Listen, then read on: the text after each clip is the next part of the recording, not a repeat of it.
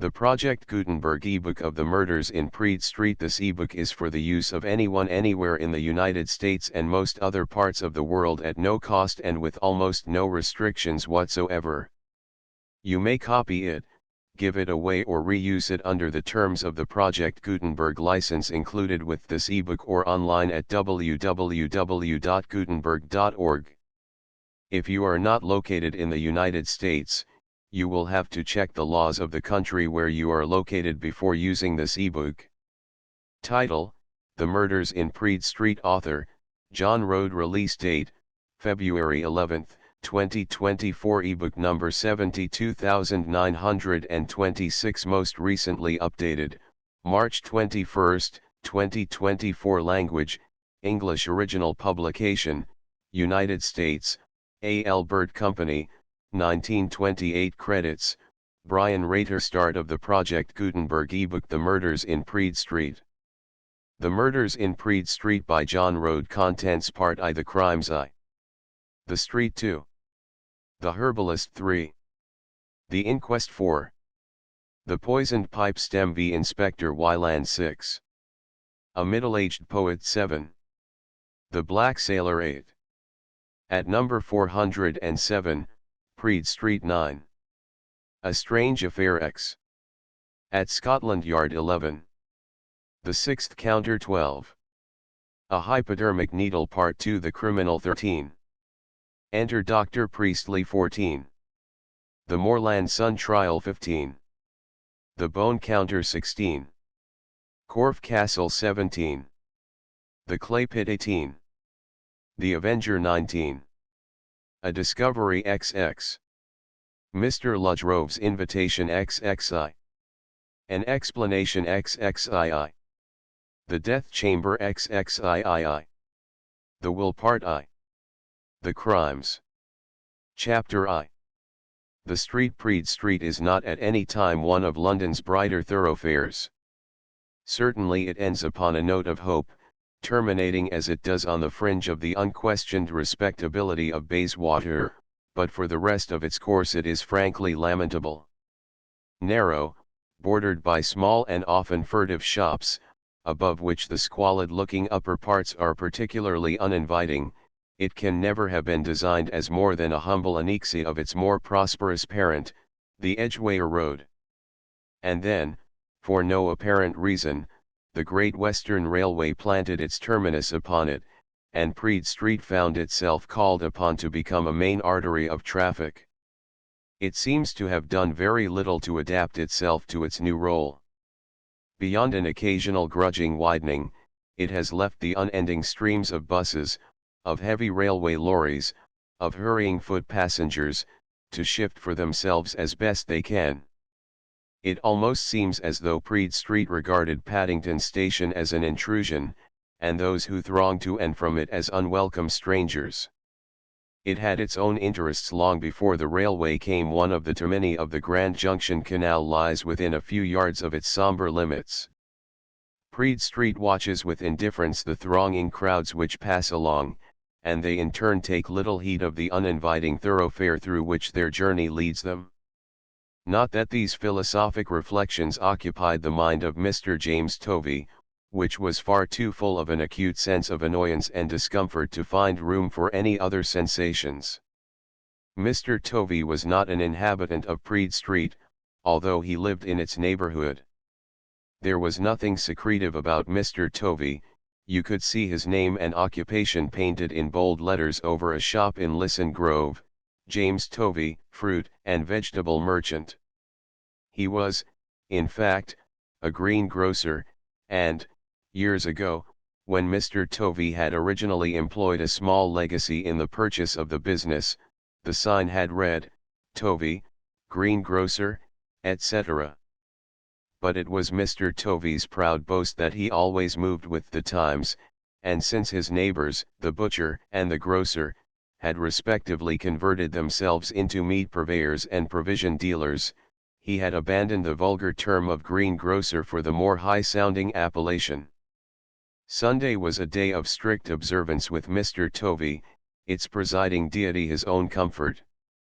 One can hardly blame him for this indulgence, since the rest of the week left him little leisure for repose. His habit was to rise before 6, in order to drive the van to Covent Garden. The van, a second-hand Ford, was the subject of the ribald mirth of his acquaintances. Every non-essential part had long since fallen off, as an aged elm sheds its branches, and the essentials were held together by odd pieces of rope. But to any suggestion of the van's imperfections, Mr. Tovey merely shrugged his shoulders. "'Tisn't looks as matters," he would reply. "So long as she does job she'll do for me." And perhaps this phrase, applied to things at large, was a complete summing up of Mr. Tovey's philosophy. He opened the shop as soon as he returned from Covent Garden, and kept it open, winter and summer, till a late hour. Listen Grove shops late, and it was usually 10 o'clock before Mr. Tovey could reckon to get his bit of supper. It was therefore natural that so strenuous a week should be rewarded by a relaxation on Sunday. It was his invariable habit to stay in bed till noon, inhaling the savory smell of the Sunday joint roasting in the kitchen, and only to rise and put on his best suit when the clock struck that hour. The afternoon was usually devoted to the peaceful somnolence of repletion, or sometimes in summer, if Mrs. Tovey's legs felt equal to accompanying him, to a walk in the park. And in the evening there were always the thrilling columns of the Sunday paper. Mr. Tovey hated to be disturbed in the evening of this day of rest. Especially on such an evening as the present. The day had been an eminently satisfactory one, from his point of view. The sirloin of beef, carefully selected by Mrs. Tovey from the stock of her friend the meat purveyor, over the way, had been of uncommon succulence, the Yorkshire pudding crisp to that exact degree of golden delicacy that Mr. Tovey's heart desired. True, he had had a slight difference of opinion with Mrs. Tovey, but that had merely given a zest to a day which might otherwise have been uneventful. Mr. and Mrs. Tovey never really quarrelled. For one thing they were neither of them of a quarrelsome disposition, and for another they were both too fond of their own comfort to risk its disturbance by domestic rancour. But sometimes they did not see eye to eye, as in the present case. It had begun when Mr. Tovey had come down to the kitchen, and noticed that only 2 places had been laid at the table. He had raised his eyebrows and glanced towards the massive form of Mrs. Tovey, bending over the glowing range. "Hullo! Where's Ivy, then?" he asked, in an almost querulous tone. "Gone out with Ted," replied Mrs. Tovey quietly, from among the saucepans. "He's taken her home to dinner, and they're going on to the pictures afterwards." Mr. Tovey clicked his tongue, his favorite expression of annoyance. Of course, Ted and Ivy had known one another since they were children. Old Sam Copperdock, Ted's father, was Mr. Tovey's oldest friend, and they had been near neighbors ever since the latter, as a newly married man, had bought the green grocery business. Still, Mr. Tovey didn't altogether like it. Ivy was 20 now, and young Ted Copperdock only 3 years older. Just the sort of age when young folks get the bit between their teeth and go and get married without a thought of the future. Old Sam was a thorough good chap, and his son was a very nice lad. Mr. Tovey would not have denied either of these facts for a moment. But Ted's only prospects lay in his father's shop in Praed Street, and Mr. Tovey had very different views of his only child's future, very different. Yet he had never put these views into words. Perhaps he would have found it very difficult to do so, for Mr. Tovey's vocabulary was strictly limited. But they were there, just the same had been ever since Ivy's prowess at school had discovered her to be a scholar. From that moment Mr. Tovey had been at great pains to educate his daughter to an entirely different state of life from that which it had pleased God to call her. That she was by now tall, distinctly pretty, and extraordinarily self-possessed was not, one supposes, due to the efforts of Mr. Tovey. but she certainly owed the fact that she was an extremely competent shorthand typist to the pains he had devoted to her education. Mr. Tovey, though naturally he would have been justifiably annoyed at such a suggestion, had an incurably romantic core to his plodding and material mind. Of course, in common with most of his class, he firmly believed that human happiness varied exactly with the social scale. As happy as a king was to him no mere catchword. He was convinced and, to do him justice, he drew considerable satisfaction from the conviction that the members of the royal family were the happiest persons in the land, and that this happiness descended in regular gradation through the ranks of the nobility and gentlefolk until it reached acute misery somewhere in the lower strata of those who dwelt in slums. From this outlook on life it necessarily followed that the more he could enable Ivy to better herself, the happier she must ultimately be. How this betterment was to take place, Mr. Tovey never explained. But sometimes he had a vague intangible dream of Ivy, his Ivy, captivating the heart of some susceptible employer, preferably of the upper classes. His eye, diverted for the moment from the business of wrapping up a parcel of leeks, often caught sight of the pictures in the newspaper which he was using for the purpose. Lady Mary Mayfair, right, and the Countess of Piccadilly, left, on the lawn at Ascot. Suppose that one day he should proudly open the paper to find Ivy with a smile like that, gracefully posing under the heading "A Leader of Society in the Paddock at Goodwood." After all, why not? But it was not until after the second helping of roast beef and Yorkshire that he made any further remark about his daughter to Mrs. Tovey. "I wouldn't encourage young Ted to hang around Ivy too much, if I was you," he said, as he pushed aside his plate. "Encourage? He don't want no encouraging," replied Mrs. Tovey briskly.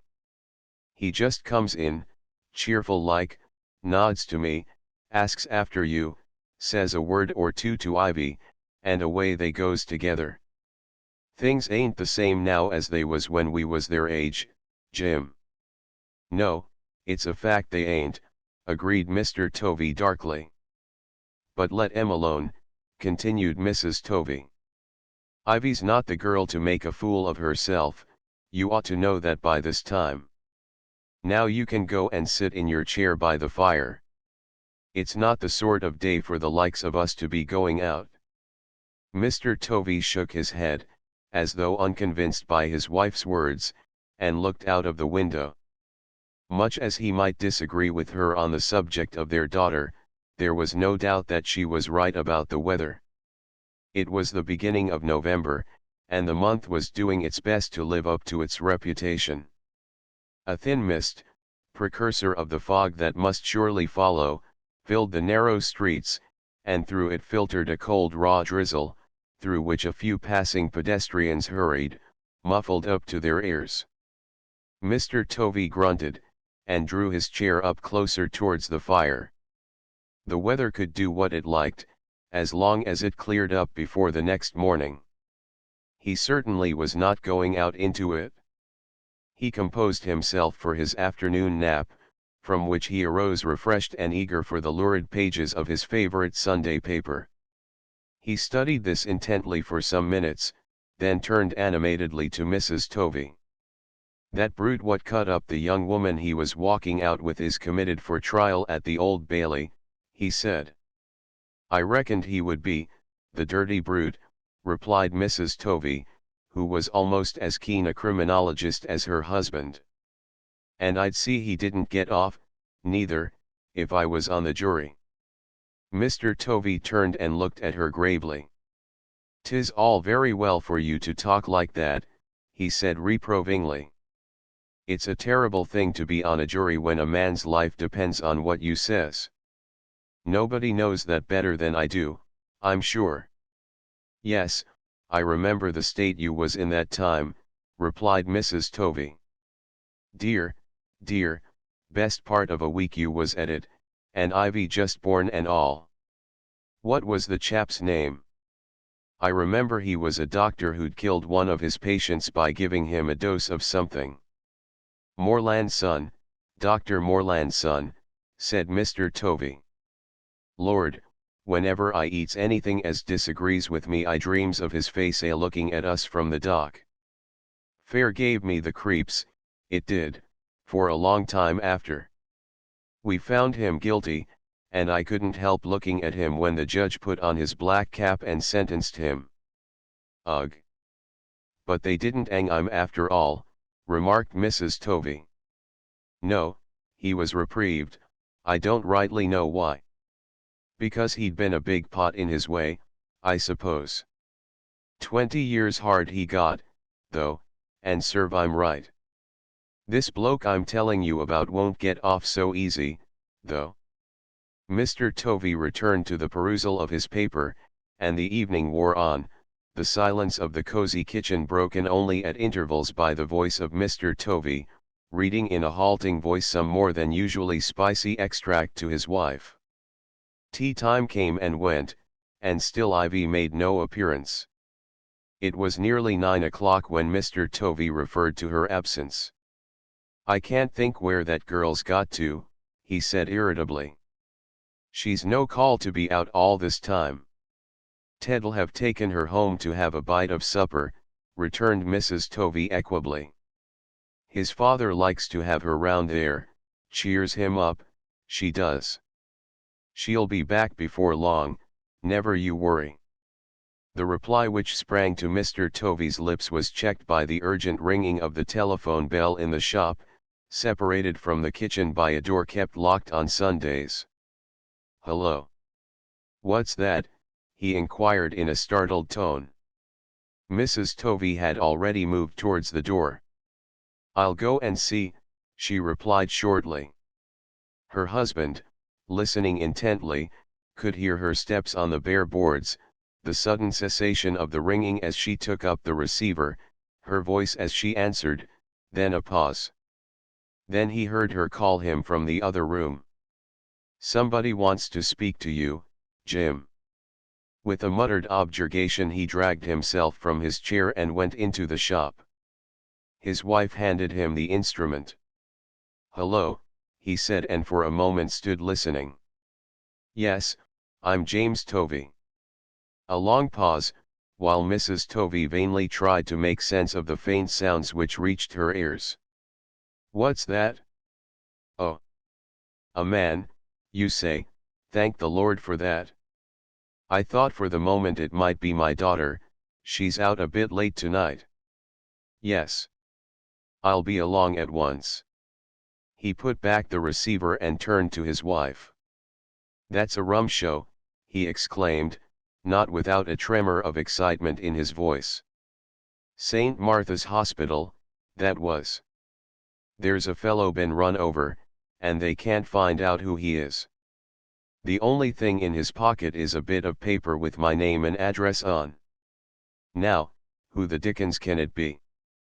"Why, young Alf, as likely as not," replied Mrs. Tovey unemotionally. "Why hasn't been run over afore, goin' about as he does with his EAD in the air, is more than I can make out." Alf was the youth employed by Mr. Tovey to deliver the purchases of such of his customers as did not prefer to carry them home wrapped up in newspaper. But Mr. Tovey shook his head at the suggestion. "Not it. Young Alf lives down Camberwell way, and he's not likely to be up this way of a Sunday. Give us my coat, missus, and I'll go along and see who it is." Mr. Tovey struggled into his coat, and turned the collar well up over his ears. It was a most unpleasant evening to be out in, but, after all, it was worth it. His mind had been steeped in sensation all the afternoon, and now he was himself about to take a leading part in some thrilling tragedy. In imagination he could see the account in the next issue of the Paddington Clarion and Marylebone Recorder. Headlines first: "Fatal Accident. Man crushed to death by motor business." Then his own name. The body was identified by Mr. Tovey, the well-known fruit and vegetable merchant of Lisson Grove. This was fame indeed. He stood at the corner of Listen Grove for a moment, eyeing the buses as they passed him. Through their streaming window panes he could see that they were all full, a row of dejected-looking passengers standing in each one of them. There was nothing for it, he would have to walk. It wasn't very far, anyhow, not more than half a mile at most. Mr. Tovey stepped out smartly along Chapel Street, across the Edgware Road, and entered Praed Street. Despite the depressing weather, the pavements seemed to be full of people, groups of whom overflowed into the roadway, only to be driven back helter-skelter by the menacing onrush of the motor buses. Mr. Tovey picked his way through the crowd with the consciousness of the importance of his mission. So intent was he upon reaching his goal, and, having played his part, upon regaining the comfort of his own fireside, that he scarcely spared a glance for the lighted window above Sam Copperdock's shop.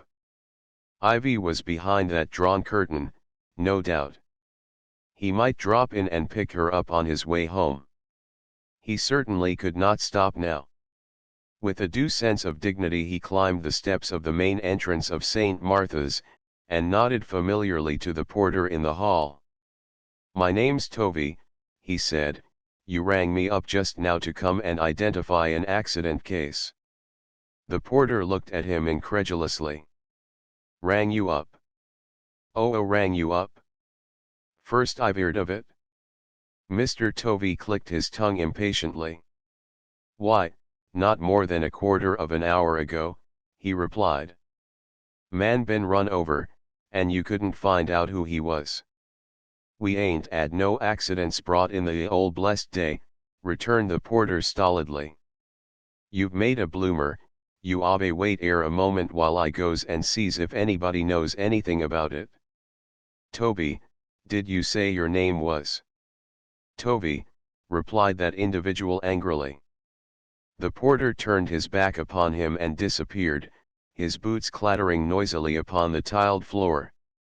Mr. Tovey, with a sudden reaction from his excited imaginings, stood cold and miserable in the center of a puddle formed by the drops from his overcoat.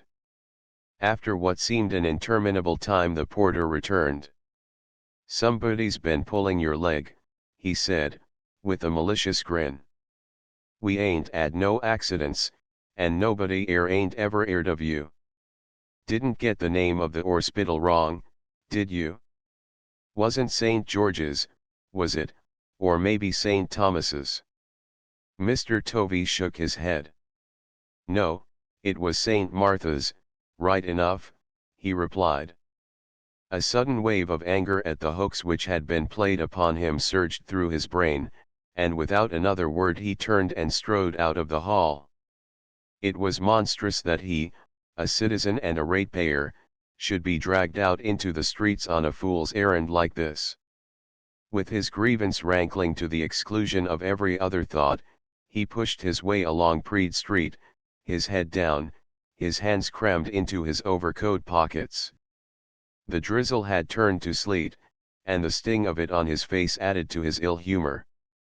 Ahead of him was the express train, a public house which had presumably been built and named at the time of the coming of the railway. It was closing time by now, and a stream of gesticulating figures was being disgorged upon the crowded pavement. Mr. Tovey looked up as he heard the turmoil. The cold air and comparative darkness, after the warmth and light of the bar, seemed to have had an unsteadying effect upon the ejected guests. They lurched about the pavement singing snatches of ribald songs, arguing heatedly in loud voices. Mr. Tovey frowned. Nice way to spend a Sunday evening. Thank God, he didn't live in Praed Street, anyhow. He wasn't going to be barged off the pavement by a lot of drunken hooligans, not he. Putting his head a trifle further down, like a bull about to charge, he strode straight ahead in an undeviating line.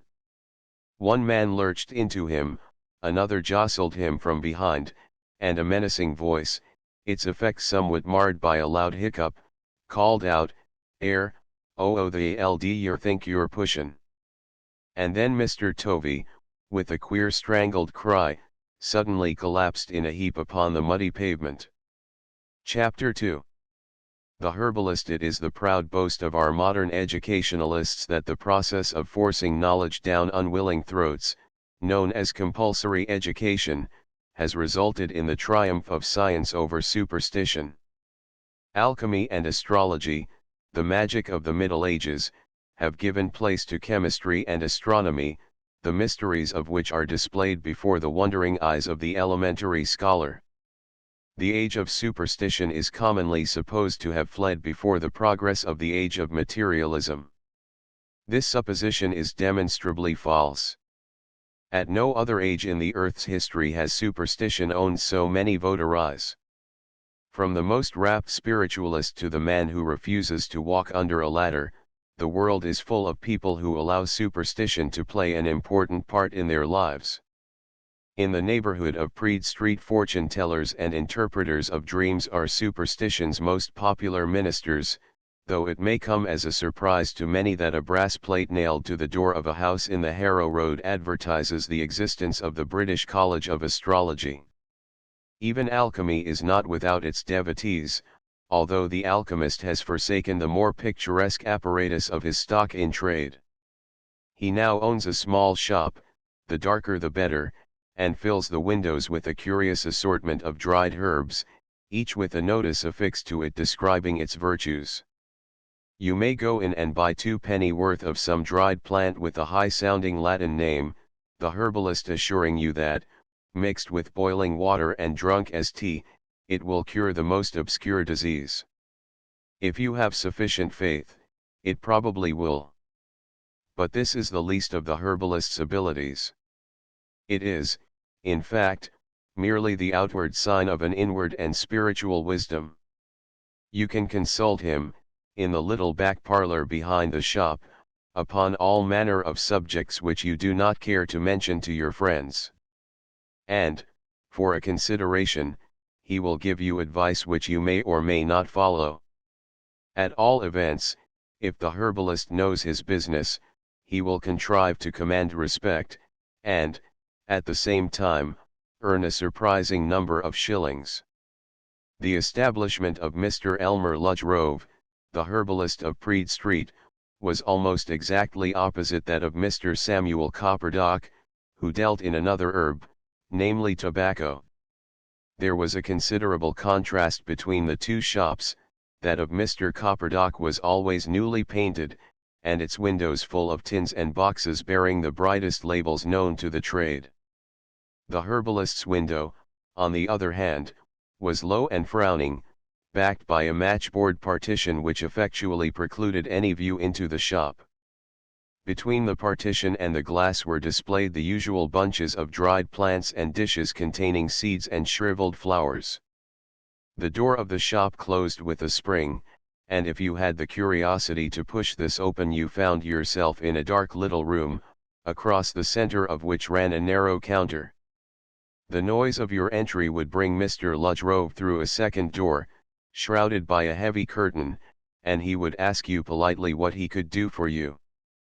Mr. Ludgrove's appearance was certainly in keeping with his calling. He was tall and thin, with a pronounced stoop and a deep but not unpleasant voice. But it was his head that you looked at instinctively. Above the massive forehead and powerfully chiseled features was a wealth of long, snow-white hair, balanced by a flowing beard of the same color.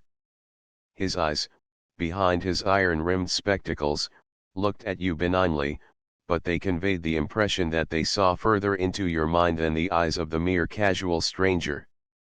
If you were a mere customer for some simple remedy, you came away with the pleasant feeling of having been treated with unusual courtesy.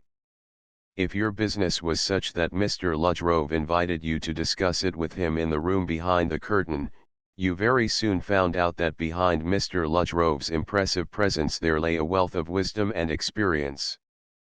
Praed Street, which beneath its squalor possesses a vein of native shrewdness, had very soon estimated Mr. Ludgrove's worth.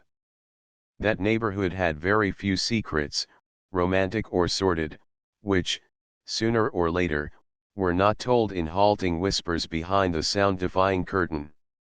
And, whatever the secret might be, the teller of it never became swallowed up again in the stream of humanity which flowed past Mr. Ludgrove's door without some grain of comfort, material or moral, which as often as not had cost the recipient nothing. Mr. Samuel Copperdock had from the first taken a great fancy to old Ludgrove, as he called him. When the name had first appeared over the shop, which had stood empty for years, almost opposite his own premises, he had been intrigued at once. Curiosity, or perhaps it was not mere vulgar curiosity, but a thirst for information, was one of Sam Copperdock's chief characteristics. He must have been one of Mr. Ludgrove's first customers, if not the very first, for on the very day the herbalist's shop was opened he had walked across the road, pushed open the door, and thumped upon the counter. He stared quite frankly at Mr. Ludgrove as the latter came into the shop, and opened the conversation without delay. "Look here, you sell medicines, don't you?" he inquired briskly. Mr. Ludgrove smiled, and with a slight gesture seemed to indicate the long rows of drawers behind the counter. "Yes, if you like to call them such," he replied gently. "What particular medicine do you require?" "Well, I'm terrible troubled with rheumatics," said Mr. Copperdock. "Mind, I don't hold with any of them quack mixtures, but I thought I'd just step across and see if you had anything that was any good." Mr. Ludgrove smiled. Certainly Mr. Copperdock, short, red-faced, and inclined to stoutness, looked the picture of health. "Rheumatism, he remarked. "How long have you suffered from it?" Mr. Copperdock laughed. There was something disarming in the attitude of this herbalist fellow. Besides, deception in any form was not Mr. Copperdock's strong suit. "Well, to tell the truth, I don't worry much about them rheumatics," he replied. "I came across neighbor-like, mainly to see what sort of a place you've got here." "I'm sure you're very welcome," replied Mr. Ludgrove courteously. The two men leant on the opposite sides of the counter, chatting for a while. At last Mr. Copperdock straightened himself up, half reluctantly. "Well, I must get back to business, I suppose," he said.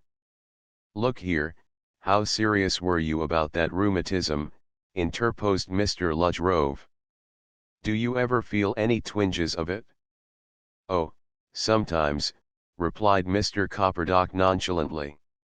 "Can't say as it worries me much, though. If you take my advice, you'll stop it before it gets worse," said Mr. Ludgrove, opening a drawer and taking from it a scoopful of some parched-looking seeds. "If you put a teaspoonful of these into half a tumbler of boiling water, and drink the liquid twice a day after meals, you won't have any further trouble." He had poured the seeds into a paper bag as he spoke, and handed them across to Mr. Copperdock. "How much?" asked the latter rather awkwardly, putting his hand in his trouser pocket. But Mr. Ludgrove waved him away. "Try them first, my dear sir," he said. "Then, if you find they do you good and you want some more, we'll talk about payment." That first introduction had, in the course of years, ripened into friendship.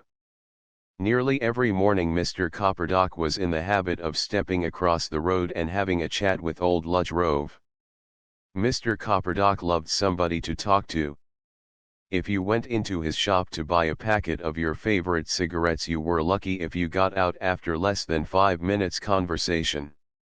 In the evening, after the shop was closed, a select company in the saloon bar of the Cambridge Arms gave Mr. Copperdock the opportunities he sought.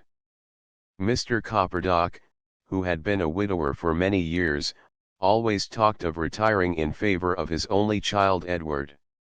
"Does the lad good to be left in charge of the shop for a bit," was his father's justification for his morning talk with his friend the herbalist. And Mr. Ludgrove, whose trade was never very brisk in the mornings, always seemed glad to see him. Thus, on the Monday following Mr. Tovey's adventure, it was to Mr. Rhode that Sam Copperdock hastened to unbosom himself. He was simply bursting with news, and he watched impatiently until the unlocking of Mr. Rhode's shop door indicated that that gentleman was ready to receive visitors. Then he bustled across the road and into the shop. "Are you there, Rhode?" he called out.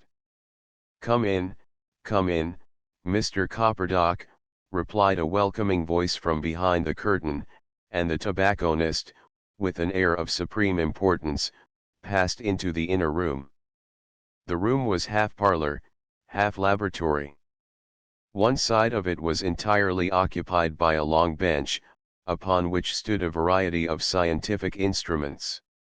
At the other side, placed round a cheerful fire, were two comfortable armchairs, in one of which sat the herbalist himself. With a hospitable gesture he motioned Mr. Copperdock towards the other, but the tobacconist was too excited to perceive the invitation. "I say, have you heard the news about poor Jim Tovey?" he exclaimed, without preliminary. "My dear sir, I read my paper pretty thoroughly every morning, as you know," replied Mr. Rhode with a glance at the sheet which lay on the table by his side. But Sam Copperdock merely snorted impatiently. "Newspaper," he exclaimed, "why, the newspapers don't know nothing about it. I tell you I been up 3 parts of the night over this affair." "Indeed? Then you probably know all the details," replied the herbalist. "If you can spare the time, I should be very interested if you would sit down and tell me all about it." This was exactly what Mr. Copperdock had meant to do. He sank heavily into the chair with a portentous sigh. "Terrible thing, terrible," he began, shaking his head. "I've known Jim Tovey ever since he first took that shop in Lisson Grove, and to think that a thing like this should happen to him. And his poor daughter Ivy spent the best part of the evening at my place, too." Mr. Rhode, who knew his friend's methods of expression, was careful not to interrupt, and after a short pause the tobacconist resumed his relation. "First I knew of it was from my boy Ted. You see, it was like this. Ted's very sweet on Ivy, and a nice girl she is, too. None of your fly-away misses, but a nice steady girl what'll make her way in the world. Ted brought her to my place for dinner, then they spends the afternoon at the pictures, and comes back for supper. About 9:30 or maybe 9:45 Ivy says it's time she was getting home, and she and Ted goes out together. I was thinking Ted was a long time seeing of her home, since it was a shocking night, and they weren't likely to dawdle on the way, when in he comes white as a sheet, and all of a tremble. 'Dad,' he says, 'Ivy's father's been murdered.' Well, I thought the boy had gone off his head. 'Murdered?' I says. 'Why, what do you mean? Who'd want to murder Jim Tovey, I'd like to know?' Then after a bit I manages to get the whole story out of him. It seems that when he and Ivy got to Lisson Grove, Jim Tovey was out. He'd been called to St. Martha's to identify an accident case. He stayed there for a bit, when suddenly the doorbell rings. Mrs. Tovey answers it, and in comes a policeman, with a message that Mrs. Tovey and Ivy were wanted at St. Martha's at once. Mrs. Tovey goes upstairs to put her things on, and Ivy goes with her. Then the policeman asks Ted if he's a friend of the family, and when he says he is, tells him that poor Jim has just been murdered in this very street, not a couple of 100 yards from where we're sitting now." Mr. Rhode nodded. "A most extraordinary affair altogether," he commented. "Ah, you may well call it extraordinary," agreed Mr. Copperdock significantly. "There's more in it than meets the eye, that's what I says. Well, as soon as I hears this I thinks of those two poor women, and off I goes to St. Martha's to see if I could be of any use. There I finds a police inspector who asks me who I was. When he hears I was Jim Tovey's oldest friend, he tells me all about it. It seems that a policeman who had his eye on the lads coming out of the express train, they're a rough crowd, as you know, saw a man fall down and then heard a lot of hollering. Thinking there was a scrap, he went over and found Jim Tovey on the ground with a lot of fellows standing round him. It didn't take him long to find out that Jim was dead, but nobody seemed to know how it happened. There was a crowd on the pavement outside the pub, and it was a foggy sort of night that you couldn't see very clearly in. I know, put in Mr. Rhode. I was out about that time myself. I always go for a walk after supper, rain or fine, it's the only chance of exercise I get. Yes, I know you do, agreed Mr. Copperdock. I often wonder you don't catch your death of cold. Well, the policeman calls up the ambulance, and they gets poor Jim round to St. Martha's. There they very soon finds out what's the matter. There's a great long knife, in shape rather like a butcher's skewer, but without a handle, sticking into him. And the point's right through his heart. Mr. Copperdock paused dramatically. There was no doubt that he was thoroughly enjoying himself, and Mr. Rhode was far too good a listener to interrupt him. I took Mrs. Tovey and Ivy home, he continued, and the inspector told me he'd come and have a chat with me later. It was past midnight when he turned up, and then of course he wanted to know all about poor Jim, and whether I knew of anybody who had a grudge against him. He couldn't have come to a better man, for I know a lot about Jim Tovey that I don't suppose he ever told anybody else. You've heard of the express train gang, I suppose? Mr. Rhode nodded. It consists, I believe, of a number of young men who frequent the race courses, and who meet in the evenings at the express train, he replied. They were the fellows outside the pub when poor old Jim was murdered, continued Mr. Copperdock significantly. Now the police, who know a lot more than most people give them credit for, know all about that gang. They'd had every man jack of them rounded up before the inspector came to see me and put them through it. As the inspector said, if Jim Tovey had been beaten up with bits of iron pipe, or something like that, he could have understood it. But the knife trick didn't sound like the gang, somehow. None of them had the guts for deliberate murder like that, and there seemed no reason why they should have set upon Jim Tovey. He'd nothing to do with racing, and he wasn't likely to be carrying a lot of money about with him. Again Mr. Rhode nodded. I see the point, he said. Yes, but you don't know what I know, replied Mr. Copperdock darkly. The leader of the gang is young Wal Snyder. Decent lad he used to be, I knew his father years ago before he died. He and my Ted used to go to school together, and I managed to get him a job as errand boy. Then he got into bad company, run away from his job, and has been hanging about doing nothing ever since. Now, if you please, this young rip had the sauce to walk into Tovey's shop a few weeks ago, and ask if Miss Ivy was in. Jim asks him what he wants her for, and he says that he knew her as a child, and as she'd turned out such a fine girl he'd like to take her out on the spree one fine evening. Jim told me he fair lost his temper at that. I don't know exactly what he said to young Wal, but he let him know pretty straight that if he found him hanging round Ivy he'd put the police on his track. The young scamp cleared out, telling him he'd better look out for himself. Ah, this throws a new light upon the matter, commented Mr. Rhode, with polite interest. Better look out for himself, repeated Mr. Copperdock with careful emphasis. A regular threat, mark you. Jim didn't say anything about Wal to Ivy or her mother. You never know how women will take these things. Of course, I told the inspector about it, and he took it all down in his book. He'd already seen Wall, together with the rest of the gang. It seems they'd had a pretty good week, and most of 'em confessed they were a bit on, and didn't remember much after they was chucked out of the pub. But young Wall said he remembered an old chap barging into him. He said he didn't recognize him, and just behind him was a fellow who looked like a seaman. He couldn't say much about this other fellow, except that he had a sort of woolen cap covering his head, a fierce-looking black beard, and a great scar right across his cheek. Said he looked like one of them Russian Bolsheviks. Of course, there was a lot of people on the pavement, but he was the only one he noticed. Mr. Ludgrove smiled.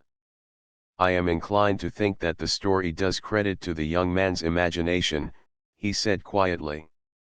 "I can't say that I've ever seen a Bolshevik sailor wandering about Praed Street on a Sunday evening." "Nor hasn't anybody else," replied Mr. Copperdock scornfully. "What's more, the policeman, who was on the spot pretty sharp, didn't see anybody like this man in the crowd. There's no question but what Wall Snyder invented this story to cover himself. It's all plain as daylight to me, but there's one thing I haven't told you. Remember I said that poor old Jim had been sent for to St. Martha's to identify an accident case? Well, that was all my eye. There hadn't been no accident, and St. Martha's hadn't rung him up at all. It was just a trick to get him out into Praed Street. It ought to be possible for the police to trace where the call came from," suggested Mr. Ludgrove. "Of course.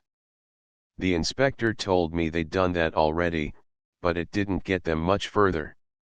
The call came from one of the boxes at Paddington Station, one of them automatic contraptions where you press the button when you're through. If you're sharp with the button, there's nothing to tell the people you're speaking to that you're speaking from a box. And, of course, at a place like Paddington there's no one to see who goes in and out of those boxes."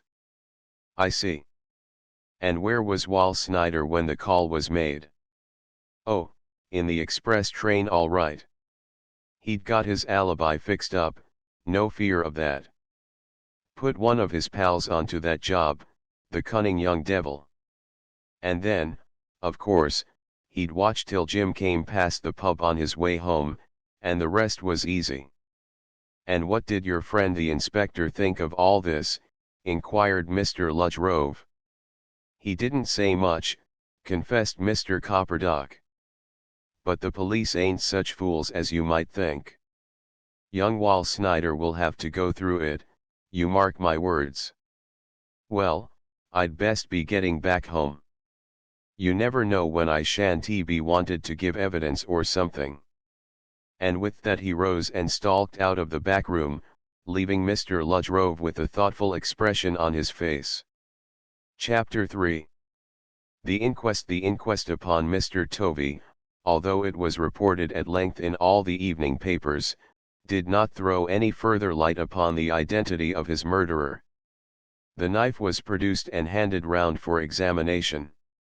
There was, however, nothing extraordinary about it, except perhaps its inordinate length and the fact that it had no handle.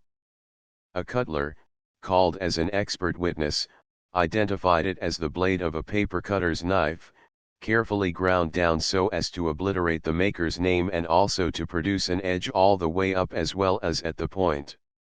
Such blades were usually supplied with a wooden handle, into which they fitted loosely, being secured by means of a set screw. This witness agreed that knives of this type were rarely seen in ordinary use, but that they were made in considerable quantities for use in certain trades. There would be no difficulty in purchasing one. Wall Snyder, with a mixture of glibness and injured innocence, gave his version of the affair. But the atmosphere of the coroner's court, so painfully reminiscent of the police court, reduced him in a very short time to stuttering incoherence. Yes, he had caught sight of somebody just as the dead man fell.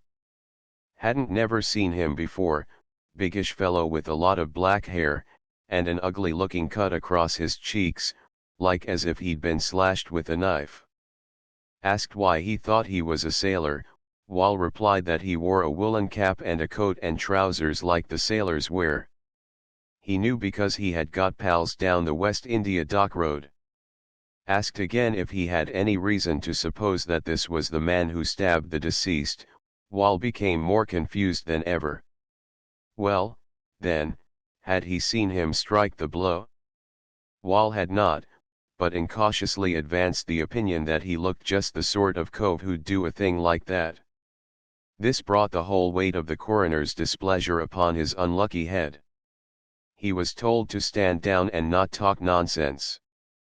Then his appalled ear was assailed by an exact and monotonous catalogue of the misdemeanors committed by himself in particular and the express train gang in general, things which he fondly believed were known only to himself and a few chosen associates. They ranged from petty larceny to assault and battery, but the inspector who recited them seemed to treat them with contempt. He smiled as he replied to the coroner's questions. "No, sir, I don't believe any of them have the intelligence or the pluck to plan a murder like this," he said, "nor do I think that they would be likely to play any of their games outside the express train, under the very eyes of the police. In fact, sir, we have no evidence that any of them was in any way connected with the crime." The constable who had been first on the scene proved an excellent witness, and earned the coroner's commendation. He had been standing, at about 9:30 on the previous Sunday evening, on the pavement opposite the express train. There had been complaints of disorderliness in Praed Street at closing time. There had been a large number of people passing along the pavement, and the sudden surge of 20 or 30 men from the door of the public house caused a few moments' confusion. He heard a lot of shouting, then saw a man fall on the pavement. A group immediately gathered round the fallen man and hid him from sight until he pushed them aside. Asked if he could form any estimate of the time which elapsed between his seeing the man fall and his reaching his side, the constable said, it could not have been more than 15 seconds. He did not see anybody resembling the black-haired sailor described by a previous witness, but had there been such a man he would have had ample time to disappear in the crowd in the interval. He could not distinguish faces across the street, it was too foggy. His ambulance training had convinced him that the deceased was dead when he reached him. A house surgeon at St. Martha's described the wound. It would not require the exercise of any great force to drive the knife in, but the location of the blow showed a certain knowledge of anatomy. The knife had passed right through the outer clothing of the deceased. It was only when the body was undressed that it was discovered. It seemed difficult to imagine how a man holding a blade without a handle could have driven it in so far. Death from such a wound would be practically instantaneous, but there would be no external hemorrhage. The coroner, addressing the jury, made it quite plain that although there was no doubt how deceased met his death, there was no evidence as to how the blow was delivered. The jury, taking their clue from his remarks, found that the deceased had been murdered by some persons or persons unknown, and added a rider expressing their sympathy with his widow and daughter. Mr. Samuel Copperdock, who had escorted Mrs. Tovey and Ivy to the court, brought them back to his place in Praed Street for tea. In Mr. Copperdock's mind there still lingered a strong suspicion that Wall Snyder and the express train gang were in some way mixed up in the affair. His disappointment that someone had not been brought to book made him unusually silent, and it was not until tea was over, and he and Mrs. Tovey were ensconced in armchairs in his comfortable parlor, that he resumed his accustomed cheerfulness. Mrs. Tovey, a voluminous figure in the deepest of black, had taken the tragedy with her accustomed philosophy. She was not the sort of woman to give way to despair, and all her life she had faced the ups and downs of fortune with the same outward placidity. Her inner feelings were her own concern, even her husband had never attempted to probe their depth. Besides, Mrs. Tovey belonged to a class which cannot afford to let sentiment interfere with the practical considerations of the moment. "I shall keep on the business," she was saying. 'Tisn't as though I'd been left without a penny, in a manner of speaking. Jim had a tidy bit put away, he always used to say he was saving it up for our old age. Then there'll be the insurance money. Ivy's a good girl, she hasn't cost us nothing for the last year or two, and it's her I'm thinking of mostly.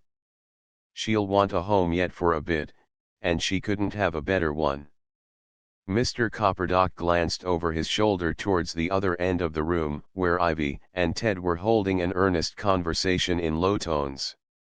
It was Thursday afternoon, early closing day, and the shop below was shut, a circumstance for which Ted appeared devoutly grateful. "I shouldn't wonder if you lost Ivy before very long," said Mr. Copperdock slyly. "But she's a good girl, as you say. But you'll never manage the business by yourself, Mrs. Tovey. Who's going along to do the bit of buying of a morning?" "I'll manage easy enough," replied Mrs. Tovey confidently.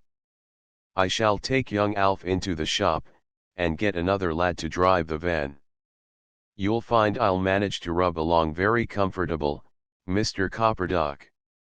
They entered upon an earnest discussion of the science of greengrocery, heedless of the equally earnest discussion which was going on behind their backs. "No, it's no use, Ted, not yet," Ivy was saying. "You none of you seem to understand quite. It's different for Mum, she's got the business to look after, and she doesn't think of anything else. I can't forget how good Dad always was to me, and we just couldn't do anything he wouldn't have liked."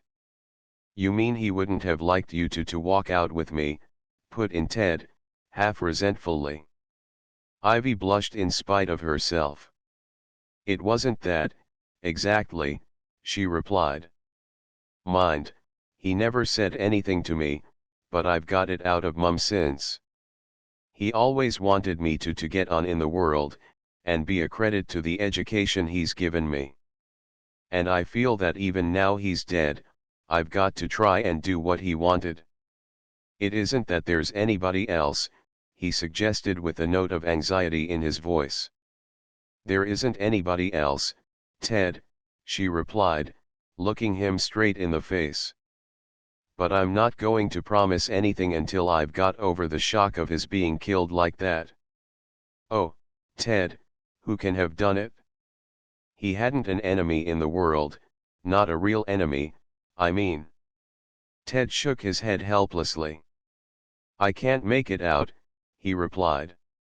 "I can't believe Wal Snyder had anything to do with it. After all, if he wanted to be friends with you, it wasn't the way to go about it. Wal Snyder must have known perfectly well that I'd never have had anything to do with him," exclaimed Ivy indignantly. The disclosure of that episode at the inquest had roused her to a pitch of anger she rarely displayed. "Besides, he's too much of a worm to do a thing like that. I'd like to see him hanged, just the same." Ted tactfully disregarded this piece of feminine logic. "It must have been some lunatic, or perhaps, whoever it was mistook your father for someone else," he replied vaguely. "And sent him that telephone message first," she struck in, with a touch of scorn. "No, poor Dad was murdered deliberately." "Oh, Ted, if only I were a man, and could find out who did it." Ted, looking at her clenched hands and tear-filled eyes, felt suddenly the urge of a great resolve. "Ivy, if I were to find out who it was, would you marry me?" he exclaimed impulsively. Her eyes dropped before his ardent gaze. "Perhaps," she murmured. Their further conversation was interrupted by the stately rising of Mrs. Tovey from her chair. "Come along, Ivy," she said. "It's time we were getting along home."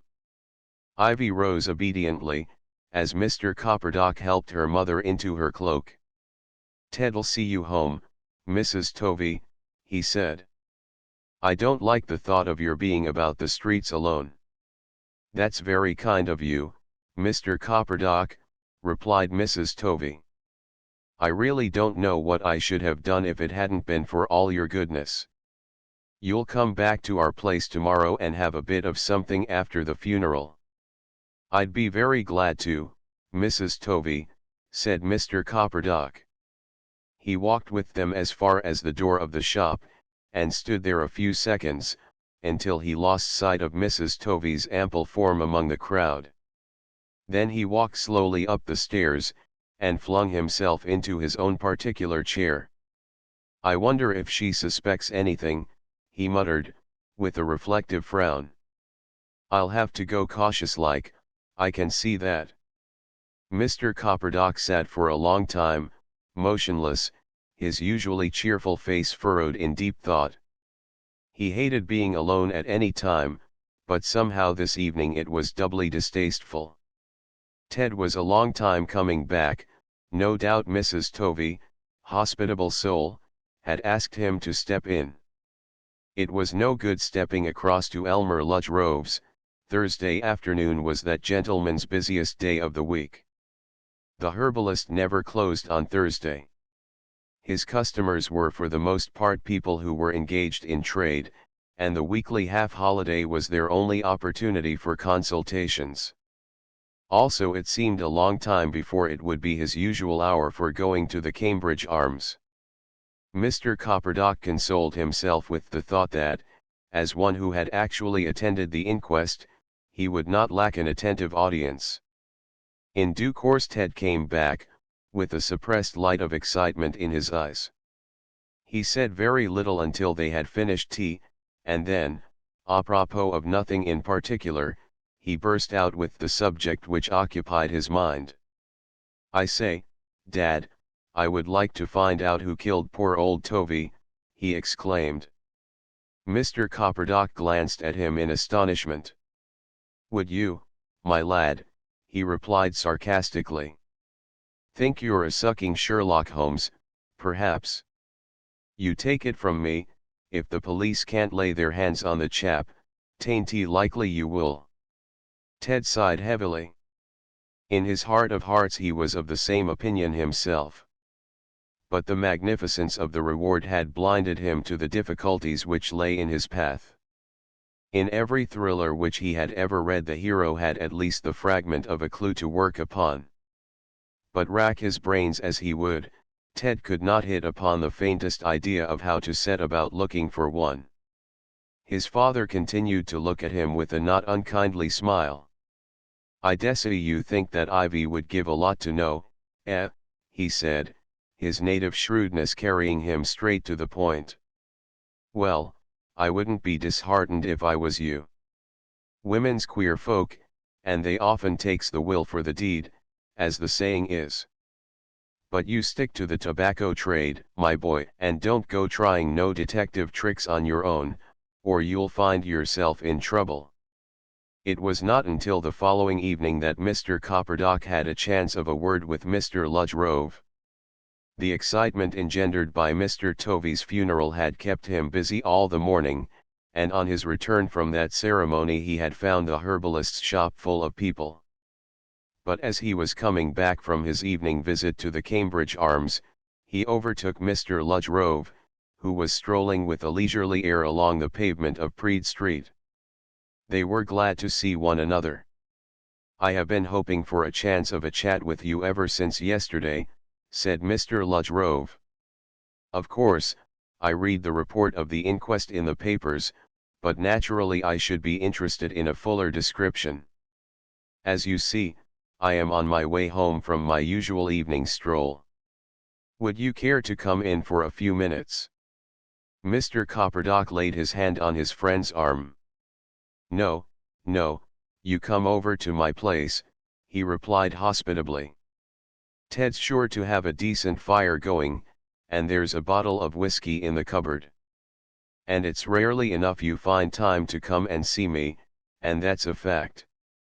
Mr. Ludgrove agreed, and for the second time the tobacconist went over the story of the inquest.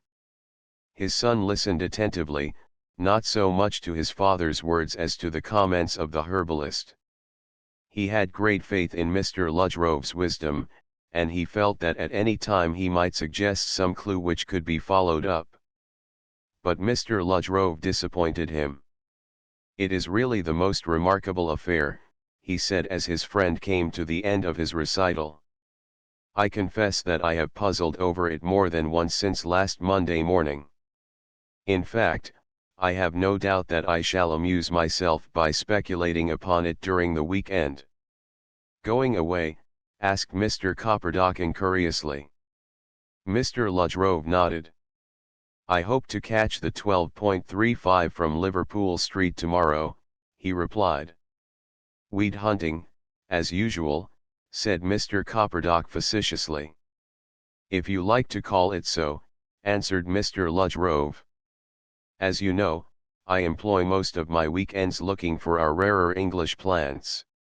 It has become the custom to sneer at the simple remedies of our ancestors, but I assure you that there are plants growing in the hedgerow, if one can only find them, which will cure almost any human complaint, and it is my favorite practice to seek for them." Mr. Copperdock shook his head. "Can't say as I should find much fun in it," he said. "Too lonely a business altogether. I likes to have someone to talk to when I'm on a holiday." "And where might you be going this time?" "A little place I know in Suffolk, not very far from Ipswich." "Now why don't you come with me, Mr. Copperdock? I shall stay at the inn, a most pleasant little place, and we could go out searching for plants together." But Mr. Copperdock was not to be tempted. "It's very good of you, I'm sure," he replied. "But, as a matter of fact, the country isn't very alive, leastways not at this time of the year. Perhaps I'll come with you sometime in the summer, if you're going to stay at a decent little pub. Some of them country pubs ain't half bad if you're thirsty." After a little further conversation Mr. Ludgrove took his departure, and Mr. Copperdock, after a final drink, retired to bed. But it is to be feared that his thoughts gave him very little rest. He almost regretted that he had not accepted Ludgrove's invitation. For it was being slowly borne in upon him that his agitation would drive him to confide in the wisdom of the herbalist. Ludgrove could be trusted not to give him away, and would certainly give him good advice. Chapter 4. The Poisoned Pipe Stem. Mr. Ludgrove returned from Suffolk by a late train on Sunday night, burdened with a capacious suitcase, which he laid on the bench in the inner room. He made himself a cup of cocoa, and then proceeded leisurely to unpack the case. It contained a carefully arranged mass of plants, which he laid out in rows, attaching to each a label upon which he scribbled its name. He was thus busily engaged, when he was interrupted by a loud knocking upon the door of the shop, which he had locked behind him. The herbalist was not a man who allowed himself to be disturbed by trifles. He merely smiled and glanced at his plants, not a half of which were yet properly classified. Then he went towards the door. It had sometimes happened that one of his clients, in urgent need of his services, had hammered on the door during the hours when the shop was shut. Mr. Ludgrove, if he happened to be within, made a point of answering these summonses.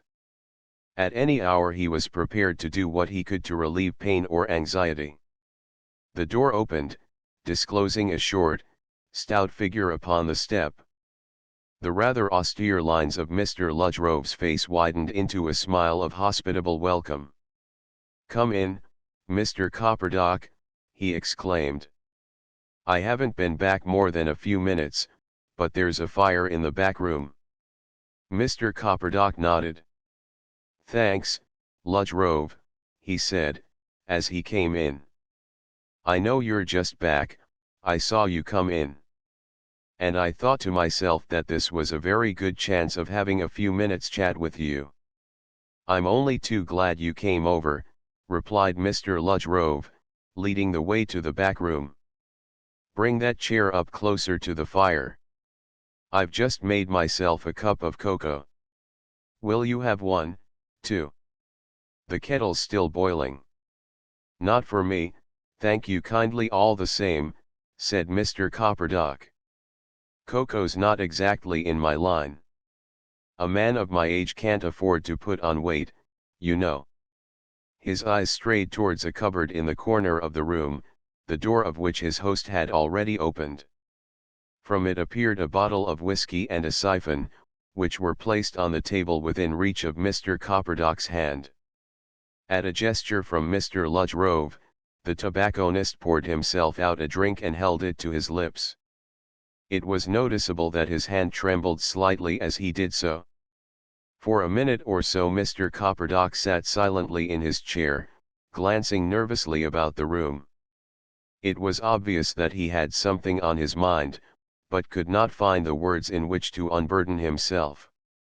His host, skilled in the art of encouraging the tongue-tied, appeared not to notice his confusion, and strolled over towards the bench upon which his harvest was laid out. Mr. Copperdock's eyes followed him.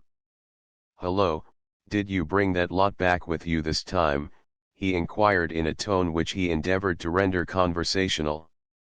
"Yes, they're rather a good collection," replied Mr. Rhode. "There are one or two quite scarce plants among them, of which I have been anxious to secure specimens for a long time. I had a most enjoyable time. You ought to have come with me, Mr. Copperdock." "I wish I had, I'd have been saved a deal of worry," said Mr. Copperdock fervently.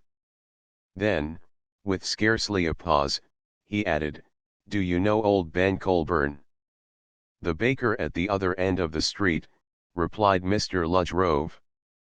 "I always buy my bread at his shop, but I hardly know Ben Colburn himself. I have seen his son Dick several times." "Isn't Dick a friend of your lad's?" For an instant Mr. Copperdock made no reply. His face grew even redder than usual, and he picked with his fingers at the arms of his chair. Mr. Rhode, recognizing the symptoms, knew that at last he was approaching the point of this late visit. He walked across the room, sat down in the chair on the opposite side of the fire, and waited.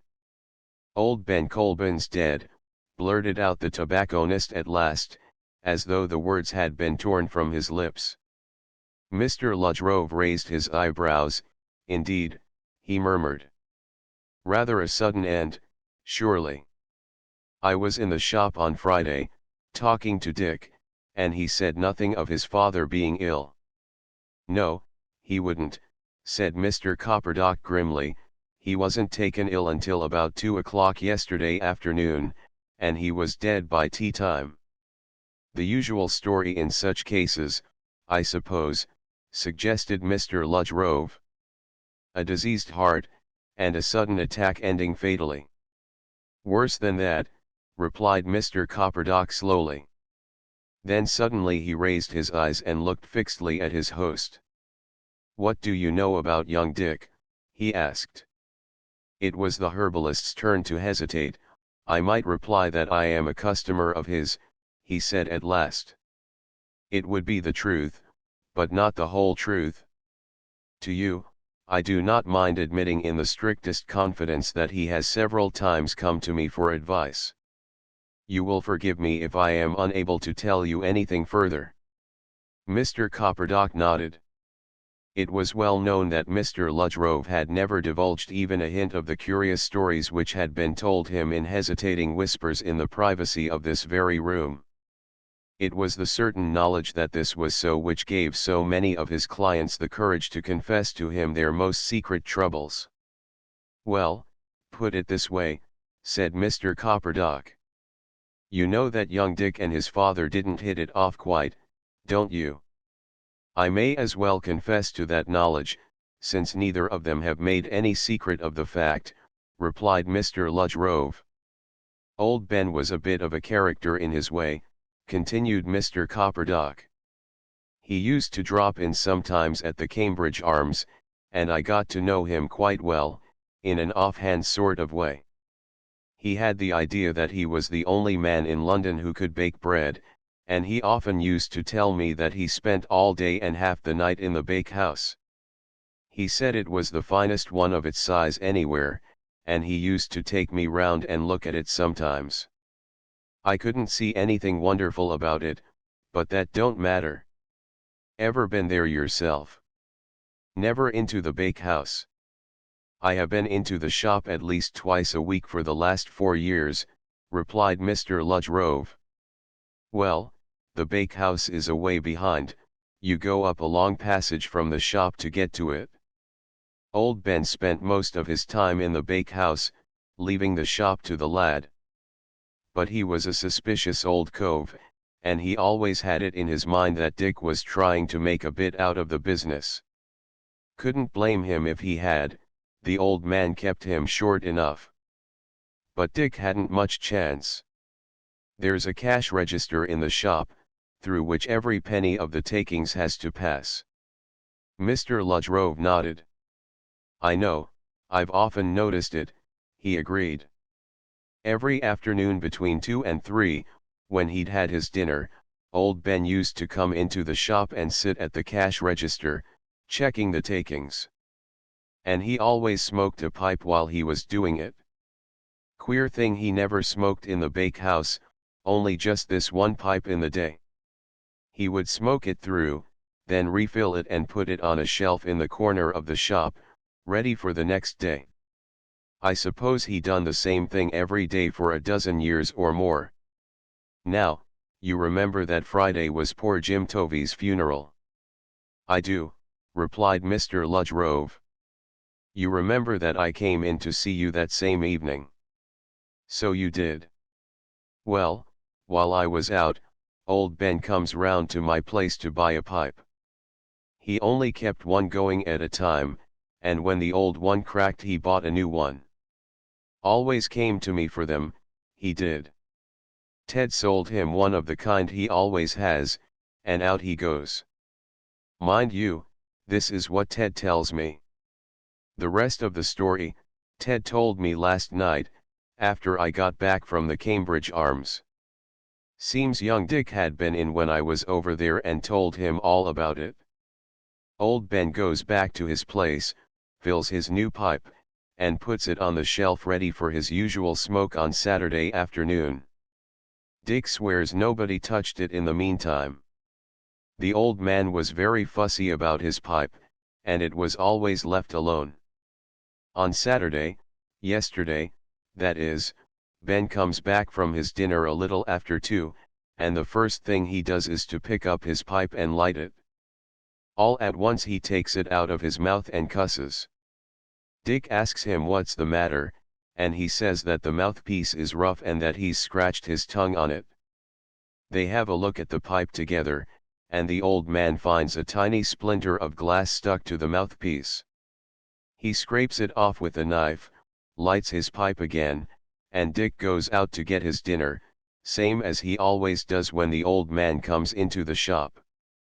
Mr. Copperdock paused, and the herbalist, who had been listening attentively, took the opportunity of putting in a question. Mrs. Colburn has been dead some little time, I believe. Yes, 10 years or more, if my memory serves me right. Dick and his father lived over the shop, with the charwoman to come in and do for them in the morning. When Dick comes back from his dinner, a little before 3, the old man was still sitting at the cash register, and Dick sees at once that something is wrong. The old chap can hardly speak, says his tongue's very swollen, and that he feels stiff all over. Dick slips out sharp and gets a doctor, and between them they gets Ben upstairs to bed.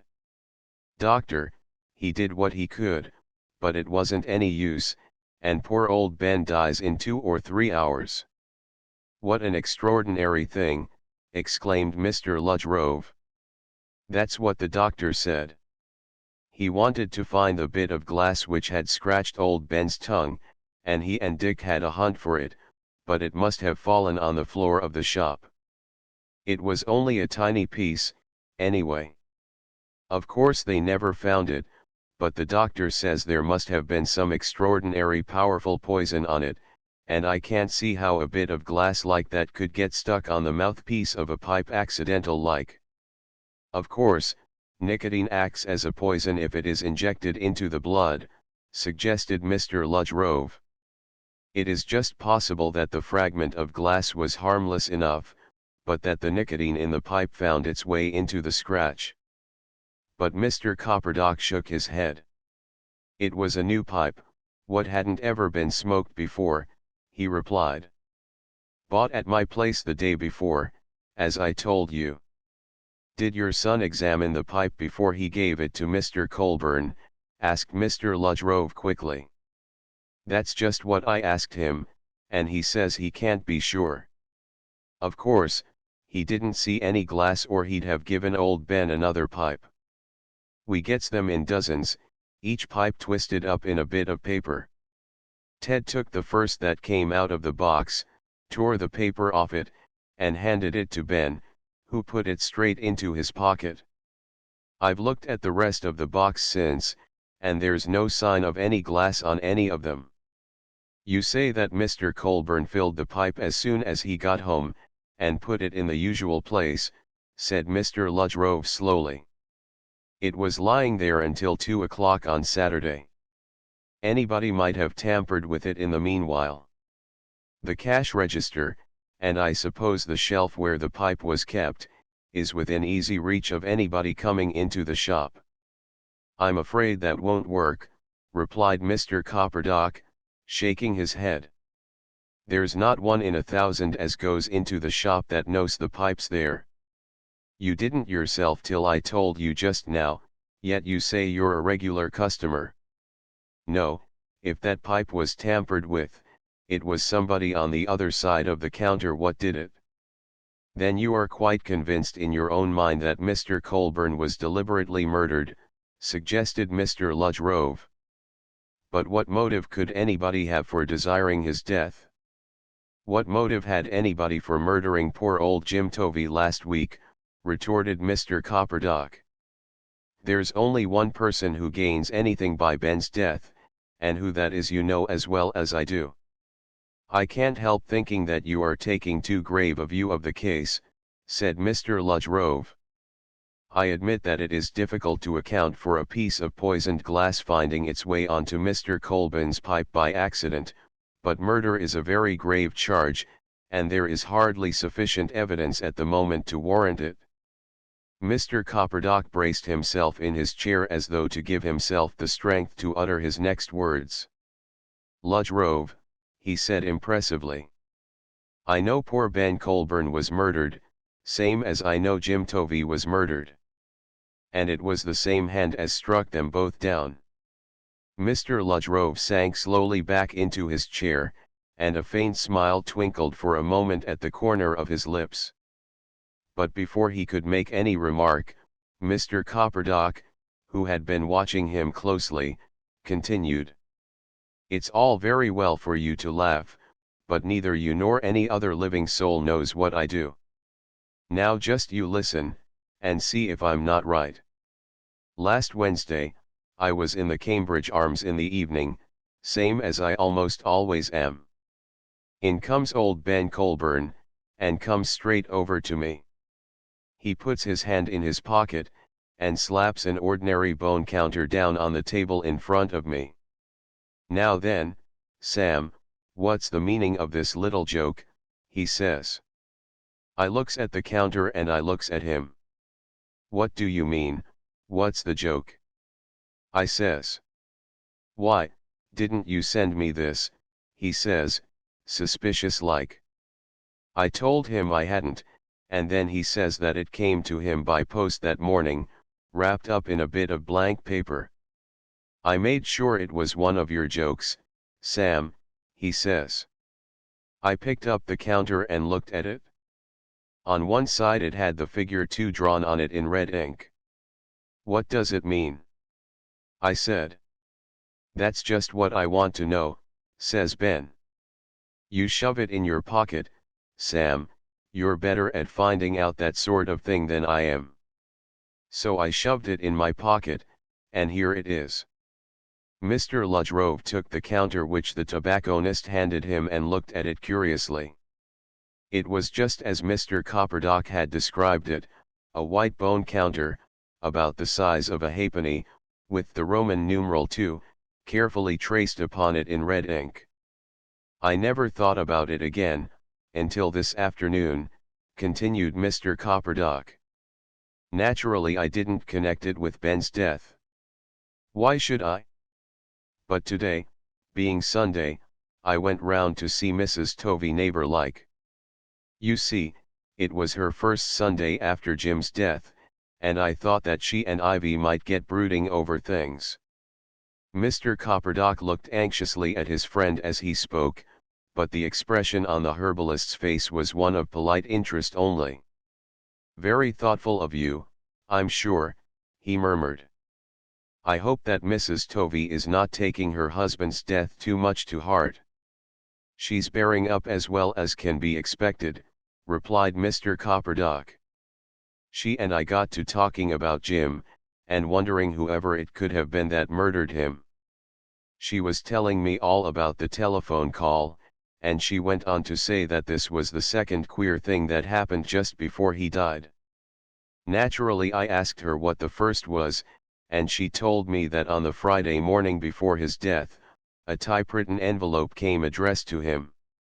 He opened it, and all there was inside was a white counter with the number I drawn on it in red ink.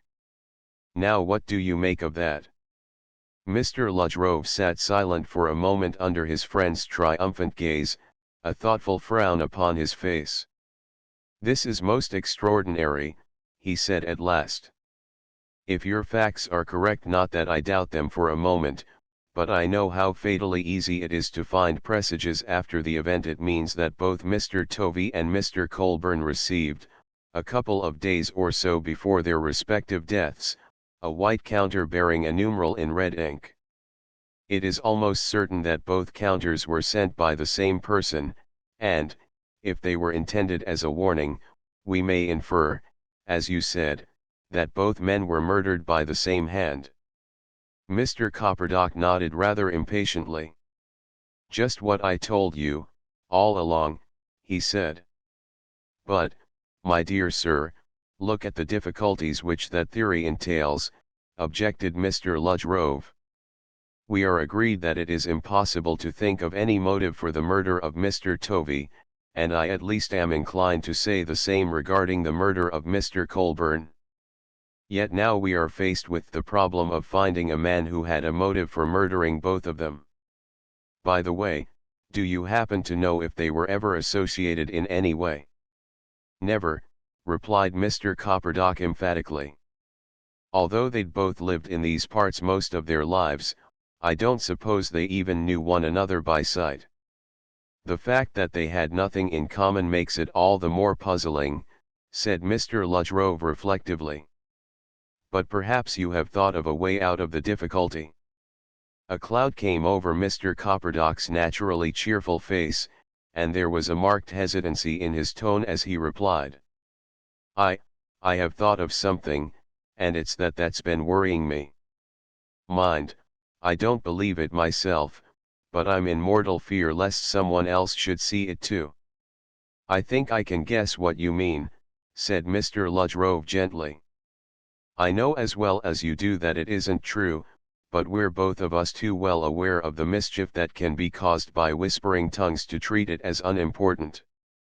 You mean that young Colburn was not on good terms with his father, that he and your son are great friends, and that your son sold Mr. Colburn the pipe which is supposed to have been the agency of his death. I do mean that, replied Mr. Copperdock deliberately. I mean too that Ted is very sweet on Ivy Tovey, and that poor old Jim wasn't very keen on the idea. Now you see the sort of lying whispers that might get about if all this was known. And I'm blessed if I see what I can do about it. I think you told me that you had some conversation with a police inspector last week on the subject of Mr. Tovey's murder, suggested Mr. Ludgrove. That's right, replied Mr. Copperdock.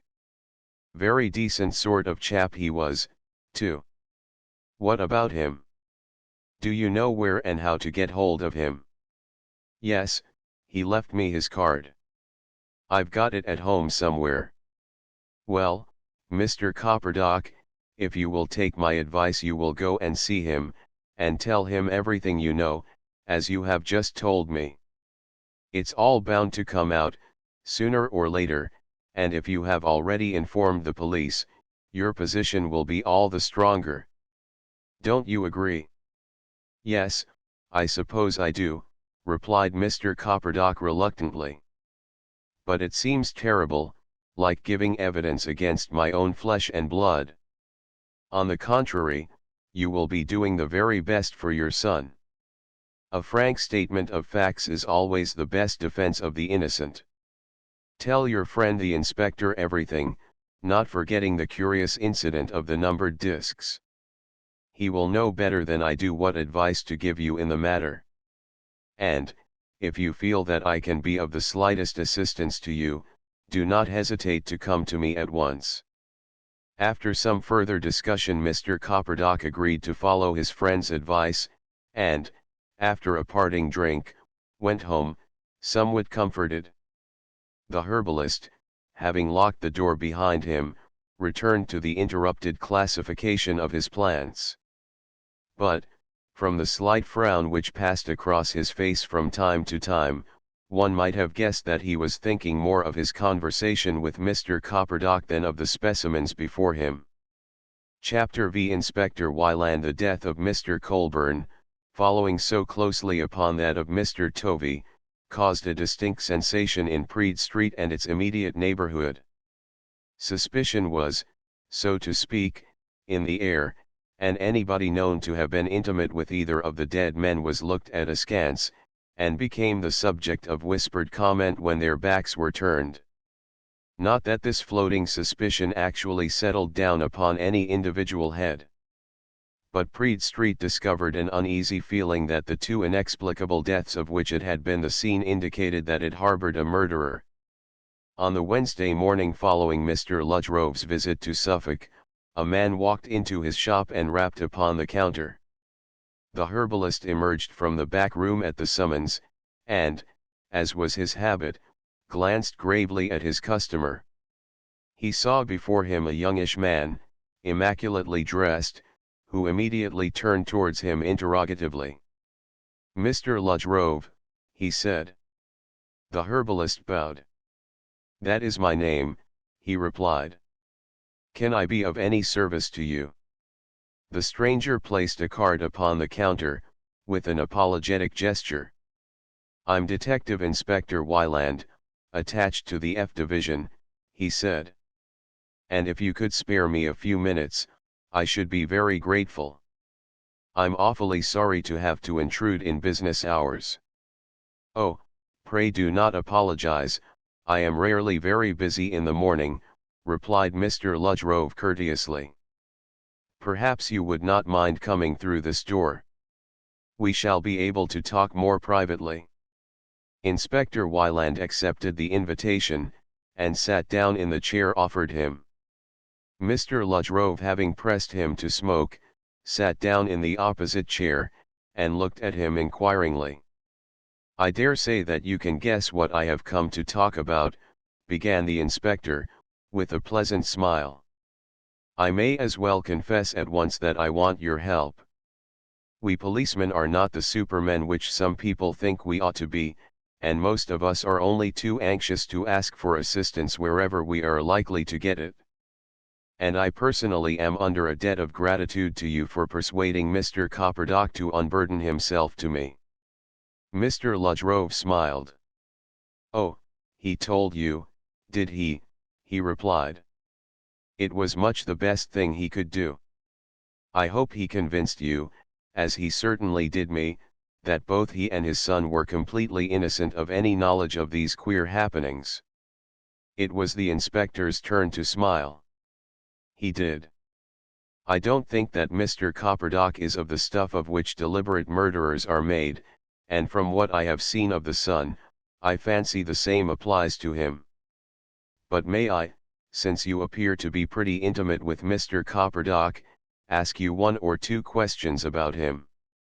You needn't answer them unless you like." "Most certainly I will answer them to the best of my ability," replied Mr. Ludgrove gravely. Thank you. In the first place, can you suggest why he is so obviously confused when any reference is made to the Tovey family? I understand that his son and Tovey's daughter are great friends, but that could hardly account for his manner. Again Mr. Ludgrove smiled, this time with genuine amusement. My dear sir, haven't you guessed the reason? I did, some days ago. Mrs. Tovey is, I believe, a very charming woman, and by no means too old to consider the possibility of marrying again. Mind you, Mr. Copperdock is convinced that his secret is safely locked in his own breast, and I should forfeit his friendship if he had any inkling that I shared it. Inspector Wyland laughed with an obvious air of relief. Oh, that's the way the wind blows, is it? He said. You may rest assured that I shall be the soul of discretion. I had an uncomfortable feeling that he knew something that he did not care to tell me. Now, if I may trouble you with another question, what do you know of the relations between the Copperdocks and the Colbans? This time Mr. Ludgrove shook his head. Nothing at first hand, he replied, only what Mr. Copperdock has told me, which is doubtless the same as what he told you. You will forgive my pressing the point, Mr. Ludgrove, persisted the inspector. But I gather from Mr. Copperdock's remarks that you are to some extent in the confidence of young Colburn. Mr. Ludgrove looked him straight in the face. Inspector Wyland, he said gravely, I should like you fully to realize my position. Many of the inhabitants of this part of London believe, rightly or wrongly, that my experience of the world is greater than theirs. Consequently they frequently seek my advice upon the most personal and intimate matters. I have been the recipient of many confidences, which it has been my invariable rule never to mention to a third person. Dick Colburn has consulted me more than once, and it is only because I believe it to be in his interest that I am prepared to break my rule in his case. I fully appreciate your motives, Mr. Ludgrove, replied the inspector. I will make no use of anything you care to tell me without your permission. Thank you, Inspector, said Mr. Ludgrove simply. Dick Colburn informed me some months ago that he found it very difficult to get on with his father. His chief complaint was that although he performed the whole work of the shop, his father treated him as though he were still a child, and refused to allow him any share of the profits of the business. I advised him to persuade his father to admit him into partnership, and if he proved obdurate, to announce his intention of seeking work elsewhere. I think it is only fair to add that the lad came to see me yesterday evening, in order to assure me that he had no share in his father's death. Inspector Wyland shrugged his shoulders. In spite of appearances I am inclined to believe him, he replied wearily. Frankly, Mr. Ludgrove, I am completely at a loss. As you know, the jury at the inquest on Mr. Colburn returned an open verdict, but I think there can be very little doubt that he was deliberately murdered.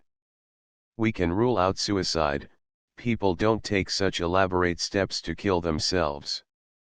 And the circumstances seem too remarkable to be accidental, which brings us back to Mr. Copperdock and his remarkable story of the numbered discs.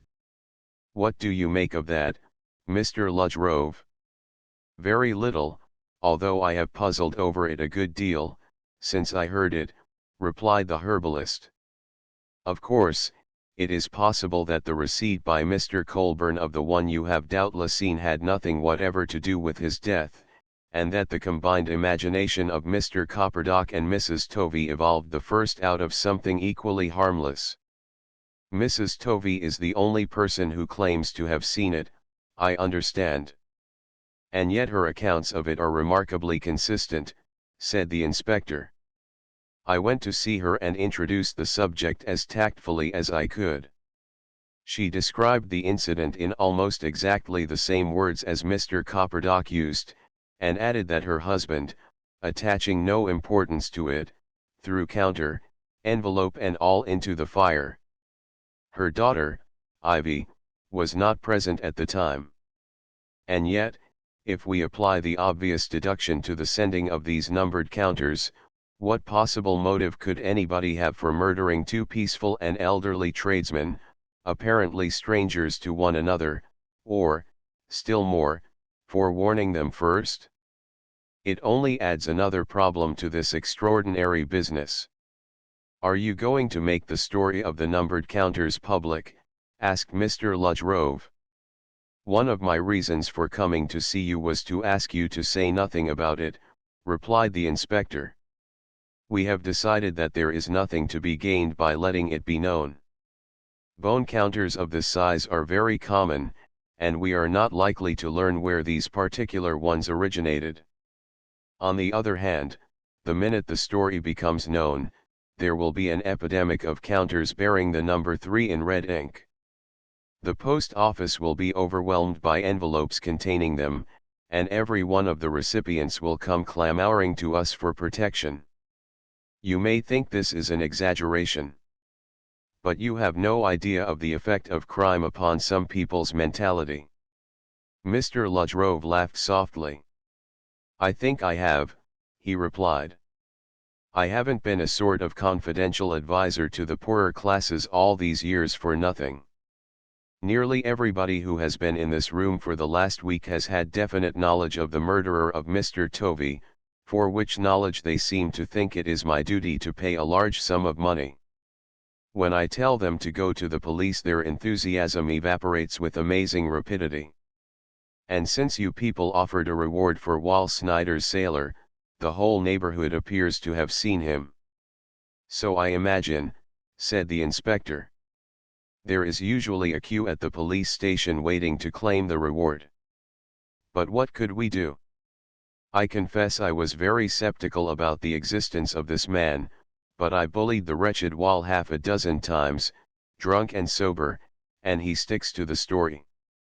Whelp me, it's as true as I'm standing here," he says, a big tall bloke, dressed like a sailor, with a black beard, an ugly gash on his cheek, and a woolen cap.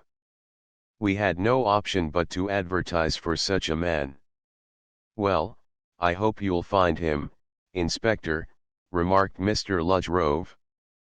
"But you'll forgive my saying that I have grave doubts about it. Even Mr. Copperdock, who spends a large part of his time watching the people who pass his shop, has never seen anybody answering his description. And again, I find it difficult to imagine a black-bearded sailor with a scar having a grudge against Mr. Tovey. Besides, he doesn't sound the sort of person to deliver numbered counters in typewritten envelopes." The inspector rose from his chair with a smile. "It is a maxim of the police never to admit defeat," he said.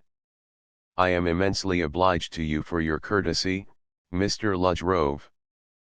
Perhaps if you hear of anything which has any possible bearing on the case, you will send for me." The herbalist willingly consenting to this, Inspector Wyland took his departure. He had scarcely been gone 5 minutes before Mr. Ludgrove, who had returned to the back room, heard Mr. Copperdock's voice in the shop. "Come in, Mr. Copperdock," called the herbalist genially. The curtain was furtively drawn aside, and Mr. Copperdock came in, a look of deep anxiety upon his face. "That was Inspector Wyland in here just now, wasn't it?" he inquired. "It was," replied Mr. Ludgrove. "We had quite a long chat." Then, with a sudden change of manner, he laid his hand on his friend's shoulder. "Look here, Mr. Copperdock," he said earnestly, "get out of your head all idea that the police have any suspicions of you or your son. I can assure you that they have not, and that your straightforwardness in going to them and telling them all you know has impressed them greatly in your favor." "Thank God for that," exclaimed the tobacconist fervently. "I've been terrible worried these last few days. I've laid awake at nights and puzzled over it all again and again. I've even given up going to the Cambridge Arms of an evening. I sort of feel that the fellows there don't talk to me quite in the way they did. "Oh, nonsense," exclaimed Mr. Ludgrove. "You mustn't let this prey on your mind. We all know as well as you do that you have done nothing to reproach yourself with. Now I must ask you to excuse me, for I think I hear a customer in the shop." As the days went by, and no further developments took place, Mr. Copperdock's face regained its accustomed cheerfulness, and he resumed his visits to the Cambridge Arms. The newspapers found fresh sensations with which to fill their columns, and even Praed Street, in the stimulus to trade furnished by the approach of Christmas, began to forget the strange occurrences of which it had been the scene. Ted Copperdock developed a new smartness of appearance and carefulness of speech, no doubt the results of his frequent enjoyment of Ivy's company. It was only natural that on Sundays, when the young people were out at the pictures, Mr. Copperdock should walk over to Lisson Grove to console Mrs. Tovy's loneliness. Only Mr. Ludgrove, as he regretfully explained to his friends, found himself too busy to spend one of those weekends in the country which he so much enjoyed. Indeed, it was not until the weekend before Christmas that he found an opportunity for leaving the shop for more than an hour or two at a time. He confided his intentions to Mr. Copperdock on the Friday. "I have just heard that a plant of which I have long been in search is to be discovered in a spot not far from Wokingham," he said. "The nearest inn appears to be at a village called Penderworth. I propose to go there tomorrow and spend the afternoon and Sunday searching for the herb. As I mean to come up by an early train on Monday, I have taken the liberty of telling Mrs. Cooper, who comes in every weekday to tidy my place up, that I have left the key with you. I suppose that it is no use asking you to come with me." Mr. Copperdock fidgeted uncomfortably. "Leave the key by all means," he replied heartily. "I'll look after it for you. Sorry I can't come with you, but you see about Christmas time there's a lot of folk comes to the shop and I can't very well leave Ted alone." "I quite understand," said Mr. Ludgrove, without a smile. "I shall leave Waterloo at 1:30 tomorrow, and reach that station again just before 10 on Monday.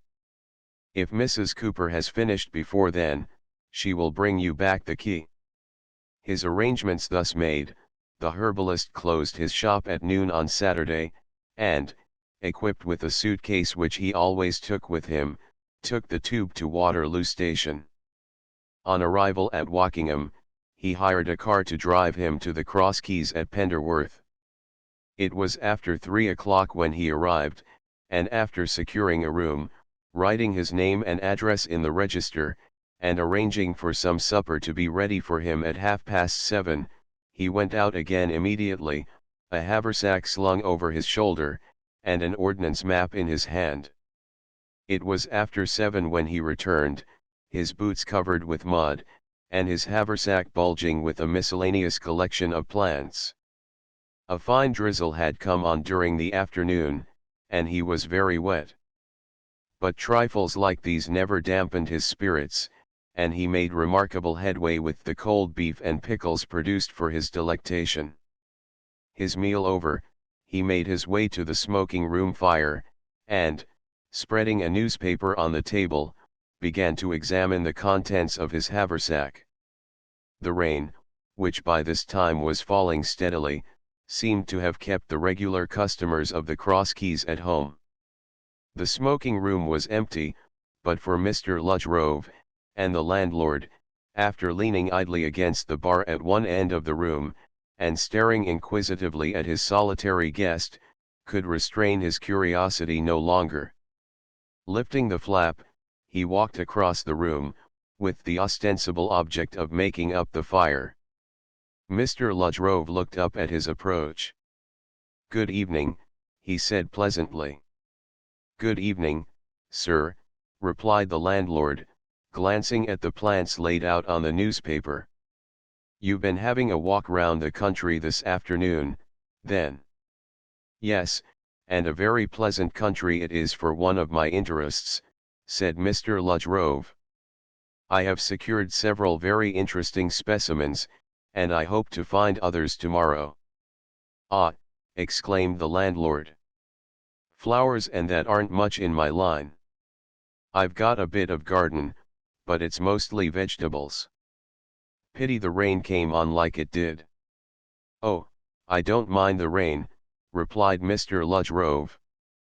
"Walking about the country as I do, I am compelled to take the weather as it comes. I can only get away from London during the weekends." "I see you come from London by what you wrote in the book," said the landlord slowly. "It's Praed Street you lives in, isn't it?" Mr. Ludgrove smiled. The eagerness in the landlord's voice was very transparent. "Won't you sit down and have a drink with me?" he said. "Yes, I live in Praed Street. Perhaps you saw in the paper that we had some very unusual happenings there a few weeks ago." "I did, sir, and it was seeing you came from there made me think of them," replied the landlord. He went back to the bar and got the drinks, which he brought to the fire. It immediately appeared that his interest in crime, as reported in the newspapers, was at least as keen as that of the late Mr. Tovey. But never before had it been his fortune to meet one who had personally known the victims of 2 unsolved murders.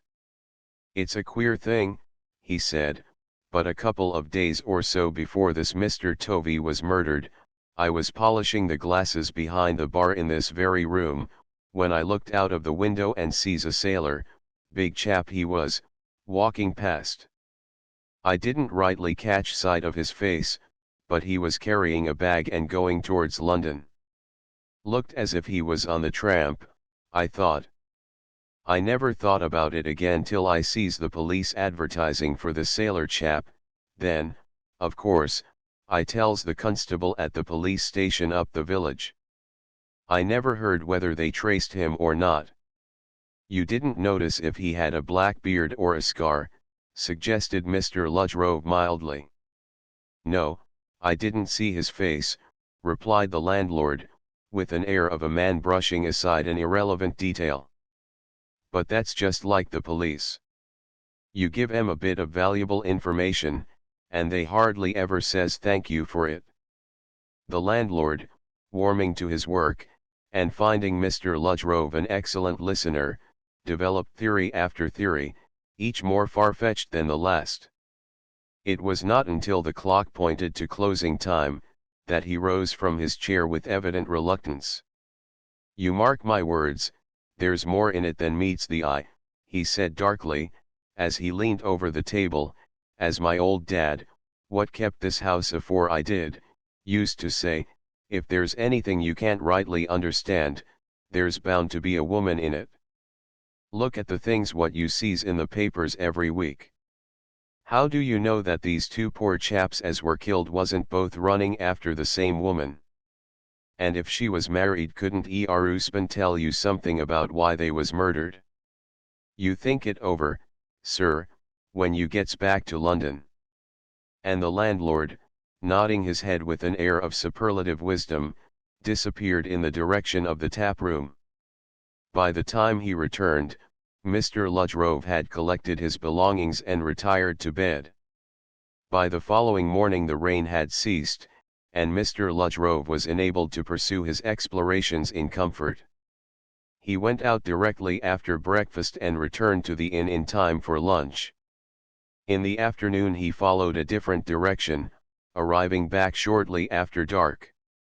When he repaired to the smoking room after supper, he found that his fame as a personal acquaintance of the murdered men had preceded him.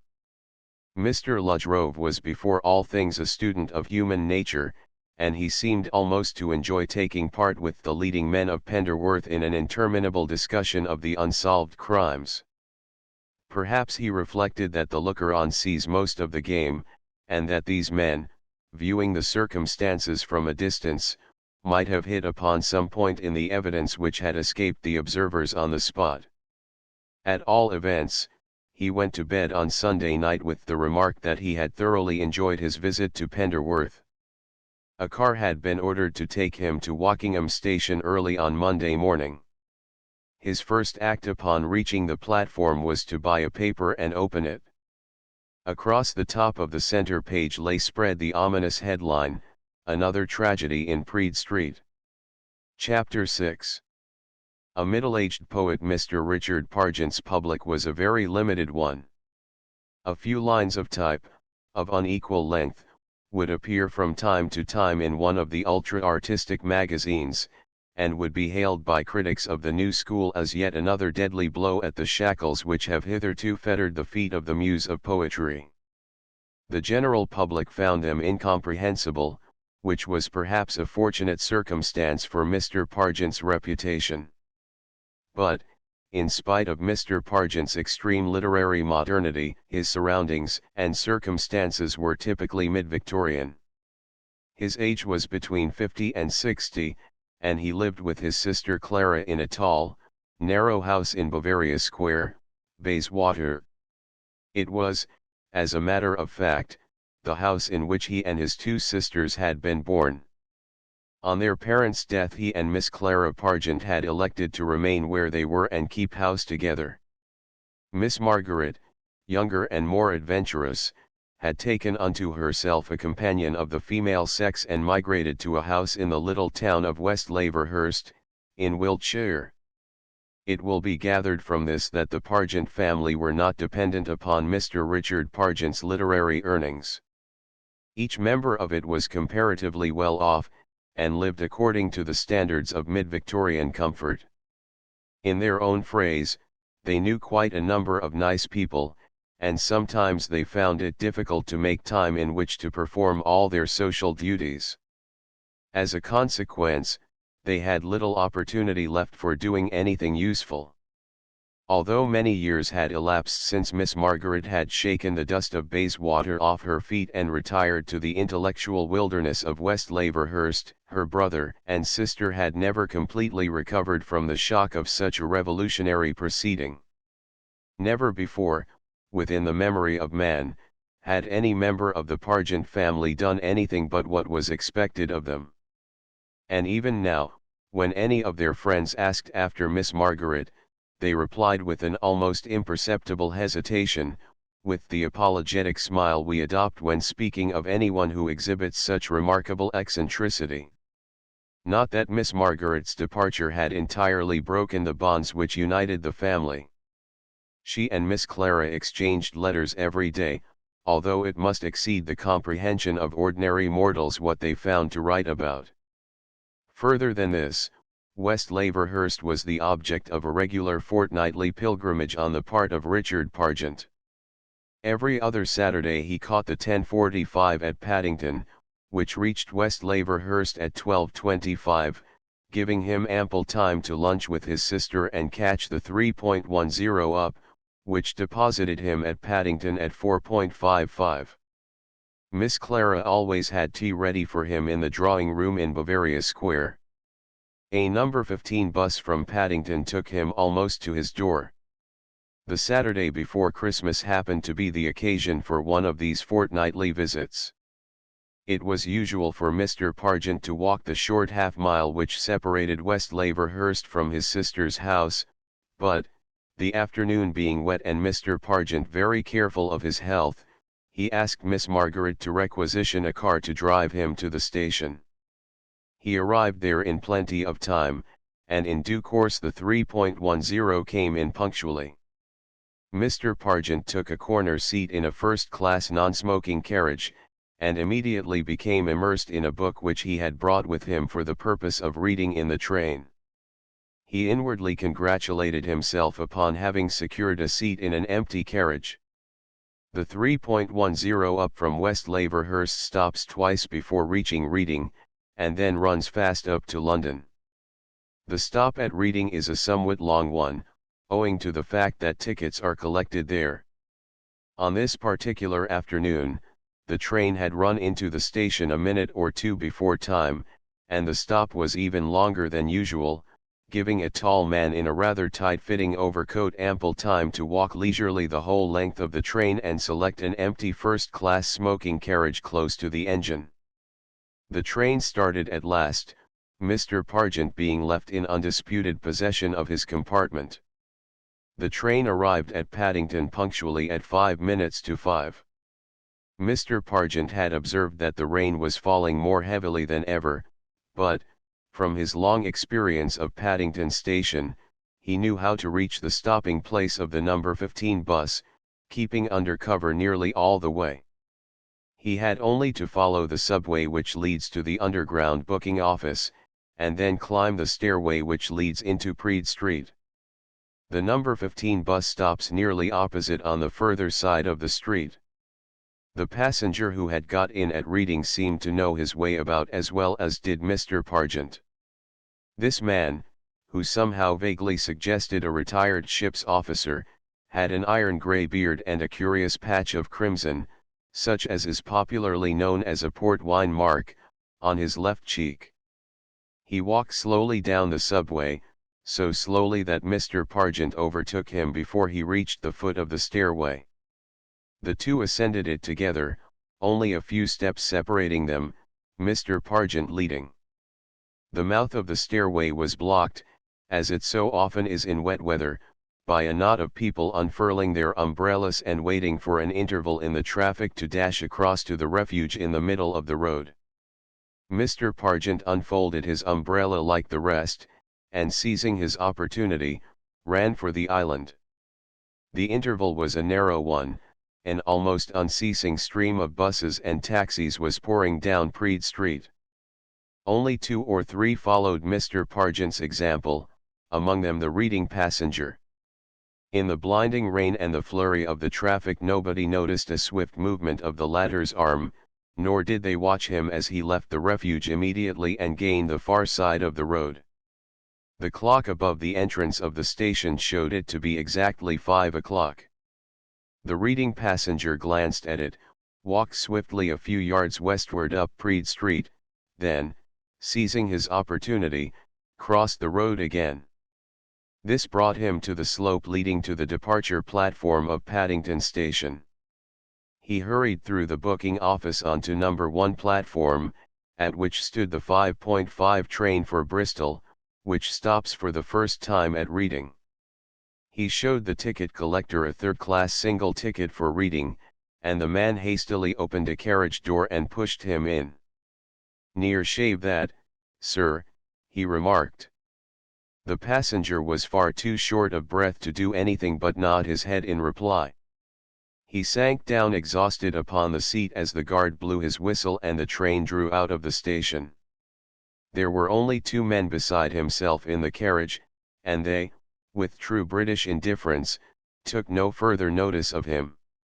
The train had nearly reached Reading when he walked down the corridor to the lavatory. He did not return to the carriage, but stepped straight from the corridor to the platform as the train came to rest. He mingled unnoticed with the stream passing the barriers. He noticed that the hands of the clock pointed to 10 minutes to 6.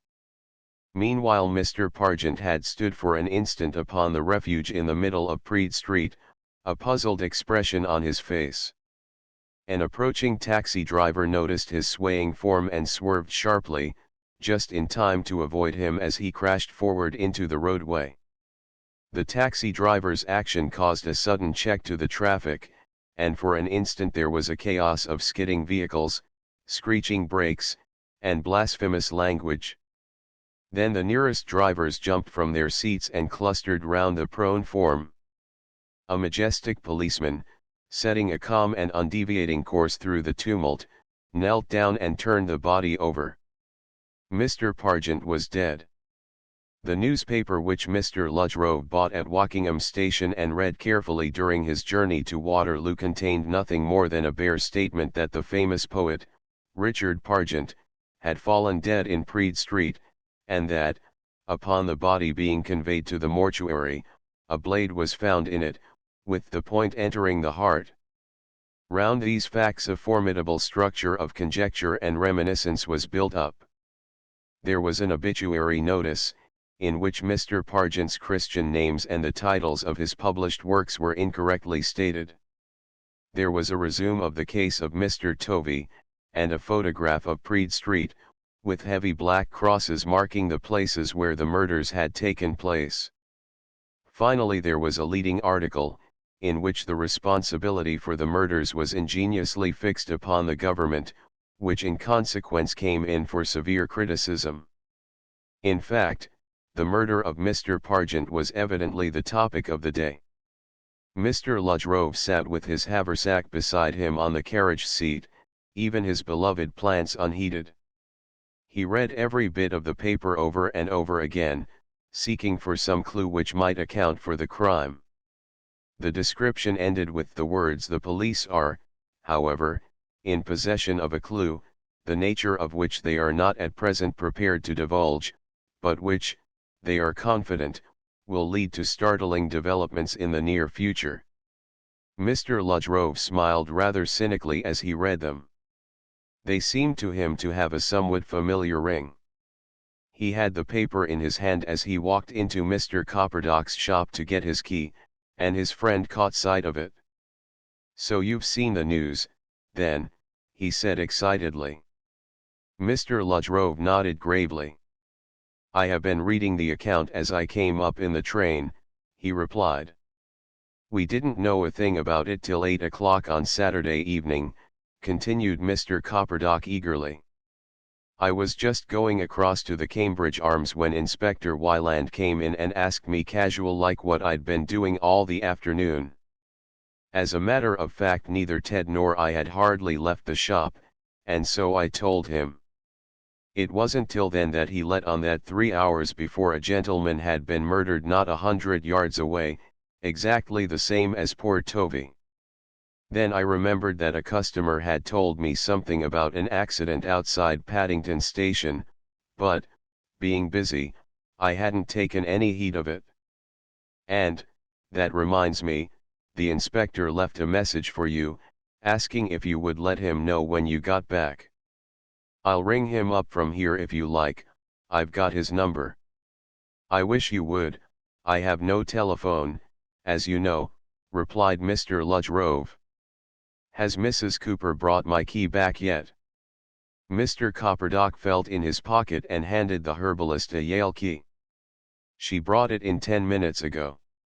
She was terribly upset, and talked about our all being murdered in our beds next. It's a terrible thing to have happened just before Christmas like this. People will be afraid to go out of doors after dark." Mr. Ludgrove nodded rather absently, and took the key which his friend offered him.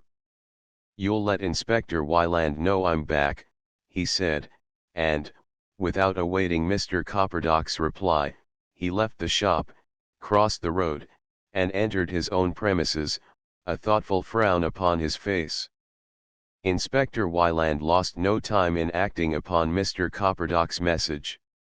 The murder of Mr. Richard Pargent, following so soon upon that of Mr. Tovey, and perpetrated by the same method, had made a great sensation, not only among the public, but, which was far more important to the inspector, at headquarters.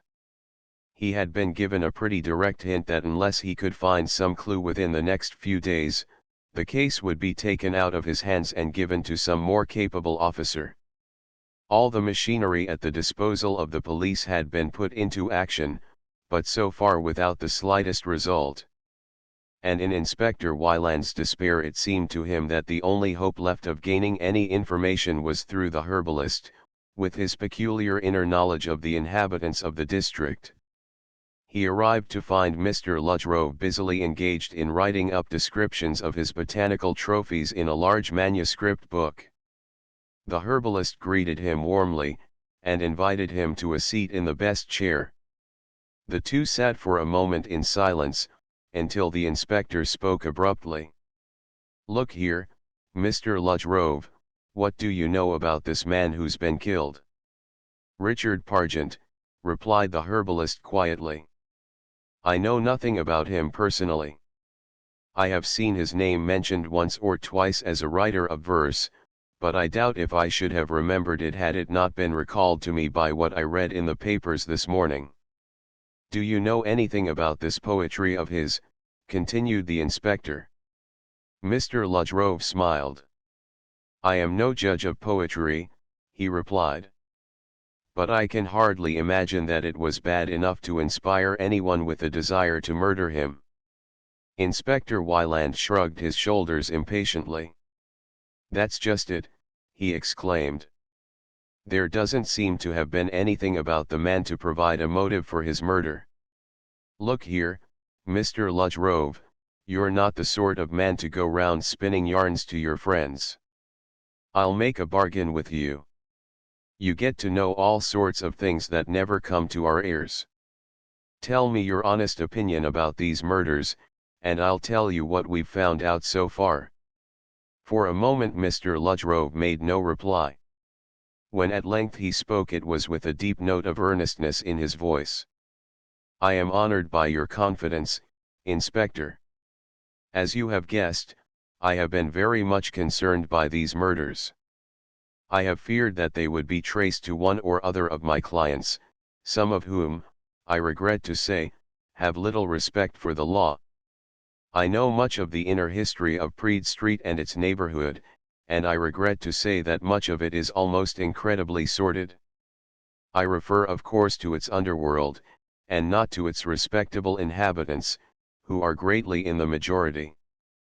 But of two facts I can assure you. The first is that in all my experience I have never heard of a crime committed by any of the class to which I refer except for some specific purpose, either gain or revenge, and the second is that none of them would resort to murder except perhaps in a sudden access of passion. The inspector nodded. That's very much my own experience of regular crooks, he replied. But you say you've thought a lot about this business. Haven't you any theory of your own? The only theory I can form is that the murders are the work of some irresponsible maniac, said Mr. Rhode quietly. Would an irresponsible maniac have put a piece of poisoned glass on the end of Colburn's pipe? Countered the inspector quickly. No, I am afraid that theory won't do, Mr. Rhode. I think it is the only theory which fits in with the assumption that these three men were all murdered by the same hand, replied the herbalist. Yet I don't think you can get away from that assumption, said Inspector Wyland. I don't mind telling you something that worries me a bit, since it's bound to come out at the inquest. One of the first things we found when we searched Pargent's pockets in the mortuary was this. He put his hand in his pocket, then held it out with extended palm toward Mr. Rhode. The herbalist leaned forward with an exclamation of surprise. Ah, a white counter with the figure 3 drawn on it in red ink, he exclaimed. Do you know, Inspector, I wondered if anything of the kind had been found. That is really interesting. Interesting, grumbled the inspector. The reporters will find it interesting enough, you may bet. We couldn't keep it dark, even if we wanted to. This fellow Pargent got it by post on Saturday morning. He told his sister, Miss Clara, that it must be a secret token from some admirer of his work. He was so pleased about it that he took it down to Penderworth to show his other sister. It was on his way back from there that he was killed. Oh yes, it's interesting enough. We shall have to say that Tovey and Colburn got counters like this, and then there'll be a fearful outcry against us for keeping it dark. Had the police not displayed this criminal reticence, the victim would have understood the purport of the warning and adequate measures could have been taken to protect him. Oh yes, I know what's coming all right. Inspector Wyland gazed savagely at the counter for a few seconds, then continued abruptly. Fortunately the envelope in which this one came had been kept. The counter was wrapped up in a piece of cheap writing paper, and put in a square envelope of the same quality. The address was typewritten. Our people at the yard are trying to trace the machine it was done with. I wish them joy of the job. They can tell the make all right, but there must be thousands of them scattered through London. If you don't mind my suggesting it, it doesn't follow that because Mr. Pargent received a counter he was murdered by the same hand that killed Mr. Tovey or Mr. Colburn," said the herbalist quietly. Inspector Wyland glanced at him quickly. "No, it doesn't exactly follow," he agreed. "But we'll return to that later. I want to show you something else first. Look here." This time he produced from his pocket a paper packet, which he proceeded to unroll. From it he withdrew two sinister-looking blades, each stained a dull brown. "These are the knives with which Tovey and Pargent were killed," he said. "Don't touch them, but tell me if you can tell one from the other." Mr. Ludgrove adjusted his spectacles, and bent over the knives. They were exactly similar, thin, with an extremely sharp point, about half an inch wide and 8 inches long. Neither of them showed any sign of having ever possessed a handle. "No, I can see no difference between them," agreed Mr. Ludgrove. "I admit that they strengthen the supposition that Mr. Tovey and Mr. Pargent died by the same hand. But, admitting that this was the case, it only bears out my theory that the murders were the actions of a maniac. If they were not, if both men were killed with some definite motive, you have to discover some connection between them. Yet they moved in entirely distinct orbits, and, I should imagine, had nothing whatever in common." Inspector Wyland shook his head with a tolerant smile. "Theory's all very well in its way, Mr. Ludgrove," he said, as he replaced the knives in his pocket. "I can't waste my time establishing connections. There's evidence enough here to convince a jury that the same man killed all three of them. And I don't fancy it'll be very long before I lay hands upon him." "I sincerely hope your expectations will be realized, Inspector," replied the herbalist, in a tone of faint irony which was lost upon Wyland. "I suppose it is indiscreet to ask whether you have any suspicions." "I confess that for my part I am entirely at a loss." "What about young Snyder, for instance?" "Master Wall Snyder is out of this," returned the inspector shortly. "He was pinched a week ago for picking pockets in a tube lift, and is safely under lock and key.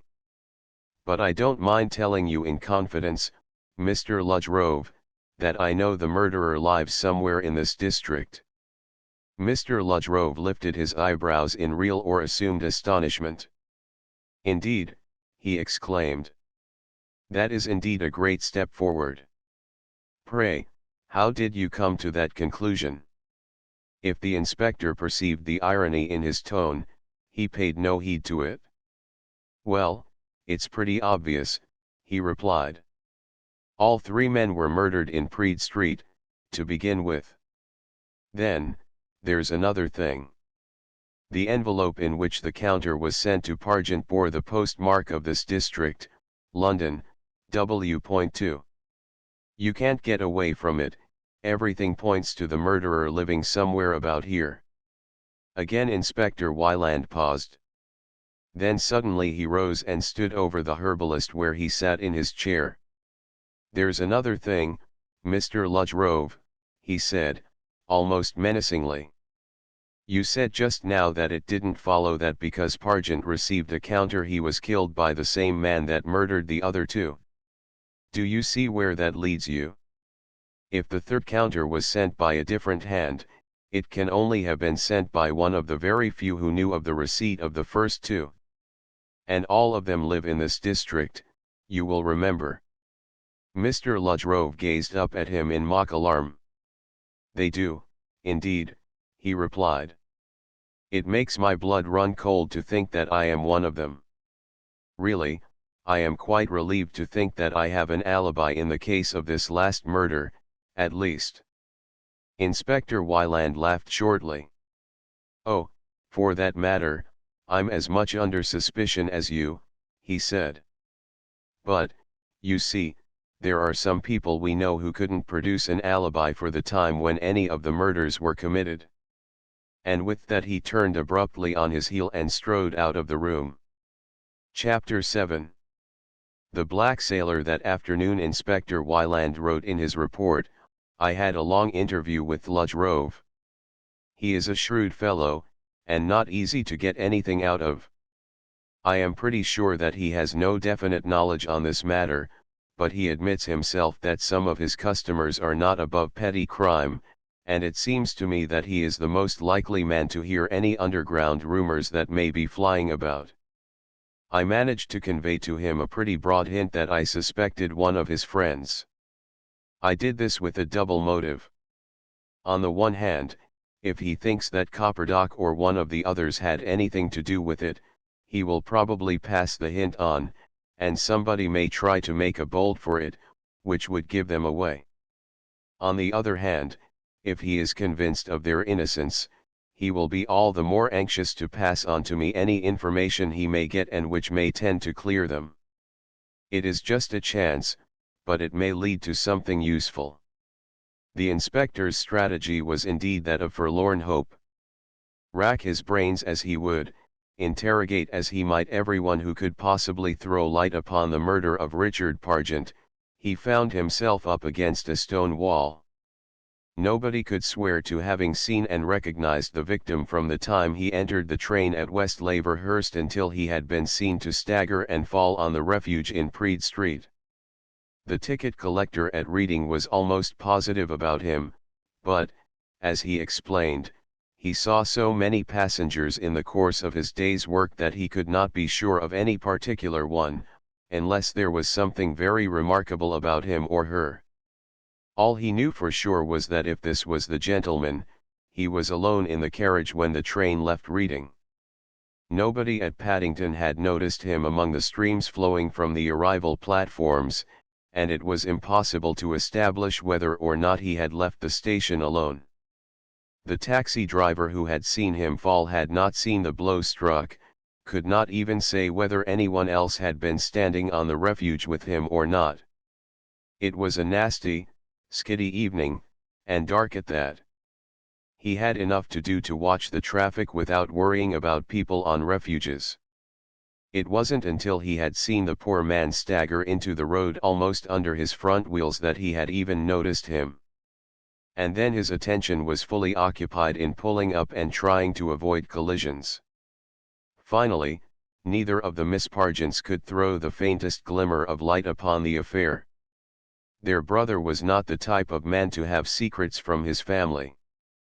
Both sisters appeared to know the inner history of every moment of his life since infancy, and insisted upon dispensing the knowledge at great length. As to his having an enemy in the world, the thing was absurd. He was a very retiring man, who lived only for his work, and had never sought adventure beyond the narrow bounds of the family circle. Inspector Wyland came away from his last interview with the sisters, for Miss Margaret had been prevailed upon to come up to London, convinced that it would have been impossible for the dead man to have embarked upon any clandestine enterprise without the knowledge of one or other of them. He was equally unsuccessful in finding any link between Richard Pargent and any of the inhabitants of Praed Street. Their names were utterly unfamiliar to either of the sisters, and Mr. Pargent's only connection with Praed Street appeared to be that he occasionally passed along it in a bus. Inspector Wyland was convinced that the same hand that had struck down Mr. Tovey, had killed Richard Pargent, and probably Mr. Colburn, though the receipt of the counter was the only link in the latter case. But what could be the motive for the murder of these three men, so entirely disconnected from one another? And, if one adopted the theory of a homicidal maniac, the difficulty was scarcely diminished. Homicidal maniacs either kill indiscriminately, or, as in the classic case of Jack the Ripper, they attack a certain class or type. Yet the receipt of the numbered counters implied some process of definite selection. Upon what possible grounds could such a selection be based? The inquest helped the authorities not at all. Nothing beyond what Inspector Wyland already knew was elicited, and the only fresh sensation which it provided was the disclosure of the fact that each of the three victims had received a numbered counter. Wyland's forecast of the results of this were proved to have been only slightly exaggerated. Most of the newspapers of the day following the inquest appeared with leading articles discussing the wisdom of official secrecy upon such a matter. A large number of practical jokers dispatched counters bearing the number 4 to their friends, many of whom arrived hotfoot at Scotland Yard demanding instant police protection. The fatal counter became for the moment a national symbol. The opposition newspapers contained cartoons depicting the Prime Minister opening an envelope labeled Public Opinion, and containing a numbered counter.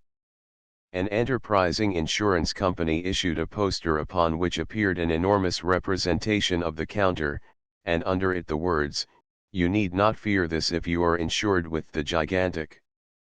To find one in one's Christmas pudding was an omen of bad luck for the ensuing year. Then, having played its part as a 9 days wonder, the vogue of the numbered counter ceased as suddenly as it had begun. Meanwhile, the police had been by no means idle. To Inspector Wyland it had always seemed that the focus of the whole business had lain in Mr. Copperdock's shop.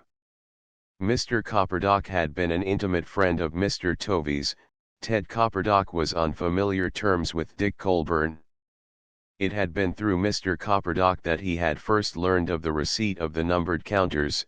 The pipe which had been responsible for Mr. Colburn's death been bought at Mr. Copperdock's shop. Inspector Wyland began to regard the 3 victims as represented by the extremities of the letter Y, which, although they are not connected to one another, are each connected to a central point. But Mr. Copperdock was the central point. This graphic representation was incomplete until the connection between Richard Pargent and Mr. Copperdock could be established. And, try as he would, Inspector Wyland could find absolutely no link between the two. Nevertheless, Wyland determined to make a very thorough investigation into Mr. Copperdock's habits and associates. He was rewarded by the discovery of 2 very interesting facts. A representative of Scotland Yard, announcing himself as an agent of the Planet Typewriter Company, the manufacturers of the machine owned by Mr. Copperdock, and used by his son for writing business letters, called at the tobacconist's shop, ostensibly for the purpose of inspecting the machine. He succeeded in carrying away with him a specimen of its work, which was submitted to experts. They reported that, although there were no perceptible peculiarities in any of the letters which would enable them to identify the specimen with the address on the envelope sent to Richard Pargent, there was, on the other hand, no discrepancy between the 2 types, and that therefore the envelope might well have been typed on Mr. Copperdock's machine. This, though disappointingly inconclusive, was to Wyland's ideas a point to be remembered should any corroborative evidence come to light. Among the circle in whose actions he found himself interested, the Copperdocks were the only people who possessed a typewriter at all. As a matter of fact, Mr. Copperdock had only purchased it quite recently, at the instance of Ted, who, while stoutly maintaining that no respectable tradesman could be without one, had been suspected by his shrewd father of less disinterested motives. Certainly it had seemed only natural that, the machine once purchased, the expert Ivy should come in of an evening and show Ted how to work it, but Mr. Copperdock had a way of winking at his son behind her back which made that ingenuous youth blush most embarrassingly. The second curious fact was discovered by Inspector Wyland almost by accident. In his study of Mr. Copperdock and his associates, he had taken to frequenting the saloon bar of the Cambridge Arms, carefully choosing such times as Mr. Copperdock was busy in the shop. There was nothing in any way suspicious about the Cambridge Arms. It lay in one of the streets which run southwards from Praed Street, and was consequently almost hidden in a backwater. Its remarkably cosy little saloon bar was patronized chiefly by the neighboring small tradesmen, and its habitués were all well known to the proprietor, with whom Wyland soon became on confidential terms. A couple of days after the inquest on Richard Pargent, Wyland turned into the Cambridge Arms just as its doors were opened, at 5 o'clock. The proprietor met him with a smile, and, having executed his order, leaned over the bar and entered into conversation. "I never thought, when I opened up last Saturday, that poor fellow was being murdered at that very minute," he began. "Just about 5 o'clock, wasn't it, sir?" Wyland nodded. "The clock was striking 5 as they picked him up," he replied. "I remember the evening well," continued the proprietor. "Though it wasn't until nigh upon 7 that I heard anything about it. I says to my wife it was that wet and foggy that even our regulars wouldn't be in till later. But there you are, you never can tell. I hadn't opened this bar, not more than 5 minutes, when in comes one of my best customers, Sam Copperdock, the tobacconist. You may have met him here, sir." Wyland nodded noncommittally, and the landlord proceeded. "I was a bit surprised to see him, sir, because Sam doesn't usually come along until 8, unless it happens to be Thursday, when he closes early. 'Hullo, Sam, you're on time tonight,' I says, jocular like. 'Oh, I've only come in for a drink,' he says, 'the bottle's empty at home, and I couldn't scrounge one from old Ludgrove opposite, he's away. He has a double, and goes back to his shop.' The bar was pretty nigh empty till about 7, when a fellow comes in and tells me about the murder." Inspector Wyland deftly turned the conversation. He knew that if he questioned the man his suspicions would be aroused, and this he was anxious to avoid. Without any appearance of haste he finished his drink and left the premises. Once round the corner, he walked swiftly to the spot where Richard Pargent had been murdered, counting his paces as he went. Could Mr. Copperdock have committed the murder? It was quite possible. If he had left his shop a few minutes before 5, he would have had plenty of time to reach the exit from Paddington Station, plunge the knife into his victim, and be at the Cambridge Arms at 5 minutes past. But, if he were the criminal, 1,000 puzzling questions presented themselves. How did he know that his victim would be arriving at Paddington at 4:55 that evening?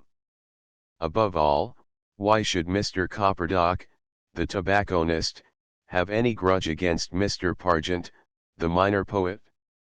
And then again, Wyland was convinced that the murderer of Richard Pargent had been the murderer of James Tovey. But, at the moment when Tovey had been killed, Mr. Copperdock was in his sitting room with his son and the murdered man's daughter. The riddle appeared to be insoluble. Wyland turned abruptly, boarded a bus, and took a ticket to Oxford Circus. Here he dismounted, and turned into the first picture house which presented itself. He had discovered long ago that this was the surest way of securing freedom from interruption. Here for a couple of hours he sat motionless, neither seeing the pictures nor attentive to the strenuous efforts of the orchestra. And as he sat, a new theory slowly unfolded itself in his brain. Samuel Copperdock, whom he had studied so carefully, did not appear to him to be a deliberate criminal. He was not of the type which harbors revenge, and he did not seem either clever or painstaking enough to work out the details of a premeditated murder. Although, if it were true that he had formed a design to marry Mrs. Tovey, the murder of Mr. Tovey might be said to be advantageous to him, it was inconceivable that he had had any hand in it. He could not have struck the blow himself, and, since he was not a rich man, it was difficult to see what inducement he could offer to a hired assassin. In all human probability, Mr. Copperdock was innocent of the murder of James Tovey. But, on the other hand, this murder, followed so closely by the mysterious death of his other acquaintance, Colburn, had made a great impression upon him. He had thought and talked of little else, and, as it happened, he had known every detail. He had seen the knife with which James Tovey had been killed. He, in common with very few others, had known of the receipt of the marked counters. Suppose that the crimes had had such a powerful effect upon his imagination that he had felt an irresistible impulse to imitate them. Such things were known, were in fact a commonplace of the criminal psychologists. Upon this assumption, the rest was easy. Mr. Copperdock had learnt by some accident that this man Richard Pargent would arrive at Paddington at 4:55 on Saturday, and had selected him as a likely victim. His imitative faculty fully developed, he had sent him the numbered counter, and had purchased a knife similar to the one which he had already seen. Then, just before the train was due, he had left his shop, met his victim, committed the crime, had a drink to steady his nerves, and then come home.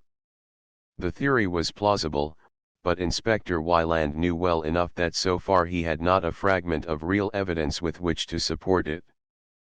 But, unless he were to adopt the suggestion of Mr. Ludgrove, that some homicidal maniac was responsible, Wyland could see no alternative.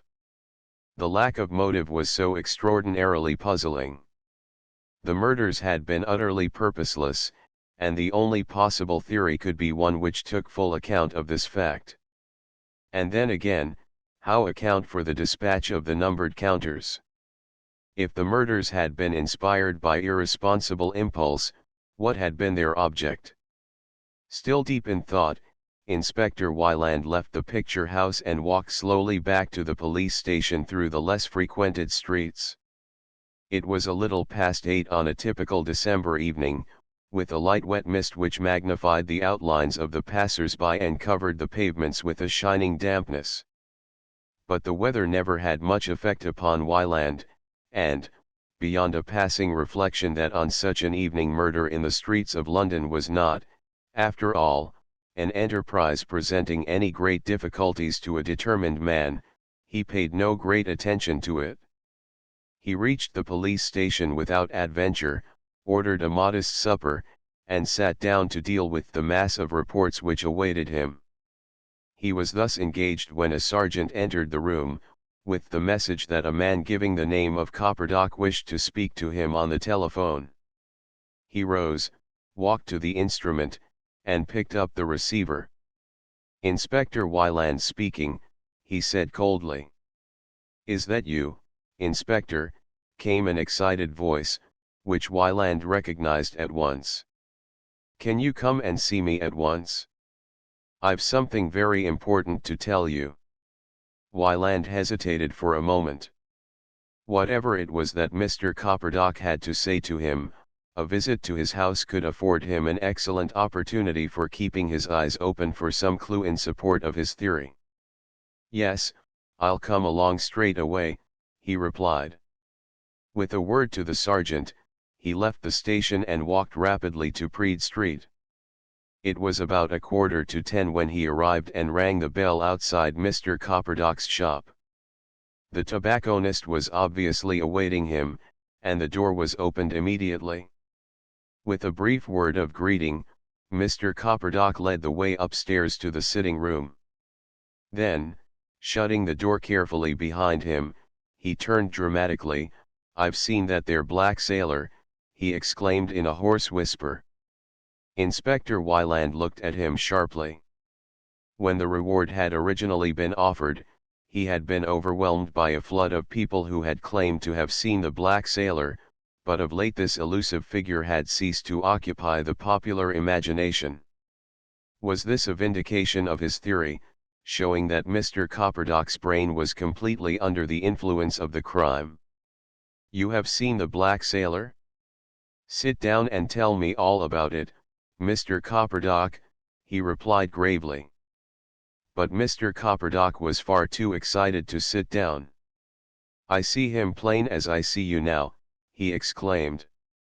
"Just after I left the Cambridge Arms." But Inspector Wyland put out his hand and forced him gently into the nearest chair. "Now, look here, Mr. Copperdock, if your information is to be of any use to me, you must tell it to me in the proper order. Begin by telling me how you spent the evening." "Soon as I shut up shop at 8 o'clock, I goes off to the Cambridge, same as I always does, replied the tobacconist protestingly. Ted went out too, he's taking Ivy to the pictures, and they won't be back for an hour or so yet. I has a couple there, sitting in front of the fire, and it wasn't until nigh on closing time that I left. There wasn't anybody there as was coming home my way, so I starts off home alone. And I hadn't gone more than 100 yards when I run slap into the black sailor. What do you mean when you say you ran into him? Interrupted Wyland. Just what I says. I saw someone come round the corner, and before I could move we ran into one another. He was a great big fellow, and I could see him perfectly plain, we was right under the lamp. He bent down and looked straight at me, and you could have knocked me down with a feather. It was the black sailor, all right. He was muffled up in a great heavy coat, but I could see his beard, and his woolen cap, and a great red scar down the right side of his face. He glared at me as though he were going to hit me, and I hollered out, being sure he was going to do me in. Then all at once he turns his back and walks off at a tremendous pace. After a bit I follows him, hoping to meet a copper. But he suddenly turns into the Edgware Road, and by the time I gets there I'd lost him. Said Inspector Wyland. That must have been nearly an hour ago now. He paused for a moment, then, realizing that in Mr. Copperdock's present excited state it would be impossible to get anything coherent out of him, he rose and took his leave. Well, good night, Mr. Copperdock, he said abruptly. It's a pity you didn't catch your man. I'd better get back to the station and warn my people to look out for him. As he left the shop, he noticed that Mr. Ludgrove's door stood open, and as he crossed the road, the herbalist himself appeared in the entrance. Good evening, Inspector, he said politely. Obeying a sudden impulse, Wyland stopped and returned the greeting. Good evening, Mr. Ludgrove, he replied. May I come in for a moment? By all means, come along, replied the herbalist, leading the way into his sanctum. I do not drink much myself, but perhaps you will take some refreshment yourself. He busied himself with a bottle and a glass, while the inspector drew up a chair to the blazing fire. Then, when his host had seated himself, Wyland glanced at him with a slight smile playing about his lips. Our friend Mr. Copperdock has seen the black sailor, he remarked. Seen the black sailor, exclaimed the herbalist incredulously. When and where, if I may ask? Listen, and I'll tell you all about it, replied Wyland. About an hour ago outside the Cambridge Arms. Mr. Ludgrove laughed softly at something in the tone of the inspector's voice, then suddenly became serious. I do not think that I should place too great importance upon this incident, he said. Mr. Copperdock is a most excellent person, and I have the greatest respect for him. But I have often suspected that his visits to the Cambridge Arms have, shall I say, a pernicious effect upon the accuracy of his observations. He seemed a bit excited, certainly, replied Wyland. But he was quite positive that he had seen the man. Mr. Ludgrove shook his head. Now, this is strictly between ourselves, Inspector, he said. I make an invariable practice of taking a walk every evening, as soon as my clients give me the opportunity. This evening I went out soon after 8, and walked in the direction of Hyde Park. As it happened, I was returning past the Cambridge Arms, when I saw a figure which was unmistakably that of Mr. Copperdock leave the entrance of that house. I hastened my steps to overtake him, when suddenly he stopped, shouted, and after a moment or two, set off in the direction of Edgware Road. I could not imagine what was the matter, since but for us two the road was deserted as far as one could see for the mist. I was within 20 or 30 yards of him, and I certainly saw no black sailor. It was Inspector Wyland's turn to smile significantly. It does not altogether surprise me to learn that Mr. Copperdock suffers from hallucinations, he said. Chapter 8. At number 407, Praed Street. Although the unexplained murders which had taken place in Praed Street were soon forgotten by the general public, their shadow hung heavily over the neighborhood in which they had been committed. The fact that the three deaths had taken place within comparatively few hundred yards of one another could not fail to have its effect upon the local imagination. A very noticeable change came over the usual cheerful and careless life of Praed Street. The evening pavements were no longer blocked by a strolling, noisy crowd. Women and children were rarely to be seen abroad after dark. Even men, traversing the street upon their lawful occasions, had a way of keeping close to the inner side of the pavements, and crossing the road upon the approach of any unfamiliar form. Christmas passed in this atmosphere of intangible fear. The old year died and the new year came in with a welcome spell of clear and frosty weather. But, in spite of the fact that no further tragedies occurred, the shadow still lay heavily upon the district. Rhode, listening to the whispered and entangled stories of his clients, became more and more certain that, even in the hidden depths of the underworld, there was no knowledge of the agency by which the crimes had been committed. Had such knowledge existed, it must inevitably have been divulged to him.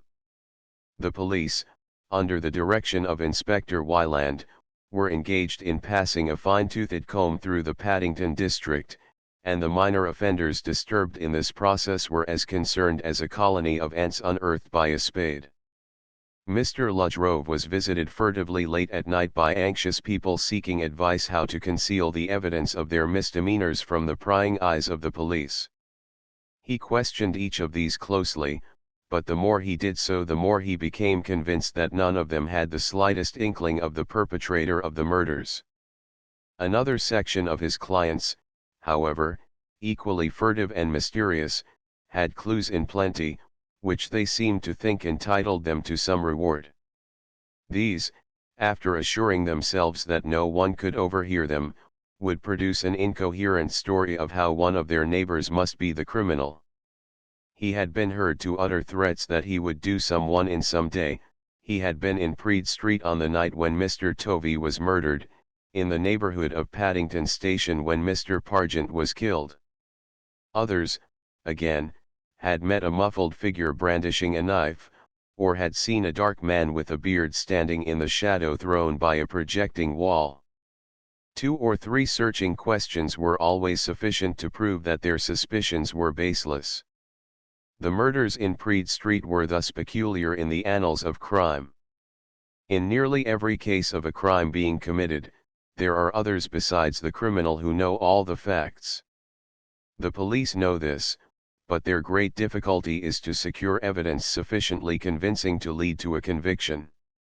There is a certain esprit de corps in the constant strife between the professional criminal and the police, and those who know are careful to keep their knowledge to themselves.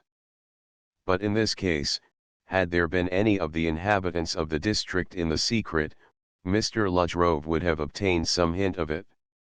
It seemed conclusive that the criminal was either working alone and independently, or came from some other district. This was the state of affairs towards the end of January. The police were completely baffled. Inspector Wyland, although he still favored the theory he had evolved in the picture house, had failed to find any evidence upon which he could act. He hardly knew whether to attribute Mr. Copperdock's story of his meeting with the black sailor to pure hallucination, or to an attempt to divert suspicion from himself. In either case, it could be made to fit in with the theory that he had murdered Richard Pargent under the influence of what the psychologists called an imitative complex. Wyland redoubled his activities, and a most accurate watch was kept upon Mr. Copperdock's movements. A month had elapsed since the murder of Richard Pargent when Mr. Jacob Martin, the prosperous wine merchant of the Barbican, opening his Morning Post in his comfortable office, came upon a typewritten envelope, marked private and confidential. He ripped it open with the paper cutter which lay upon his desk, and unfolded the letter it contained. It also was typewritten, on plain paper. Only the signature John Lacey was in ink. Mr. Martin, a portly, gray-haired man of between 50 and 60, read the letter through twice, with a gathering frown upon his face. He had prospered exceedingly since the day when he had first set up in business for himself as a wine merchant, so much so that his competitors wondered at his success. There had, from time to time, been rumors, quickly suppressed, to the effect that Mr. Martin had other means of livelihood than his ostensible business. But Mr. Martin was a remarkably astute man, and had hitherto managed to avoid undue inquisitiveness. And now, like a bolt from the blue, came this extraordinary letter. Confound John Lacey, and his prying habits, whoever he might be. That little cellar under the back office. How well he remembered it! It had been the scene of many most profitable transactions, had harbored treasures for which the police of 2 continents had searched in vain. For Mr. Martin was a receiver of stolen goods, not a mere general practitioner of the art, but a specialist whose services were utilized only by the aristocracy of thieves, and whose particular function was turning into cash only the most valuable jewelry. With an exclamation of annoyance, Mr. Martin turned once more to the letter. "Dear Sir, I venture to address you upon a subject which will no doubt interest you," it ran.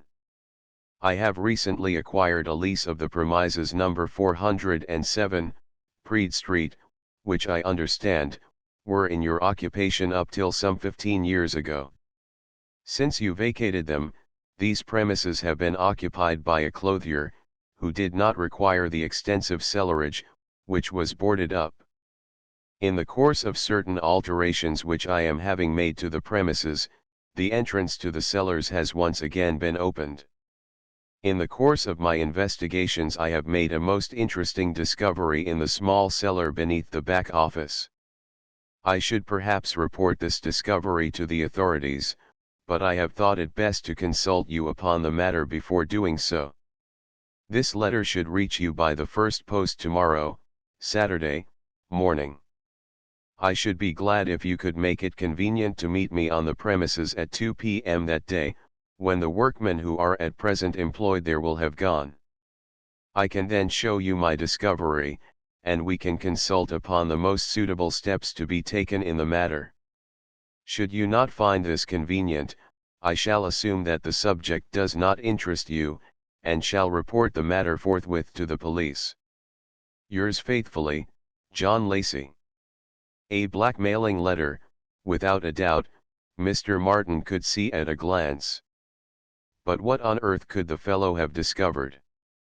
15 years ago, when Mr. Martin moved from Praed Street to the Barbican, he had taken the utmost care to destroy every trace of the purpose to which that little cellar had been put. He racked his brains to try and think of anything that could possibly have been overlooked, but without success. Even those ingeniously contrived recesses in the walls had been torn out, leaving nothing but the bare brick. Mr. Martin had done the work with his own hands, not caring to trust anyone else with so delicate a matter. Yet, after all, in spite of all his care, he must have left some clue, which this infernal fellow Lacey had somehow blundered upon. He brushed aside as absurd the suggestion that Lacey could conceal the identity of one of those with whom he had done business, who knew the secret of the cellar and had adopted this clumsy plan to blackmail him. The circle of his secret clients was a very narrow one, he knew them all and was well aware that blackmail was neither in their line nor in their interest. The expert in acquiring jewelry concentrated upon his particular art, he did not descend to blackmail, especially of the one man through whose agency he was able to dispose of his spoil. No, there was no doubt about it, a slip had been made, a slip which had lain undiscovered all these years, through the circumstance that his successor, the clothier, had found no use for the cellars and had boarded up the entrance to them. There was nothing for it but to carry out the suggestion contained in the letter, and meet the man in Praed Street at 2 o'clock. He must find out the nature of this mysterious discovery, and take steps to ensure that all evidence of it be securely destroyed. Lacey, of course, would demand some compensation for holding his tongue. The sum he demanded would depend upon the importance of what he had found. Well, they would discuss terms, alone in that empty house, in the very cellar which Mr. Martin remembered so well. Mr. Martin stroked his chin reflectively. What sort of fellow was this Lacey, he wondered. He himself was a powerful man, proud of his own powers of intimidation. It ought to be simple enough for him to destroy the evidence first, then to tell Lacey to go to the devil and do his worst. He unlocked a drawer of his desk and drew from it a small automatic pistol, which he slipped into his pocket. It was with a smile that he remembered that Praed Street had recently acquired a sinister reputation. Well, if any accident should happen, Mr. Martin's office closed at 1 o'clock on Saturdays. He left a few minutes before that hour, having put John Lacey's letter in his pocket and examined the mechanism of his automatic. Then he consumed a hasty lunch at a chop house nearby, and walked down the street to Aldersgate Metropolitan Station, where he took a ticket to Paddington. He emerged into Praed Street at about 5 minutes to 2, and began to walk along that thoroughfare in the direction of number 407. Praed Street, at this time on a fine afternoon, wore its usual air of busy activity. The exodus from central London was still at its height, the crowd still passed along in bus or taxi towards the portals of Paddington Station. On the other hand, the inhabitants of the neighborhood, released from work, were beginning their weekend shopping. The pavement was crowded, and Mr. Martin, who had some distance to walk to his destination, looked about him curiously. Since he had put up his shutters for the last time, 15 years ago, he had rarely revisited Praed Street, and even then he had only traversed it in a taxi, going to or from Paddington. The street had changed a little since he had been an inhabitant of it.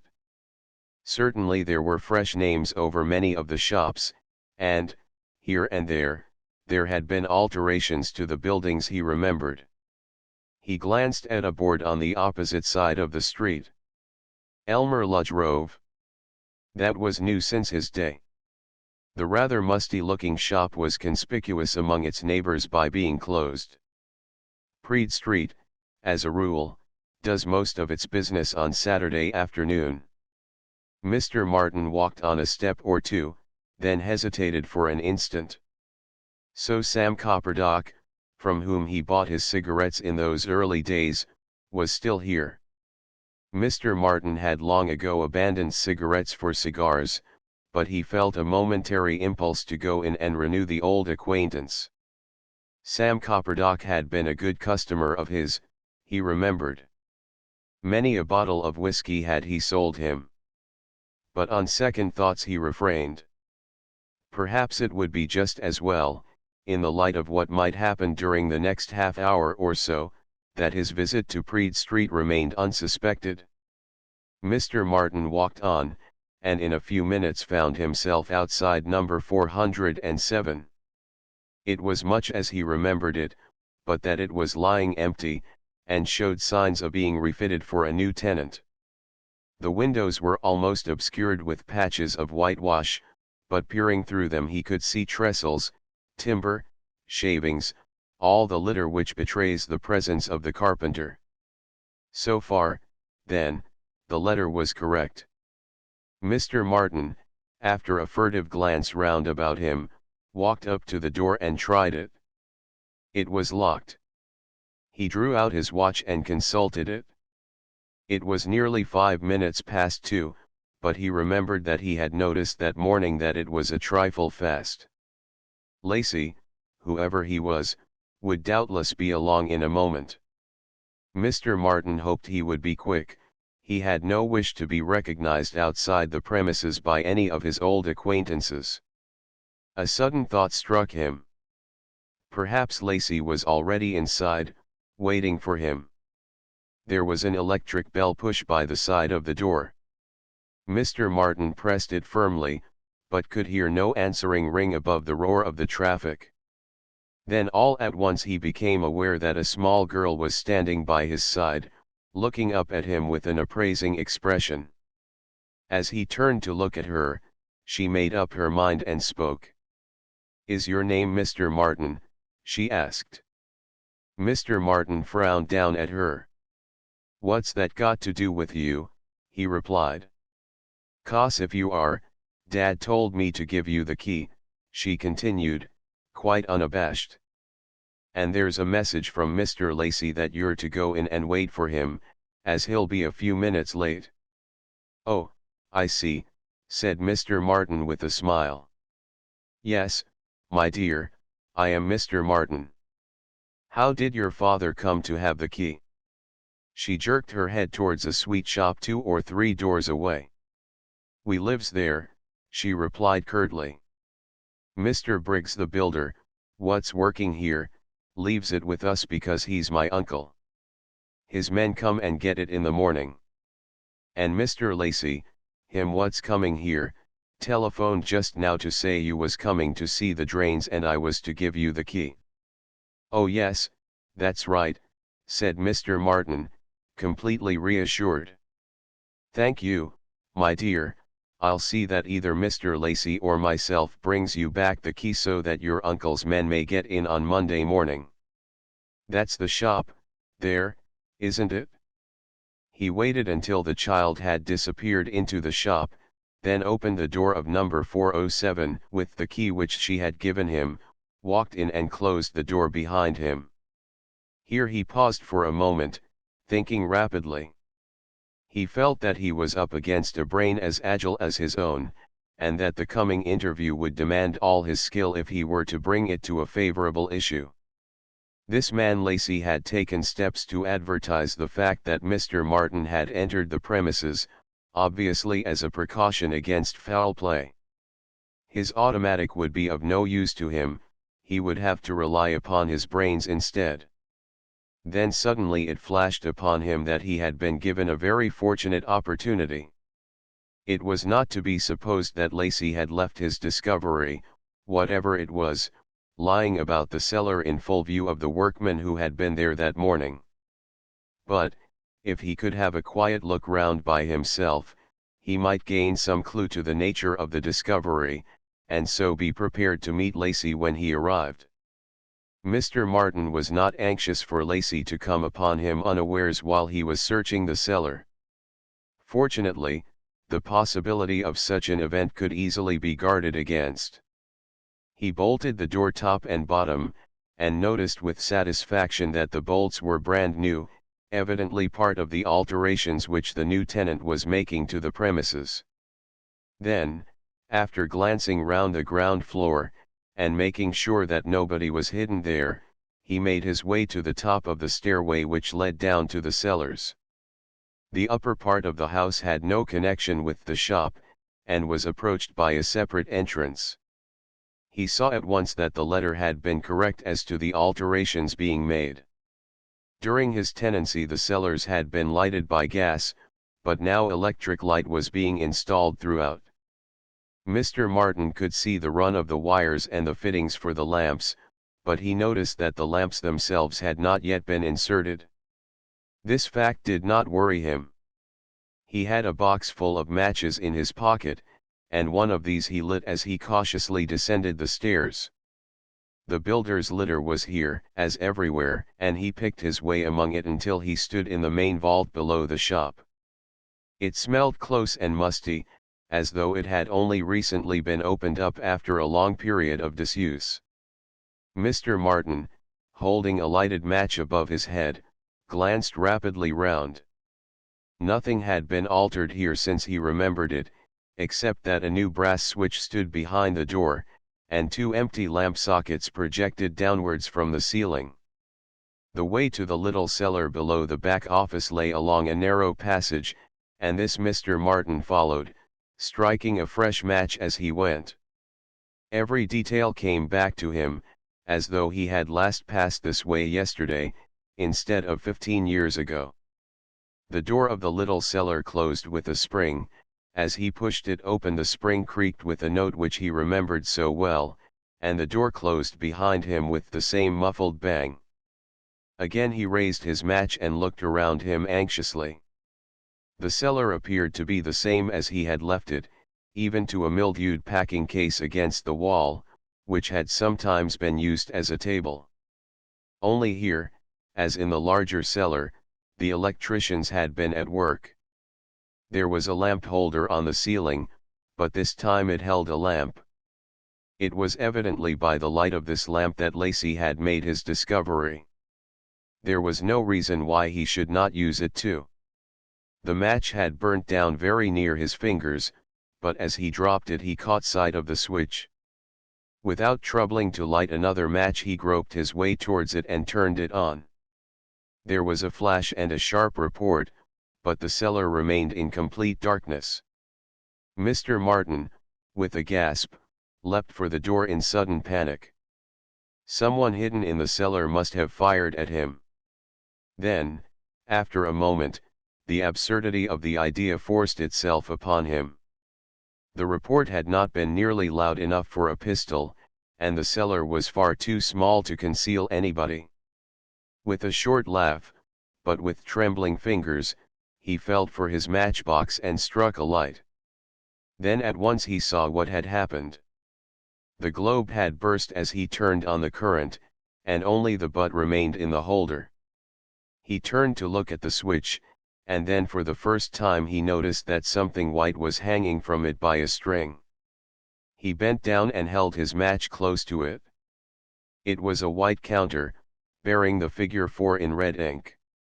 With a sudden access of fear he clutched at it, in order to examine it more closely. The string broke, and he stared at the counter in his hand, fascinated. He began to realize his position. He had been lured to this empty house, and the assassin was no doubt even now in the passage outside, waiting to plunge his deadly knife into him as he emerged. Thank heaven, he had brought his automatic with him. Mr. Martin was no coward. His plan of defense was quickly made. Throwing the match away, he took his stand on the far side of the cellar, facing the door, his automatic in his hand. If his assailant came in, he would hear the creak of the spring, and could fire before the man could reach him. For a second or two he waited, tense and with ears strained for the slightest sound. It was very quiet in the cellar, the rumble of the traffic in Praed Street came to him but faintly. Then, all at once, he caught his breath as a pungent and unfamiliar smell reached him. Suddenly he found himself choking, dizzy, his senses leaving him. An overpowering impulse to escape from the cellar swept through him, drowning his fear of what might be awaiting him outside. He staggered towards the door, his hands clawing wildly over its damp surface. There used to be a string by which one pulled it open, but Mr. Martin could not find it. Vainly he strove against the awful numbness which closed in upon him. He must find the string, must. With a crash Mr. Martin fell down at the foot of the door. The little cellar resumed its accustomed silence. Chapter 9. A strange affair. It was not until shortly after 8 o'clock on Monday morning that Inspector Wyland, who had arrived early at the police station, received the startling intelligence that there was a dead man lying in the cellar of number 407, Praed Street.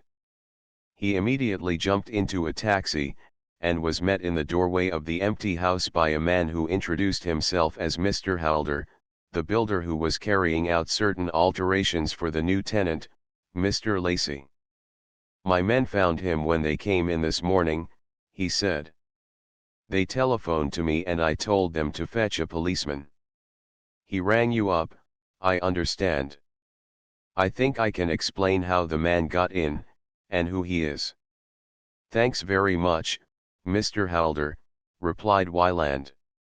I think we'll have a look at him first, if you don't mind. Will you lead the way? They descended to the cellar together, Mr. Halder leading the way with an electric torch. As they arrived at the passage leading to the small cellar, a constable appeared and saluted. "Ah, you're in charge here, I suppose," said the inspector. "You haven't touched anything, I hope?" "Not since I've been here, sir, but I understand that the body was moved accidentally before I came. I've got the man who found him here, sir." A man, who had been hidden in the gloom behind the policeman, came forward at this. He explained that he was the electrician who had been wiring the cellars. He had very nearly finished the job on the previous Saturday, and had left about noon. The carpenters were still working on the ground floor when he left. He returned just before 8 this very morning, found the carpenters already at work, and went down to the cellars to put the finishing touches to the job. The door of the small cellar appeared to be jammed, and he pushed against it to open it. When he had got it open far enough to squeeze through, he found the body of a man lying against it. He had immediately run upstairs and told the foreman, and had waited there till the constable came and asked him to show him the body. Inspector Wyland dismissed Mr. Halder and the electricians, and went on into the cellar with the constable. "There's something queer about this business, sir," said the latter, as soon as they were alone. "I had a look round while I was waiting for you, and the first thing I saw was one of them white counters, same as the others had.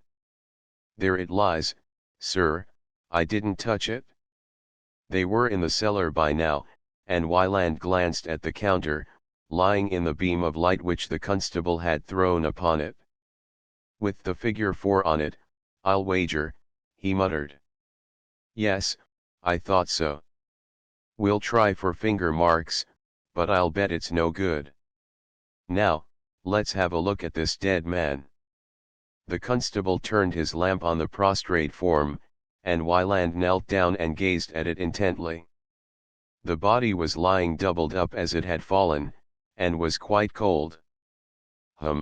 Said Wyland, rising to his feet. "We can't do much more till the doctor comes. You don't know who he is, I suppose?" Mr. Halder said he believed his name was Martin, sir, replied the constable cautiously. "Well, you stay here till the doctor comes. I'll go and have a chat with Halder.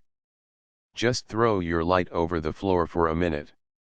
Hello, what's this?" He strode across the cellar and carefully picked up a small automatic. "Hasn't been fired," he muttered. "Now I wonder who that belongs to? Just see if you can spot anything else. Don't touch it, if you do." He went upstairs again, and drew Mr. Halder aside into a quiet corner. Mr. Halder's story was a very simple one. His foreman had orders to leave the key to the house with Mr. Briggs, the confectioner, 3 doors off. Mr. Briggs was Halder's brother-in-law. The reason for this arrangement was that whoever came on the scene first could get the key and start work. On Saturday the key had been left as usual, about 12:30. On Saturday evening, about 9 o'clock, Mr. Briggs had come to his place and told him that Mr. Lacey, who knew about the key arrangement, had rung him up to say that a Mr. Martin was coming to inspect the drains. Mr. Lacey was to have met him at 2 o'clock, but would be delayed. Would Mr. Briggs keep a lookout for him and give him the keys?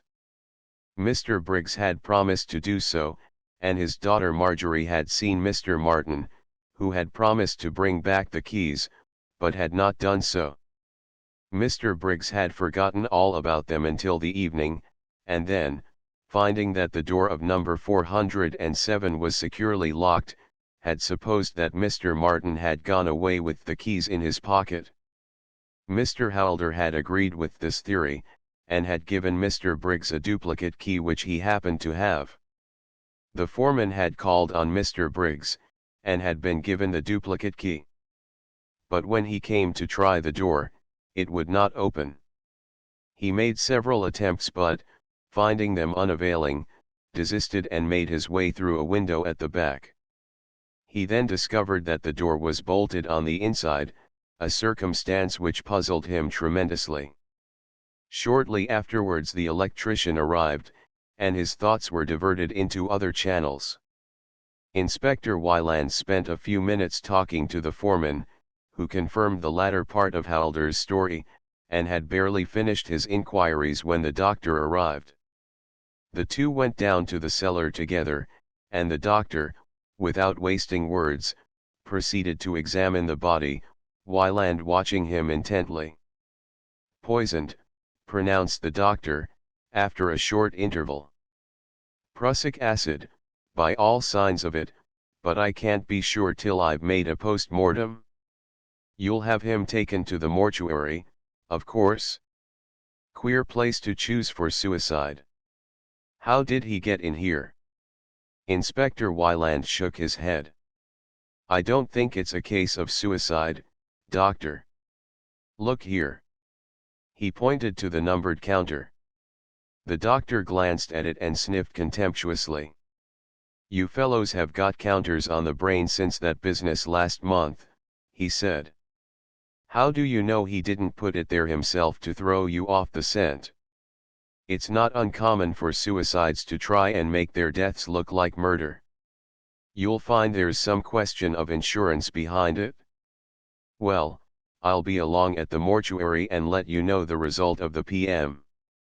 The doctor bustled away, and Wyland, having made arrangements for the removal of the body, made a very careful examination of the cellar. This done, he sent the constable for the electrician, and asked him to look round and see if he could find anything which had not been there when he left on Saturday. The man looked about him carefully, and suddenly pointed to the ceiling with an exclamation of astonishment. "Why, there's the butt of a broken lamp in that holder, sir," he said. "I didn't put no lamps in before I left. That's one of the things I came here to do today." "Well, take it out and put in a fresh lamp," replied Wyland. "I didn't know the current was on. We'll be able to see what we're doing." The electrician obeyed him, and no sooner had he put the new lamp in the holder than the cellar was flooded with light. "Hello," he exclaimed. "The switch is on. I'll swear I left it off on Saturday. Why, that's queer. This isn't the butt of an ordinary lamp at all. Looks to me like one of them electric detonator things, made to go into a lamp socket. And it's gone off, too. You can see where it's blackened, sir." "Was the current on Saturday?" asked Wyland, quickly.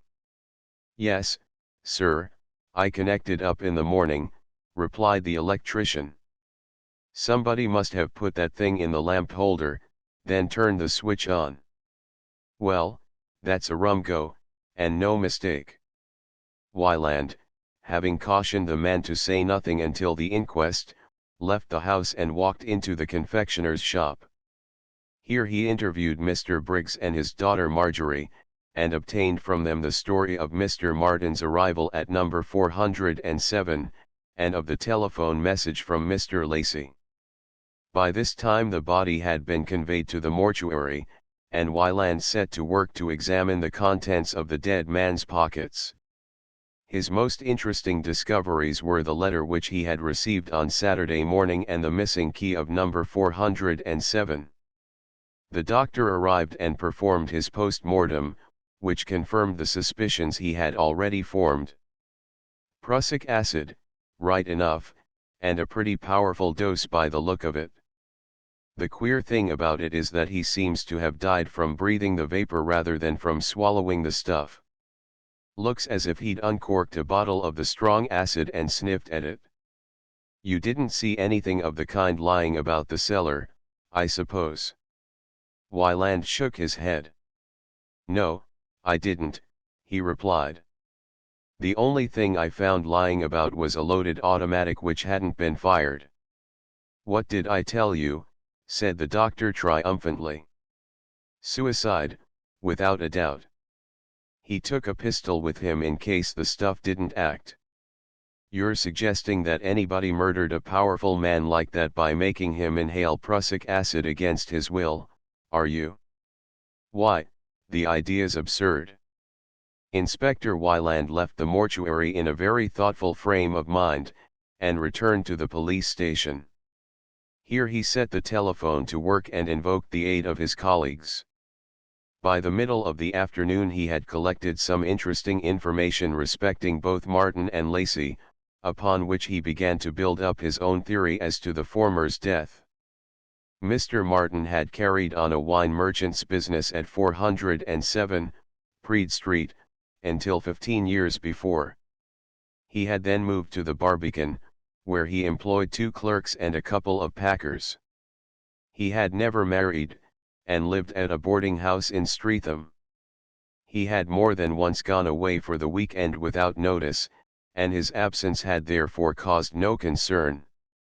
He was not known to have any enemies, although more than once there had been some unsavory rumors in circulation as to his dealings with girls whom he had engaged as his secretaries.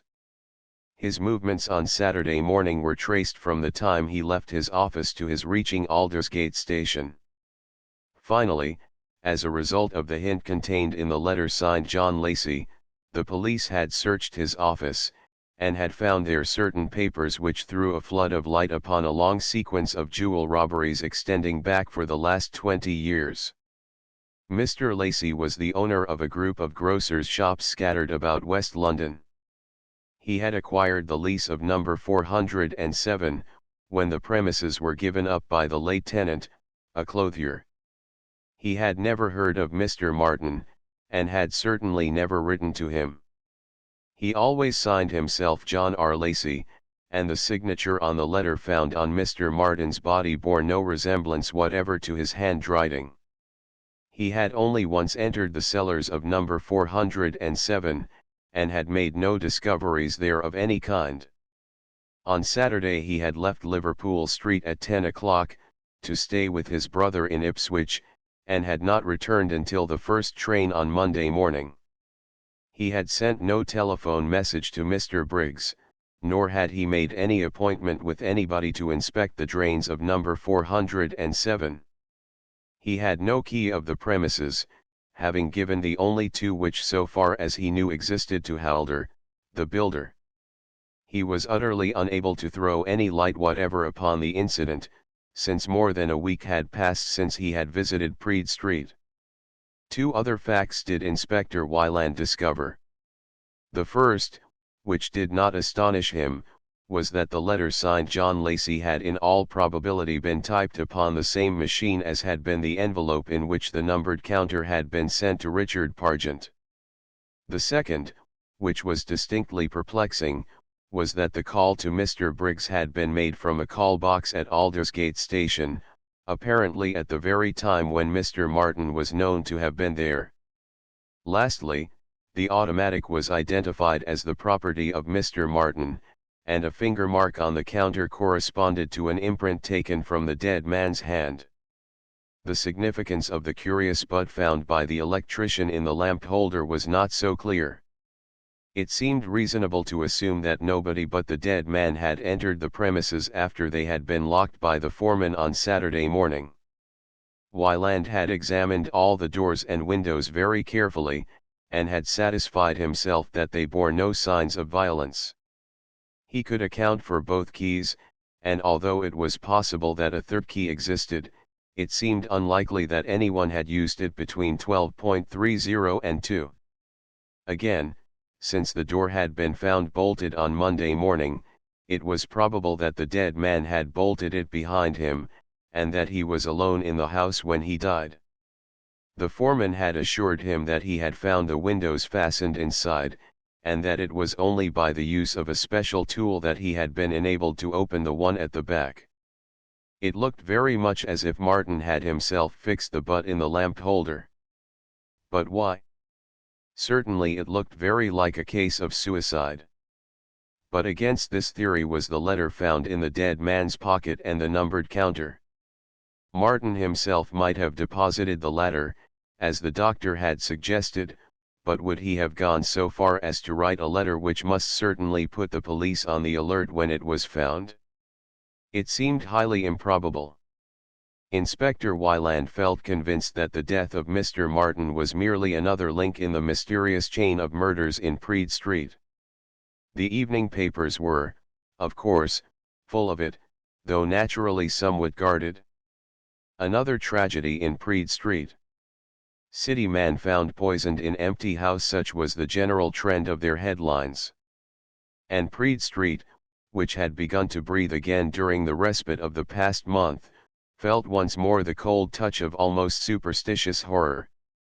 The killer was abroad again, unknown, unrecognized, and no man could tell when he might feel the dread hand of death upon his shoulder. Inspector Wyland, walking through Praed Street that evening about 10 o'clock, heard a cheerful voice bid him good evening, and turned to find Mr. Rhode by his side. "Hello, Mr. Rhode," he exclaimed. "I called at your place just now, and found it shut up. I thought you were away." "I have been taking my usual evening stroll," replied the herbalist. "Won't you come in? I'm on my way home now." With scarcely a moment's hesitation, Wyland accepted the invitation. There was always the chance that the herbalist might make some suggestion which would throw light on this latest problem. He waited until they were seated in the familiar back room before he asked the inevitable question. "You've heard what happened here this morning, I suppose?" "I have, indeed," replied Mr. Rhode gravely. "The papers contain little beyond the bare facts, but I gather that this unfortunate Mr. Martin was undoubtedly murdered." "I'm afraid so," replied the inspector. "And I fancy by the same hand which committed the previous murders. We found a typed letter on him, suggesting that he should call at number 407, which had been posted in this district, and there was a counter bearing the number 4 lying by his side. You don't happen to know anything about this Mr. Martin, I suppose?" Mr. Rhode shook his head. "I understand that he left Praed Street 15 years ago," he replied. "That was long before I came here. In those days I was leading a very quiet life in Devonshire." He paused, and a curious look of sadness came into his eyes, as of some painful memory. Then he continued briskly, as if ashamed of his momentary lapse. "I dare say that Mr. Copperdock remembers him. He has a wonderful memory for everybody who has ever lived in the neighborhood." Inspector Wyland's eyes contracted slightly as he replied. "Yes, he remembers him all right. They did a certain amount of business together, he tells me. In fact, Mr. Copperdock is the only person about here who will admit to knowing anything about this fellow Martin." "Well, I suppose that we are all under suspicion once more," said Mr. Rhode, with a kindly smile. "No, Inspector, it's no use protesting. I know exactly how I should look at the matter if I were in your place. Until you have some definite clue to the perpetrator of the crimes, the whole neighborhood is equally guilty in your eyes. I may say that I left here about 1 o'clock on Saturday, caught the 1.55 from Fenchurch, spent the day in Essex, and did not return until after dark. Not, I gather, that an alibi is much use in this case, since it appears that this Mr. Martin was alone in the house, in any event. I wish everybody in Praed Street would deal with me as frankly as you have, Mr. Rhode," replied Wyland. "There seems to be a sort of dread in the minds of most of them that the police will in some way take advantage of everything they say. Take Copperdock, for example. I've been talking to him, and he tells me he was at the Cambridge Arms for half an hour or so sometime between 1 and 2. Yet neither he nor his son will tell me exactly what time he left his shop or returned to it. They didn't notice, they say. Mr. Copperdock is not blessed with a very exact mind, said Mr. Rhode soothingly. You remember the curious incident of his meeting with the black sailor some time ago. By the way, I suppose that rather intangible person has not yet appeared in connection with the present case, has he? Although nearly everybody whom I have seen this evening has some theory to account for the facts, I have so far heard no reference to the black sailor. Inspector Wyland smiled as he rose to take his departure. I'm so certain that the black sailor will never be found that I would willingly double the reward out of my own pocket, he said. He's a myth, originating in the fertile imagination of that young scoundrel Wal Snyder. Well, good night, Mr. Rhode. Let me know if you hear any useful hint, won't you?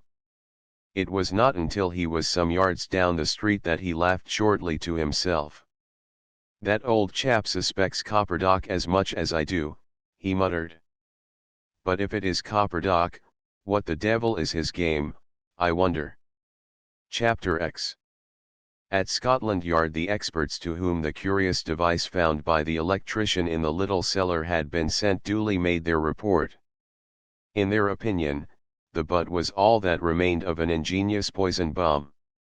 The original machine consisted of a socket made to fit into an ordinary lamp holder, but the place of the filament had been taken by a piece of fine wire, round which had been wrapped a thread of gun cotton.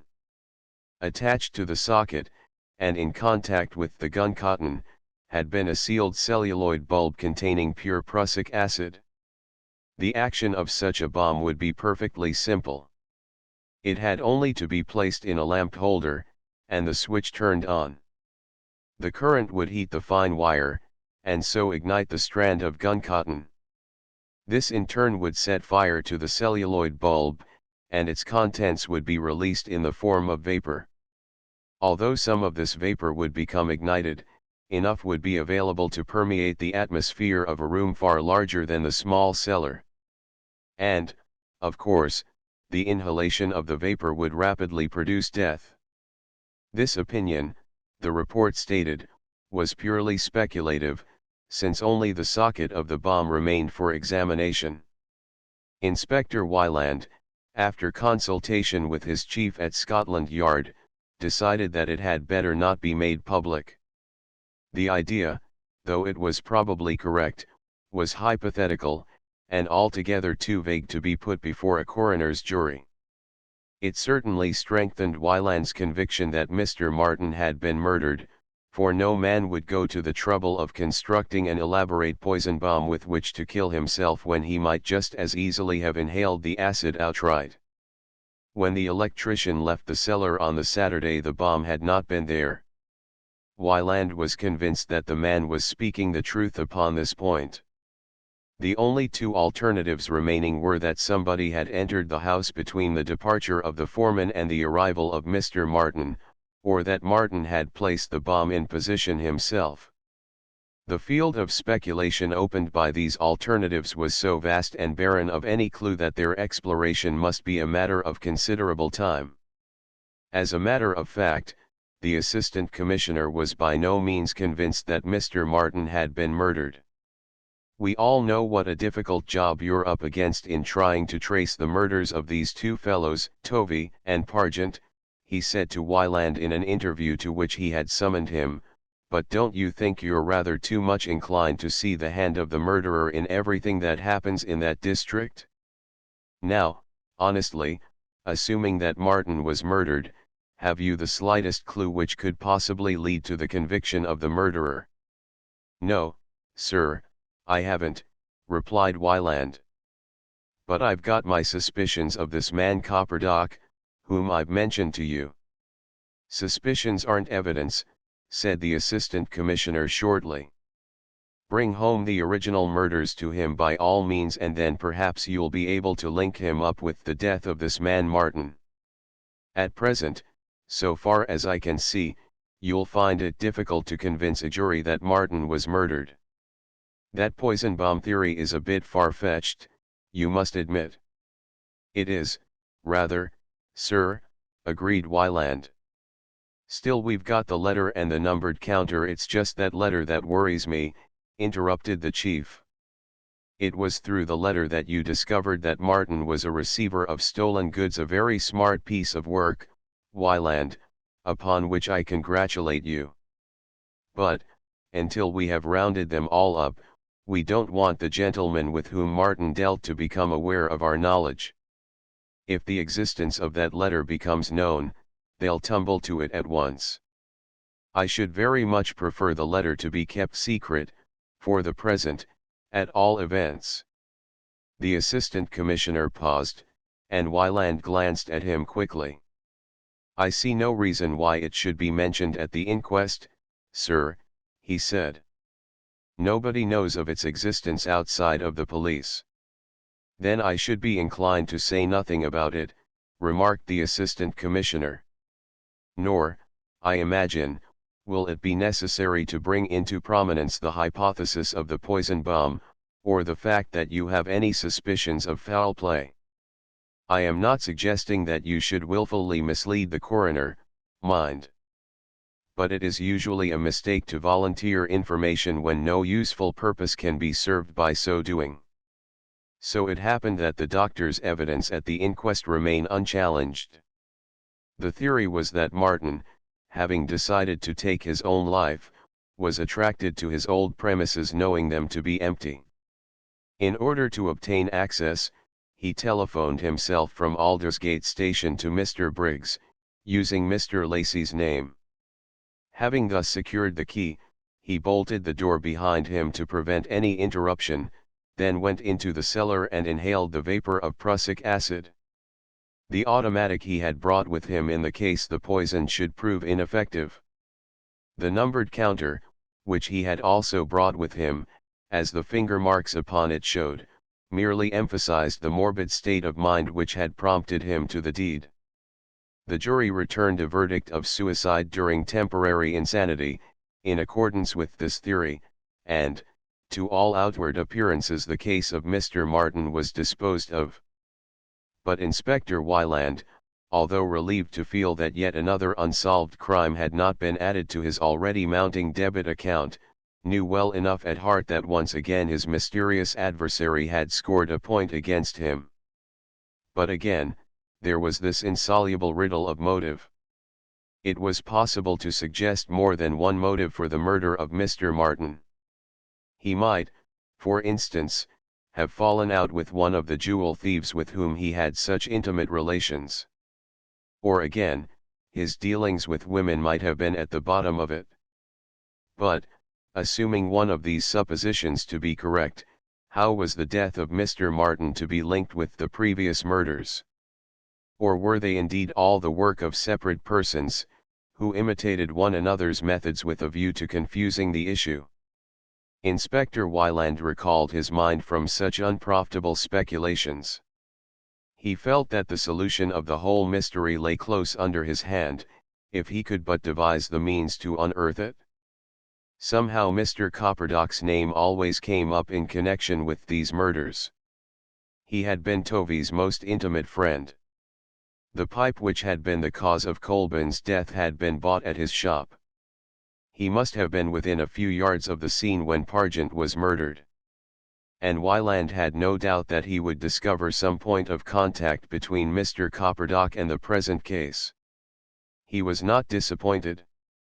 It came out, in the course of a conversation between him and Halder, the builder. It seemed that Halder, who was an occasional frequenter of the Cambridge Arms, had mentioned, early in the month, that a new tenant had taken number 407, and that he had got the job of altering the premises for him. Mr. Copperdock had displayed great interest in this remark, and as a result Halder had invited him to come and look over the place. Mr. Copperdock had accepted, and he and Halder had been over every inch of it. This might have been pure curiosity on Mr. Copperdock's part, but at least the fact was significant. Inspector Wyland stored it in the mental pigeonhole which already contained the note that Martin and Copperdock had done considerable business together in the past. Thus, putting the case mathematically, Mr. Copperdock was the highest common factor of the terms representing the four dead men. Inspector Wyland had spent much time and care in investigating their histories and their actions, and he could find no other factor common to them all. They had been, so far as he had been able to ascertain, complete strangers to one another, and they could never consciously have met one another. The only characteristics which they had in common were that they had all received counters numbered in the order of their deaths, that they were all males, and that their ages had all been over 50. Naturally, the mind of Praed Street was not greatly relieved by the verdict on the death of Mr. Martin. Violent death was becoming far too frequent an incident for any of the local community to feel safe. Men wondered when it would be their turn to find the fatal counter, and how they should ward off the death which so swiftly followed. It was not as though one could tell exactly what one had to guard against. The knife had been used twice, certainly, but poison in one form or another had accounted for 2 of the deaths. The numbered counters were the characteristic feature of the case which appealed most strongly to the popular imagination. Inexplicable murders were common enough, even murders in which no motive or criminal had ever been found. But a series of murders, each prefixed by a definite warning, were an entirely novel sensation. The theory of the counters was publicly discussed from every possible point of view, without any really satisfactory theory being arrived at. Quite a large proportion of the population of London opened their morning papers in expectation of finding news of the delivery of counter number V. The news, when it came, illustrated the hold which the subject had upon men's minds, and the moral effect which it has produced. Mr. Rhode read the story as he consumed his frugal breakfast, and he was not surprised to hear Mr. Copperdock's voice in the shop a few minutes later. "Come in, Mr. Copperdock," he called, and the tobacconist, paper in hand, the light of excitement in his eyes, entered through the curtained door. "Have you seen this about this old chap Goodwin?" he inquired, without preliminary. "I have indeed," replied Mr. Rhode gravely. "I imagine that the whole thing was an utterly heartless practical joke. I only hope the police will be able to trace the sender." Practical joke, maybe, but it killed him all the same," said Mr. Copperdock doubtfully. "Fancy an old chap like that, what couldn't have had more than a year or 2 to live. The paper says that he couldn't even walk from one room to another, had to be wheeled in a chair. This daughter of his what was looking after him says here that the doctor had told her that any shock might be fatal. Wonder if she sent it herself, being tired of waiting for his money.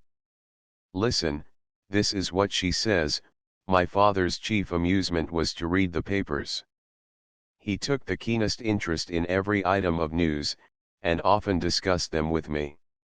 We often talked about the murders which have taken place recently in Praed Street, and my father always maintained that the curious episode of the numbered counters proved that they were not the work of a maniac.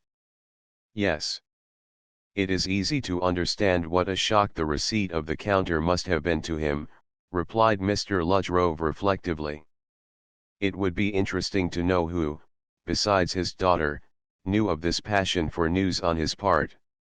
I see by the account in my paper that 3 letters arrived for him by the morning post, and that his daughter brought them in to him on his breakfast tray. He opened the first one, and a counter numbered V fell out of it. Then he fell back on his pillow and never spoke again, put in Mr. Copperdock excitedly. The shock killed him right enough, as the doctors had said it would. I wouldn't like to be in the shoes of the person what sent it him. Mr. Rhode glanced at his friend sharply. I cannot understand it, except upon the assumption of a practical joke, and a particularly cruel one at that, he said. Here was this Mr. Goodwin, a retired manufacturer, who had been living in this house at Highgate for many years past. All his acquaintances knew that his heart was very seriously affected, and that he had only a short time to live. Of course, we know nothing of his past history, but, whatever motive there may have been, to murder a man in his condition would merely be to anticipate the course of nature by a few months. And, in our experience, the receipt of the counter has always been followed by violent death. I say we know nothing about him, I certainly do not. I suppose that you have never heard of him before, have you, Mr. Copperdock? Mr. Copperdock shook his head. Never, he replied emphatically.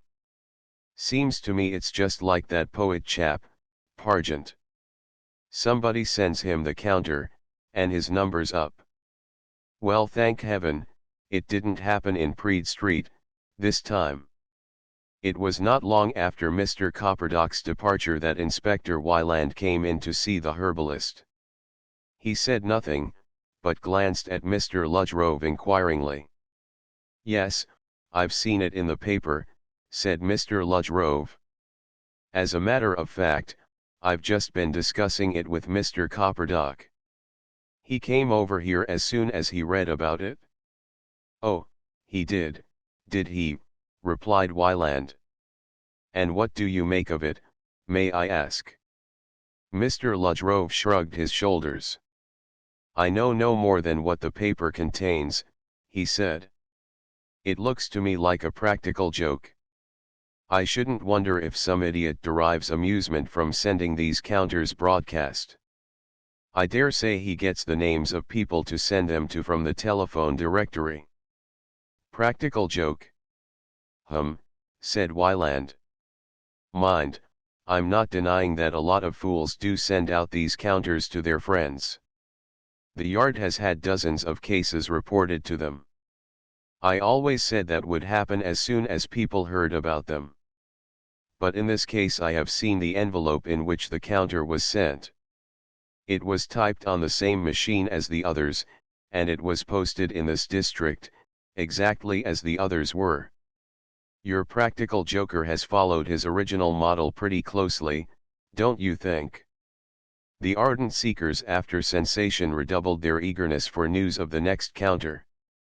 Although opinion on the whole followed Mr. Ludgrove in attributing the counter sent to Mr. Goodwin to some irresponsible practical joker, the fact that death had undoubtedly followed its receipt caused many to shake their heads knowingly. If Mr. Martin's death had been due to suicide, and Mr. Goodwin's to a practical joke, how would the original sender of the counters number his next one? It was not to be supposed that he would claim credit for these spurious imitations of his work. If the next number were to be 6, public opinion was quite prepared to credit him with having compassed the last 2 deaths. But most people anticipated that it would bear the number 4. The fact that such discussion was possible showed clearly that the theory of the existence of some mysterious assassin had captured the popular imagination. There was really no reason why any murderer should not send a numbered counter to his prospective victim, but people argued, quite correctly, that murders were far more often the result of sudden impulse than of deliberate intention. It was for this reason that the counter deaths, as they were sometimes called, attracted so much attention. Yet the weeks drew into months, and the cold winds of spring took the place of the misty drizzle of winter, without any news of another numbered counter being received. The armchair criminologists gave it as their opinion that the last had been heard of them, that the mysterious criminal had either fulfilled his vengeance or had died unrecognized in some lunatic asylum. The murders in Praed Street were added to the long list of undiscovered crimes, and slowly they began to be forgotten. One evening towards the end of April, Mr. Copperdock was sitting in the herbalist's back room, enjoying a generous whiskey and soda.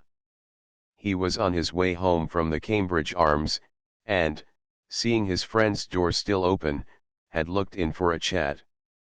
The night was warm, one of those nights which London sometimes experiences in early spring, conveying the promise, so rarely fulfilled, of a fine summer. The liquor which he had consumed made Mr. Copperdock even more communicative than usual. Some reference to his son had led him on to speak of Ivy, and thus, by a simple association of ideas, to the murder of Mr. Tovey. You know, Rhode, that fellow Wyland always suspected me of having to do with that business," he said. "I don't believe he's satisfied yet, between ourselves. At one time he was always hanging about, coming into my place at all hours, and asking all sorts of questions. I used to see chaps lounging about outside, and sometimes they followed me when I went out. It was jolly uncomfortable, I can tell you." Mr. Rhode smiled. "I don't suppose you were any more under suspicion than the rest of us," he replied. "Wyland had an idea that somebody in this neighborhood was responsible, and I don't know that I don't agree with him. He came in here, too, and asked questions, for that matter. For all I know he may have suspected me." But Mr. Copperdock shook his head. "No, Rhode, that won't do," he said. "There was something about the way he spoke to me that gave him away. He still comes in sometimes, and asks me all sorts of questions about those poor fellows who were killed. Very often they're the same things as he's asked before. Trying to catch me out, I suppose. And he's always asking if I've ever seen the black sailor again." "I suppose you really did see him?" asked Mr. Rhode casually. "See him? I saw him as plain as I see you now," replied Mr. Copperdock, with some indignation. "What would I want to say I'd seen him for if I hadn't? I wish now I'd never said anything about it. I wouldn't have, but I thought it would be doing Wyland a good turn." "Well, it's all over now," said Mr. Rhode soothingly. "We haven't had any of these mysterious deaths for nearly 3 months now. I don't expect that Inspector Wyland will worry his head about the matter much longer." "I hope he won't," replied Mr. Copperdock truculently. "I'll give him a peace of mind if he comes round worrying me much more. I'm as respectable a man as any in this street, I'd have him know." He finished his drink, and rose to go. Mr. Rhode saw him off the premises, then settled himself down once more in his chair to read. 5 minutes later he heard a heavy step hurrying through the shop, and the form of Mr. Copperdock appeared unceremoniously through the curtain that covered the door of the inner room. Mr. Rhode rose to his feet in concern. The tobacconist's face was deathly pale, and his hands were trembling violently. He staggered across the room, and sank down into the chair he had so lately quitted. He held out one shaking hand open towards the herbalist. "Here, look at this," he exclaimed in a queer hoarse voice. The herbalist bent over the outstretched hand. In the palm of it lay a white counter, upon which the figure 6 had been roughly drawn in red ink. Chapter 11. The 6th counter. Mr. Rhode looked at the counter and then raised his eyes to Mr. Copperdock's face. The tobacconist was staring at him with an expression of complete bewilderment and terror, very different from his truculent demeanor of a few minutes earlier. The herbalist checked the slow smile which had begun to twitch the corner of his lips, and sat down quietly opposite Mr. Copperdock. "Where did you find this?" he asked. "On my bed, after I left you just now," replied the tobacconist. "It wasn't there when I went out to the Cambridge Arms this evening, I'll swear. I always goes upstairs to have a wash before I goes out, and I'd have been bound to have seen it. It's that black sailor. I always thought he'd get me." "Well, he hasn't got you yet," said Mr. Rhode soothingly. "Now that you have been warned, we can take the proper precautions. How do you suppose this counter came into your room?" Mr. Copperdock shook his head helplessly. "It beats me," he replied. "I locked the door behind me when I went out, and nobody couldn't have got in till I went back just now, seeing as I had the key in my pocket all the time." "You locked the door when you went out? Was Ted out, too, then?" "Yes, Ted and I went out together, about 8:30. He was going to spend the evening with the Tovies. I don't expect him back till nigh on 11. I goes round to the Cambridge Arms, where I stays until I comes in to you just now. And when I gets back, there was this counter, right in the middle of my bed. I just picks it up and comes over to you. I daren't stay no longer in the house alone. You didn't notice if anything else in the house had been disturbed, I suppose. I didn't stop to look. It gave me such a turn seeing that thing there, I didn't hardly know what I was doing. Well, you'd better stay here until your son comes back, said Mr. Ludgrove. It is very nearly 11 now. I suppose you shut the door behind you when you came over here? How will Ted get in? We both has our keys, replied Mr. Copperdock.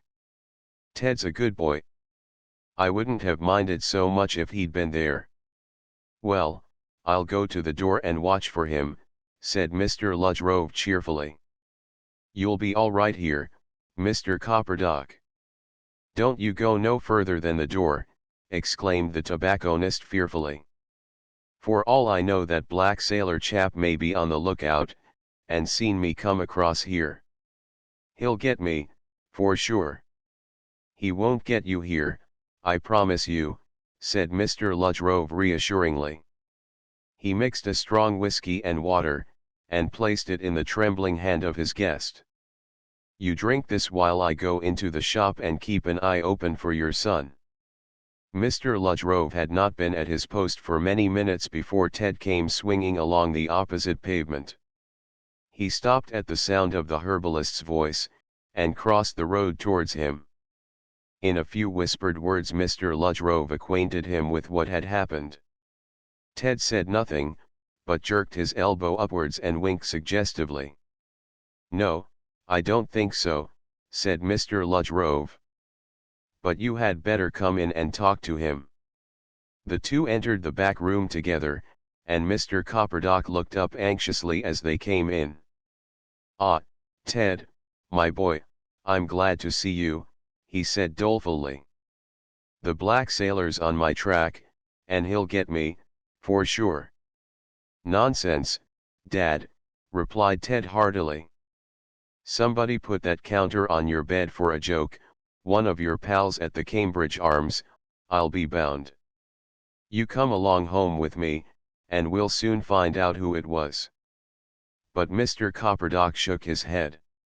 I wouldn't go into that house again, not tonight, no, not if you was to pay me, he replied firmly. I'd sooner go and spend the night at the police station. You needn't do that, said Mr. Ludgrove. You can spend the night here on my bed upstairs. I have no objection to sleeping on the chair. I daren't be left alone, lamented Mr. Copperdock. Anybody might have seen me cross the road and come in here. Do you think Inspector Wyland would send a couple of coppers along if Ted was to ring him up? I'd feel a lot safer if they was about. I hardly think he would, replied Mr. Ludgrove. But if you like we will spend the night together in this room. You can have one chair, and I will have the other. I can put a mattress on the floor for Ted if he cares to join us. Not I, I'm going home to bed, put in Ted heartily, with a wink at the herbalist. Somebody ought to be on guard over at our place in case the black sailor breaks in, you know, Dad. Rather reluctantly Mr. Copperdock agreed to this arrangement. After a few more minutes' conversation, Ted went home, and the two settled themselves down in the chairs. A further strong whiskey and water produced its effect upon Mr. Copperdock, and he was very soon dozing restlessly. To Mr. Ludgrove sleep seemed an unnecessary luxury. He moved quietly over to his bench, and spent the greater part of the night absorbed in his herbs and his microscope, apparently entirely oblivious of the presence of his guest. The only sign he manifested of interest in his affairs was to pick up the counter and examine it very carefully through a powerful lens. It was not until 7 o'clock in the morning that he gently shook the sleeping form. Mr. Copperdock woke with a start, and stared about him with puzzled eyes. "I've got a cup of tea ready for you, Mr. Copperdock," said the herbalist. "I thought it was time to wake you, as Mrs. Cooper will be here presently, and if she found you here she might talk. We don't want that, do we?" The tobacconist rose stiffly to his feet and shook himself. "Very kind of you, I'm sure, Ludgrove," he said. "Yes, I remember. What did you do with that counter?" "I have it here," replied the herbalist. "You are still quite sure that you found it on your bed last night? It wasn't by any chance slipped into your pocket by somebody at the Cambridge Arms?" "As sure as I live. I found it on my bed, same as I told you," affirmed Mr. Copperdock earnestly. "I wasn't tight last night, if that's what you're getting at." "No, no, of course not," replied Mr. Ludgrove soothingly. "Now, shall we go across and see if your son heard anything during the night?" Mr. Copperdock agreeing, they crossed the road to the tobacconist's shop, and let themselves in. Ted was still asleep, and they had some difficulty in waking him. When they had done so, he reported that he had had a good look round the place before he went to bed, and had found nothing unusual. After that, well, he had gone to sleep, and had heard nothing until they had awakened him. The light of morning appeared to have instilled rather more courage into Mr. Copperdock's heart. He announced his determination to carry on business as usual, but insisted that Inspector Wyland should be communicated with and told of his discovery of the numbered counter. It was about 10 o'clock when Wyland arrived in Praed Street, but instead of going straight to Copperdock's shop, he went first to the herbalist's. "What's this story about Copperdock having found a numbered counter?" he asked, as soon as they were safely hidden in the back room from prying ears. Mr. Ludgrove recounted his experiences of the past night, and as he came to a conclusion Wyland laughed contemptuously. "Is this another of Copperdock's hallucinations, like that meeting of his with the black sailor?" he inquired. "Not altogether," replied Mr. Ludgrove with a smile. "The counter is real enough, at all events. He left it here last night. Here it is." Wyland examined the counter in silence. He had very little doubt that Mr. Copperdock had staged the whole affair, had written the figure 6 upon it in red ink himself, and had placed it on his bed. But why? What was his game? Was this a feeble scheme to draw suspicion from himself? The series of murders appeared to have come to an end. What was the point of reviving the memory of them like this? Mr. Ludgrove broke in upon his meditations. "I took the liberty of examining it under a powerful glass," he said, nodding his head towards the bench. "It seems to be an ordinary bone counter, and the figure 6 has been drawn upon it with a steel pen and red ink." "Just as the others were," agreed Wyland. "I'll keep this counter, if you don't mind. I want to add it to my collection. Now I suppose I had better step across and see Copperdock." "I should like you to come with me, if you can spare the time."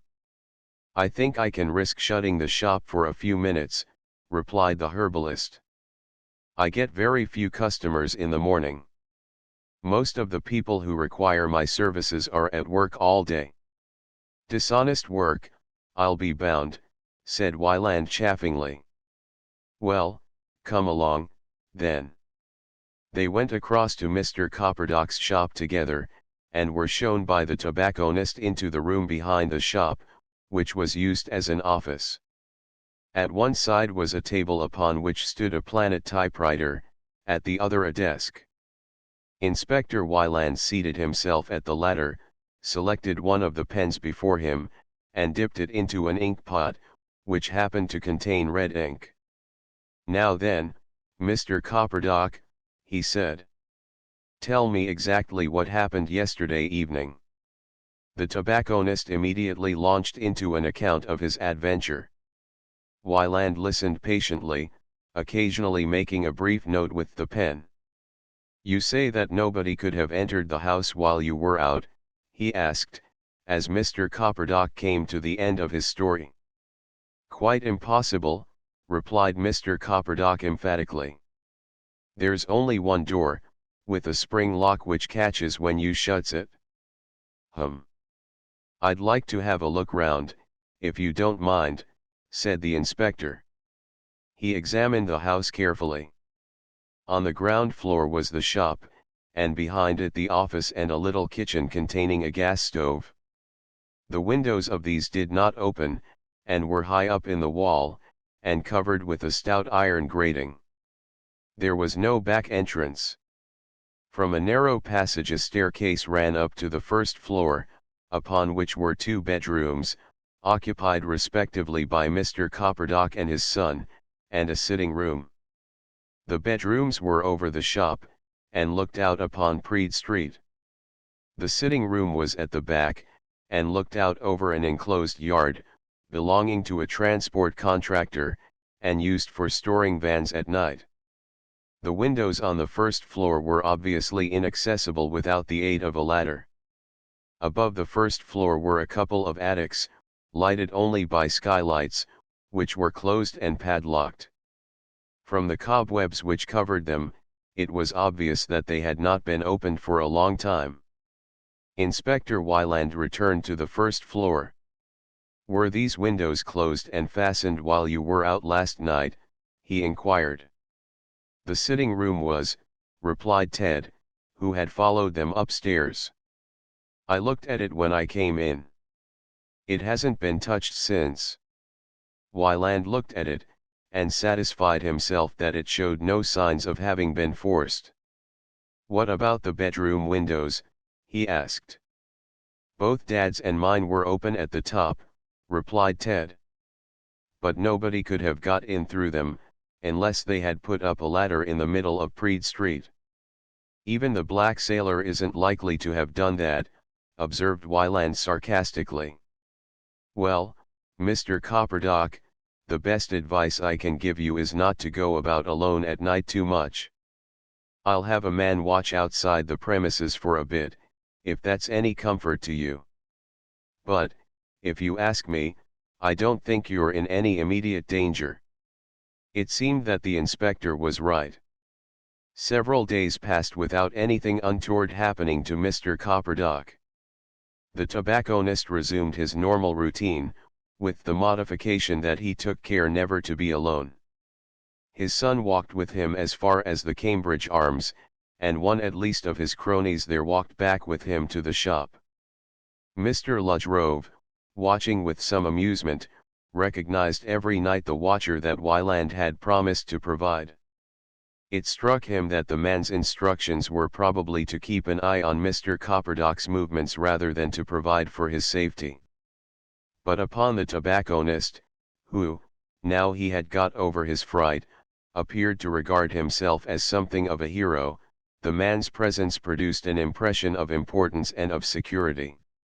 The only aspect of the incident which appealed to Wyland was the counter itself.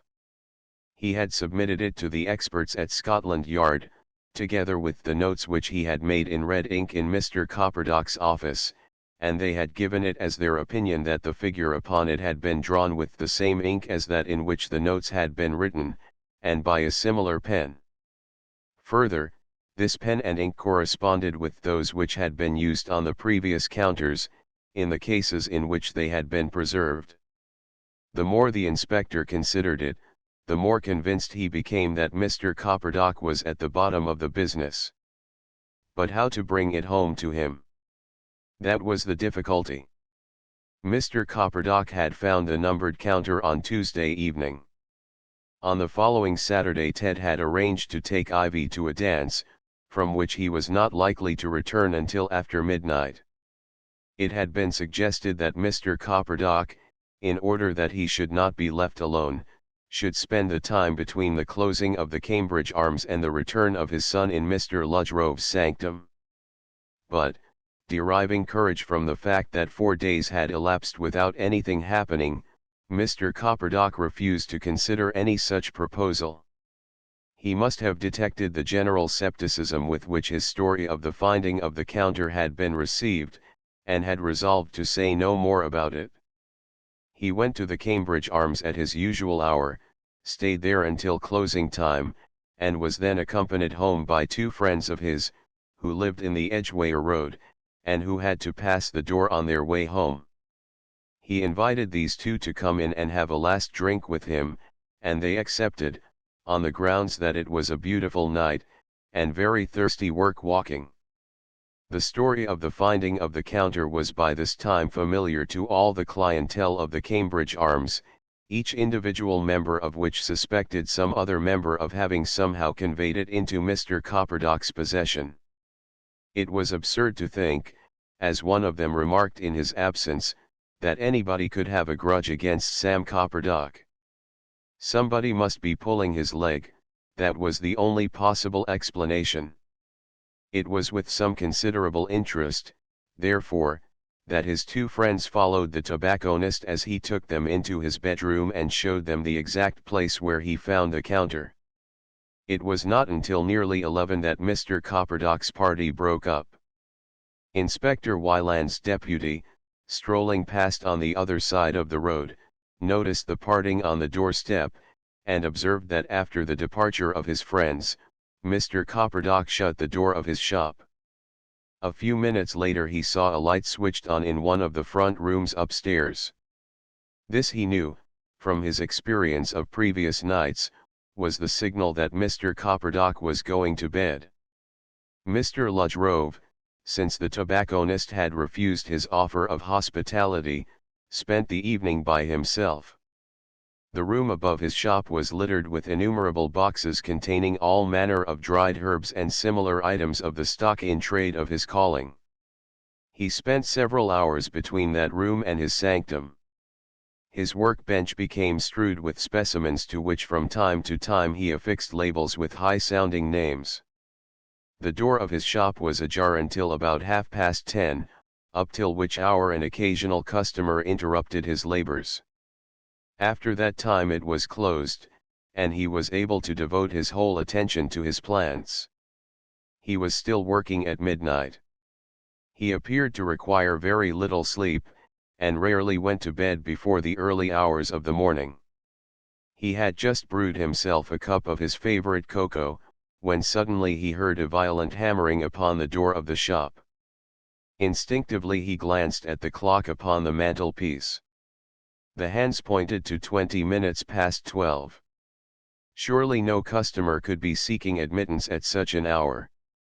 Besides, the knocking was clamorous, insistent, not in the least like the furtive taps which usually proclaimed the visit of some client, anxious to hide his errand under the cover of darkness.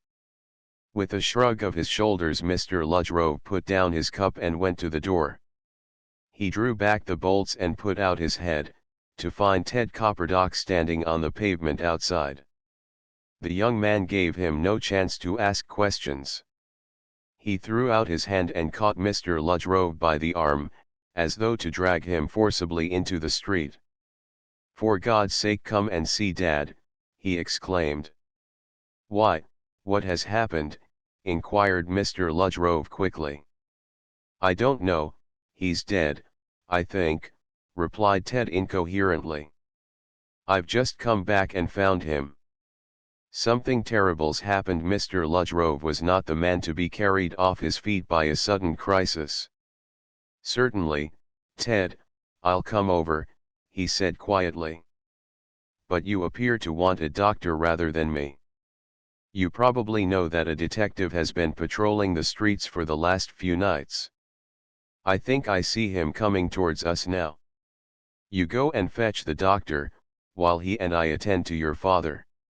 Ted, after a moment's hesitation, ran off down the road, and Mr. Rhode walked swiftly towards the advancing figure, which he had already recognized.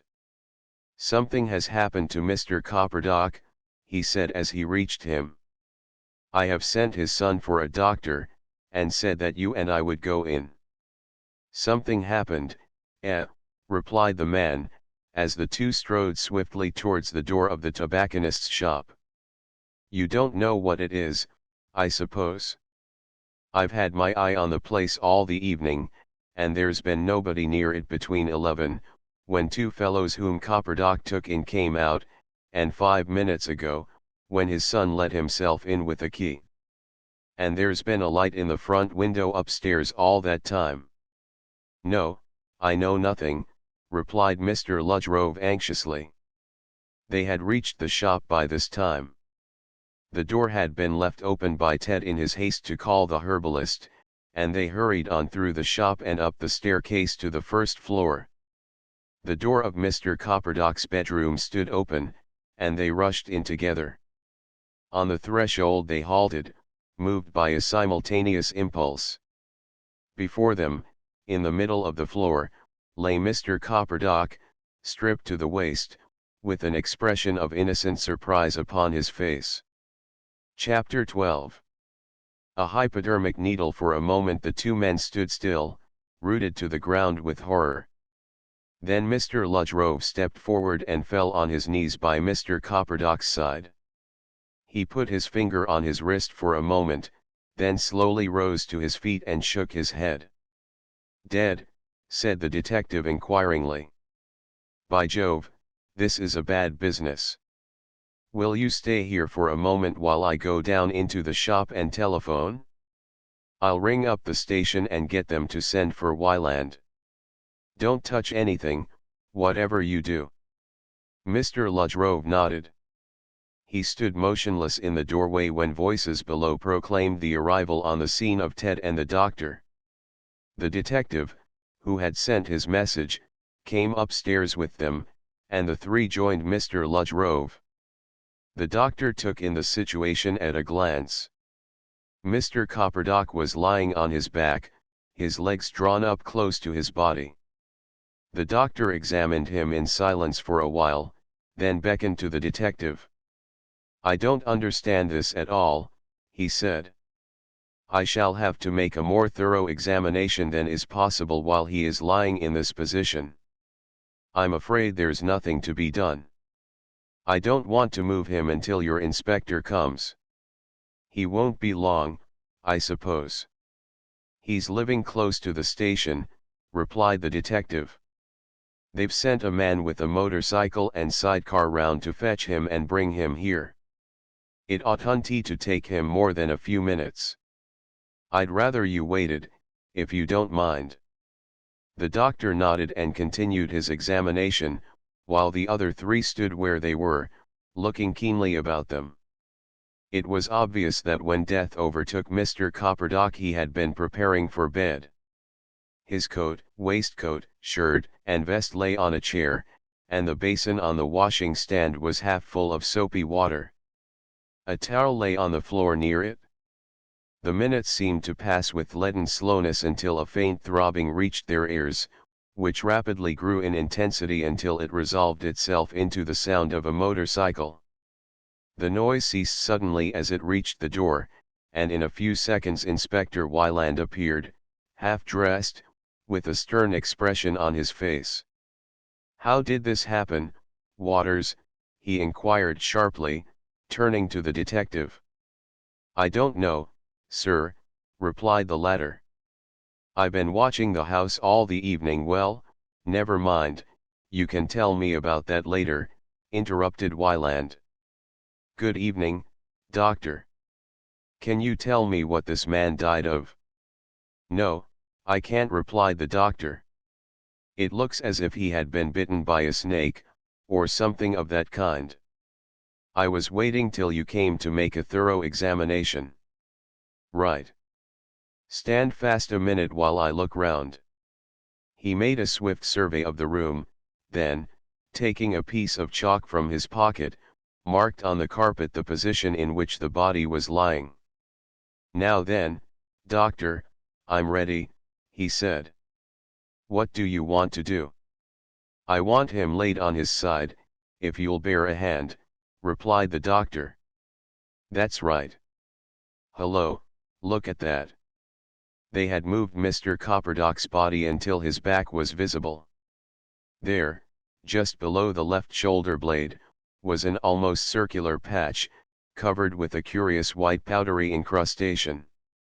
In the center of this patch was an angry-looking purple spot. The doctor bent over this and uttered an exclamation of amazement. Opening the case which he had laid down by his side, he took from it a pair of forceps, and applied them to the spot on Mr. Copperdock's back. From this he withdrew something, which he carried over to the light, and beckoned to Wieland to inspect.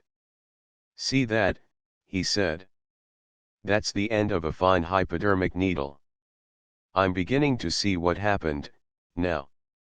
He was injected with some powerful toxic agent by means of a hypodermic syringe, the needle of which broke off in the process. The nature of the poison we shall be able to determine by an examination of this fragment. But I don't understand that white incrustation. Let me have another look at it." He selected a small phial from his case, put the fragment of the needle into it, and labeled it. Then he turned once more to Mr. Copperdock's body, and examined the patch once more with a lens. Finally he removed some of the white powder and put it in another phial, which he also sealed and labeled. Then he beckoned Wieland aside, and the two conversed for a moment in low whispers. "This is really most extraordinary," said the doctor. "This man undoubtedly died from an injection of poison administered hypodermically. You remember the case of Colburn, the baker, last year?" "Yes, I remember it well," replied Wieland. "What about it, doctor?" "Well, of course, I can't say definitely as yet," replied the doctor guardedly. "But it seems to me that the symptoms in the two cases are remarkably similar.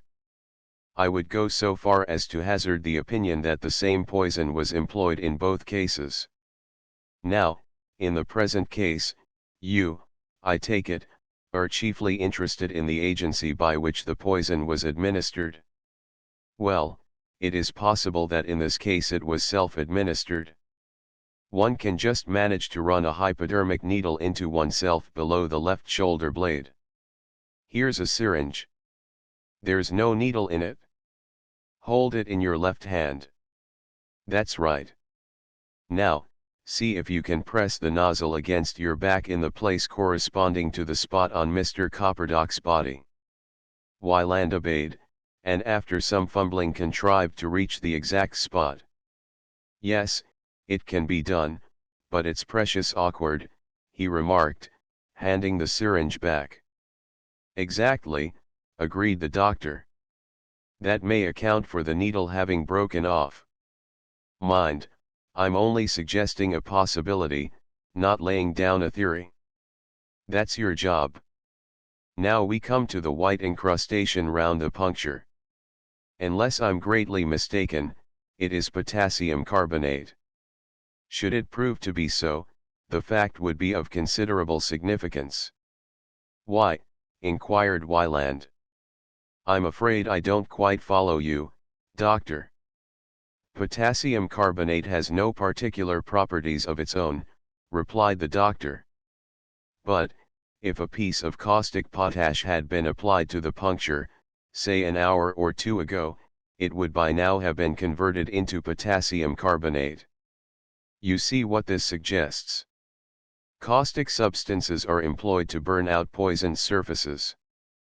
In this case, caustic potash may have been employed in an attempt to counteract the poison. Of course, it would be ineffectual, as it had been injected far too deeply. But that it has been so applied I am pretty certain. You can see for yourself that the skin shows traces of burning under the incrustation. Whether the same hand that injected the poison applied this ineffectual antidote, I cannot say." Wieland nodded, and then a sudden thought struck him. "But look here, if he injected the poison himself, the syringe ought to be lying about somewhere," he exclaimed. "How long would it take for the poison to act, doctor?" The doctor shook his head. "I can't say," "Since I do not yet know its nature," he replied. "If it was the same as was employed in Colbin's case, we can make a rough guess, however. A very small quantity, applied to a scratch in his tongue, caused death in 2 hours and a half. We may assume that very much larger quantity would be contained in a syringe, and it was driven well into the tissues. Death might well have occurred within a few minutes. But in any case, there would have been time to dispose of the syringe." The doctor turned and pointed to the window. "That's open at the top, as you see, and the curtains do not meet by a couple of feet or more. He could have thrown it out there without the slightest difficulty." Wyland turned to the 3 men, who had been standing by the door. "Slip down below, Waters, and search the pavement and roadway outside this window for a hypodermic syringe," he said. "Sharp, now. Mr. Ludgrove, come to this window for a moment. You know this street better than I do. That's your place opposite, isn't it? What's behind that window over the shop?" "A room I use for storing herbs in," replied Mr. Ludgrove. "As it happens, I have been in there once or twice this evening." "You didn't see anything of what was happening in here, I suppose?" asked Wyland quickly. "No, I did not," replied Mr. Ludgrove. "I was only in the room for a moment or two, selecting bundles of herbs to take downstairs. I did happen to notice about 11 o'clock that there was a light in here, but that was all." "What about the windows to the right and left of your place?" "I believe that they belong to offices occupied only in the daytime. I do not think it at all likely that anyone could have overlooked this room from them at night." "No," agreed Wyland. "We're not likely to be lucky to find an actual witness." "All right, Mr. Ludgrove, thank you. Now, young man, do you know if your father possessed a hypodermic syringe?" Ted Copperdock, thus addressed, shook his head. "I don't think so, Inspector," he replied. "But I shouldn't know one if I saw it. There's a cupboard over there by the washing stand where he kept a lot of bottles of stuff." Wyland strode over to the cupboard and opened it. It contained about a dozen bottles of various sizes, each half full of some patent medicine or other. But of a hypodermic syringe, or even any caustic potash, there was no trace. "If he did it himself he must have thrown the syringe away," muttered Wyland. "Waters ought to find it. There isn't a lot of traffic along here at this time of night." "Well, Doctor, I don't think we need keep you out of bed any longer. I'll have the body taken to the mortuary, and perhaps you'll ring me up at the station later in the morning."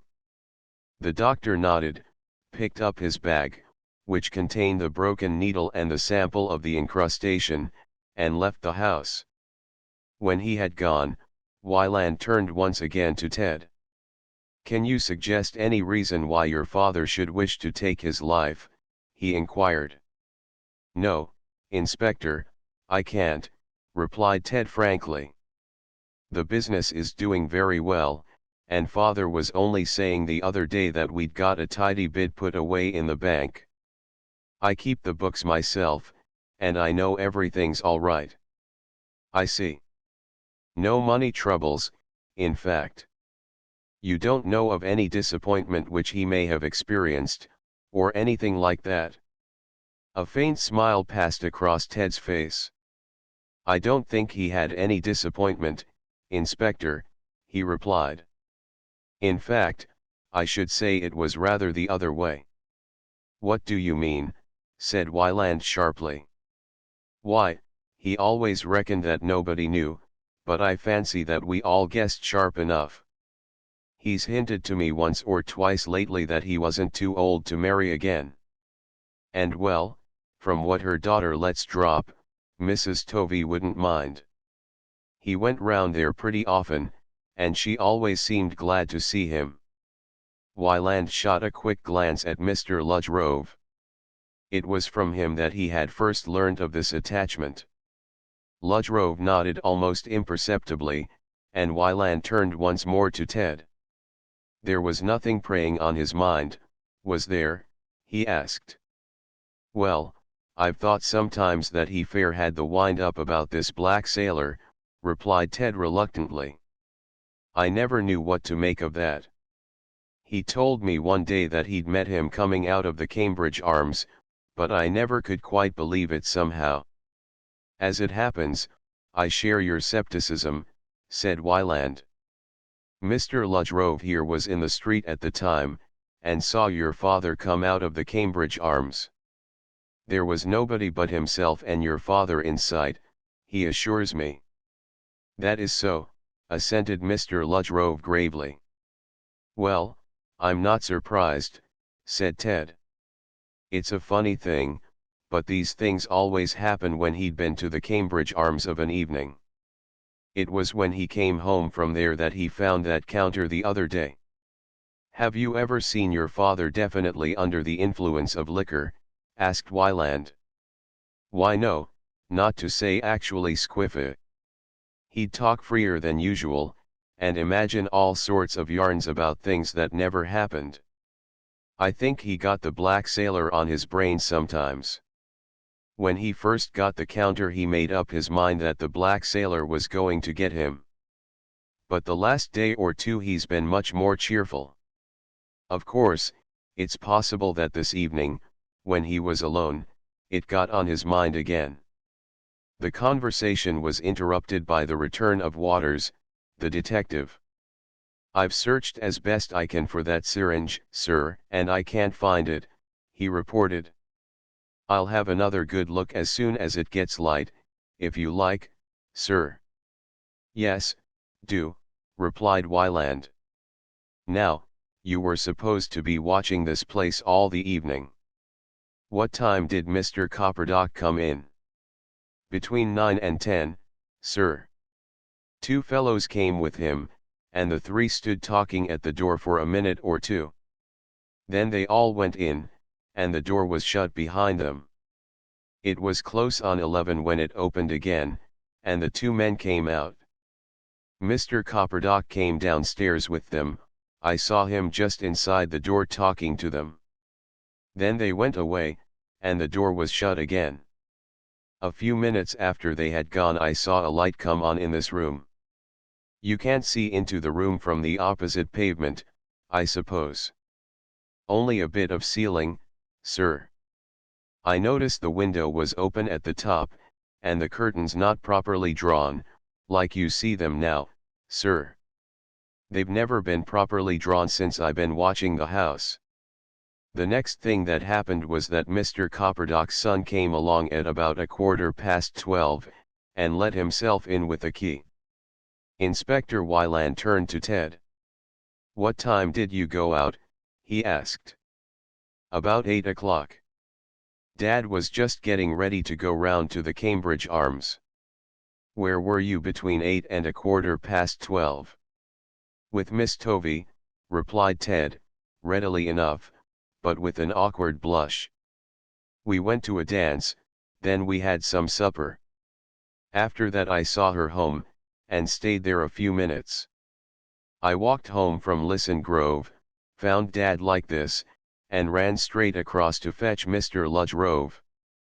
Nobody but you and your father had a key to the premises, I suppose. No one of us always came down to let the charwoman in the morning. You are perfectly certain, Waters, that nobody came to the house between 11 and 12:15, inquired Wyland. Certain, sir. I was in the street outside all the time, and never took my eyes off the place. Very well. You stay here with the body. I'll arrange for it to be taken to the mortuary as soon as I can. As for you, young man, you had better go to bed and try to get some sleep. We shall want you in the morning. Mr. Ludgrove, if you've nothing better to do, I should like you to come round the house with me. I want to make certain that nobody can have broken in. Mr. Ludgrove nodded, and the two left the room together.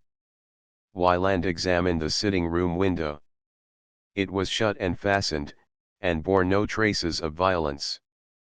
Then they went downstairs and looked over the ground floor, without discovering anything in any way out of the ordinary. When they reached the office behind the shop, Wyland closed the door and sank wearily into a chair. "Well, Mr. Ludgrove, what do you make of it?" he said.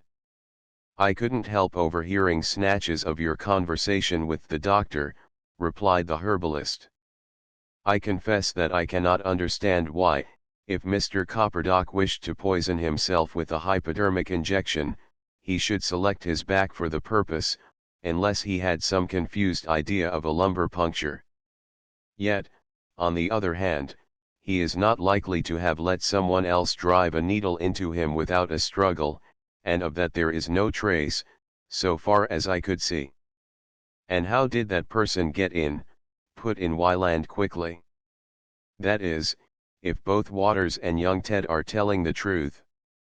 Waters is a good man, and I haven't the least reason to suspect him. But it's just possible that he was dozing somewhere between 11 and 12, and that Ted came home before he said he did. His father wouldn't be surprised to see him, and he might have walked up behind him and jabbed the needle in.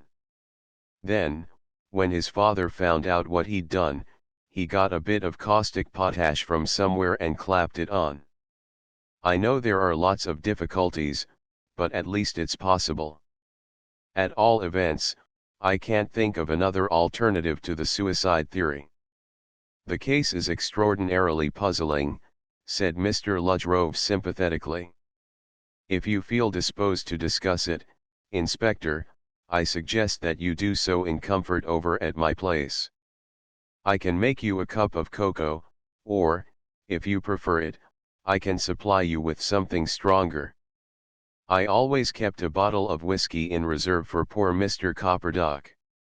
"Well, it's very good of you, Mr. Ludgrove," replied Wyland gratefully. "What's the time?" "After 2. I want to stay about here until it's light. I'll just tell Waters where I'm to be found in case he wants me. Then I shall be very glad to accept your kind hospitality." He left the room and returned after an absence of a couple of minutes. "I can't make it out," he said. "Waters swears he never had his eyes off the place. Still, it won't do any harm to make inquiries into young Ted's movements and verify his statement. It beats me, but then everything Copperdock did was a puzzle. His name seemed to crop up in connection with each of these deaths, somehow. Then there was that yarn about the black sailor, the counter which he said he found on his bed, and now his amazing death.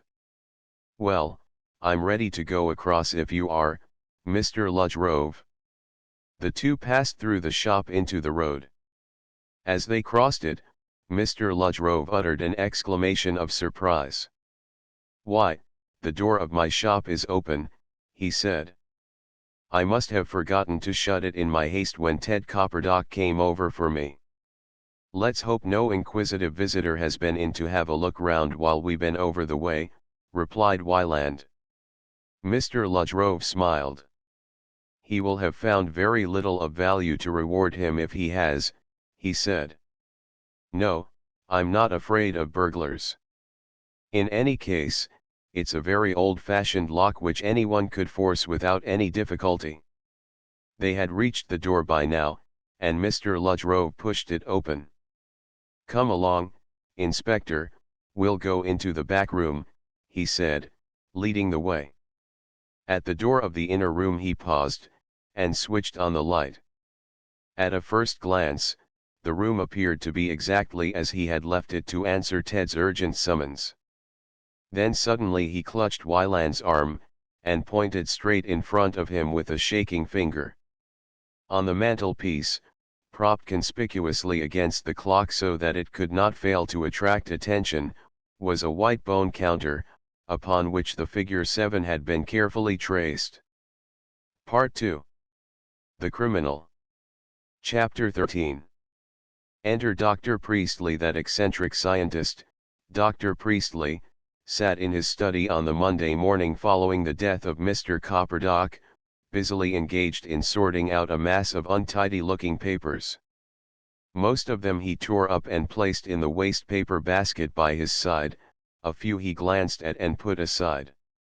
The April sun lit up the room with a pale radiance, lending an air of spring even to this dignified but rather gloomy house in Westbourne Terrace. Dr. Priestley was thus engaged when the door opened and his secretary, Harold Merefield, came into the room. There was an air of heaviness about both men, the old and the young, as though the spring had not yet touched them, and winter held them still in its grip. One might have guessed that some absorbing work had monopolized their energies, leaving them no leisure for anything but the utmost concentration. And one would have guessed right. For the last 6 months Dr. Priestley had been engaged upon the writing of a book which was to enhance his already brilliant reputation. Its title was Some Aspects of Modern Thought, and in it Dr. Priestley had, with his usual incontrovertible logic, shattered the majority of the pet theories of orthodox science. It was, as the reviews were to say, a brilliant achievement, all the more entertaining from the vein of biting sarcasm which ran through it.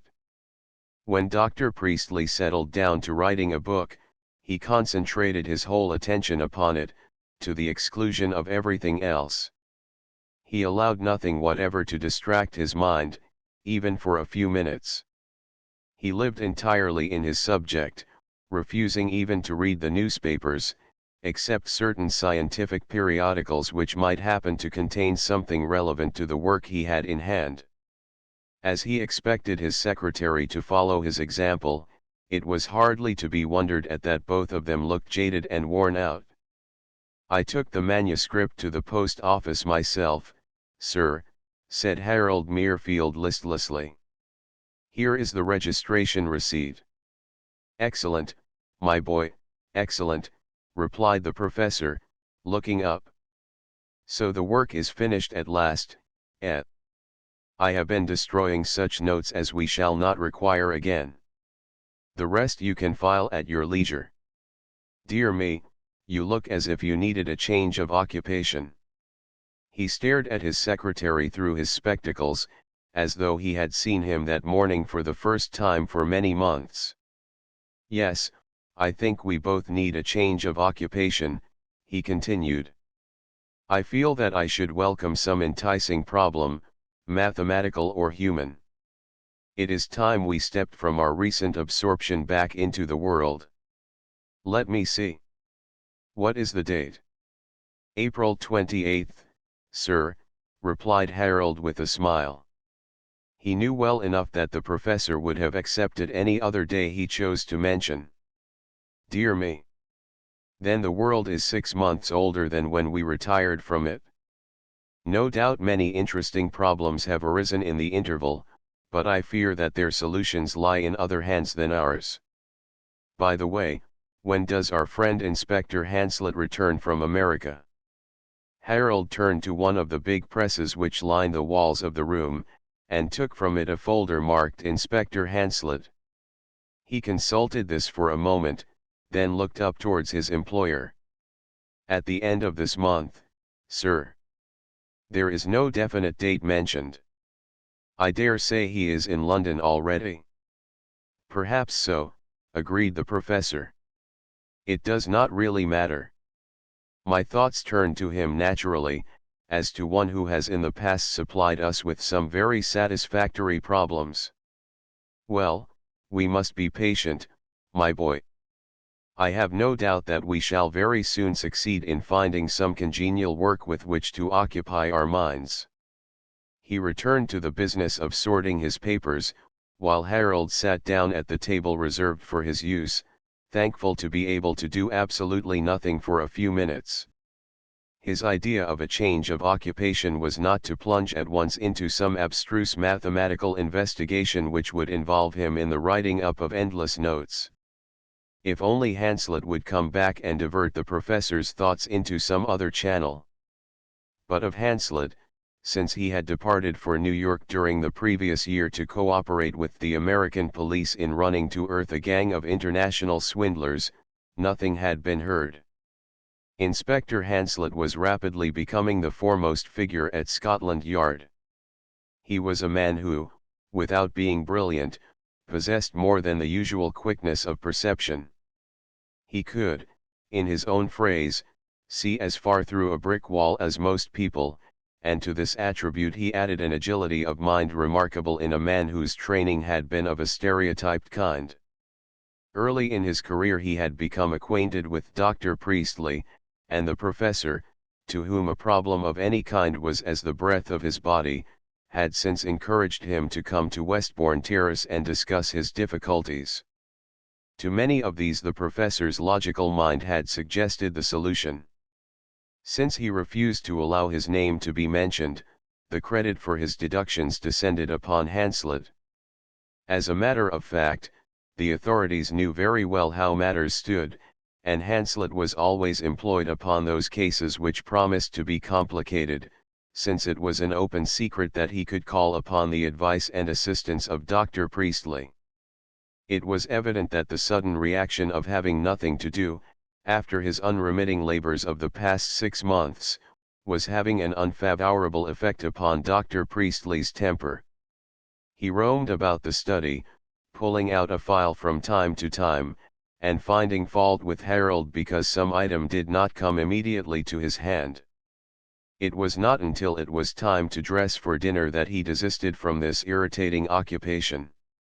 And even at dinner he was silent and morose, obviously seeking in vain for some new interest which should occupy his restless thoughts. But hardly had he and Harold finished their coffee, which they always had in the study after dinner, than Mary the parlour maid opened the door softly. "Inspector Hanslet to see you, sir," she announced.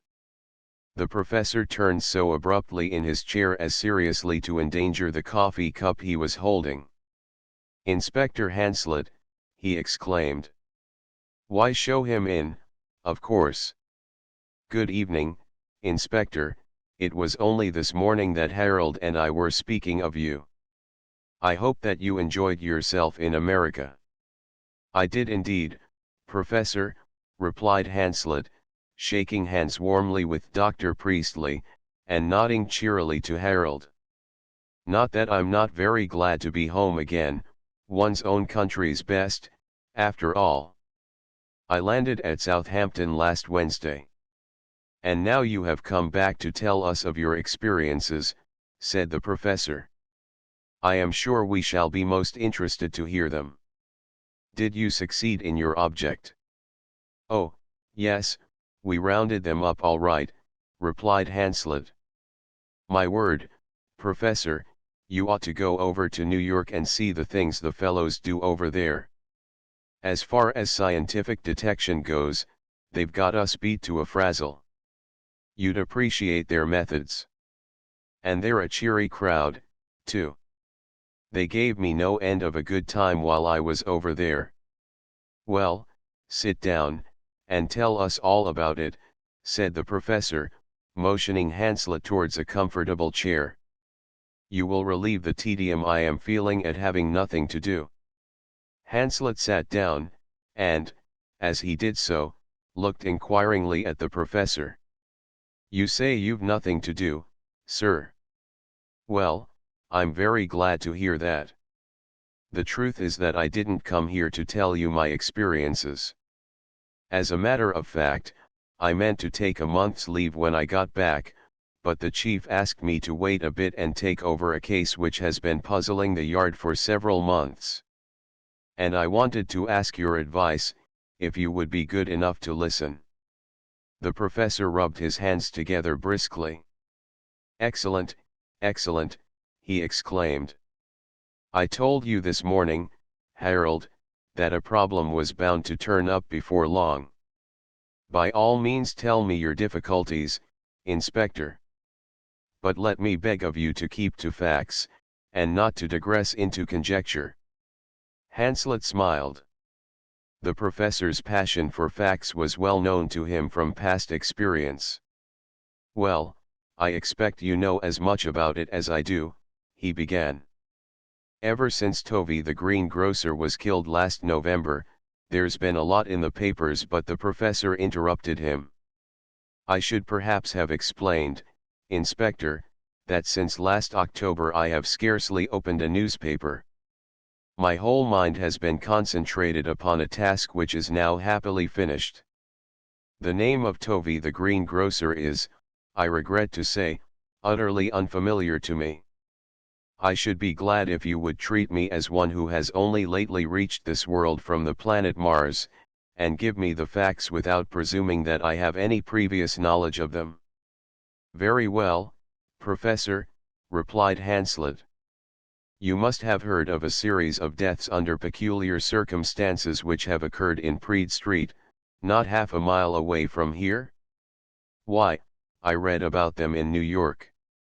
They caused a great sensation. I am not concerned with popular sensations, said the professor coldly. I admit that some rumors of such happenings penetrated the isolation with which I have endeavored to surround myself, but I dismiss them from my mind as likely to introduce a disturbing factor. I repeat that you had better repeat the facts, as briefly as possible. Very well, Professor, I will tell you the story exactly as it was told to me at the yard, replied Hanslet. You will be able to see how much is fact and how much conjecture. As I was not on the spot myself, I cannot vouch for the details. Will that do? The professor nodded, and turned to Harold. Make a note of the names and dates mentioned by Inspector Hanslet, he said. Now, Inspector, you may proceed. Hanslet, whose memory for names and facts was rarely at fault, recounted as briefly as he could the course of events from the murder of Mr. Tovey in November, to the finding of Martin's body in the cellar of number 407, in January. The professor interrupted him now and then to ask a question, but in the main he allowed him to tell the story in his own way. When he had finished, and the professor had expressed himself satisfied, Hanslet continued. The man who's been in charge of the case is a fellow called Wyland, keen enough on his job, but a bit lacking in imagination. I had a chat with him yesterday, and he confessed that he was completely at the end of his tether. Up till last Saturday evening, he told me, he was pretty sure that he could lay his hand on the criminal, but that night something happened which entirely upset his calculations. What was that? Inquired the professor, who was listening intently. Why, for one thing, the man whom he suspected of the murders has been killed, replied Hanslet. Not that there was anything amazing in that, for he seems to have been a trifle unbalanced in any case, and his death may possibly have been due to suicide. No, what altogether upset Wyland's apple cart was that another man received a counter, some time after the death of the man whom Wyland suspected of delivering them. It is remarkable how frequently hypotheses founded upon pure conjecture are upset by one simple fact, remarked the professor acidly. Now, what was the name of this man whom Wyland suspected, and who so inconsiderately spoilt the theory by his premature death? Samuel Copperdock, replied Hanslet, turning to Harold, who wrote the name on his pad. Copperdock, repeated the professor. An unusual name, and yet I seem to have heard it before in some connection. Copperdock, Copperdock. Let me think, you've probably seen the name above his shop, Professor, said Hanslet. He was a tobacconist in Praed Street.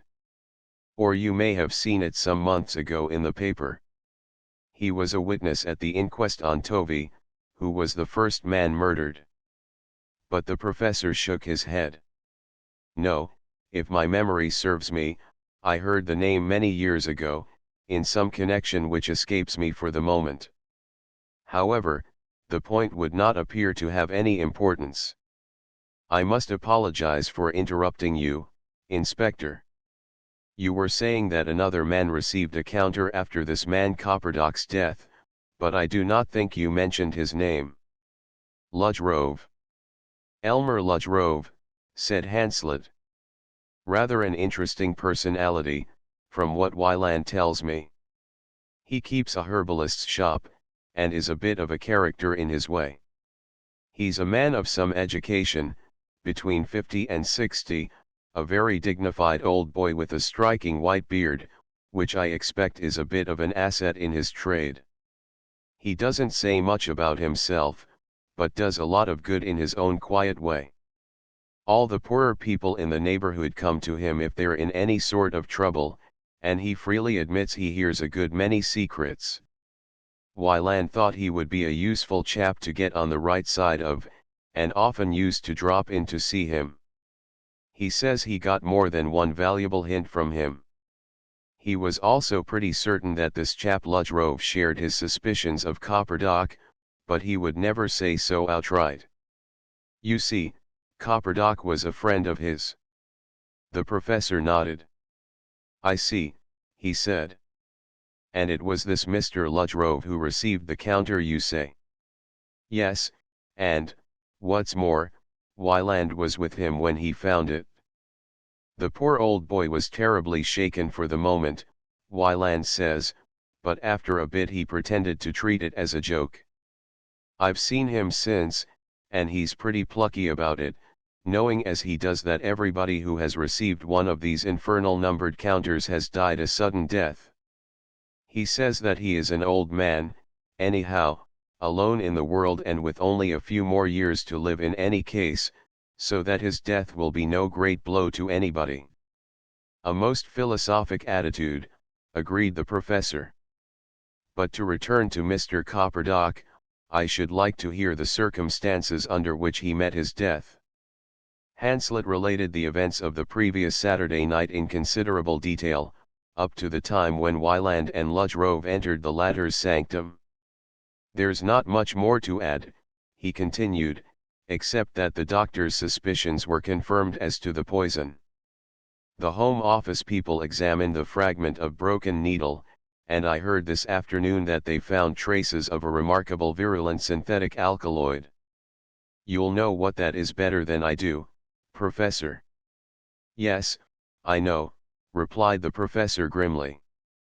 I have reason to. It was with one of these synthetic alkaloids, there are a number of them that far well tip the spines of the hedgehog to which I so nearly fell a victim. Superscript 1. You remember that incident, I dare say. I do, indeed, said Hanslet warmly. What's more, the Home Office people say that a dose of the stuff would produce almost immediate paralysis, and death within a few minutes. The incrustation was potassium carbonate, all right, almost certainly the result of putting caustic potash on the place. But that only makes the business more puzzling. If Copperdock poisoned himself, how did he have time to apply the caustic potash before he was paralyzed? If someone else did it, why should they apply the caustic, and how did they get in and out of the house? Remember, Wyland's man Waters had the place under observation all the time. Then you are inclined to favor the theory of suicide, asked the professor. On the whole, yes, replied Hanslet. Oh, by the way, I forgot to tell you that soon after daylight Waters found the syringe, with the other part of the needle still in it, by the side of the road under Copperdock's window. There had been a heavy shower of rain about 3:30, and the syringe was covered with mud and filth. The analysts could not find any traces remaining of the poison, but the end of the needle proved that it was the one that had been used. That points to suicide. A murderer wouldn't chuck away his weapon like that where anyone could see it. Besides, if you come to think of it, suicide fits in best with what we know. It is a fact that Copperdock's mind was to some extent unhinged. He declared that he met the black sailor, when a reliable witness declares that no such person was about. In fact, the only person besides Copperdock who seriously claims to have seen this black sailor is a degenerate youth who is also a convicted pickpocket. It is highly probable that the counters were numbered, and the envelopes containing them typed in Mr. Copperdock's office. Wieland assures me that the only link between the victims was Copperdock, not in any definite form, certainly, but still definite enough to make the coincidence remarkable. I am inclined to believe that Copperdock was at the bottom of it all somehow. My difficulty will be to prove it.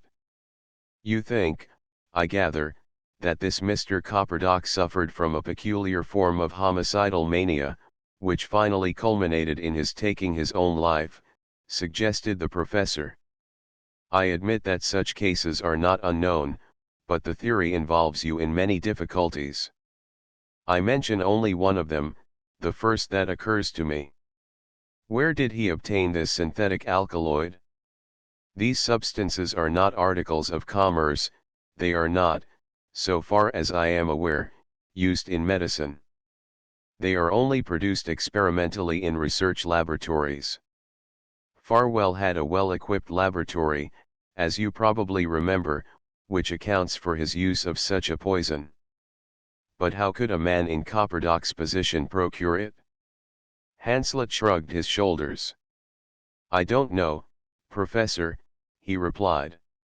I confess that I turn to the theory of Copperdock as the murderer because it seems to present fewer difficulties than any other. The whole thing seems to me to involve a mass of contradictions, whichever way you look at it. It's for that very reason I came to see you, Professor. But you must at least admit that madness in some form must be responsible.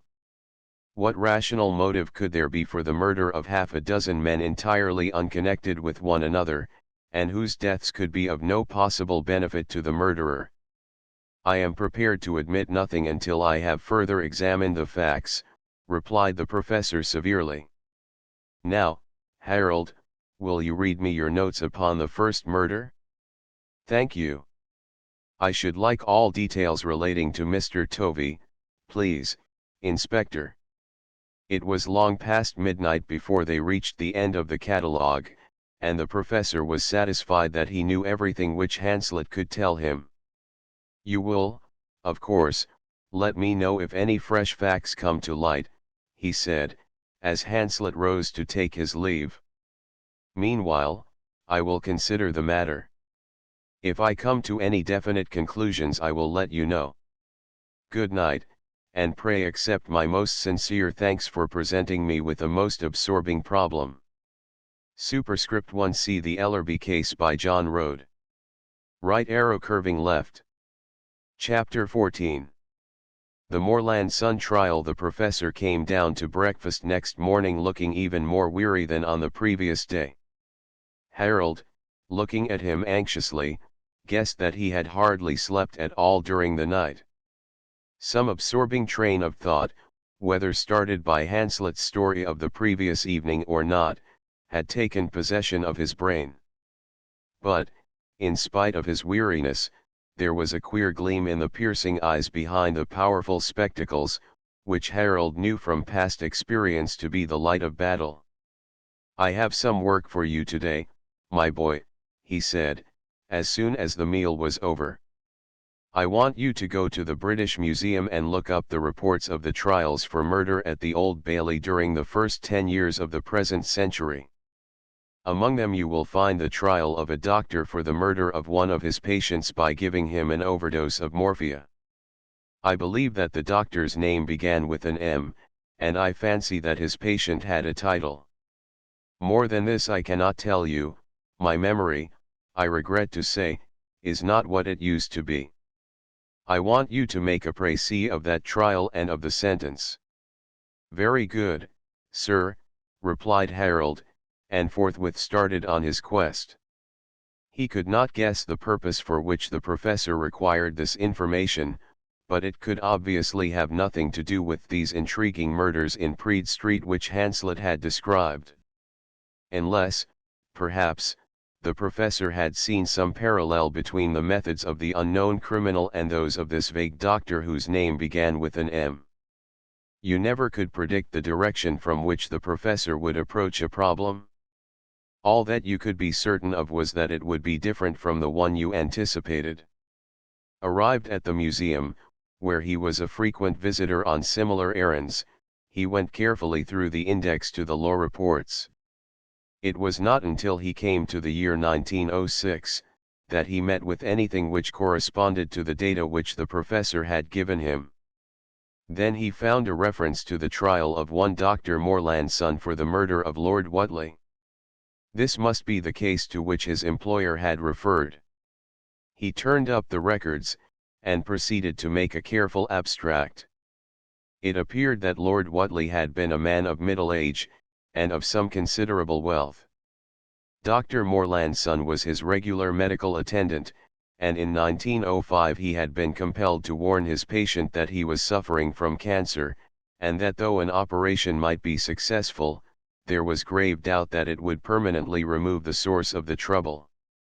However, Lord Whatley consented to undergo the operation.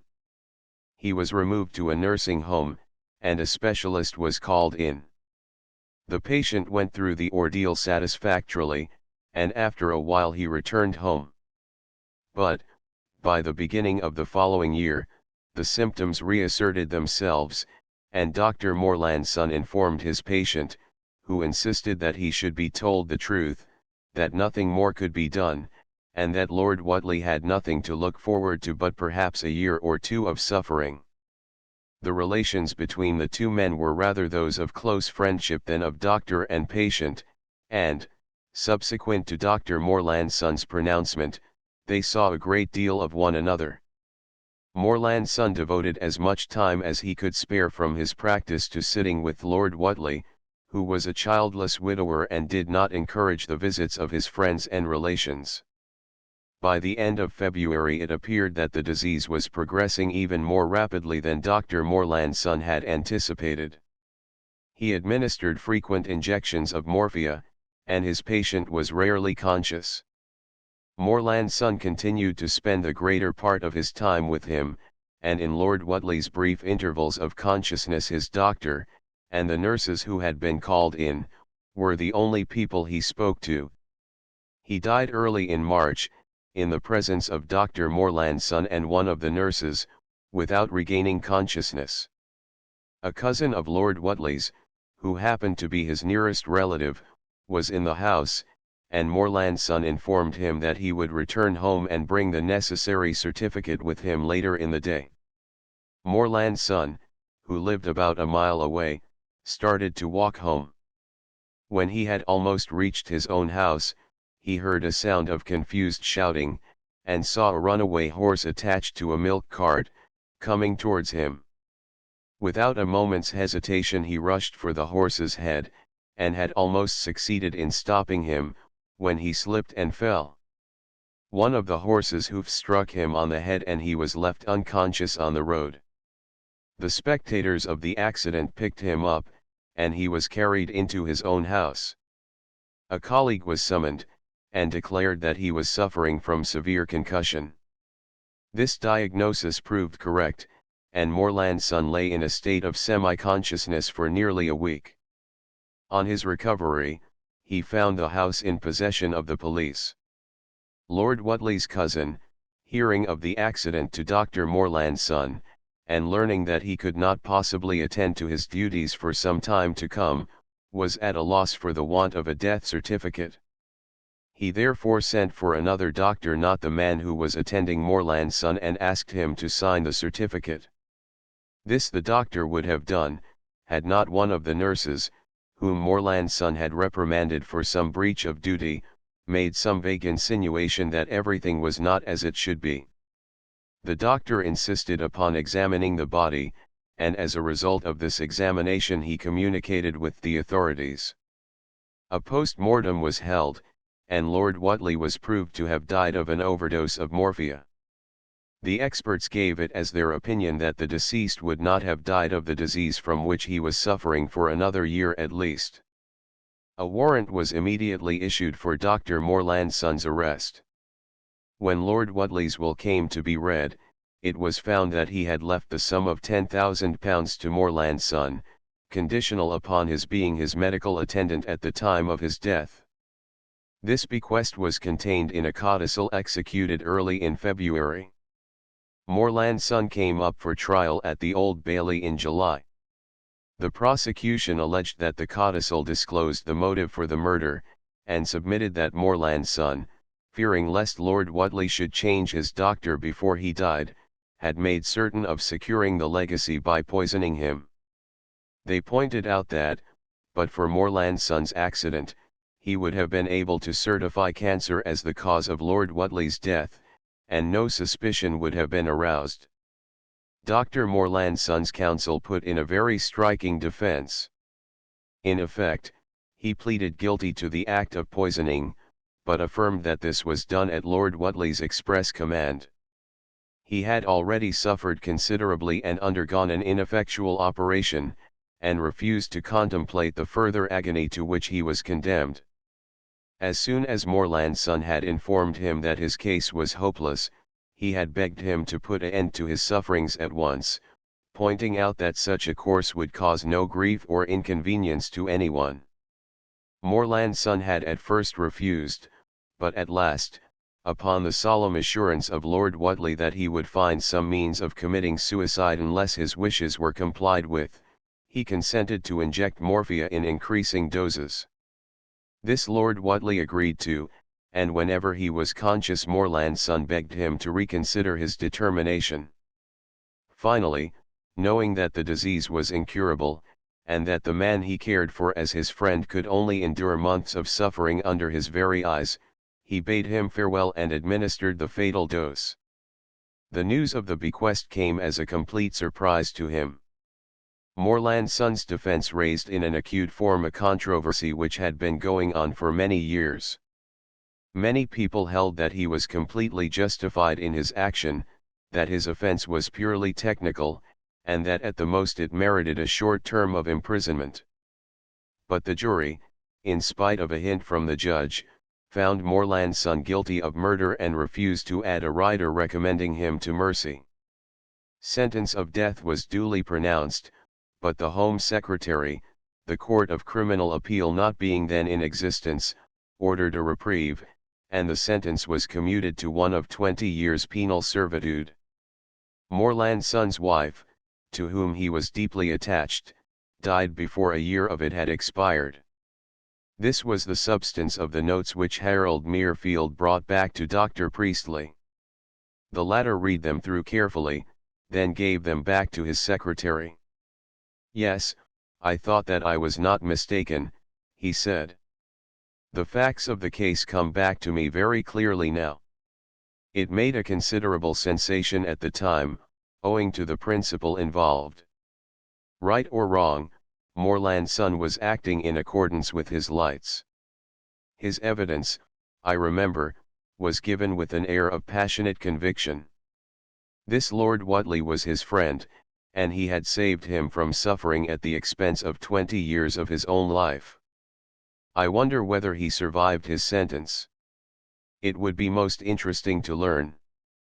The professor relapsed into his favorite attitude of thought, his eyes fixed upon the ceiling, his hands, with the tips of the fingers touching, laid upon the table in front of him. He remained like this for many minutes before he spoke again. "It would be so interesting that I feel impelled to take steps to discover the facts," he said.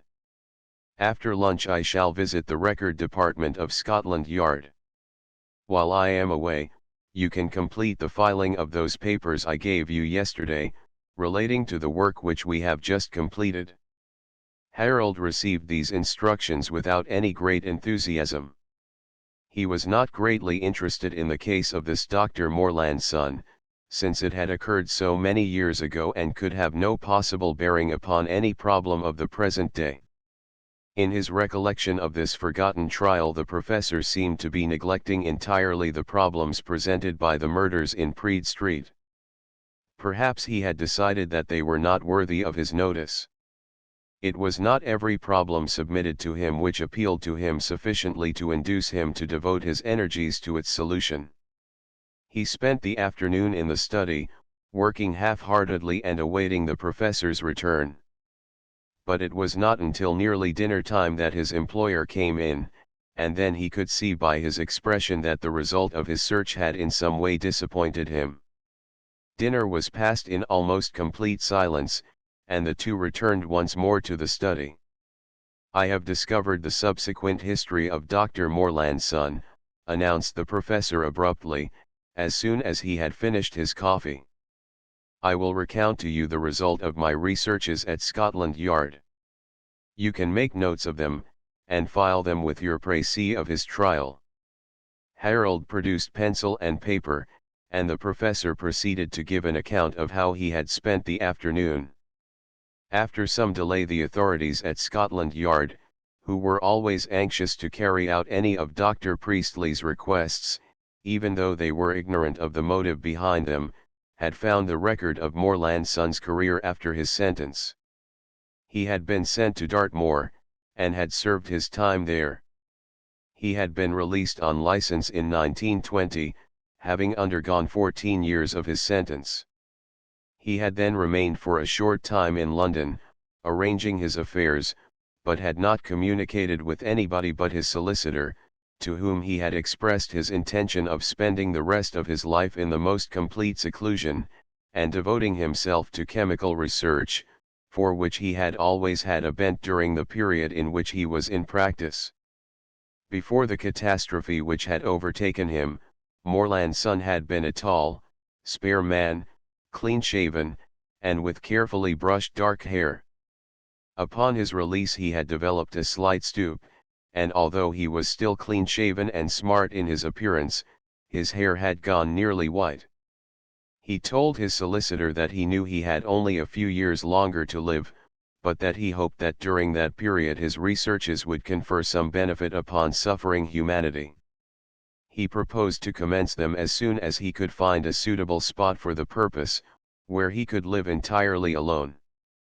A few weeks after his release, he found a half-ruined cottage which answered to his requirements, situated in a peculiarly desolate part of the Isle of Purbeck, in Dorsetshire. He took up his residence here, repaired the cottage, and added to it a laboratory, built of concrete. Under the terms of his license he was compelled to report to the police, and they kept an eye upon his movements. They might have saved themselves the trouble. Once he was established in his cottage, his furthest excursion was to Corfe Castle, the nearest town, to obtain supplies.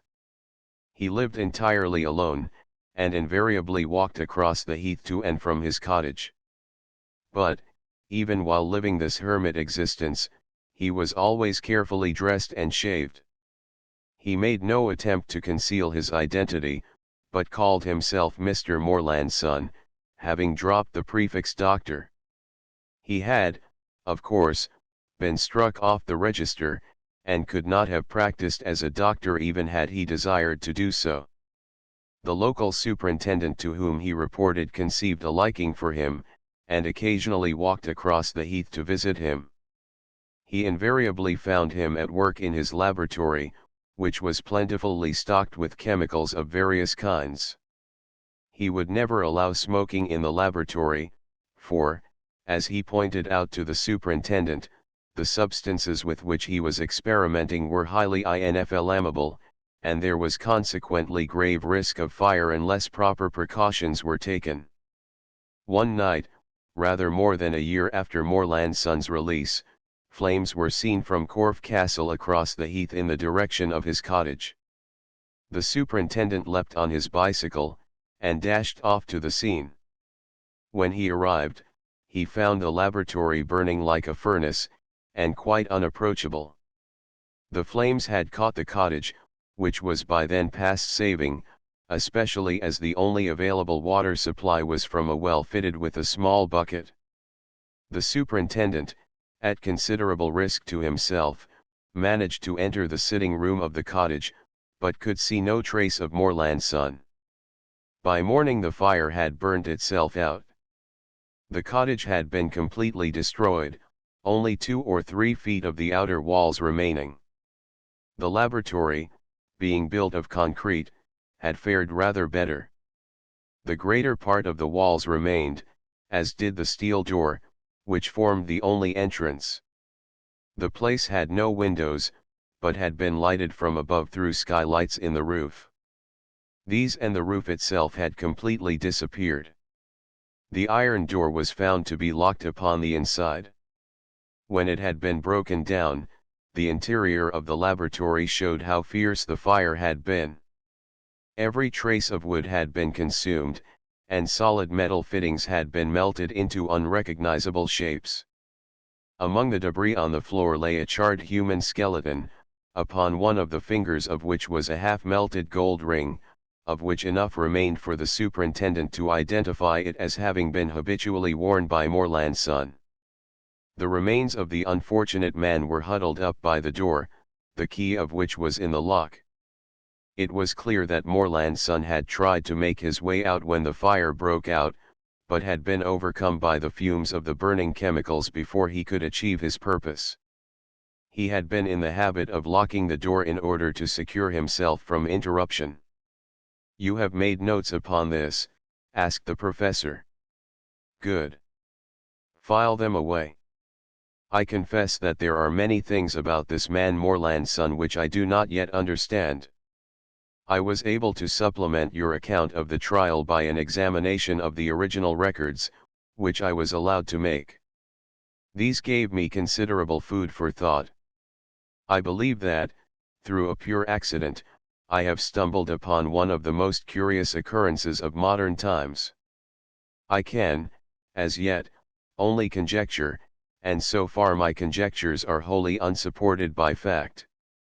Much research will be necessary before these facts can be established, and it is possible that I may not be spared for a sufficient time to carry out this research."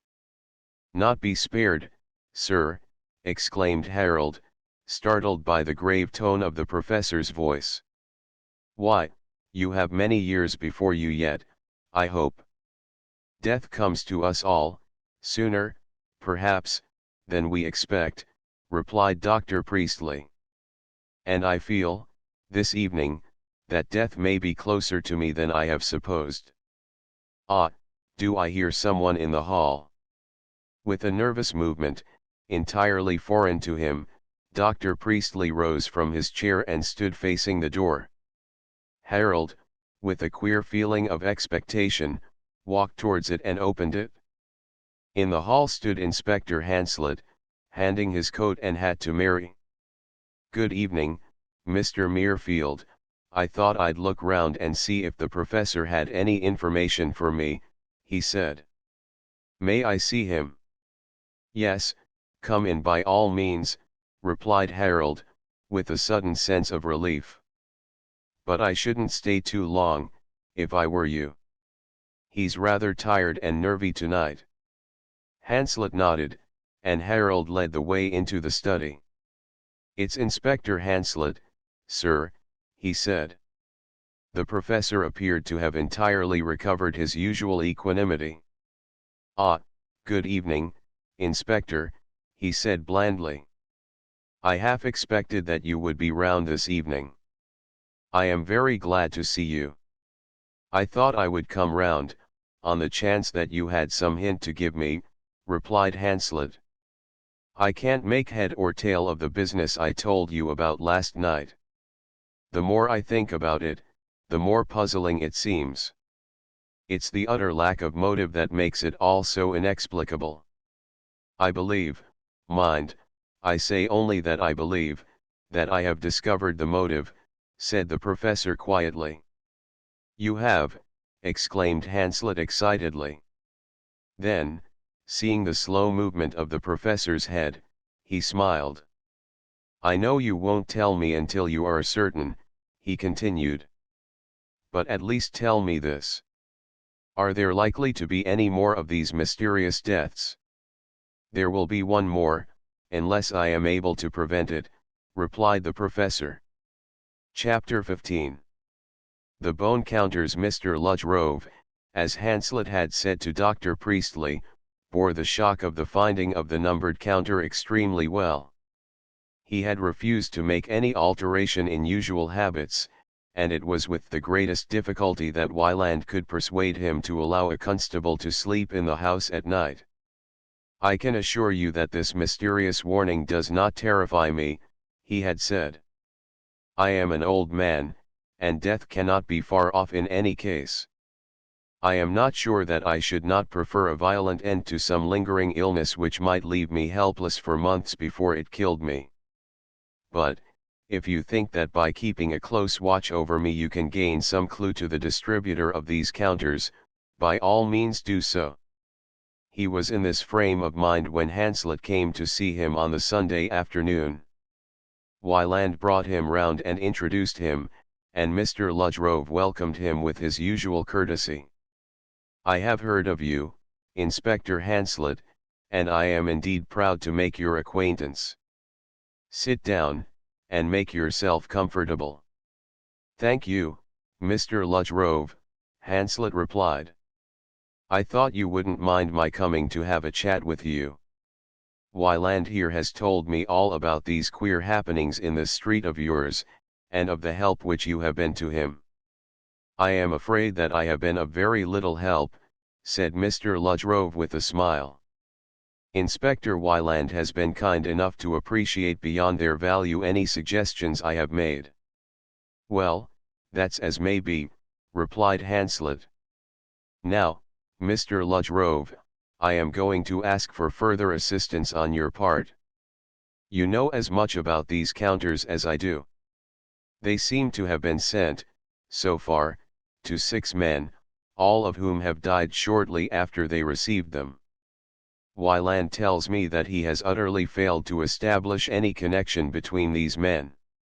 Except for the fact that Tovey and Copperdock were close friends, they all seem to be comparative strangers to one another, and have never been associated in any common enterprise. You see what I mean, of course. I do, indeed. In fact, Inspector Wieland and I discussed the point, long ago. It might be possible to imagine a motive for the murder of a group of men who were inspired by a common motive or who belonged to some common society. The difficulty is, assuming that the agency which compassed their deaths was the same in each case, to imagine a motive for the actions of that agency. Exactly, exclaimed Hanslet warmly. I see that you appreciate my point as clearly as I do myself. But now we have a fresh line of investigation. You yourself are added to the list of those who have received the counter. Can you explain why you should have been singled out? Mr. Ludgrove shook his head. As you may suppose, the subject has occupied my thoughts ever since I found the counter, he replied. I am an old man, as I have said before, and for the last 20 years or more I have led a retired life, retired, I mean, in the sense that I have taken no part in the affairs of the world. I have had enemies as well as friends, few men who have reached my years could say otherwise. But most of the contemporaries of my youth are dead, and in any case I do not believe that any of the enemies I may have made would be so vindictive as to seek my life. Let us look at it another way, then, said Hanslet. Can you imagine any way in which you, in common with the 6 men who have already died, could have made an unconscious enemy? I cannot, replied Mr. Ludgrove. Of those 6 men, I knew only 2 personally, Mr. Copperdock fairly well, and Mr. Colburn slightly. Both of these I have known only since I came to live in Praed Street, 5 years ago. Tovey, I had heard Copperdock speak of. The name of Richard Pargent, I had seen mentioned in the newspapers. The other 2 were complete strangers to me. I cannot imagine how we could have committed any act in common which would draw down upon us the vengeance of a single assassin. Then you do not believe that these deaths are the work of a single assassin, Mr. Ludgrove? Inquired Hanslet with interest. Not of a single man, acting upon any rational motive, replied Mr. Ludgrove. Even in the brain of a homicidal maniac there is usually traceable some dim guiding principle. He either conceives a hatred for a certain class of person, or he kills indiscriminately, usually selecting the people nearest to hand. In this case the selection was anything but indiscriminate. Mind, I am assuming for the moment, as apparently you are yourself, that the death of all 6 was the direct sequel of their receipt of a numbered counter. If you adopt the theory that a single man is responsible, you may as well believe in the existence of the black sailor. I am afraid that we are already committed to him, said Hanslet with a smile. You see, we offered a reward for him, and it would never do for the police to admit that they had offered a reward for a ghost. Wyland, what is your honest opinion of this black sailor? Entirely between ourselves and this most comfortable room, I have never believed in his existence for a moment, replied Wyland readily. But what could I do? That young rip, Wall Snyder, swore to having seen him, and I couldn't shake him. Whether young Snyder saw him or not, remarked the herbalist, your reward has made him a very real person to the poorer classes of this district. One or other of my customers sees him every night, usually during the hour which immediately follows the closing of the public houses. And, as a rule, they come here hotfoot to tell me about it. I'm sorry, Mr. Ludgrove, laughed Wyland. I wouldn't have done it if I could have helped it. By the way, I suppose that you are perfectly satisfied that none of these odd customers of yours know anything about this business. Perfectly, replied Mr. Ludgrove. They are a strange lot, I admit, professing a code of morals which in some respects would shock the conscience of a savage, and many of them are not above any petty dishonesty. But murder, deliberate and planned murder, that is outside their imagination. Besides, the way they know one another's most secret actions is almost uncanny.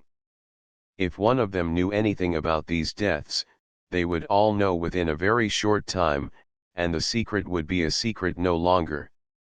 Of course, they all come to me with long and complicated tales of how they could tell me the name of the man who did it, if I will give them the money in advance. But I am well accustomed to that, it is a symptom which follows every crime committed in this district. You're quite right, Mr. Ludgrove, I know something of the ways of these people, said Hanslet. When they talk like that, you may be sure that they know nothing. It's when they avoid the subject that you may learn something. Well, I'm very glad to have met you. There's just one thing I should like to say. You have received this counter, which was evidently slipped in here while all of you were thinking of nothing but the death of Mr. Copperdock. You, and those whose business it is to guard you, are therefore forewarned. As long as you do what we ask you to, I do not believe that you are in any danger. Mr. Ludgrove smiled. Mr. Copperdock was also guarded and forewarned, he said quietly. Wyland swore softly. I believe Copperdock committed suicide out of sheer funk, he said. Anyhow, I can't see any way in which he can possibly have been murdered. Well, I shall not commit suicide just yet, I promise you that, replied Mr. Ludgrove. It was not more than 5 minutes after the departure of Hanslet and Wyland that the herbalist heard a soft knock upon the door of the shop. He went to open it, and found Ted and Ivy standing on the step, closely scrutinized by the man in plain clothes who had been deputed to look after Mr. Ludgrove's safety. Mr. Ludgrove glanced at Ivy, and welcomed Ted warmly. Come in, he said hospitably. I was going to look in later and ask you if you would care to spend the evening here. I am very glad you came over. Thank you, Mr. Ludgrove, replied Ted awkwardly. This is Miss Tovey. You have heard poor Dad and me mention her. I have indeed. I am very glad to meet you, Miss Tovey. I think that is the best chair. Won't you sit down and make yourself comfortable? The young people sat down in silence. It was evident that they had come with a purpose, but now they had arrived they did not quite know how to state it. Curiously enough, it was Ivy who made the plunge. "I've heard so much about you, Mr. Rhode, that I felt that Ted and I simply must come and ask your advice," she began. "We both feel we must do something. First of all, my father is murdered, and now Ted's. We just can't sit still and wait any longer. Mr. Rhode, can't something be done to punish the man?" The herbalist looked at her gravely. "My dear young lady, I sympathize with you entirely," he said. "I, too, have felt the desire to do something in the face of these extraordinary happenings. But let me assure you that the very best brains in the police are at work in the matter. Inspector Hanslet, who was here just now, has the matter in hand, and he has unraveled almost as tangled skeins as this appears to be." "That was Inspector Hanslet, was it?" inquired Ted, with interest. "We saw two men, one of whom we knew was Inspector Wyland, come in to see you, and we waited until they went away. I've heard of Inspector Hanslet before, seen his name in the papers, often enough. I'm glad he's on the job. I shall feel that something's being done at last. The other chap always seemed to be hanging round the poor old dad, and doing nothing. It is very difficult for the police to do anything without evidence," said Mr. Rhode gravely. "Now, since you have come to ask my advice, I am going to take an old man's liberty and ask you both a question which you may consider impertinent. Have either of you any knowledge, concerning your dead parents, which you have not imparted to the police? Or, perhaps, I should have put it another way. Have either of you any suspicions, which you have thought it better to keep to yourselves, as to the motive which anyone might have had for committing these murders?" He looked at Ivy as he spoke, but she shook her head emphatically. "I can think of nothing which I have not already told Inspector Wyland," she replied. "Daddy was a dear, and I don't believe he had an enemy in the world," she replied. "He was a little hot-tempered at times, but everybody knew that he meant nothing by it." She paused for a moment, then continued with downcast eyes. "I can imagine what may have passed through your mind, Mr. Rhode, but Daddy wasn't that sort of man. I won't say that he was above a mild flirtation, but I am sure that no woman was the cause of his being murdered." "Thank you, Miss Tovey," replied the herbalist gravely. "That is a franker statement than I had any right to expect." "And you, Ted?" "No, I've told the police everything," replied Ted wearily. "I know they think that Dad committed suicide. I believe they want people to think so, so that there won't be another undetected murder up against them. But I know he didn't. Dad wasn't the sort of man to do a thing like that. I know he got a bit tight sometimes, but why shouldn't he? It never did him or anybody else any harm. But even when he was tight he never got morbid, like some fellows do. Besides, he never used one of them syringe things. I don't suppose he'd ever seen one in his life, and he wouldn't know how to use it. No, Dad was murdered, right enough, though I'm blessed if I can see how it was done." "Can't you help us, Mr. Rhode?" broke in Ivy. "Surely there must be some way of finding out who killed Daddy and Ted's father. It must have been some lunatic, for no sane person could possibly have a grudge against either of them. The only way to find out seems to be to learn something about these counters," replied Mr. Rhode. "Your father, I am told, received the first. Did you see it, Miss Tovey?" "No, I only know what Mother told me," replied Ivy. "Daddy was a bit late coming back from Covent Garden that morning, and I had finished my breakfast and gone to work before he came in. Of course, he had no idea what it meant, poor dear. He thought it was one of these advertising dodges, and threw it into the fire, envelope and all. Well, that is a pity, said Mr. Ludgrove. The police have seen all the others, and they say that they are all exactly similar, and that the numbers seem to have been written on them with the same pen and ink, just an ordinary steel pen and red ink that one can buy at any stationer's. And, whenever they have been sent by post, the envelopes have been of the same sort, the address typed with the same machine, a planet, and posted in this district, London, W.2. This looks as though they had been sent out by the same hand. Typed on a planet, were they? Remarked Ted. That's the same machine as we've got. Yes, it is a fairly popular make, I am told, replied Mr. Ludgrove. But I have never used a typewriter in my life, and know very little about them. No doubt Miss Tovey can tell us if planet machines are used extensively. I had never used one until Ted asked me to teach him to use his, nearly a year ago now, replied Ivy. There were none at the school I was at, and we haven't any at the office. But I believe that some firms have several of them. They have not been sold in England for very long. Thank you, Miss Tovey, said Mr. Ludgrove. Now there is another curious thing which I should like to mention. One day, when I was in your place, talking to your father, I saw you sending out what I took to be accounts, Ted. Was I right? I expect so, said Ted, readily. I always look after that side of the business. Would you mind running across and getting me one of the envelopes that you use? Of course. Ted left the room, and returned within a couple of minutes, holding an envelope which he handed to Mr. Ludgrove. Those are what we always use, he said. We've had them for nearly 2 years now.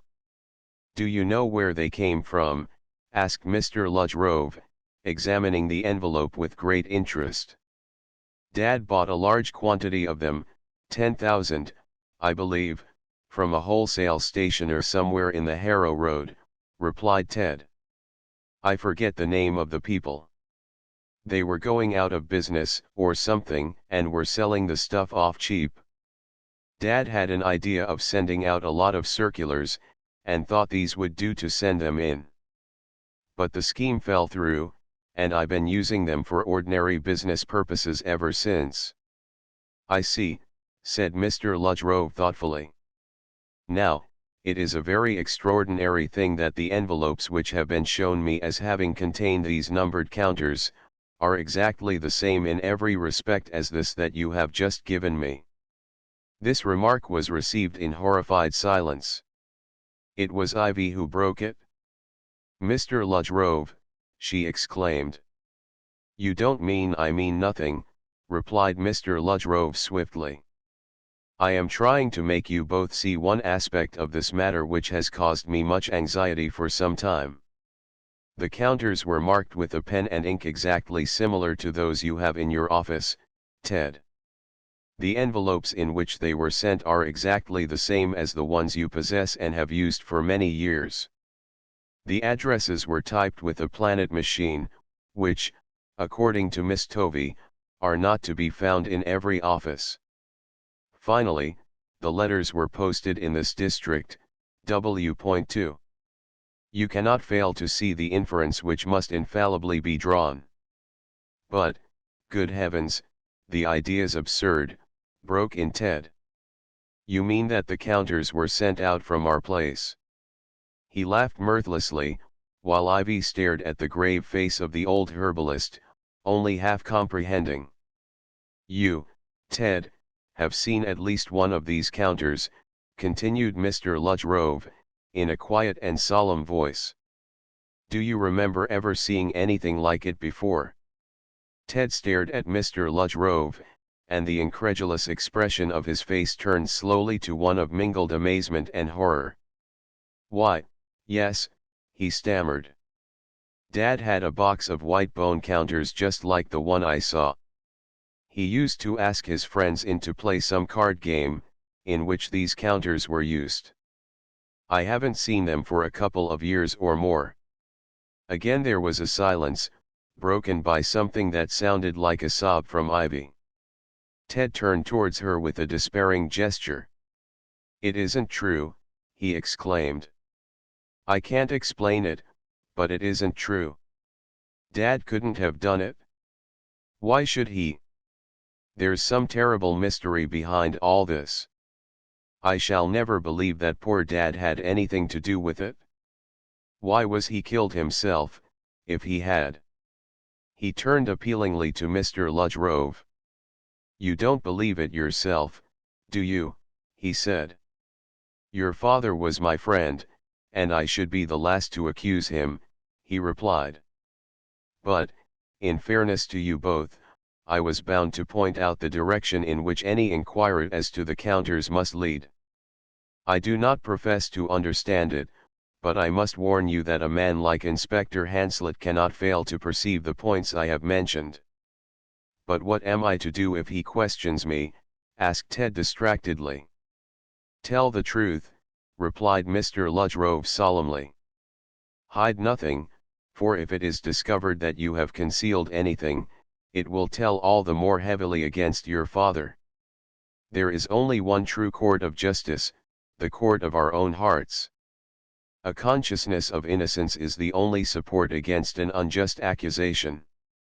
It would perhaps have been better had your father realized this." Chapter 16. Corfe Castle. For a couple of days after Inspector Hanslet's last visit to the house in Westbourne Terrace, Dr. Priestley's attitude had sorely puzzled Harold. He had hardly spoken a word, and the greater part of his time had been spent in sorting out the mass of documents which had accumulated during the course of years in the massive presses which lined the walls of his study. Harold said nothing, knowing from past experience that it was useless to ask questions. When the professor was ready to issue his instructions he would do so. Until then, untimely questions would merely be rewarded with a rebuff. It was therefore with intense eagerness that Harold replied, one morning shortly after breakfast, the Thursday following the death of Mr. Copperdock, to an abrupt question by his employer: "My boy, what I am about to say to you must remain a secret between ourselves, until either my death occurs or I give you leave to speak. Is that understood?" "I undertake not to breathe a word to anybody," replied Harold. "To nobody," repeated the professor emphatically. "Not even to Hanslet, however urgent the need may seem. I am going away for a time, how long that time may be I cannot tell. I do not wish my whereabouts to be known, as that would possibly place me in considerable danger." "You're not surely going alone, sir?" exclaimed Harold. "You'll let me come with you, especially as you say there is danger attached to your journey." But the professor shook his head. "The danger may exist in London equally," he replied. "It is essential that someone I can trust should remain here. Otherwise, my boy, I should be more than pleased to take you with me. Now, listen very carefully to these instructions. Do not leave the house for long at a time, especially in the evening. Open all my correspondence, and deal with it to the best of your ability. Should there be among it any letter of a startling character, put a message in the personal column of the Times, the ASP has struck, and sign it Cleopatra. Do you follow this so far?" "Yes, sir," replied Harold simply, but gazing at his employer in bewilderment. There was something theatrical about these extraordinary precautions utterly foreign to the professor's usual methods of procedure. "Very well," continued the professor. "If I find it necessary to communicate with you it will be by letter. The contents of the letter you may neglect. It may be typewritten, or in a disguised hand. You will know the letter is from me by the fact that it will be addressed in the first place to Westbourne Grove. The word Grove will be ruled through, and the correct word Terrace substituted for it. The envelope will in fact convey the message. If the contents of the letter are to be read, which will only be if any unexpected developments take place. The envelope will be stamped with a 3-halfpenny stamp. If, on the other hand, it is stamped with a penny and a halfpenny stamp, you will immediately proceed to the post office from which it was sent, which you will discover from the postmark, where you will wait till I join you. If the envelope is stamped with 3 separate halfpenny stamps, you will go to Inspector Hanslet, explain what I am now telling you, and persuade him to come with you at once to the place indicated by the postmark. Is that clear? Perfectly clear, sir, replied Harold. I'll just make a note of that code, if you don't mind, sir. No, make no notes, commanded the professor. I have purposely contrived the code so simply that you can carry it in your head. You must realize that our actions will very probably be watched. In fact, I should not be surprised to learn that they have been under observation for some considerable time. Now, the next thing I want you to do is to type out a few copies of this paragraph and distribute them to the news agencies. He held out a scrap of paper as he spoke, and Harold took it from him. It ran as follows: Dr. Priestley, whose scientific writings have rendered his name familiar to the British public, has received a cablegram begging him to deliver a series of lectures at a number of the Australian universities. Dr. Priestley, who has just completed the manuscript of his forthcoming book, Some Aspects of Modern Thought, has accepted the invitation. Since he is anxious to return to England before the end of the year, he has left London hurriedly via Southampton and Havre, in order to catch the celestial liner Oporto at Marseilles. He will travel by the Oporto to Sydney. In spite of several attempts upon Harold's part, he could elicit no further information from the professor. He typed out the paragraph, and took it round to the agencies himself. When he returned, he found the professor upstairs busily engaged in piling a quantity of clothes, which he was never likely to wear, into 3 or 4 large trunks. "You aren't really going to Australia, are you, sir?" he ventured. "It would be quite useless for me to announce the fact unless I were to make every appearance of so doing," replied the professor tartly. "The boat train for Havre leaves Waterloo at 9:30, I understand. You will arrange for 2 taxis to be here at 9:15. I always like to give myself plenty of time to catch the train." The professor was normally one of those people who travel without any fuss. But on this occasion it seemed that he could not accept anything unless he had seen it done with his own eyes. He stood on the steps of the house for at least 5 minutes, directing the taxi drivers where and how to distribute his trunks. When he and Harold arrived at Waterloo, he insisted upon interviewing innumerable officials, to each of whom he gave his name, asking endless and apparently irrelevant questions. Finally, having secured his seat, he walked up and down the platform several times the whole length of the train, instructing Harold as to the disposition of his household in his absence. It was not until the train was on the point of starting that he took his seat. "Remember what I told you, my boy," were his last words as the train moved off. The professor had booked to Paris, where he arrived before noon on Friday. He fussed about the Gare Saint-Lazare for some little time, and finally put his trunks in the cloakroom. He then went to one of the smaller hotels in the Quartier de l'Europe, booked a room, for which he paid in advance, and arranged for the collection of his trunks from the station. He lunched at a big restaurant in the boulevards, and spent the afternoon at the Louvre. In the evening he returned to the Gare Saint-Lazare, 10 minutes before the Southampton boat train was due to leave. He booked a ticket for Southampton, and with a directness in singular contrast with the indecision he had displayed on the outward journey, took his seat in the train.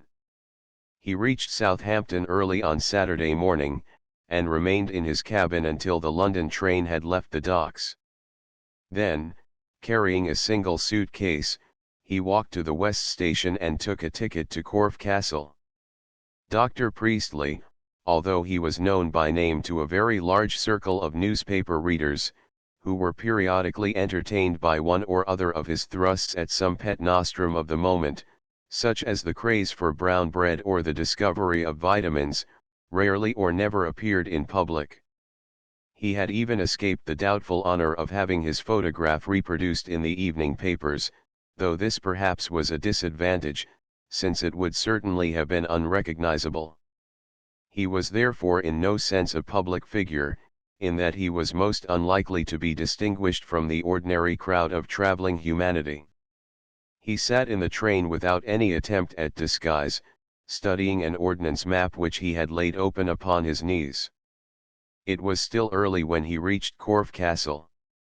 The village, with its commanding ruin perched upon the summit of a conical hill, was in full flood of its morning activity.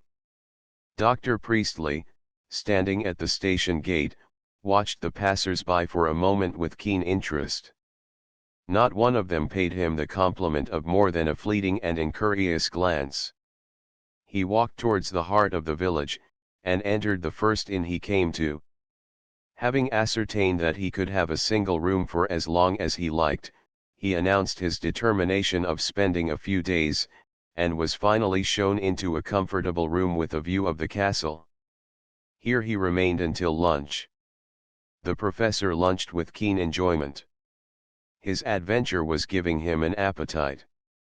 In spite of the amount of traveling which he had done during the last couple of days, he felt thoroughly fit and well, much better than he had during the winter in town. The menace which had been revealed to him seemed far away to him in this peaceful spot. It almost seemed to him as though the whole of his discoveries had been merely some impossible dream, the penalty of overwork, and that the fresh country air, tinged with the faintly salt tang of the sea, had swept it from his brain into the realms of the unreal.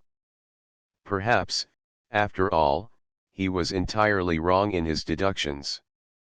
Those mysterious murders in Praed Street might have been the result of some entirely different influence. He had merely conjecture to guide him. Somehow, now he had reached the place where alone the corroborative facts could be gathered, it seemed as though his actions and his fears were the effect of a sudden and unaccountable impulse. He wandered from the luncheon room past the little saloon bar, and glanced in at the open door. The place was empty. It was past 2 o'clock, and the local habitués had returned to their labors. It was too early in the year for visitors. The professor walked into the bar, and took a seat by the side of the counter. The proprietor, who was serving a few belated customers in the tap room, came in at the sound of the professor's entrance, and greeted him with professional courtesy. "Good afternoon, Mr. Deacon," he said cheerfully. Deacon was the name which the professor had inscribed in the hotel register. It said much for the proprietor's skill that he had deciphered it correctly. "I hope you found your room to your liking, and enjoyed your lunch." "Yes, thank you," replied the professor. "I think I shall be very comfortable here for a day or two. I looked in here to ask you for a liqueur after my lunch. Perhaps you will join me in one." "Liqueurs ain't much in my line, thankee, sir," replied the landlord. "But I'll take a drop o' gin with you, since you're so kind." "What'll be yours, sir?" "I've got Benedictine, cream de menthe." "I should prefer some old brandy, if you have it," interrupted the professor. "Ah, you know a thing or two, Mr. Deacon, I can see that," replied the landlord with a knowing wink. "I've got a rare drop of brandy put away in the cellar. I never had only 6 bottles of it, and there's still 4 left. My customers don't hardly ever ask for it, it's mostly beer or whiskey with them. Unless it happens to be a gentleman from London like yourself, sir." He disappeared, and returned in a few moments with a long-necked bottle, from which he poured a glass of pale amber liquid. "There, just try that, sir," he exclaimed proudly. The professor picked up the glass and sampled the contents gravely. "Excellent, very excellent indeed," he commented approvingly. "I am quite sure that my doctor would have prescribed this as part of the cure, had he known of it." "Cure, sir?" inquired the landlord sympathetically. "I hope the illness has not been serious." "Oh, no, not at all," replied the professor. "One could scarcely call it an illness. I have been rather run down, that is all. Men of my age have to take care of themselves, you know, and I have been devoting rather more time and energy than was perhaps wise to my business in the city. I found myself suffering from headaches and loss of appetite, so my doctor ordered me a complete rest. He said it was the only thing to set me up again."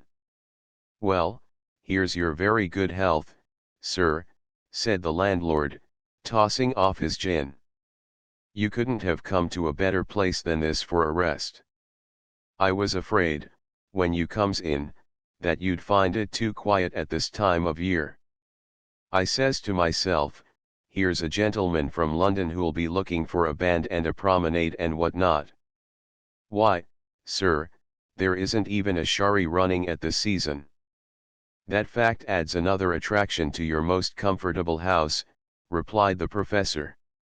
"It was my doctor who recommended me to come here. He motored through on his way to Swanage last year. He recommends me to take a fairly long walk after every meal. I understand that you have some very beautiful heaths around here." "They may be beautiful, but they're precious lonely," said the landlord. "They may suit you all right, sir, but for my part I take the bus into Wareham or Swanage when I wants to get out for a bit. I shall not be sorry to enjoy the loneliness of the countryside, after the bustle of London," replied the professor. "But I suppose people do live on these heaths, do they not?" "Well, there's a few clay pits, and now and then a gravel quarry," said the landlord. "But, take it all round, you can walk a long way without meeting a living soul, so long as you keep off the main road. It is like that all over Purbeck, whichever way you go. Of course, there's a few cottages where the clay workers live, but that is about all, outside the villages, and there ain't many of them." "What an ideal spot on which to build a country retreat," exclaimed the professor. "Not one of those villa residences, which are growing up so plentifully all over the country, but just a cottage, in the true sense of the word, where one could enjoy without distraction the glories of nature." The landlord looked at the professor with a curious expression. "You wasn't thinking of doing anything like that, was you, sir?" he inquired. "Why, no, not at present, however much the idea might appeal to me," replied the professor, artlessly. "I fear that my duties in London would not allow me sufficient leisure."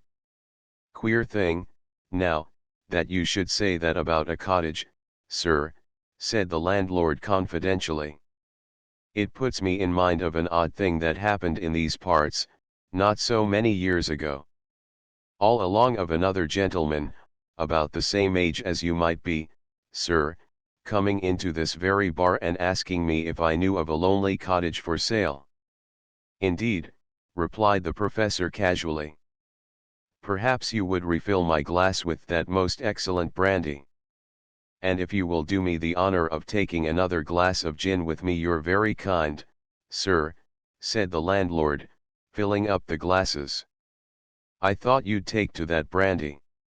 As soon as I sees you taste it, I says to myself, here's a gentleman that knows a good drop of liquor when he sees it. 'Tisn't every gentleman that takes kindly to the drink nowadays, sir. Why, there's some of them what drops in here for lunch as takes water with it. Can't say I hold with it myself.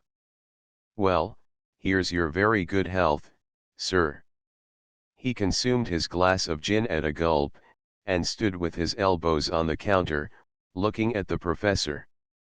"Your saying that about the cottage does put me in mind of that other," he said, reminiscently. Mind you, sir, not that he was like you at all. Of course I didn't know who he was when he came in, but I say to myself, that fellow's no businessman, I'll warrant. And, as it turned out, I was right.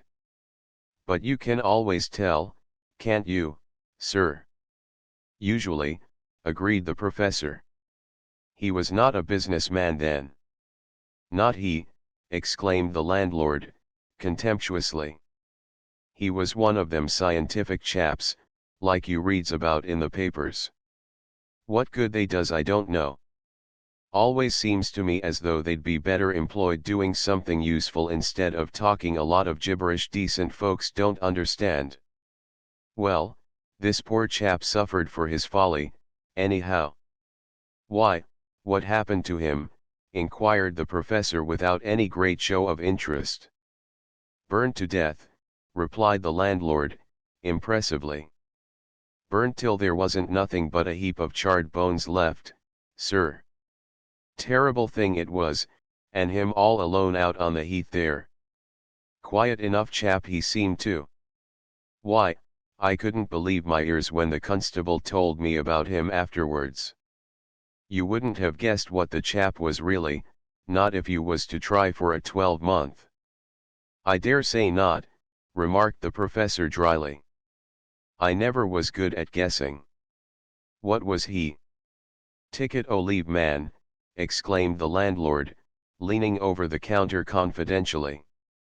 If you'll believe me, that man had just served 14 years hard on Dartmoor for murdering a duke, when he walked into my bar as cool as a cucumber.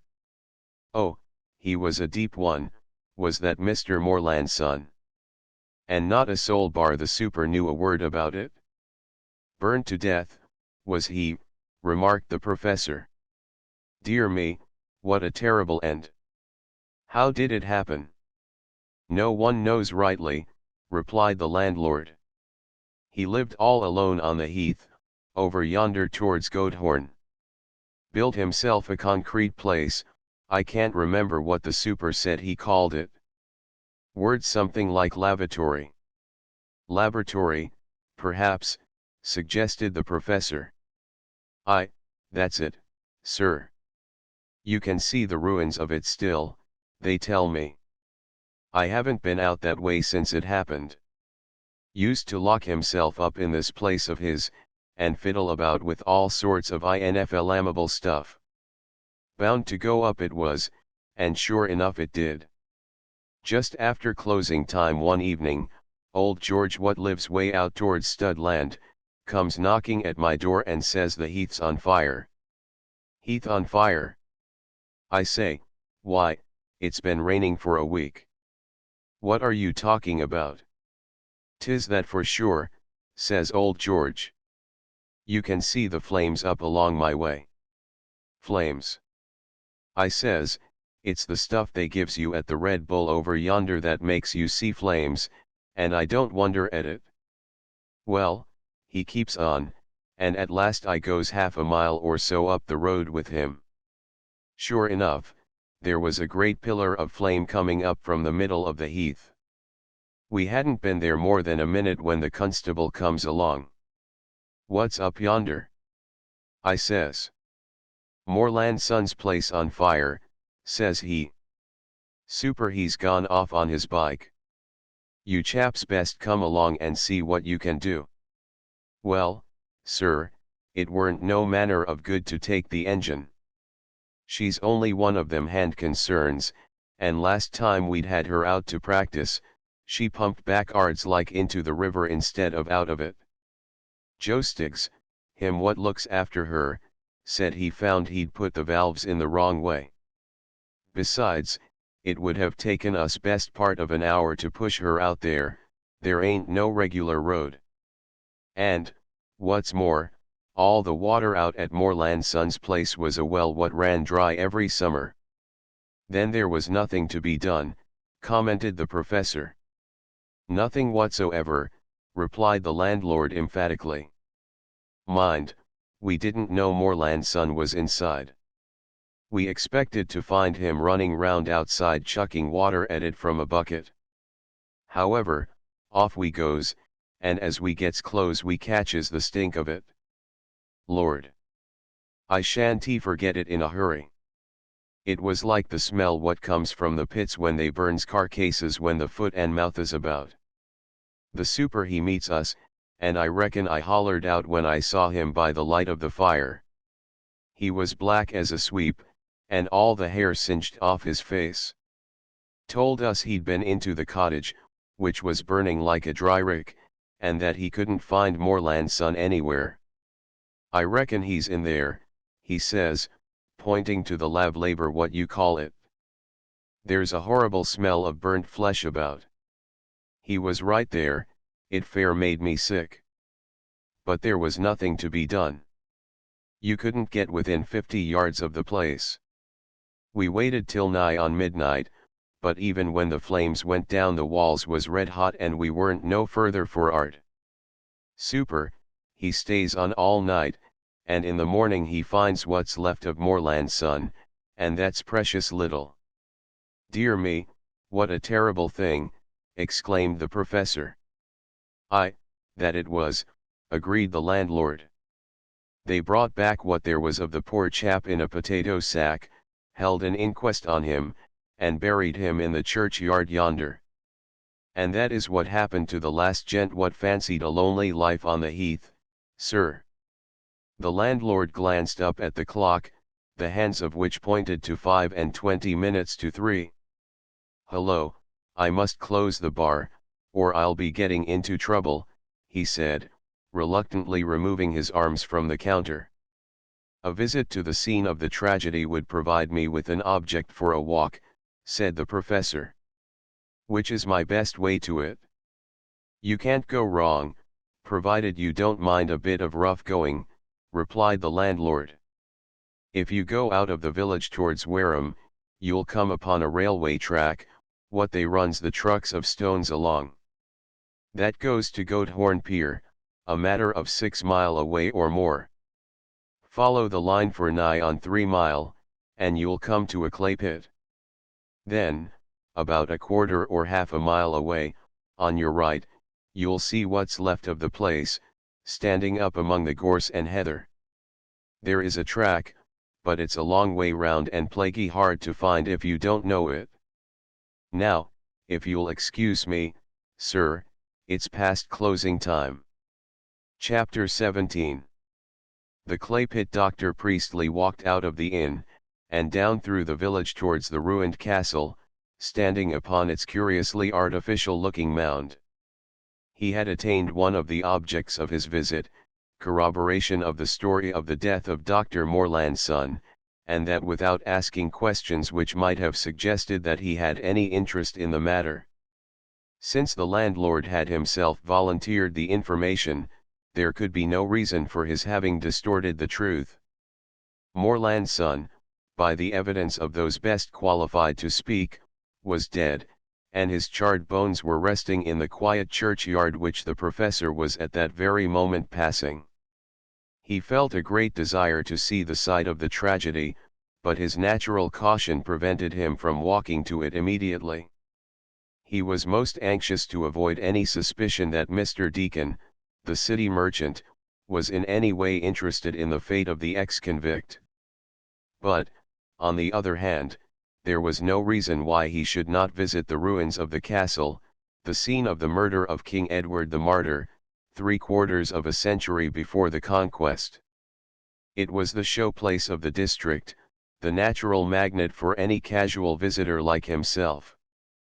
The professor climbed slowly up the steep slopes of the natural earthwork, which stands like a fortress guarding the only gap in the long range of the Purbeck Hills, and listened attentively while the guide, delighted at finding a sympathetic audience so early in the year, recounted the history of the stronghold and indicated its more prominent features. Then, his inspection over, he sat down on the grass on the northeastern slope of the hill, and drew his ordnance map from his pocket. His horizon was bounded by the high land on the southern side of the river Ster.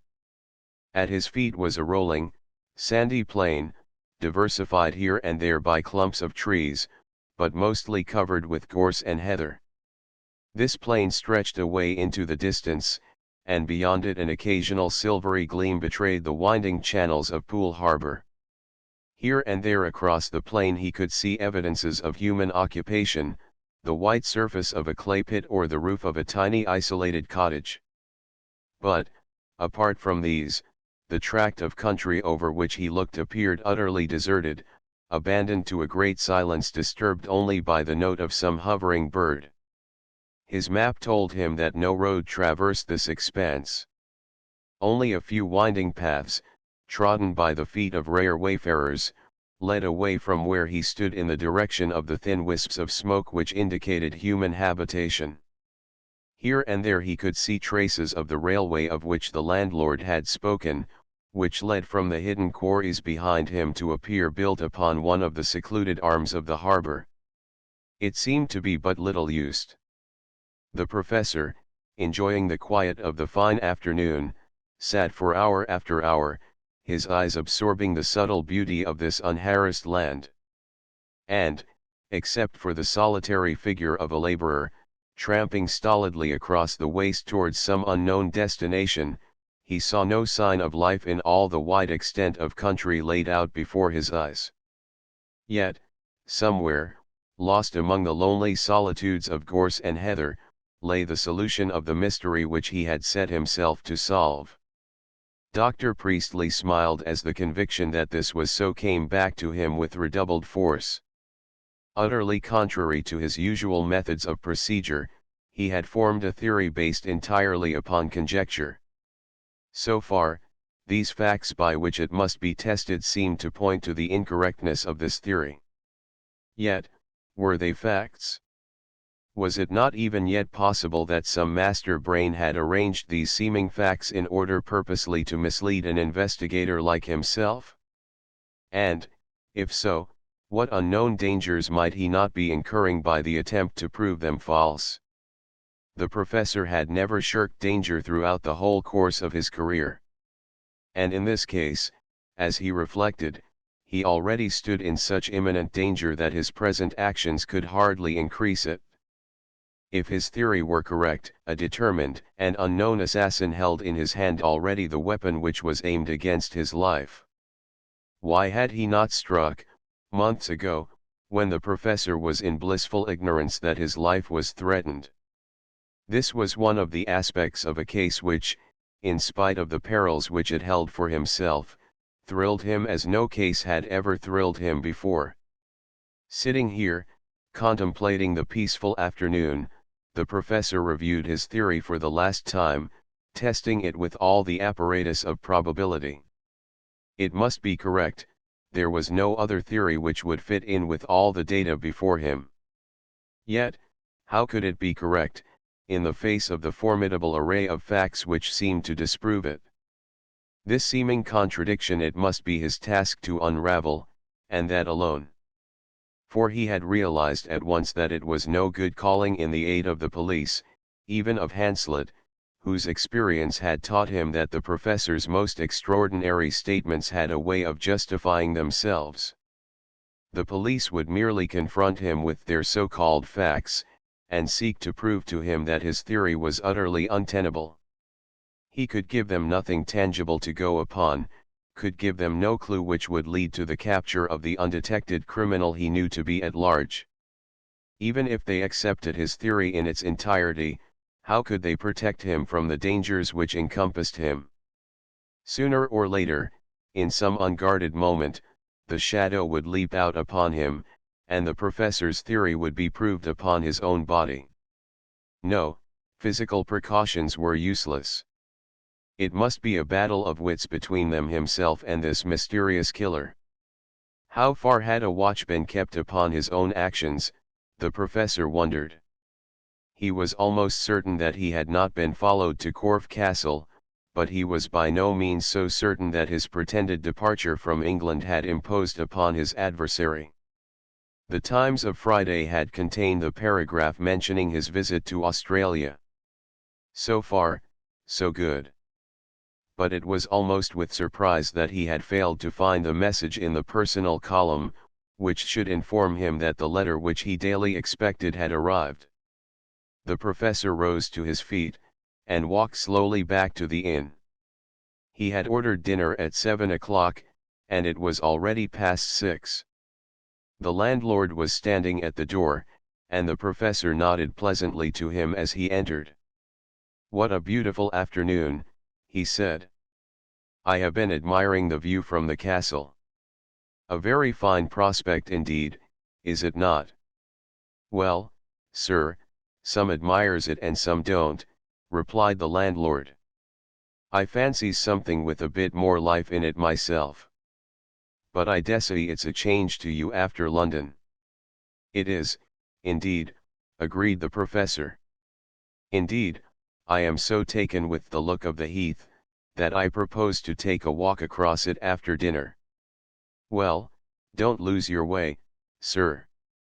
It's a bit lonely out there. You aren't likely to meet anyone who'll put you right, either." "Oh, it is not really dark till 10 o'clock, replied the professor cheerfully. "I have my map, and the castle ruins must be visible from a long way off. You need have no fears of my getting lost." "There's no danger, sir," the landlord hastened to agree. "Only you might happen to wander a bit further afield than you meant to. The bar closes at 10, but if you happen to be later than that, you've only got to knock on the door. I shan't be abed afore 11. The professor's dinner was served punctually at 7, and by 8 o'clock he was well on the road of which the landlord had told him, and which his map showed him led in the direction of the railway. A short distance beyond the village he found a narrow lane, which, after a few twists and turnings, brought him out upon the track. There was a narrow path beside it, and along this he stepped out, anxious to reach his destination while it was still broad daylight. The track followed a devious path across the heath, which, viewed from near at hand, was more undulating than at first appeared. The track had been built to avoid the steeper gradients, but every now and then it ran upon a low embankment or through a shallow cutting. On either side the heath spread out, silent and mysterious, sometimes bare and sandy, with twisted pine trees standing above it at intervals, sometimes covered with low, dense thickets, in which the general silence seemed to be accentuated. When the line rose slightly to cross one of the lesser eminences, the professor caught a fleeting glimpse of still water, the wandering arm of some unfrequented lagoon among the islands of the harbor. Behind him the sun hung low over the long range of the Purbeck Hills, which changed from green and gold to blue and purple as the sun sank ever lower. Against them, the sharp outlines of the ruined castle stood out clear-cut like a beacon. As the professor strode on through the silence, devoid of any vestige of human habitation, he noticed how admirably adapted was this barren heath to purposes of concealment. Spread over its surface were a series of shallow depressions, shaped like a saucer, and sometimes holding an abandoned gravel pit, now half filled with stagnant water after the winter rains. A man might lie concealed in one of these, secure from observation, for as long as he could keep himself supplied with food. There would be no risk of discovery. Those whose business led them to cross the heath kept strictly to the narrow paths, barely a foot wide, which meandered at wide intervals through the close growth of heather. A living man, so long as he avoided observation from these paths, might lie hidden for as long as he chose. And if a living man, why not a dead body? How easy to drag the damning evidence of crime into one of those dark thickets, to sink it into the silent depths of one of those black, unruffled pools. The professor shuddered, and increased his pace. This lonely heath was no place in which to indulge in morbid thoughts. His life might be in danger, but somehow he felt that it was not here that the blow would fall. If his theory were correct, if he had gauged aright the psychology of his adversary, it would not be thus that he would meet his death, here where there was none to witness the blow. Despite the almost threatening aspect of the country, deepening in tone every instant as the sun sank lower behind the distant hills, there was no vestige of any real danger. The shadows that lurked amid the gorse and heather were but the shadows of his own fears. So the professor reasoned with himself. It would have been folly for him, wishing as he did to avoid any suspicion of his interest in Dr. Morland's son, to approach the scene of his death during the day. The very track by the side of which he was walking contained a potential risk of discovery. It must be used sometimes. The rails showed signs that wagons had passed over them not so very long ago. They led only to a pier, or rather jetty, upon which the contents of the wagons were unloaded into a waiting barge. The pier was utterly unfrequented except by these barges. The track, in fact, was a dead end as far as any casual wayfarer was concerned. There could be no rational excuse for following it. He topped a slight rise, and saw in the distance the white surface of the clay pit which was to be his guide. From where he stood, he could see a considerable distance on either side of him. There was no sign of life upon the heath, except that far away, perhaps a couple of miles, the outlines of a cottage stood out against the grey background. The professor reached the clay pit, and searched the undulating surface of the heath for some sign of the remains of Dr. Morland's son's laboratory. For some moments he failed to find it, and then, at last, he made out the jagged tooth of a broken wall thrust upwards from behind a clump of gorse bushes. This, no doubt, must be his goal. There was no path leading to it from the track, but the professor, using his stick to feel the way, stepped out boldly across the heather, which yielded like a cushion to his footsteps. The distance from the track to the ruin must have been 600 or 700 yards. It took the professor some little time to cover it, since he was obliged to make several detours in order to avoid clumps of gorse. But he reached it at last, and stood on the edge of what had once been a clearing, surveying the scene that lay before him. The cottage itself had completely vanished. All that remained of it was a mound thickly overgrown with weeds and coarse grass, from which protruded here and there fragments of charred beams and rafters. The encroaching heath had hidden any signs of any garden there might once have been, and it was impossible for the professor to form any idea of what the place had looked like while it was still standing. But the laboratory, having been built of concrete, had defied the utter obliteration to which the rest of the premises had succumbed. Its broken walls, rough and jagged, stood up in a gaunt rectangle, roofless, their foundations hidden deep in the all-effacing vegetation, but still marking without fear of error the site upon which the building had stood. The professor pushed through the weeds and undergrowth until he reached the gap in the wall where the door had been. The door was still there, rusty and twisted, lying almost hidden at the base of the wall, where it had been thrown by Dr. Morland's son's would-be rescuers. It was a plain sheet of iron, fitted with hinges and a lock. The professor glanced at it, then passed through the doorway into the space enclosed between the walls. Something, perhaps a grass snake, rustled among the grasses as he entered. The laboratory had been a fairly spacious room, about 30 feet by 15. Of its interior fittings nothing whatever remained. As the professor advanced into the interior of the space his boots struck metal at every other step. He stooped and probed with his stick, and brought to light a twisted and shapeless tangle of iron, which might once have been the frame of a skylight.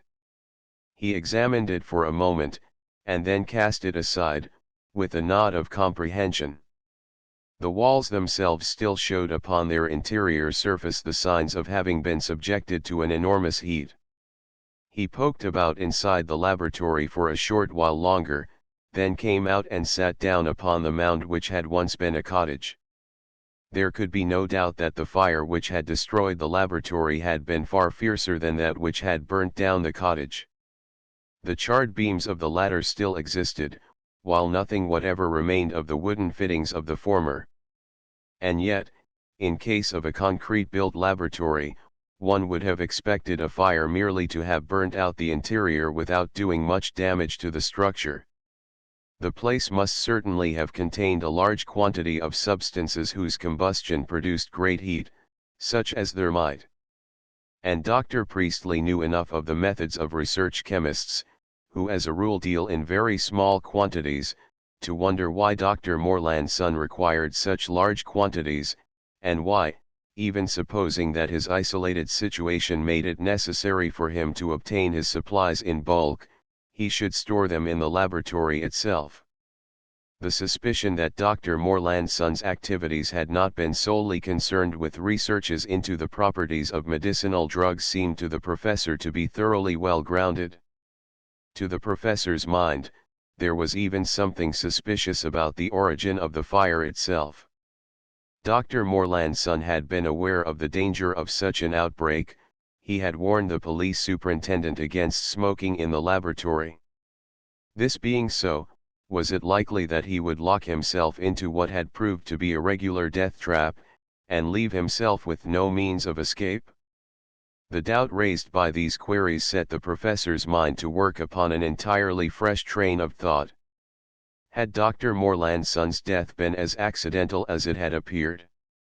Or was it possible that he too had had an enemy, who had somehow contrived the whole affair?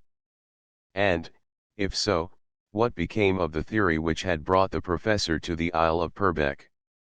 The professor awoke with a start from his meditations, suddenly conscious that the light was failing rapidly. It was already past sunset. The ruined castle which was to be his landmark was now indistinguishable against the universal grey of its background. A faint, silvery mist was rising above the heath, wreathing every object within sight with a curious opalescent halo. The professor realized that he had already spent long enough contemplating this deserted heap of ashes.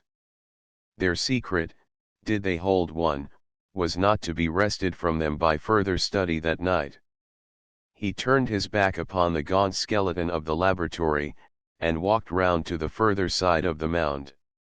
Here the stumps of a rotten post or two showed where a fence had probably surrounded the front garden, now long since overgrown. Beyond the posts a white thread caught the professor's eye, and he made his way up to it. It was a narrow track, apparently disused for years, and had no doubt once been the path by which the cottage was approached. In one direction it led towards the railway line by which the professor had approached the place, and rejoined the line lower down than the point at which he had left it. He started to walk down the track, with a muttered exclamation of satisfaction. By following it he might add a yard or two to his journey, but it would save him a slow and tiresome trudge through the heather in the gathering darkness. Of his ability to find his way back to the inn he had no doubt. He had only to follow the railway line backwards until the lights of the village came in sight, and then strike across country till he reached them, even if he missed the lane by which he had come. The professor had not gone very far before he stopped dead, and bent down to examine the narrow white strip beneath his feet. He felt in his pocket, and struck a match, which he held close to the surface of the path. It was a still, windless evening, and the flame of the match burnt clear and unflickering, illuminating a narrow circle of fine, white sand. Across the center of this patch, following the path upon which the professor stood, ran the sharp and unmistakable imprint of a bicycle tire. Somehow the discovery made the professor's pulses beat quicker than before. This apparently deserted track was in use, then, despite its overgrown appearance. No doubt it formed a short cut between two spots upon the heath, such as a pit and a clay worker's cottage. This was the obvious explanation, but to the professor's mind it seemed unsatisfactory.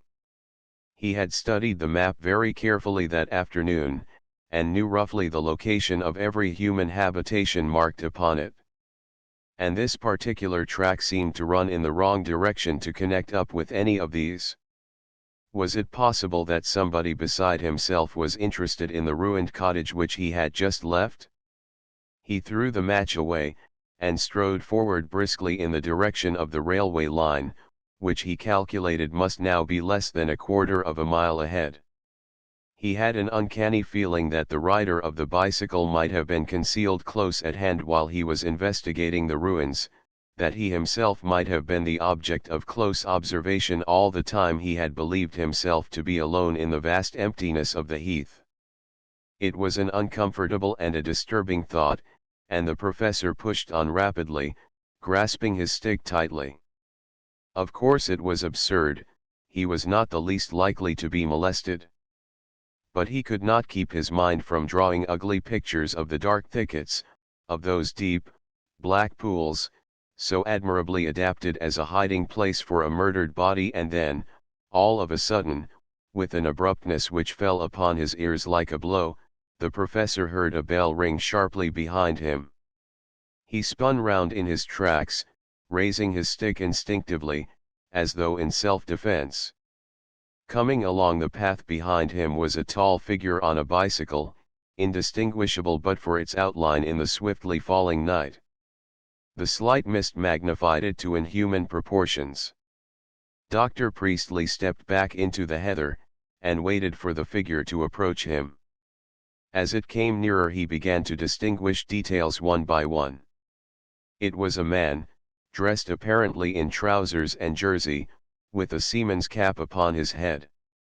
The professor felt a sudden feeling of relief. No doubt this was a man from one of the stone barges which came up to Goat Horn Pier to load stone or clay. He would no doubt join the railway, and follow the track beside it down to the pier. He could see the man's features by now, or such of them as were not hidden by the mass of black beard, which grew up in whiskers on either side of his face until it was lost beneath his cap. And then, with a sudden recollection of a certain vivid description which Hanslet had given him, the professor realized that the man had an angry-looking scar extending the whole length of his right cheek. Even as he realized the significance of the man's appearance, he had dismounted from his bicycle, and stood confronting the professor. "Good evening, Dr. Priestley," he said pleasantly, but in a curiously harsh and strained voice. And, at the words, the professor knew that this was indeed the black sailor. Chapter 18. The Avenger. The black sailor stood in the middle of the path, leaning on his bicycle and looking at Dr. Priestley with a faint smile of amusement in his eyes. The professor, for his part, stood his ground and waited for what might come next. He understood quite well that any attempt to escape would be pure folly. If it came to a chase across the heather, the sailor would overtake him in half a dozen strides. And as for shouting for help, well, the nearest inhabited house was nearly 2 miles away. Besides, what was there to shout about, after all? The sailor appeared to be unarmed, and his expression was rather one of amusement than of menace. The absurdity of the situation began to appeal to the professor. He had been accosted by the man whom the police would have dearly loved to lay their hands upon, and he was utterly powerless to take any steps towards his capture. The black sailor broke the silence. "You seem interested in the fate of the unhappy man who ended his days in this lonely spot," he said, with something that sounded like a short laugh. "The fate of Dr. Morland's son has a particular interest for me," replied the professor significantly. "Yes, it would have, naturally," said the sailor conversationally. "It has puzzled me why you have been so long in realizing it. I didn't expect it of the others, but you, surely, should have guessed the motive long ago. It would interest me to know what brought the connection to your mind." The professor hesitated. Yet, after all, he was in this man's power. So far as he could see, his only chance of escape lay in gaining time, until by some miracle a belated laborer should come past within hailing distance. It was the most unlikely thing in the world to happen, but there was just a chance. Consequently, since the sailor seemed disposed to talk, it was best to humor him.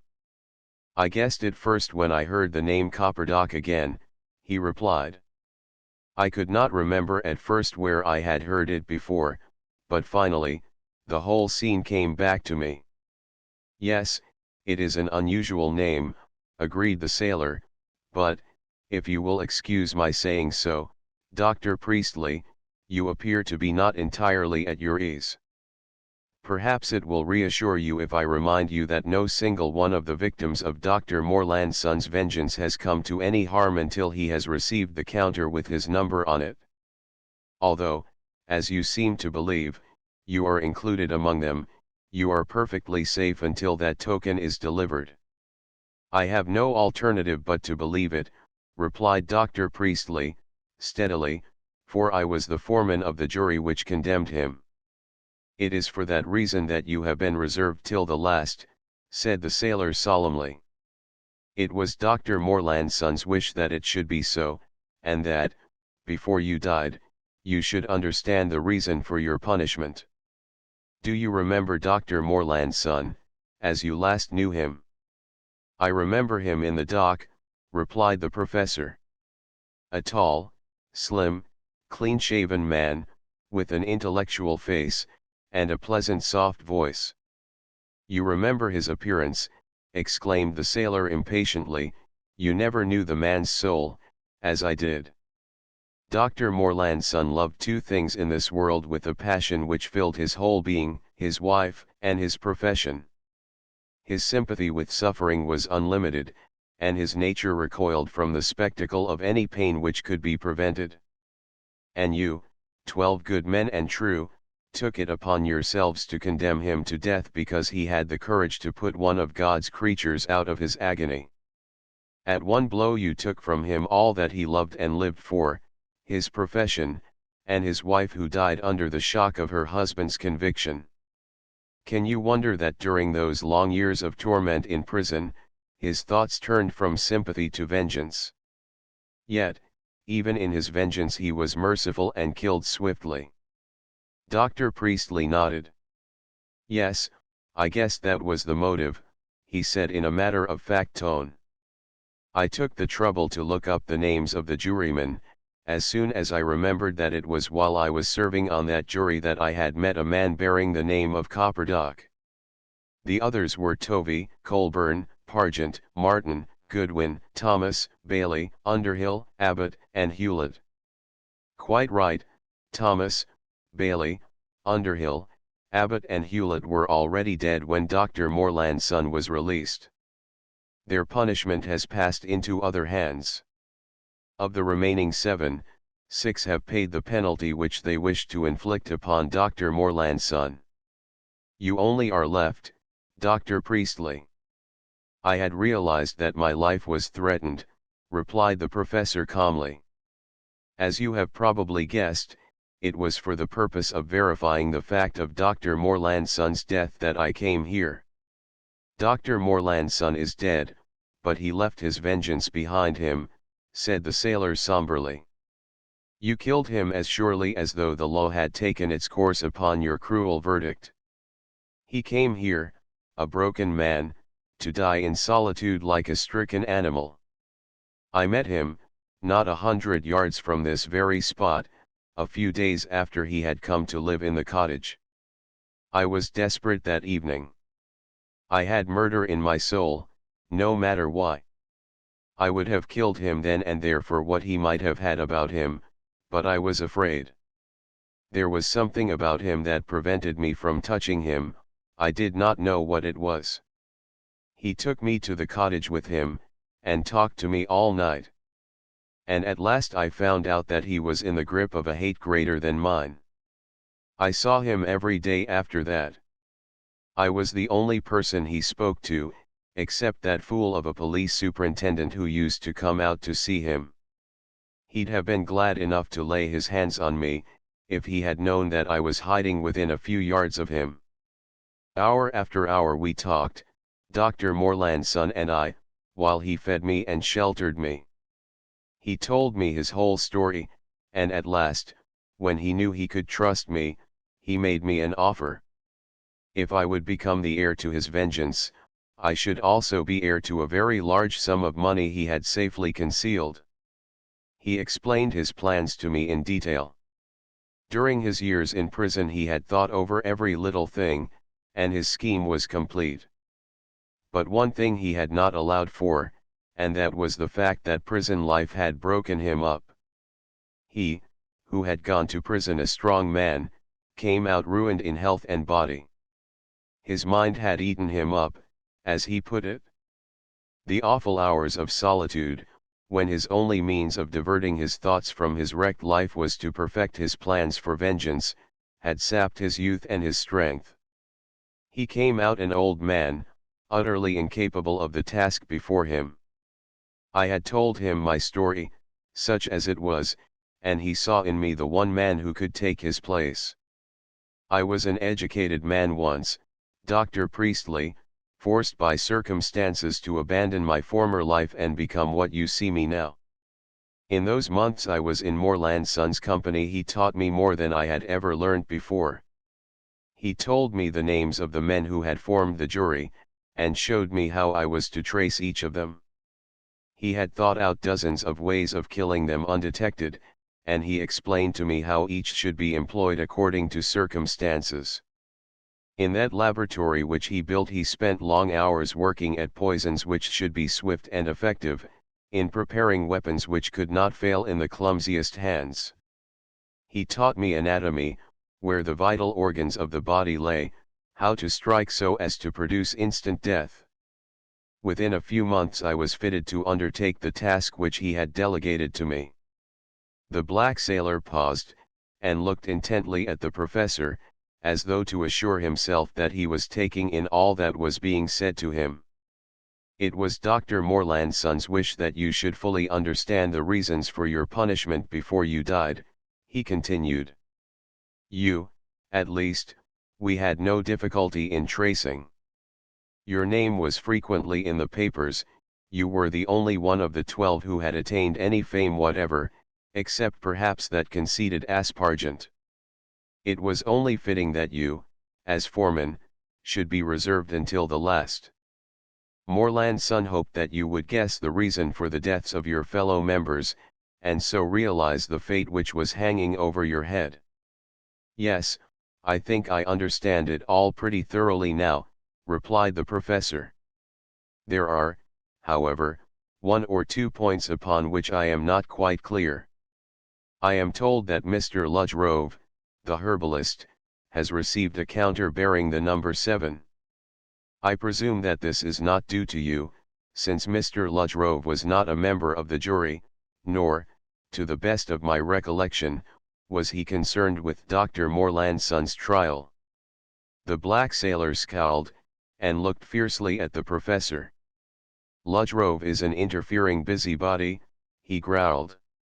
I do not propose to explain my methods to you, naturally, but this much I will tell you, Rhode has on more than one occasion prevented me from carrying out my designs. I have no other quarrel with him, and he is in no danger so long as he minds his own business. The counter was sent to him as a hint to keep out of the business altogether. And, by the way, Dr. Priestley, when you get back to London, you may give him this message from me. Unless he keeps clear, the counter, which was only a warning, will be followed by something worse. He laughed harshly as he saw a flicker of astonishment pass across the professor's face. Oh yes, he continued. You will no doubt go back to London and recount your experiences to your friend Hanslet and the rest of the police. Why not? I have no doubt they will be very pleased to learn the motive for these mysterious murders which have so sorely puzzled them.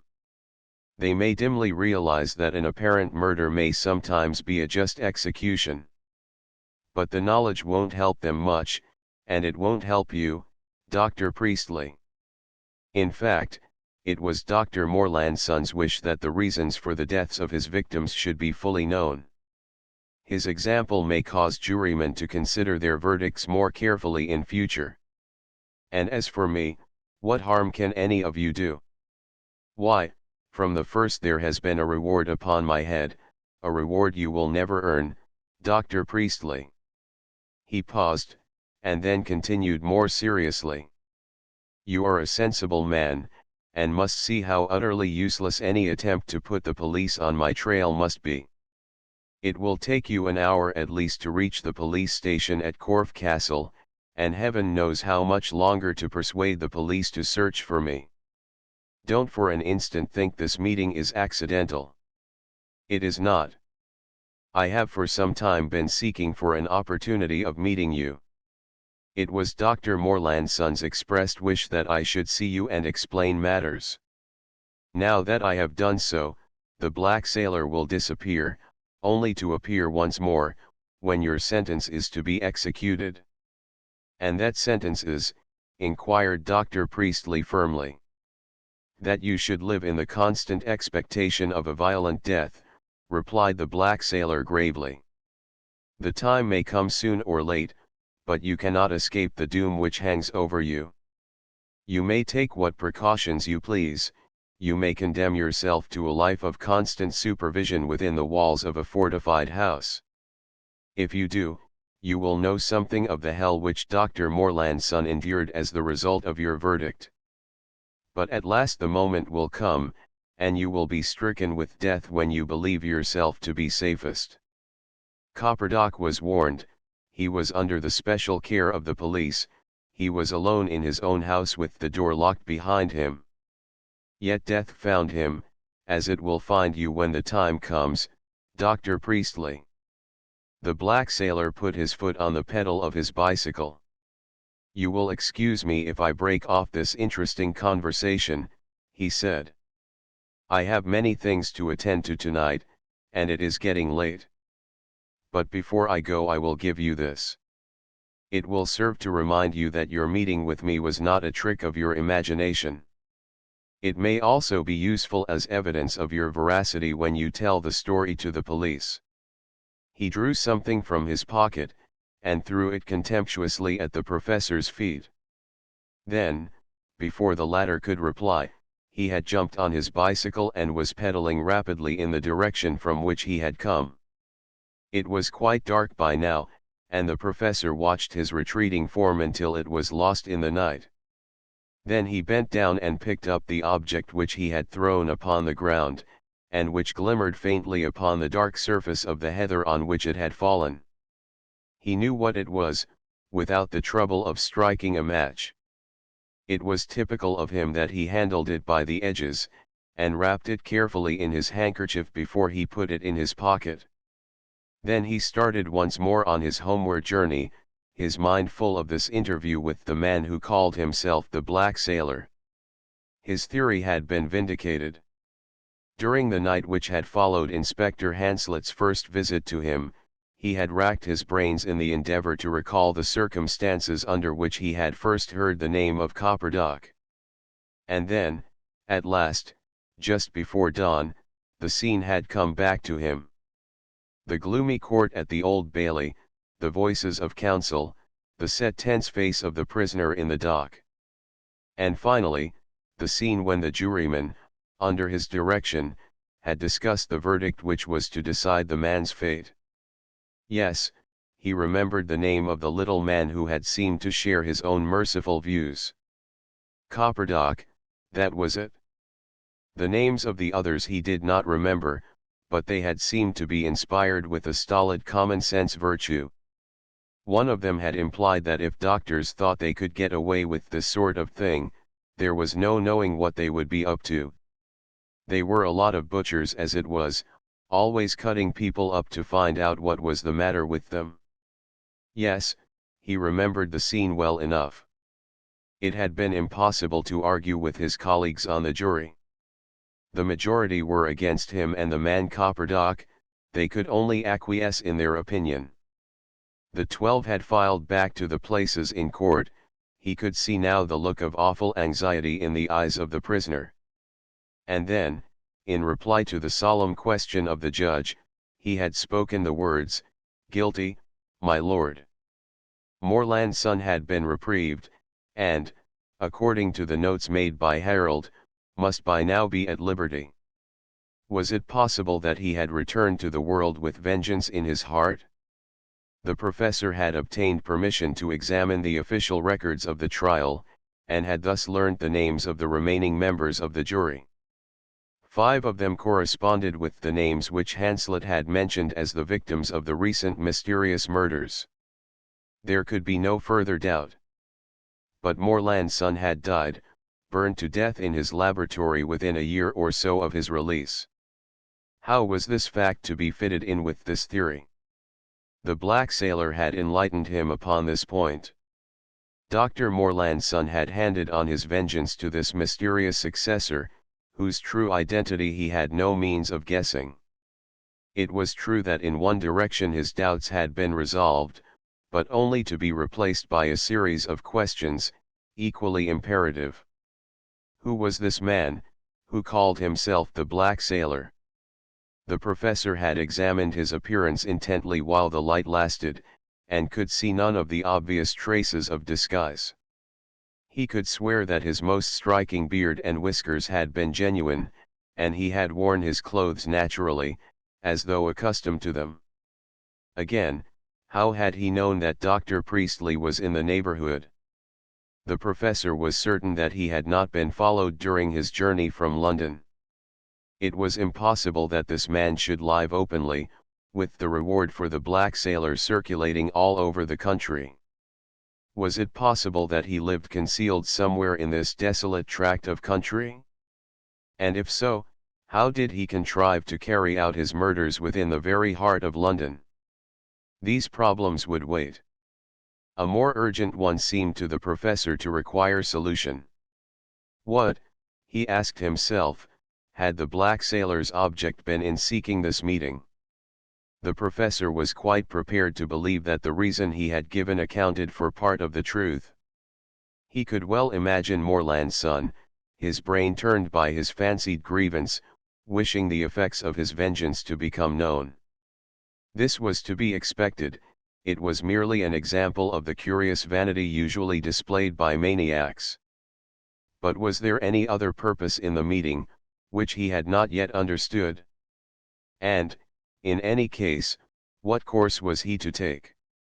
As the black sailor had suggested, to set the local police on the scent would be sheer waste of time. No serious attempt to scour the heath could possibly be made before daylight next morning, by which the object of the search would be far away. They might find the tracks of his bicycle, but if he desired to elude pursuit, all he would need would be to carry it for some distance over the heather. The professor credited the man who had baffled the London police by the ingenuity of his murders with sufficient acumen to leave no tracks by which he could be followed. No, the police could not help him. If he were to escape the fate that threatened him, it must be by his own efforts. And so far his adversary had completely outwitted him. In spite of his own elaborate precautions, his investigations into the death of Dr. Morland's son were known and had been treated as the most natural thing in the world. For his own part, he had learnt very little that he had not known before. Certainly his theory as to the motives for the murders in Praed Street had been confirmed. This was a small satisfaction to place against the professor's chagrin. He had also learnt that the black sailor, in spite of official skepticism, was an actual person. But of his identity, or the means by which the crimes had been committed, he had learnt nothing. From the police point of view he had failed utterly, since he had failed to secure any information which could possibly lead to an arrest. It was nearly 11 o'clock when the professor saw the lights of the village in the distance, and, leaving the railway line, found the lane which led homewards. The sound of his footsteps re-echoed among the silent houses. The whole place breathed an atmosphere of perfect peace and tranquility. His recent adventure seemed to the professor as an impossible dream, a trick of his mind, so long concentrated upon the subject. So strong was the illusion of unreality that the professor was impelled to feel the hard outline of the counter hidden in the folds of his handkerchief. There had been something theatrical about the whole adventure, the time, the place, the man's appearance, his voice, so curiously harsh and rasping, his very words, so utterly at variance with his character of a rough sailor. With something of a shock the professor remembered that Copperdock had claimed to have seen him at a moment when it was proved that there was no one there. Was it dimly possible that there was something supernatural about the affair? The professor brushed the suggestion aside as absurd. The inn was closed by the time he reached it, but, remembering the landlord's instructions, he knocked upon the door, and after a short interval the key turned in the lock and the door opened. The landlord's voice welcomed him. "Bit later than you expected, sir, aren't you?" he said. "Did you lose your way or anything like that?" "No, the beauty of the night tempted me to stay out of doors," replied the professor. "Well, sir, come 10 o'clock, and seeing as you didn't come home, I put a drop of that old brandy aside for you." "I hope I don't presume too much, sir." "You did not indeed, I shall be very glad of it," replied the professor thankfully.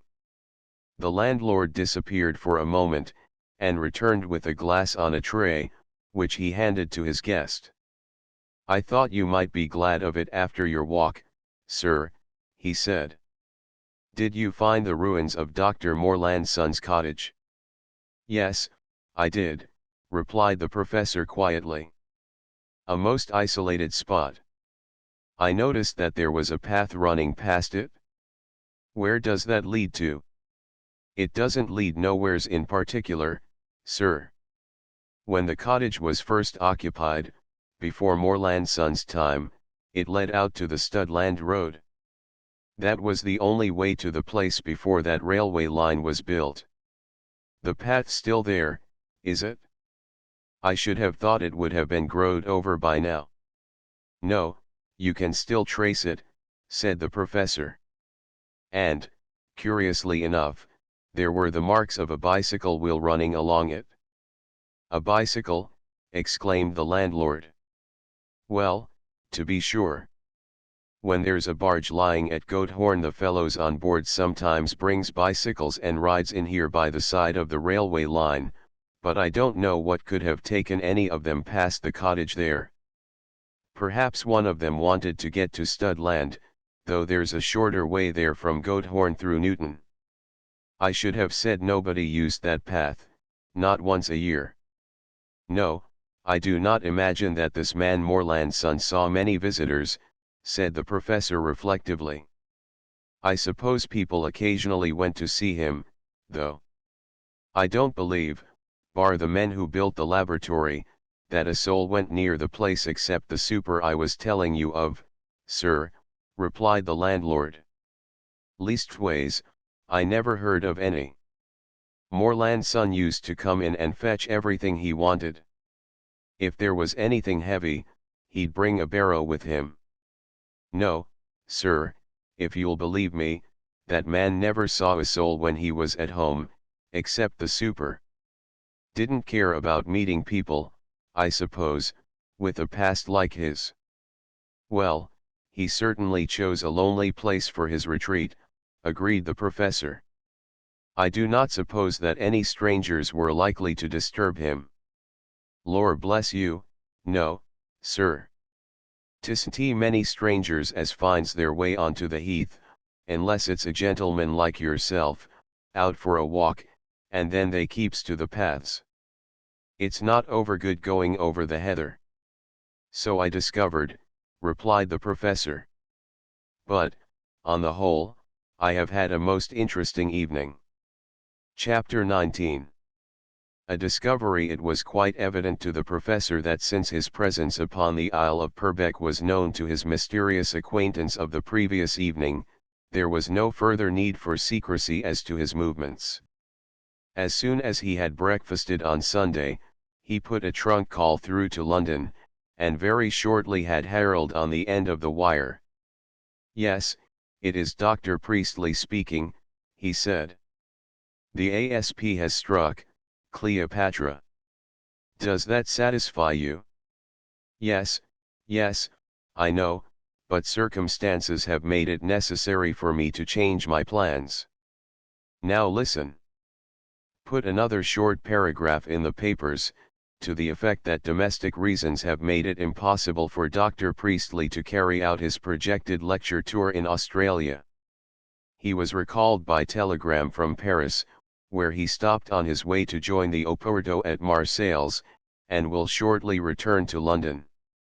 Having done that, get in touch with Inspector Hanslet, and bring him to Corfe Castle by the train leaving Waterloo at 2:30 this afternoon.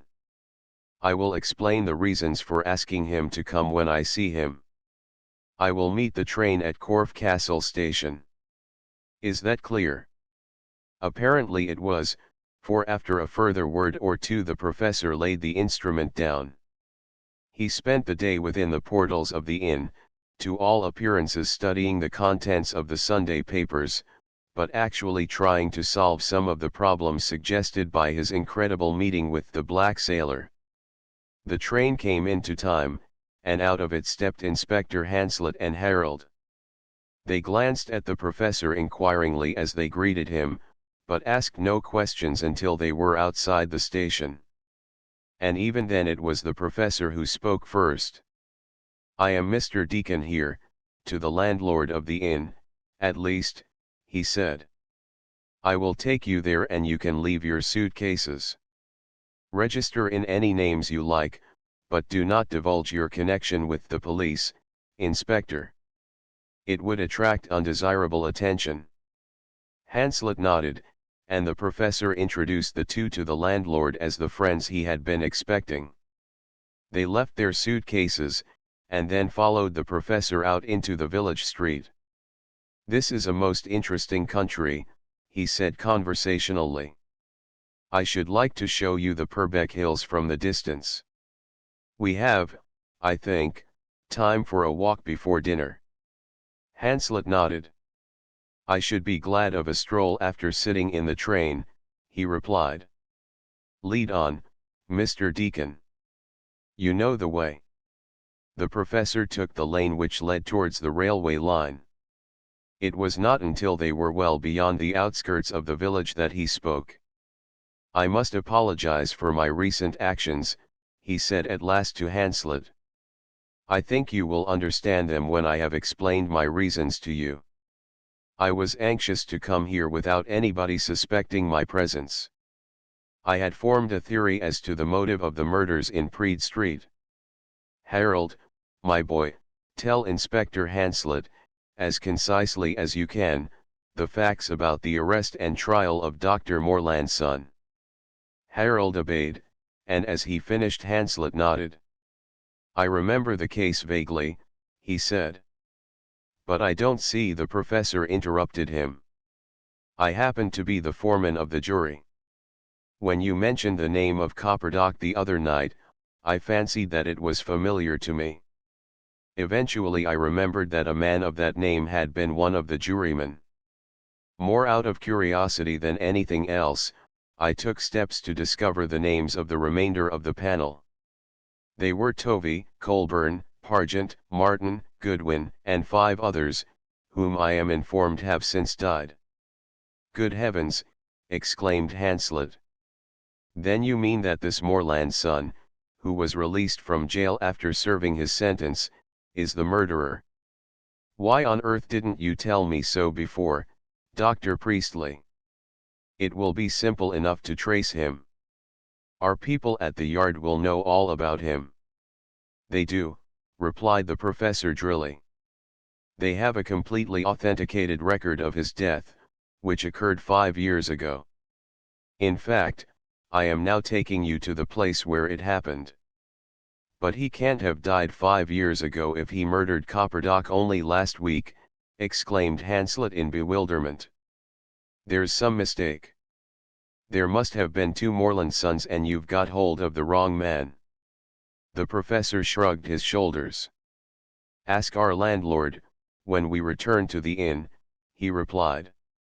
"He is a most communicative man, and will, no doubt, be delighted to tell you the story, as he told it to me. I had the same doubts as you have expressed, and it was these doubts which brought me down here. I inquired for Morlandson's history as tactfully as I could, and I examined the scene of his death, as I shall ask you to. I am quite prepared to accept your statement, Professor, said Hanslet. How did it happen?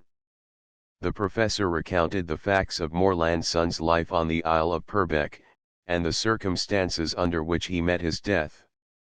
All these things can of course be verified, he said, as he came to the end of his story. It was while I was engaged in verifying them yesterday evening that I met with an adventure which can only be described as amazing. You will remember the man described as the Black Sailor, first seen by Wal Snyder at the time of the murder of Tovey the greengrocer, and subsequently by Copperdock. The man Wyland was persuaded to issue a reward for, replied Hanslet with a smile. Yes, I remember. We seem pretty generally agreed that he was a myth. For a moment the professor made no reply. They had by this time reached the spot where the track from Morlandson's cottage crossed the railway line. The professor stopped, and turned to Hanslet impressively. I met him last night, about 300 yards from this spot, he said simply. Hanslet stared at him in amazement. You met him, he exclaimed. You mean you saw someone who looked like him, I suppose? No, I met him, and had a most interesting conversation with him, replied the professor. He was riding a bicycle, and since there has been no rain since last night, you will see the tracks in a few minutes. Further, he gave me this. The professor produced his handkerchief, unrolled it, and handed Hanslet the numbered counter. Good Lord, this beats anything I ever heard of, exclaimed Hanslet. What did the man say to you? The professor gave a careful and detailed account of his adventures on the previous evening, to which Hanslet and Harold listened in silence. He finished by explaining that he had thought it useless to set the local police on the Black Sailor's track, and Hanslet agreed. The fellow would have been miles away before you had got them to move, he said. Of course, I shall have to circulate his description again, in case anybody else saw him. But he can't have gone about openly, with a reward on his head like that. Somebody would have been bound to have spotted him. It's the most amazing story I ever heard. You don't suppose he was pulling your leg, do you? How did he know my name, and the names of the jurymen who served with me, replied the professor. Well, this case is full of most extraordinary contradictions. We'd better have a look at these bicycle tracks you speak of, it's just possible we may be able to find out the direction in which he went off. Where did he mount his bicycle and ride away, Professor? About a quarter of a mile along this path. Lead the way along, Inspector, and I will stop you when we reach the spot. They proceeded in single file, Inspector Hanslet leading. After about 5 minutes the professor spoke. It was just where you are standing, Inspector. The party halted, and Hanslet bent down to examine the path. The sand was in admirable condition to receive and retain an impression, firm enough to resist the force of the wind, yet not too hard to take even the lightest imprints. Hanslet, kneeling in the heather by the side of the path, looked at it closely. You've mistaken the spot, Professor, he said at last. There are no tracks here. It doesn't look as if anybody had passed along here for a long time. The professor frowned. I do not usually mistake a spot which I wish to remember, he replied. However, it was nearly dark when I left it, and I may have made an error of a few yards. As you can see, this track leads straight to those ruined walls, which are the remains of Morlandson's laboratory. It was in that direction that the man made off. If you follow the path, you are sure to find the tracks further along. They resumed their way, Hanslet examining every foot of the path as they proceeded. It was not until they reached the ruined posts which had marked the limits of the front garden that Hanslet turned and looked anxiously at the professor. "You are quite sure that this was the path he followed?" he asked. "I can't see any tracks along it at all, either of your feet or of the bicycle." "Perfectly certain," replied the professor stiffly. "I am not likely to mistake it, especially as it would appear to be the only path in the vicinity." Hanslet nodded, and made his way through the tangled vegetation towards the ruins of the cottage. He walked carefully round the mound, then proceeded to the broken walls of the laboratory. He gazed at these for a minute or two, then turned towards his companions, who had remained on the path. "I wish you would come here a minute, will you, Mr. Muirfield?" he called. Harold obeyed his summons, and Hanslet led him round an angle of the walls, out of sight of the professor. "Has he been overdoing it a bit lately?" he asked in a low tone. "Overworking himself, or anything like that, I mean? I thought he looked pretty well done up when I first saw him the other evening." "Well, he's hardly been outside the house for the last 6 months, replied Harold. "He's been busy with a new book, and I think it took it out of him a good deal." "Why?" "You heard that extraordinary yarn he spun us just now, about the black sailor and his bicycle. If the tracks showed anywhere, it would be on that path. Now here, all round this place, you can see the professor's footmarks. He was here all right last night, as he says. But it's odd we can't find traces of the other fellow. You don't think he can have dreamt it, do you?" "It would be most unlike him," replied Harold. "Why should he imagine such a thing, anyhow?" "Well, you see, if this jury business is correct, he is the only survivor. You remember his telling us the other day in town that there would be one more murder? He meant that his own life was threatened, and I expect it's been preying on his mind. It's the only way I can account for this business." Harold shook his head. "It is true that he hasn't been quite himself lately," he replied. "But I don't think he's got to the stage of seeing things. Anyhow, how do you account for the counter he gave you just now?" "How do you account for anything in this blessed case?" retorted Hanslet. "I believe the devil's at the bottom of it, if you ask me. I wish you would follow up that path in the opposite direction for a bit, while I poke about here. If you find the marks of a bicycle wheel, don't touch 'em, but come back and tell me." Harold followed the path for half a mile or so in the direction of the Studland Road, and returned shaking his head. Hanslet had by this time finished his inspection of the ruins. He turned to the professor, who had joined him. "Well, there's nothing very definite to be seen here," he said, with his usual cheerful smile. "What do you suggest we do next, Professor?" "Return to the inn for dinner," replied Dr. Priestley. "Tomorrow, if you agree, I propose to return to London by an early train." "I think that will certainly be the best course," agreed Hanslet. "I will just run round to the local police station after dinner, and have a chat with whoever's in charge. We must certainly follow up this valuable clue of yours."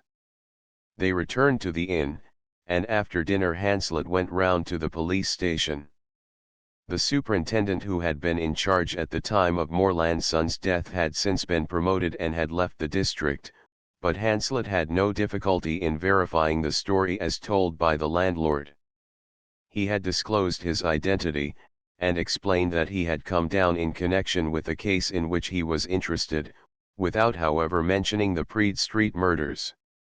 In the course of conversation with the sergeant in charge he elicited the information that no strangers had recently been heard of in the district, and certainly nobody in any way resembling the black sailor. "There's a few foreigners and the like comes into Poole, sir," the sergeant had explained. "But they never comes over this way. The barges what goes up to Goathorn are all local craft, and there's never a stranger among them. If any stranger was wandering about the heath, we'd get to hear of it, sharp enough. Why, it's an event in the lives of these clay workers if they see a strange face. Well, if you should hear of a strange man with a bicycle having been seen, you might let me know, said Hanslet. Good night, Sergeant, I won't trouble you any further.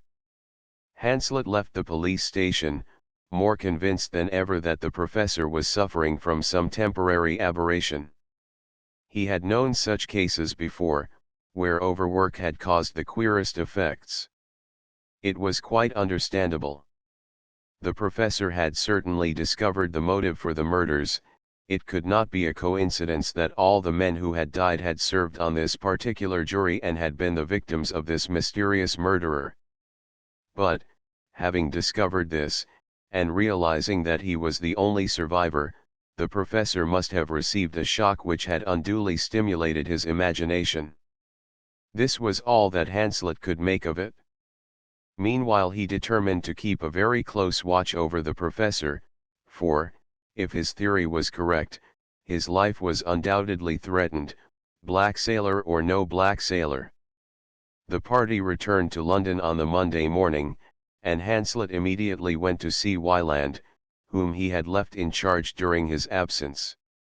At the police station he was told that he had gone to see Mr. Ludgrove, and thither Hanslet followed him. He found Wieland and Ludgrove seated in the latter's sanctum, and the herbalist greeted him warmly on his entrance. "Come in, Inspector," he said. "Mr. Wieland and I are talking about the death of Mr. Copperdock. As you see, I am still alive, in spite of my numbered counter." "So I see," replied Hanslet. "You've seen or heard of nothing suspicious, I suppose, Wieland?"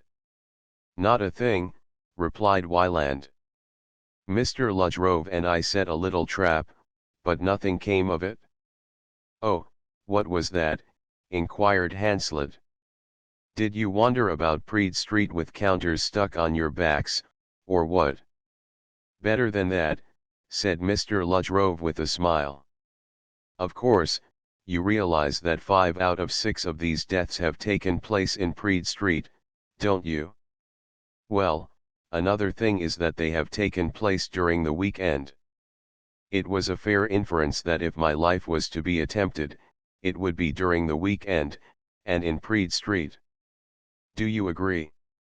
"Well, it sounds reasonable, anyhow," replied Hanslet. "What about it?" "I felt as though a breath of country air would do me good," continued the herbalist. "As Inspector Wieland may have told you, I usually try to spend a weekend out of London at least once every 3 weeks. For one thing it does me good, and for another my business obliges me to collect herbs from time to time. And I happen to have heard of some particularly fine colchicums growing near Dorchester. Mr. Ludgrove told me this, and I thought it wouldn't do him any harm to go and look for these collicums, or whatever he calls them," broke in Wieland. "Besides, his suggestion gave me an idea. So we smuggled him off to Paddington, where 2 of my plainclothes men saw him into a train on Saturday morning. I reckoned he'd be safe enough out of London. Then I stayed here, being careful to keep a light burning in the shop, so as people would think Mr. Ludgrove was in residence. Then we met Mr. Ludgrove's train at Paddington yesterday evening and brought him back. But, as I say, nothing happened. I only had one visitor all the time, and that was young Copperdock, on Sunday morning. I explained to him that Mr. Ludgrove was upstairs, and he said he would look in again later. But he never came, at least while I was here." "Well, it wasn't a bad notion, certainly," said Hanslet. "I don't think I should go about alone too much, if I were you, Mr. Ludgrove." The herbalist smiled. "I hardly get the chance," he replied. I have a habit of taking a brisk walk in the neighborhood every evening. During this last week I have never gone more than a few steps before being accosted by a charming and talkative individual who insists upon accompanying me. I am not complaining, I have found his conversation most interesting. "And he yours, Mr. Rhode," laughed Wyland. "I'm sorry, but what can we do? I don't want to alarm you, but you know there is the chance that an attack might be made upon you. And that attack would give us the clue we want." "I see. I am to be used as a stalking horse," said Mr. Rhode. "Well, I have no objection. I am only too glad to be of service in unraveling this terrible mystery." Hanslet, who had been silent for a moment or two, suddenly turned towards Wyland. "You say that nobody came near you while you were alone here but young Copperdock. What did he want, I wonder? Have you seen him since you came back from your herbalizing expedition, Mr. Rhode?" A grave expression spread over the herbalist's face. "I have," he replied. "It was for this reason that I asked Inspector Wyland to come here and see me. I was about to tell him the story when you came in, and I realized that it would be better if you heard it together. Ted Copperdock came here yesterday evening, about an hour after my return." "Oh, he did he?" exclaimed Hanslet. "What did he want?" "He told me he had come round in the morning to ask me if I would go through his father's belongings with him. Finding me busy, as he supposed, he went back home, and started to go through them by himself. He spent the whole afternoon sorting out Mr. Copperdock's papers, and it was not until late that he began to look over his clothes. In the pocket of one of his coats he discovered something which, as he himself said, terrified him. He came to me at once, and begged me to come back with him.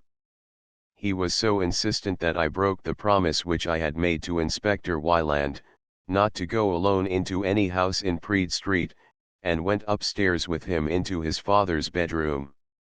There he showed me an overcoat hanging in a cupboard, and in the pocket of it this." The herbalist rose, walked to the bench at the far end of the room, and pointed to an object wrapped loosely in paper. Hanslet and Wyland followed him, and the former unwrapped the paper carefully. As the object appeared, they both uttered a startled exclamation. It was the blade of a knife, and with it a long wooden handle, with a hole running the whole of its length, and fitted with a set screw. Wyland bent over it with a look of triumph. "I knew it, all along," he exclaimed. "Look at this blade. It is exactly similar to the ones found in the bodies of Tovey and Pargent. You see the dodge, don't you? This blade just fits the hole in the handle. It's meant to be pushed through and gripped by the set screw. But, if you tighten the screw as far as it will go first, then put the blade in, it is held lightly, just by its very end. Now, if you stab a man with the blade fixed like that, what happens? The blade goes in all right, and there it stays, while you walk away with the handle. It's beautifully simple, and you leave no finger marks behind you." But Hanslet stared at the knife in silence, his brain a whirl of conflicting theories. If the professor was correct in his assumption, Copperdock was a victim of the unknown assassin. How did this knife, which, as Wyland said, was exactly similar to those with which Tovey and Pargent had been killed, come into his possession? On the other hand, if Copperdock had been the murderer, what became of the professor's theory? Why should one of the jurymen wish to murder his colleagues? The problem became more complicated with every fresh discovery. "This blessed case would drive an archangel to drink," he observed disgustedly, as he wrapped up the knife again and put it in his pocket. "Well, we'd better go across and see what young Copperdock has to say about this, Wyland." Chapter XX. Mr. Ludgrove's invitation April gave place to May, and May to June, with no further development in the mystery which surrounded the Praed Street murders. The discovery of the knife in the pocket of Mr. Copperdock's overcoat, combined with the fact that although Dr. Priestley and Mr. Ludgrove had each received a numbered counter, they had not so far been menaced by any particular danger, had convinced the police that the secret had died with Mr. Copperdock. A very careful examination of the handle showed that it bore his finger marks, and his son, although he could not account for its presence where he had found it, was emphatic that it could not have been placed there since the night of his death. The professor made no reference whatever to the case, either to Harold or to Hanslet. The latter, during his infrequent visits to the house in Westbourne Terrace, made no reference to the case. He was becoming more and more convinced that the professor's interview with the black sailor had been a pure hallucination, that the professor, having imagined the sequel to his theory of the juryman, had somehow been under the illusion that the events of his imagination had actually taken place. In his own mind, however, he was by no means satisfied with the official view of the matter, of which Wieland was the principal exponent. It left so much to be explained, chiefly Copperdock's motive, to say nothing of his methods. To begin with, how had he contrived to murder Mr. Tovey, when at the moment of the latter's death he was sitting comfortably before his own fire? And, if the answer to this was that he had accomplices, who and where were they? However, his superiors appeared to be satisfied, and, towards the beginning of June, Hanslet went off upon his long postponed leave. The professor's time was fully occupied in correcting the proofs of some aspects of modern thought, which were now coming in from the printer, whose reader, appalled by some of the professor's strictures upon his contemporaries, had scattered here and there across the margin the ominous words query, libel louse. To each of these the professor added the note, nonsense, in letters half an inch long at least. It was perhaps fortunate for the conscientious reader that he was beyond the reach of the professor's tongue. The rigid police protection which had at first been imposed upon both the professor and Mr. Ludgrove had been gradually relaxed until now it had dwindled to nothing more serious than a casual glance at their houses by the constable on beat when he happened to pass them. The professor himself appeared to have forgotten the warning given to him by the black sailor, and to have acquiesced in the official view that, since the perpetrator had committed suicide, nothing further would be heard of the murders. It was while matters were in this state that Dr. Priestley received one Saturday morning a letter which obviously caused him some satisfaction. It was signed Elmer Ludgrove and was written in a curiously neat and clerkly hand. The contents of it were as follows: Dear Sir, I should not venture to write to you, but for the fact that I know that you are as interested in the recent affair of the numbered counters as I am myself. I have recently come across, wholly by accident, certain curious facts which may serve to throw an entirely fresh light upon the deaths of 6 men, which, to my mind, have not yet been satisfactorily explained. I am not anxious to approach the police, at least until I have consulted you. The police, as is perhaps natural, could scarcely be expected to welcome disclosures which would completely upset their official theory.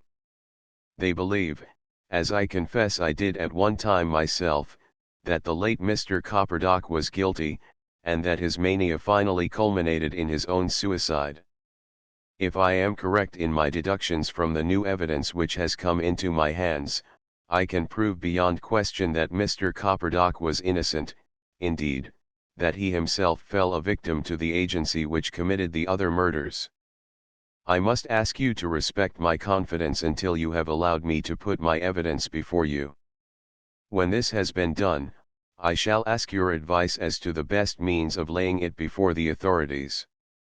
You, I have reason to believe, are on friendly terms with Inspector Hanslet, and perhaps you will agree, when you have examined the evidence I shall put before you, that it will be best to call him into consultation. I suggest, as the various exhibits to which I shall be compelled to refer are at present at my house, and as it may be necessary for me to point out to you certain peculiarities of the locations in which the murders took place, that your examination be carried out there. As I believe that as little time as possible should be wasted, I suggest, if it meets with your approval, that you should do me the honor of calling upon me this evening. As, in the light of recent events, you may not care to come to Praed Street alone, I propose to call upon you after your dinner this evening, and to learn your wishes in the matter. If you agree to my suggestion, we can then walk to my house together. I am, sir, yours faithfully, Elmer Rhode. The professor read this letter through twice. His final conclusion was that this man Rhode had in some way discovered that the dead men had all been members of the Moorland Sun jury. After all, he knew from the black sailor's words that Rhode had made inconvenient inquiries, and it was possible that he had somehow stumbled upon the truth. Anyway, there could be no harm in going to see him and hearing what he had to say. Besides, he had never conveyed to him the black sailor's warning. Hanslet might have, but the professor, who had penetrated the ill-concealed scepticism of the inspector, considered this unlikely. In any case, by comparing notes with this man, who had been living in Praed Street throughout the period of the murders, he might derive a hint which would lead him to his goal. For Dr. Priestley, although he appeared to have put the whole affair out of his mind, was in fact determined to find the solution of the problem. He felt that so far the part he had played had been a distinctly ignominious one. Both his theory of the motive of the crimes and his account of his meeting with the black sailor had been disregarded. And although Dr. Priestley affected to regard his excursions into the solution of criminal problems with half-amused tolerance, his ill success hitherto in this instance was a secret, but none the less bitter, blow to his pride. Yes, he would certainly go to see this man Rhode. His letter showed him to be a man above the ordinary standard of education of people in his position. Hanslet had spoken of him as a man of considerable intelligence. The professor, considering the matter, felt that he might well have got into touch with him before. He began to think that he had been too ready to rely upon the police descriptions of the events which had taken place, and had neglected an alternative source of information which might contain many details of value. And, his determination made, the professor fidgeted all day until, having hurried through dinner and found himself in his study earlier than usual, he could expect his visitor.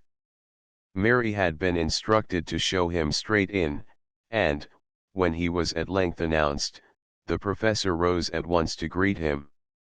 Mr. Rhode, seen for the first time, was certainly an imposing and dignified figure.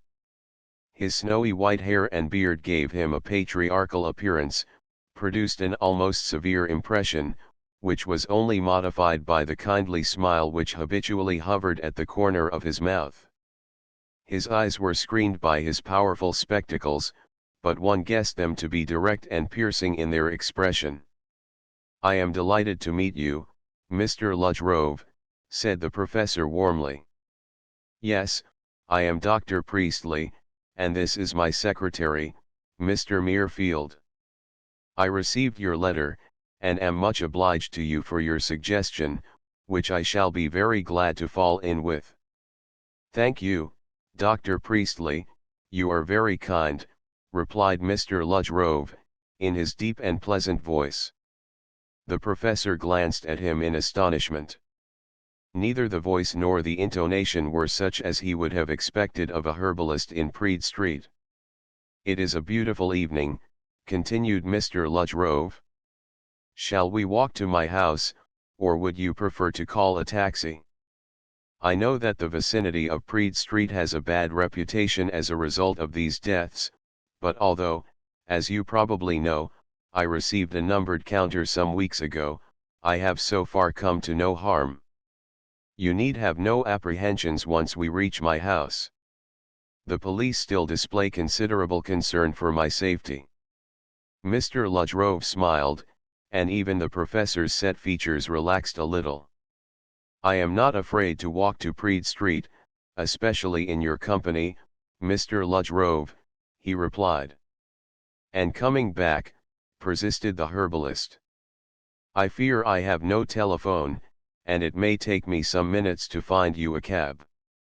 I should be happy to walk back here with you." The professor made an impatient gesture. "Believe me, Mr. Ludgrove, I am no more afraid of Praed Street than you are. If you insist upon walking home with me, I shall be very glad of your company. If not, I am perfectly capable of taking care of myself. It will be late, I am afraid, that is, if you have the patience to listen to me for so long," replied Mr. Ludgrove. "I shall be compelled to inflict upon you a long and possibly tedious tale. However, you shall decide how much of it you wish to listen to." "I am usually considered a good listener," said the professor. "Shall we walk to your house, Mr. Ludgrove?" The herbalist assenting, they left the house and walked down Westbourne Terrace together. Mr. Ludgrove's shop was scarcely half a mile away, and they covered the distance in a few minutes, conversing about anything but the matter uppermost in their thoughts. The professor found Mr. Ludgrove a most entertaining companion, and found himself wondering what such a man was doing to be compelled to keep a shop in such an odd neighborhood. They walked down Praed Street without adventure, and Mr. Ludgrove unlocked the door of his shop with his latchkey. They passed through it into the inner room, the window of which was already curtained and the gas lighted. Dr. Priestley cast a swift glance round it, noting with interest the scientific instruments on the bench, the cases full of books, and 2 comfortable armchairs. "This is a very comfortable room of yours, Mr. Ludgrove," he remarked approvingly. "It has heard some queer stories in its time," replied Mr. Ludgrove with a smile. "You can form no idea of the extraordinary confessions which some of my clients force me to listen to. But I can assure you that it has heard nothing more amazing than the story which I am about to unfold to you this evening." "May I ask a question before you begin, Mr. Ludgrove?" said the professor quietly. "Certainly, pray ask as many as you please," replied Mr. Ludgrove with a smile. "How did you learn of my interest in this affair?"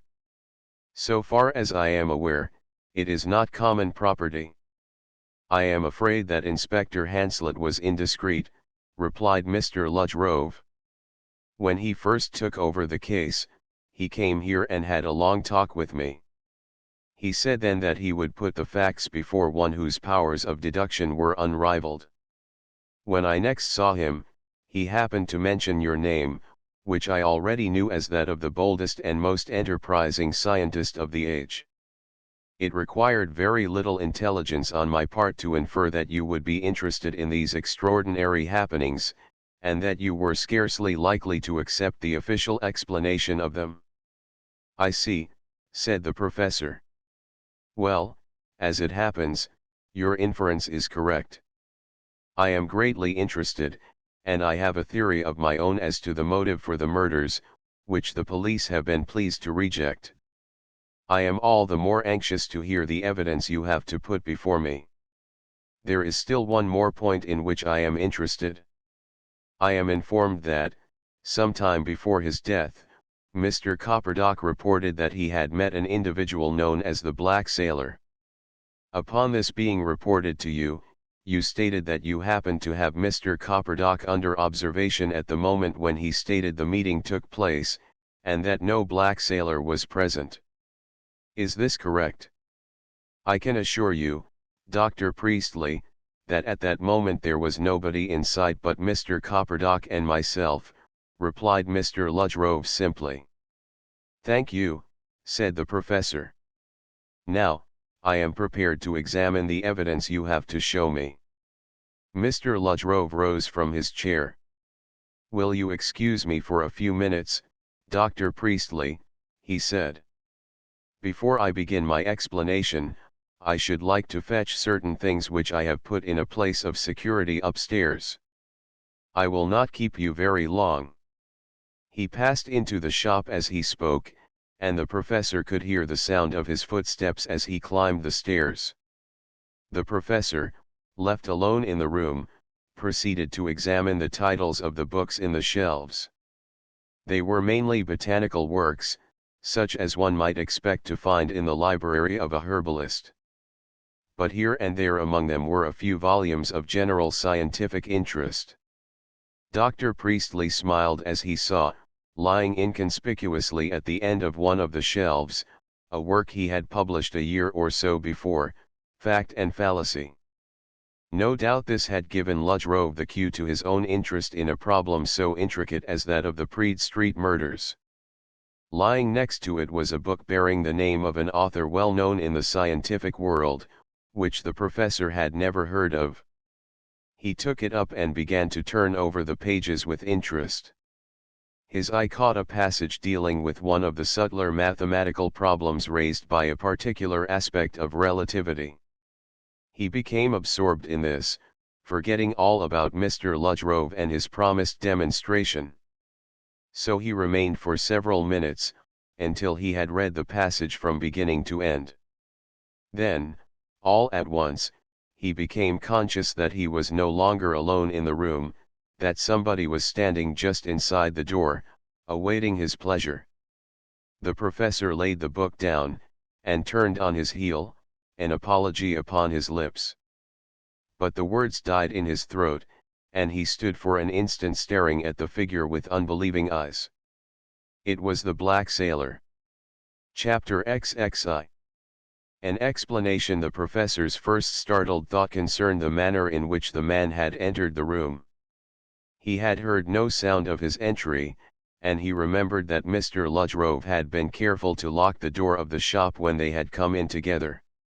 His second was a sudden thrust of anxiety for Mr. Rhode's safety. In the complete silence of the little room, into which no sound penetrated but the faint low rumble of the traffic outside, he listened for the sound of his footsteps above. But, even to his keen ears, the house seemed as quiet as the grave. It was the black sailor who broke the silence. "Sit down, Dr. Priestley," he said gravely. "I have much to say to you. You will recall that this is our second meeting." But Dr. Priestley took a step forward, and stared into the man's face, at his jet black beard and hair, at the scar which gleamed angrily upon his cheek. He wore a woolen cap, drawn over his face, and a blue pilot coat over his jersey. But for these details, he was dressed as he had been when the professor had met him upon the Isle of Purbeck. And the tones of his rasping voice sent a thrill of fear through even the professor's determined heart. "How did you get in here? Where is Mr. Rhode?" The professor found his voice at last. "Mr. Rhode is dead," replied the black sailor, almost gently. "Surely you remember the warning I gave you when we last met? Mr. Rhode, the herbalist of Praed Street, is dead. Nobody on this side of the grave will ever see him again. But you shall not be disappointed, Dr. Priestley. He was to have explained to you many things that seemed obscure, but were in reality very simple. It is only fitting that I should take his place." And then at last the professor understood. Perhaps it was some note in the man's voice that gave him the clue. The solution was so simple that he could have laughed aloud at his own lack of perception. "You are Mr. Rhode," he said simply. The black sailor laughed quietly, and the laugh and the voice in which he replied were those of the herbalist. "So you have guessed at last, Dr. Priestley," he exclaimed. "Oh, but it was so simple. A little dye, which could be applied or removed in a few minutes, a little grease paint for the scar, an artistic disarrangement of my beard and hair, a change of clothing, and who would recognize Mr. Rhode the herbalist?" Still, the black sailor was careful only to appear in the half-light. his disguise might have been penetrated under more searching conditions. But I flatter myself that it is effective. The professor, looking at the man, was forced to agree. Even now that he knew, he found it difficult to recognize the venerable Mr. Ludgrove with his well-kept, snowy beard, his kindly smile, and his large spectacles, in this wild-looking sailor with the fierce face and the tangled black hair which seemed to cover it. The disguise was undoubtedly effective, but how simple. Mr. Ludgrove is dead. His mission is completed, and you will never see him again, continued the black sailor. Let us do his memory the justice of saying that he told the truth. When Copperdock saw the black sailor, it was perfectly correct for Ludgrove to say that he and Copperdock were alone in the street. Ludgrove was the black sailor that evening. But this is beside the point. Pray sit down, Dr. Priestley, and we will enter upon the explanation which I have to give you. Dr. Priestley's mind had been working rapidly while the man spoke, and it appeared that he had guessed the professor's thoughts. Perhaps I should explain the conditions, he continued. All the entrances to this room are securely fastened. The door is locked, and, as you see, there is a heavy curtain across it. The window is boarded up, and there are no other openings. If you were to shout as loud as you cared, no one could possibly hear you. Please do not think I wish to threaten you, Dr. Priestley, but I would point out that if you were so unwise as to attempt personal violence, I am a very much more powerful man than you, and I am armed. I am afraid that there is no alternative for you but to listen to what I say. And after that will come release. Now, surely you will sit down, Dr. Priestley. The professor, after a glance round the room, perceived the helplessness of his position. The man was clearly mad, but his mania was strictly limited. Upon most subjects he was sane as he was himself. He must perforce listen to what he had to say. Perhaps, during the time which this would occupy, he might be able to evolve a scheme for his capture. He walked across the room and sat down in the chair which the black sailor pointed out to him. The man immediately took the chair opposite. Artists are naturally vain, Dr. Priestley, he began, and I think my exploits entitle me to consider myself an artist. I have long promised myself the pleasure of recounting them to one who would appreciate their ingenuity, and you are the very man for such a purpose. I have, I believe, read everything that you have written, and I have understood a nature which revels in ingenious methods. I flatter myself that what I have to tell you will, at least, not bore you. I shall be extremely interested to hear it, replied the professor quietly. Before Dr. Morland's son died, he furnished me with a list of his intended victims, and a very fine collection of lethal apparatus, continued the black sailor. My first concern was to find some spot in London from which to operate. I made careful inquiries as to the present addresses of the surviving jurymen, and found that most of them came from this part of London. This, of course, was not coincidence, since juries are frequently called by districts. I therefore determined to establish myself in this neighborhood.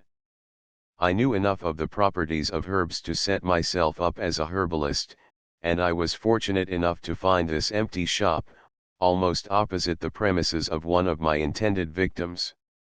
Once in possession of it, I set myself to develop a business which should bring me into contact with all the gossip of the neighborhood, and to study the habits and circumstances of my intended victims. My own apparent vocation I tried to make as open as I could. My shop was available to any who cared to enter it, and from the first I accustomed the acquaintances which I made to my habit of spending occasional weekends in the country, and of taking a walk every evening, since I foresaw that these would be essential to my purpose. and in Mr. Copperdock I found a simple and not over-intelligent personality who would serve me admirably as a dupe upon whom suspicion might be cast. You will, I think, understand the task which I had been set. I was to execute the vengeance of Dr. Morland's son upon the men who had condemned him to so many years of agony. But this must be done in such a manner that their deaths would not be attributed to pure chance, but must eventually be made to appear as acts of justice, as indeed they were. I could not employ the same methods in each case, but at the same time I wished each death to carry the same distinguishing mark. I was at first puzzled to think of any such mark. And then, during a visit to Mr. Copperdock, the idea came to me.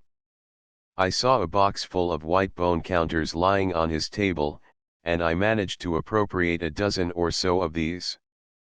At the same time I carefully noted the envelopes he used in his business, and by a casual question learnt where he had obtained them. I bought 3,000 of these, all the remaining stock, giving the name of Mr. Copperdock. There was very little chance of their being traced, but if they had been, the result of inquiries would have shown that they had all been sold to the tobacconist. I also discovered that the typewriter recently purchased by Mr. Copperdock was a Planet, and I took a careful note of the brand of pen and red ink he habitually used. I next made inquiries among the envelope addressing agencies, until I found one which employed Planet machines. To this agency I sent my envelopes, together with a telephone directory in which I had marked some 2,000 names, among which were those of my intended victims who happened to have a telephone. To this list I added one of my own, containing 1,000 additional names, among them the jurymen I had not found in the telephone book. I instructed the agency to type these names and addresses on the envelopes. It was a safe assumption that a year later, when I began operations, the agency would not remember having typed the names of the dead men among so many thousands of others. The counters I numbered myself, as required. Last November, I felt myself in a position to seek my first victim. I decided that it should be Mr. Tovey, a personal friend of Mr. Copperdock, from whom I had learnt all I required to know about his habits.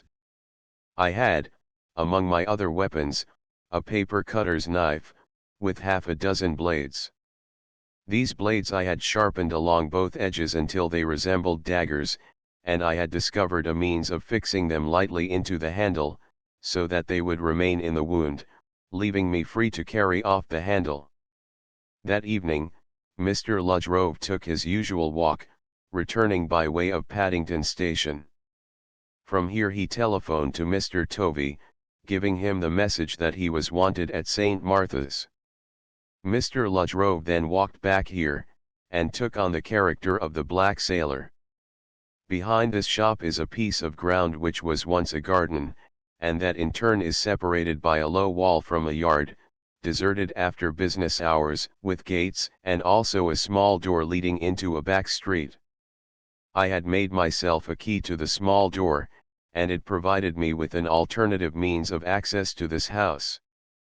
The black sailor went out this way, waited in the shadows at the corner of the back street until he saw Mr. Tovey pass, then followed him and caught him up among the crowd outside the express train.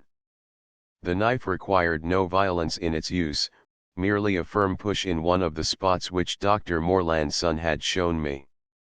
The actual stabbing was a very simple matter, and the black sailor disappeared in the crowd, to return here by the way he went out and transform himself into Mr. Rhode. But I realized that this method, although it had served its purpose once, was inartistic and dangerous. There was always the risk that the black sailor might be recognized and traced back here. As a matter of fact, Wall Snyder had noticed him, but his evidence was discredited. The police, however, were compelled to offer a reward for him, and I determined that the black sailor must be reserved for special purposes. In the case of Mr. Colburn I adopted quite a different method. I had become a customer of his, and had encouraged his son to confide in me. From him I gradually learned his father's habits and peculiarities, particularly that of smoking a pipe in the shop after lunch, and, when he had finished it, of refilling it and putting it away on a shelf. I examined the pipe in young Colburn's absence, and noticed that it was cracked. That evening, I visited a tobacconist at some distance from here and bought a pipe of similar make and shape. Within a few days, as I had expected, I saw Mr. Colburn enter Copperdock's shop. It was a fair assumption that he had gone in to buy a new pipe to replace the old one, since I had learned that his tobacco was always delivered to him. I took a very small splinter of glass, covered it with a preparation which Dr. Morland's son had given me, and drove one end of it into a notch I had made in the mouthpiece of the pipe I had bought. I then went to Colburn's shop, on an errand which necessitated young Colburn's going to the bakehouse and leaving me alone. I saw, as I had expected, a new pipe lying filled on the shelf. I substituted mine for it, put Mr. Colburn's pipe in my pocket, waited until young Colburn came back with my purchase, and left the shop. I was in the country when Mr. Colburn died, but I heard the details later, as no doubt you have heard them, Dr. Priestley. Yes, the deaths of Colburn and Martin strengthened my theory that Dr. Morland's son was at the bottom of the affair, replied the professor calmly.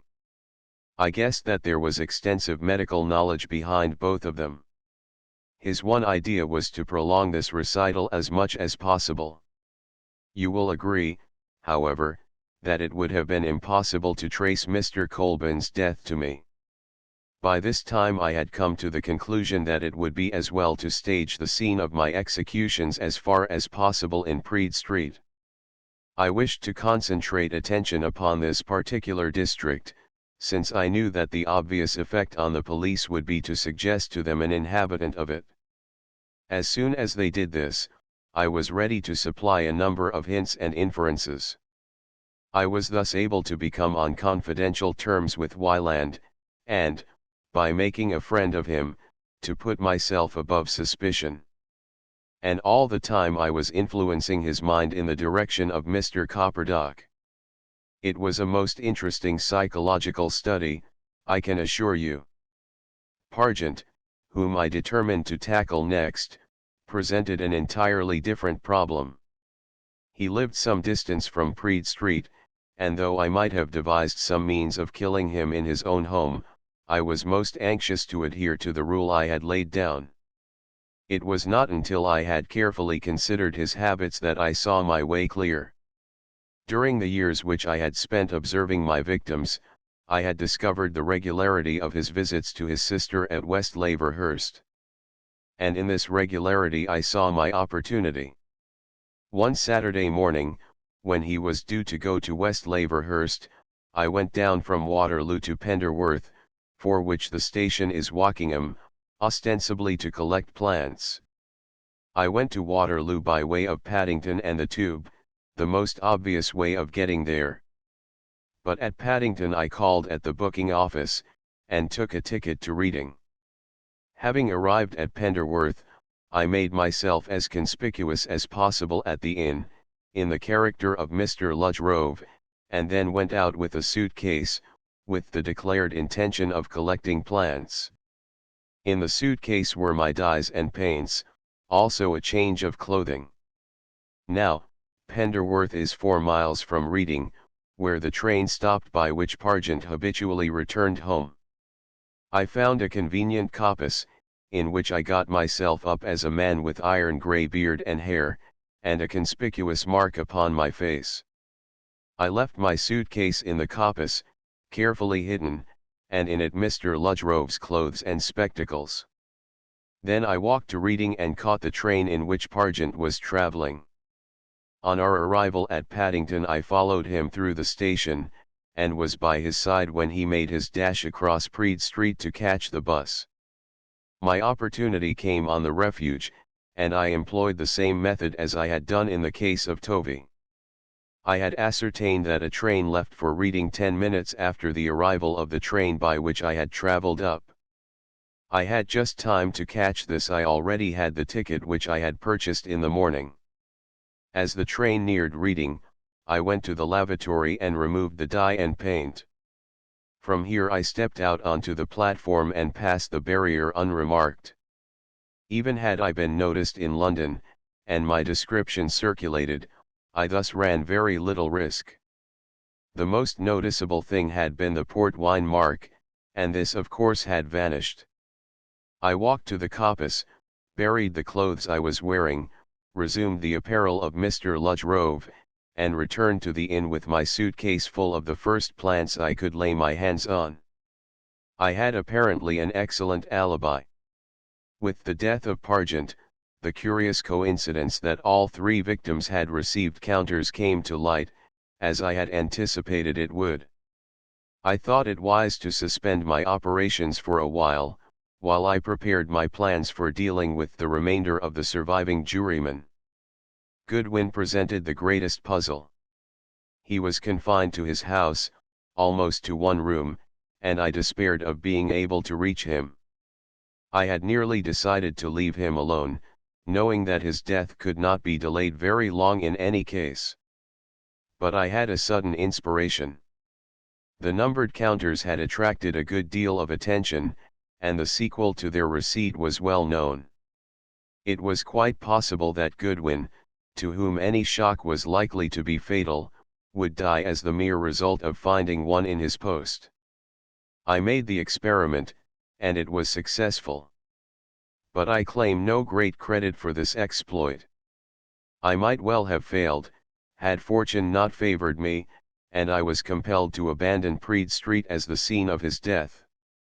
I have always considered that the execution of Goodwin was not up to my usual standard. But I have omitted the case of Martin, upon which I rather pride myself. Put yourself in my position, Dr. Priestley. Here was a man, living in the suburbs, and having an office in the city.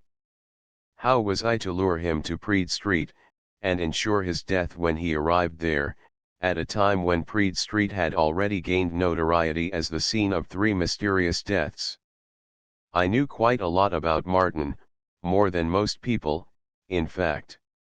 I knew that he had once been in business in Praed Street, and that he had prospered there rather more rapidly than his apparent business warranted. My connection among the shoddier classes in the neighborhood helped me there. I discovered, hint by hint, that he was a well-known fence, a receiver of stolen goods, that is, Dr. Priestley, and that discovery, coupled with the fact that the premises he had once occupied were again changing hands, gave me an idea. My first move was to make the acquaintance of the builder who was carrying out the alterations to number 407, and from him I learned in the course of conversation the name of the new tenant. He asked me to come and look at the place, an invitation which I accepted without too great a show of eagerness. In the next few days I visited the place again, more than once. I wanted the builder's men to get accustomed to the sight of me. For this purpose I was Mr. Rhode, the local resident, of course. As a matter of fact, most of the builder's friends went to have a look at the place. There is always an interest in vacant premises in a street like this. Dr. Morland's son had provided me with a number of celluloid capsules, containing pure prussic acid. I took an ordinary electric lamp, broke it, and connected the ends of the leading-in wires by a piece of fine foil, which would become red-hot on the passage of a current. Round this I wrapped a few strands of nitrate cellulose, and to this I fixed the celluloid capsule. The action of this device was very simple. If a current were passed through it, the cellulose would inflame and set fire to the capsule, thus releasing the prussic acid. Some of the vapor of this might catch fire, but enough would be left to be fatal to anybody breathing it in a confined space. And I knew of a confined space most suitably adapted to the purpose. I wrote a letter to Martin, which I knew could not fail to bring him to number 407, and to bring him alone. It suggested that somebody had discovered his true occupation, and was prepared to keep the matter secret, for a consideration. Then, on the Saturday morning, just before the men were due to leave, I walked openly into number 407. I had kept an eye on their habits, and knew that before they left they packed away their tools in the back room on the ground floor. I could hear them there as I went in, and I made my way down to the cellar without anybody noticing me. All I did there was to put my poison device in the lamp holder in the small cellar. I had heard the electrician tell the builder that the current would be connected that day. Hang the numbered counter on the switch, and remove the string by which the swing door could be pulled open from within. The trap was set, it remained only to ensure that Martin should have easy access to it. I knew about the arrangement whereby the keys were kept at the sweet shop. I had announced that I was going into the country that day, travelling into Essex by the London, Tilbury, and South End from Fenchurch Street. I took the Underground, apparently to Aldgate, but got out at Aldersgate Street. From here I walked down the Barbican, saw Martin leave his office, go to lunch, and finally book at Aldersgate Street to Praed Street. I immediately telephoned from one of the boxes there to Mr. Briggs, who had the keys, saying that I was the tenant of number 407, and asking him to look out for a Mr. Martin, and give him the keys. I then went on to Fenchurch Street, spent a happy and profitable day in the country, and returned home to hear of the death of Mr. Martin. I was, I confess, slightly annoyed to find that it had been attributed to suicide. But then, I had never anticipated that Martin would bring an automatic with him. But perhaps I weary you with these details, Dr. Priestley. Not in the least, replied the professor fervently. He glanced furtively at the clock. It was already past 10 o'clock. Chapter XXII. The death chamber. What I have to tell you now may interest you more nearly, Dr. Priestley, continued the black sailor.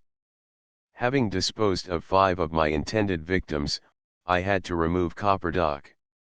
But I wished first of all to concentrate as much suspicion as possible on him before his death. You will perceive the idea, no doubt. If the murders were to cease with Copperdock's death, there being already a vague suspicion that he had caused them, further inquiries would not be pursued very briskly. For this reason, I appeared to Copperdock that evening as he was coming out of the Cambridge Arms. The disguise was very imperfect, since I had merely smeared the dye on my beard in the street, and the scar was made of sticking plaster. It would not have borne a moment's close inspection, but it was good enough for Copperdock, as I felt sure it would be. I escaped from him without difficulty, and, having taken a wet sponge with me, removed the scar and dye at the first opportunity and came quietly home. I beat Mr. Copperdock by about 5 minutes. As I had expected, he told Wieland the story of his adventure, and I was in a position to swear that he and I had been alone in the street. The result was to discredit his veracity still further. I then thought it time to act. You will remember that Copperdock said he found a numbered counter on his bed. That was the exact truth, although it seemed impossible, and nobody believed him. But it was capable of the simplest explanation in the world. Look here. The black sailor rose from his chair, and walked across to the bench, from which he picked up an apparatus made of wood and india rubber, not unlike a miniature crossbow. I amused myself in my spare time by making this, he said. As you see, it has a holder which just takes a counter. You would be surprised to see how far and how accurately it will project it. I have frequently practiced with it in the country, and I have attained sufficient skill in its use to be able to place a counter where I like at any range up to 100 feet or so. Now, above my shop is a room, which I use for storage purposes. From the window of this room you can see into the window of Mr. Copperdock's bedroom.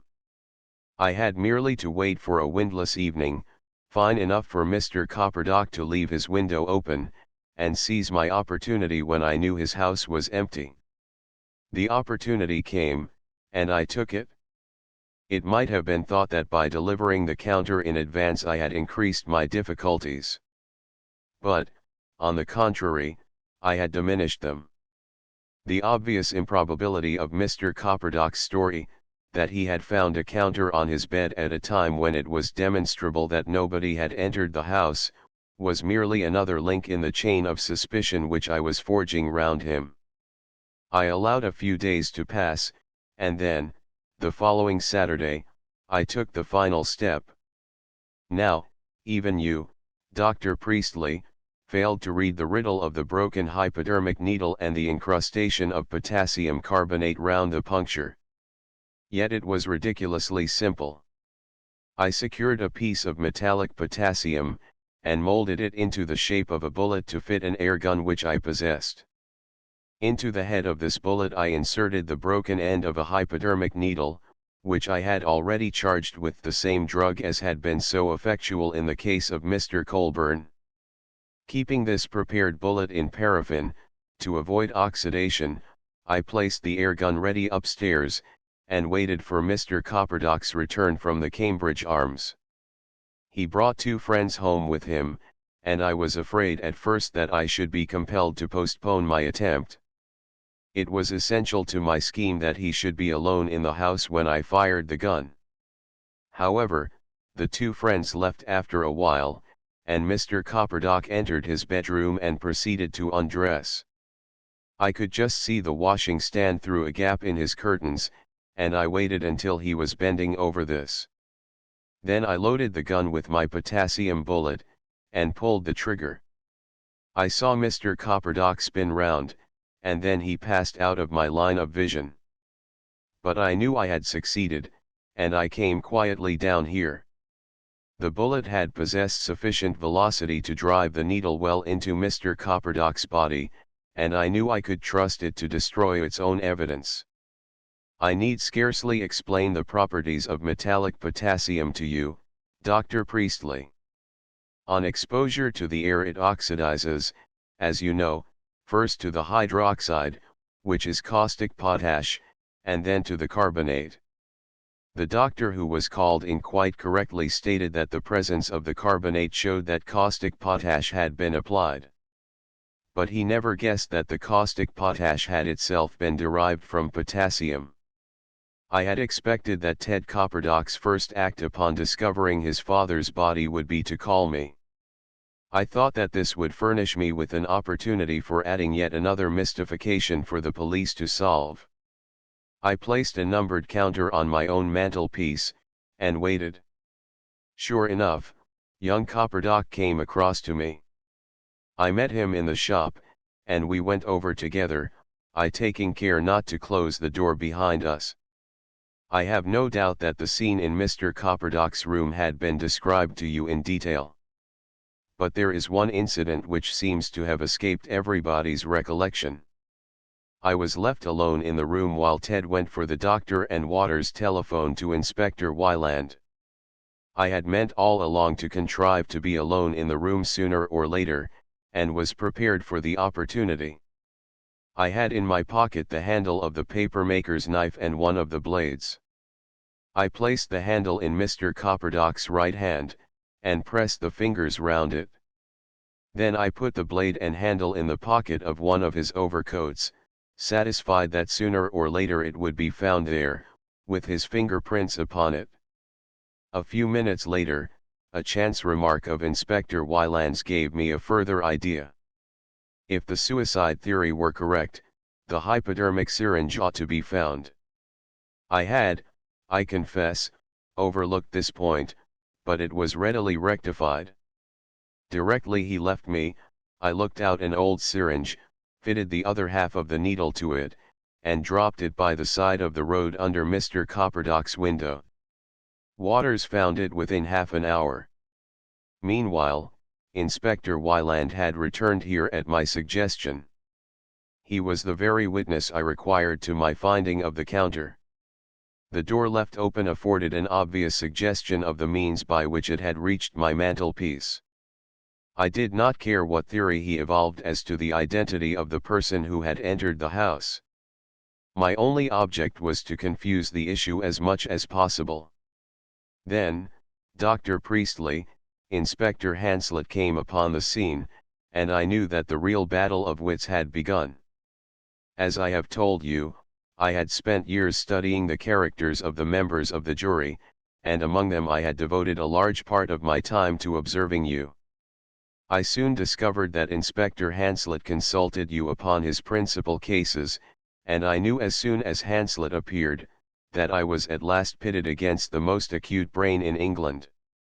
I may say, without exaggeration, that the knowledge gave me the keenest pleasure which I had known for years. The black sailor paused, and smiled at his auditor benignly. You see, Dr. Priestley, he continued, I was in rather a delicate position, where you were concerned. I had purposely left you until the last, because, as foreman of the jury, Dr. Morland's son wished you to have special treatment. You were to be warned, but your fate was to be left hanging over your head as long as possible. I was afraid that you would not attach much importance to the mere receipt of a counter. You are not the sort of person to be so easily frightened. Yet how to deliver a personal warning without giving you a clue which would be fatal to the execution of my design, I could not see. I knew Inspector Hanslet had discussed the Praed Street murders with you. Or rather, in deference to your well-known insistence upon exactitude, I will say that I believed it to be in the highest degree probable. During one of my evening walks, accompanied, I may say, by one of Inspector Wyland's charming young men, I passed your house, and saw Inspector Hanslet enter it. It was rather more than a mere guess to infer that he, who had just taken charge of the case, was about to consult you upon it. Then, a day or two later, I saw in the Times the announcement of your hurried departure to Australia. Believe me, Dr. Priestley, I had a higher opinion of your courage than to imagine that you had hastened to seek a place of safety. I reasoned, and events proved that I reasoned correctly, that you alone had connected the names of the dead men with those who had served on the jury at Dr. Morland's son's trial. You were therefore aware that your own life was threatened. But one thing puzzled you. If Dr. Morland's son were dead, how could the murders be accounted for? You would naturally wish to verify his death upon the spot, but you would endeavor to do so with the utmost secrecy. Hence, I thought, the announcement of your visit to Australia, which would mislead your antagonist, and account for your absence from London. The place in which to find you alone was obviously the Isle of Purbeck. So I suggested a scheme to Inspector Wyland, and here my chance thought of delivering a counter to myself came in useful. I was to go to Dorchester for the week, and I was thankful for the evidence I had already laid that the fatal period and place were the weekend and Praed Street, and he was to remain here on the watch for the assassin who threatened me. It amused me to think that the solution of the whole mystery would lie under his very eyes, for the crossbow was on that bench, and the air gun stands in a rack in my bedroom. But, since I had invited him, I knew that he would attach no importance to these things, even if he noticed them. I left him in possession, and went to Dorchester. But from there I took a train to Wareham, and walked across the heath to Dr. Morland's son's cottage, where I most artistically converted Mr. Ludgrove into the black sailor.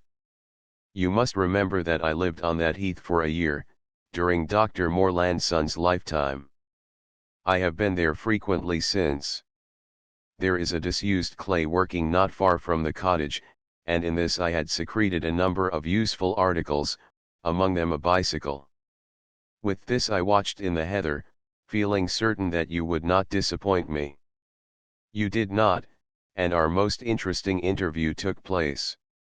After you had started for home, I made my preparations for departure. It was just possible that you would set the local police on my track, and I was taking no risks. I rolled a round and heavy stone over the path, which gave the sand a level and untrodden appearance, and effectually removed all traces of my bicycle. Then I walked to a spot on the shores of Newton Bay, where I knew that a punt, which is very rarely used, was drawn up. In this I rowed across through the backwaters to a point on the Wareham Channel above lake. I left the punt here, turned myself back again into Mr. Ludge Rove, and in the morning walked to Hamworthy Junction, whence I caught a train to Dorchester. I was in plenty of time to dig my colchicum bulbs and return to London. Now, Dr. Priestley, I feel that I owe you some apology. Matters have turned out very differently from what I had expected, owing to circumstances over which I have no control.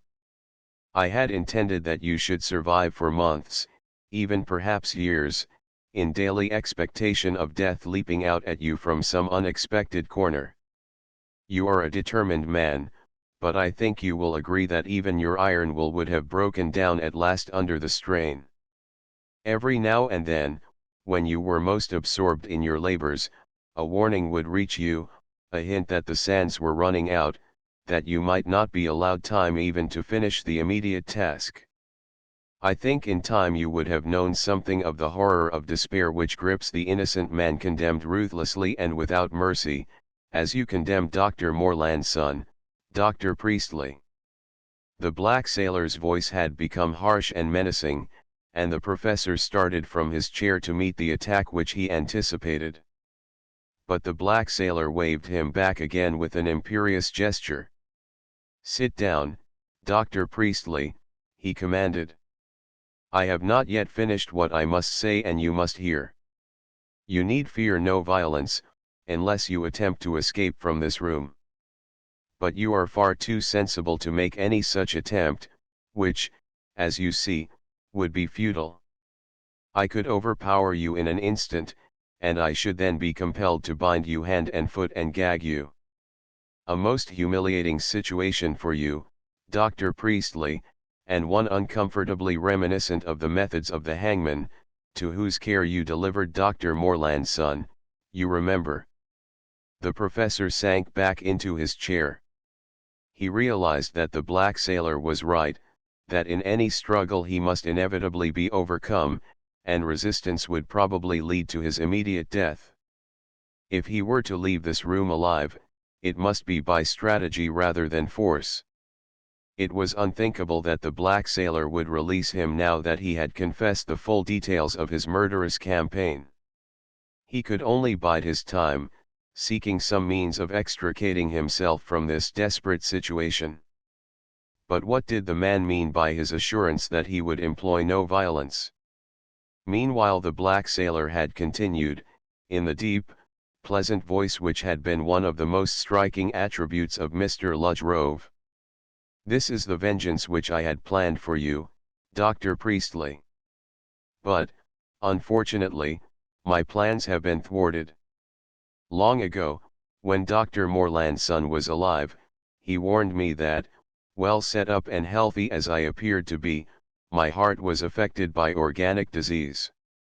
He told me frankly that it might be many years before it seriously affected my health, and that, with reasonable care, I might expect to attain the average term of years.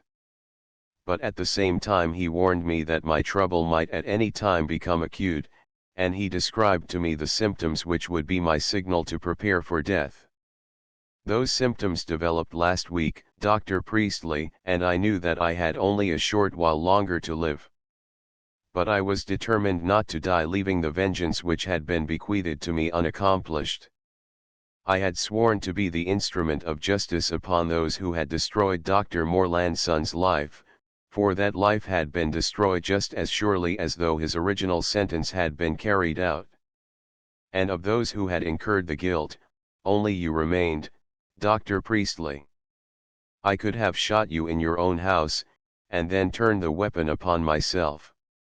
In any case I am to die very shortly, and I much prefer death at my own hands and under my own control to the anxious waiting for the uncertain hand of nature.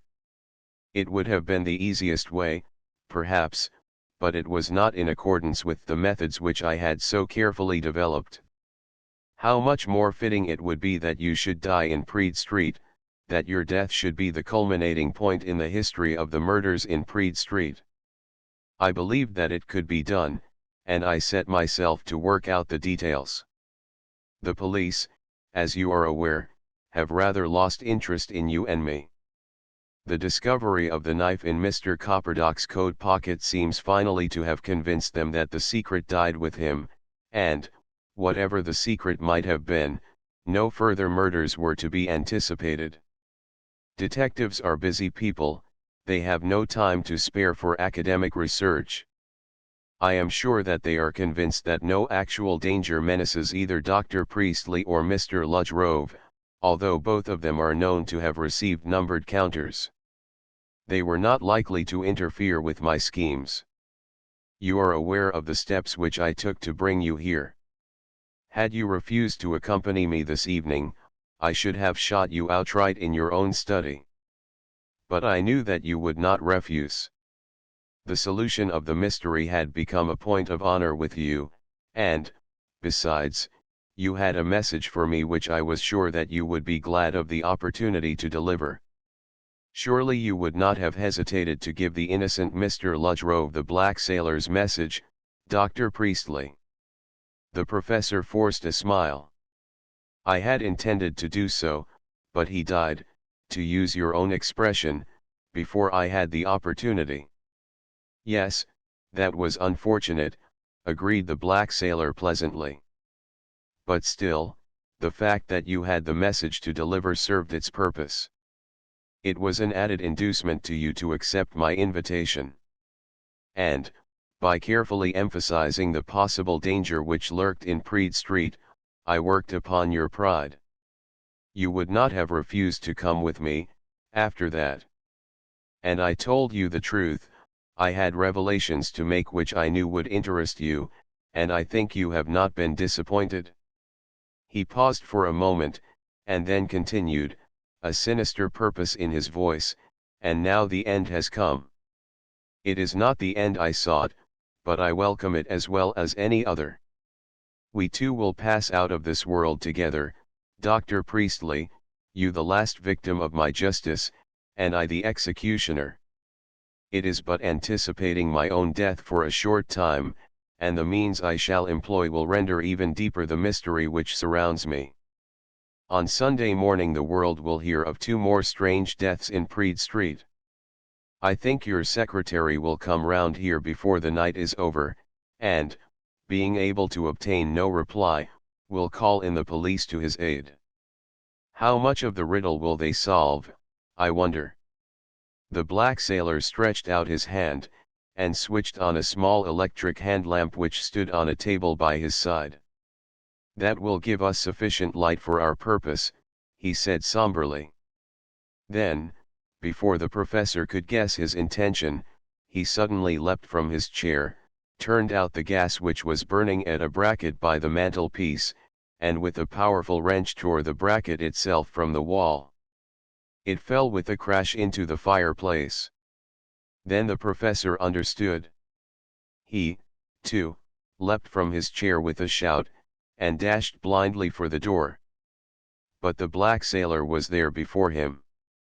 It is useless, Dr. Priestley, he said menacingly. The door is fastened securely, as is the window. The chimney is blocked, and there is no possible escape for us.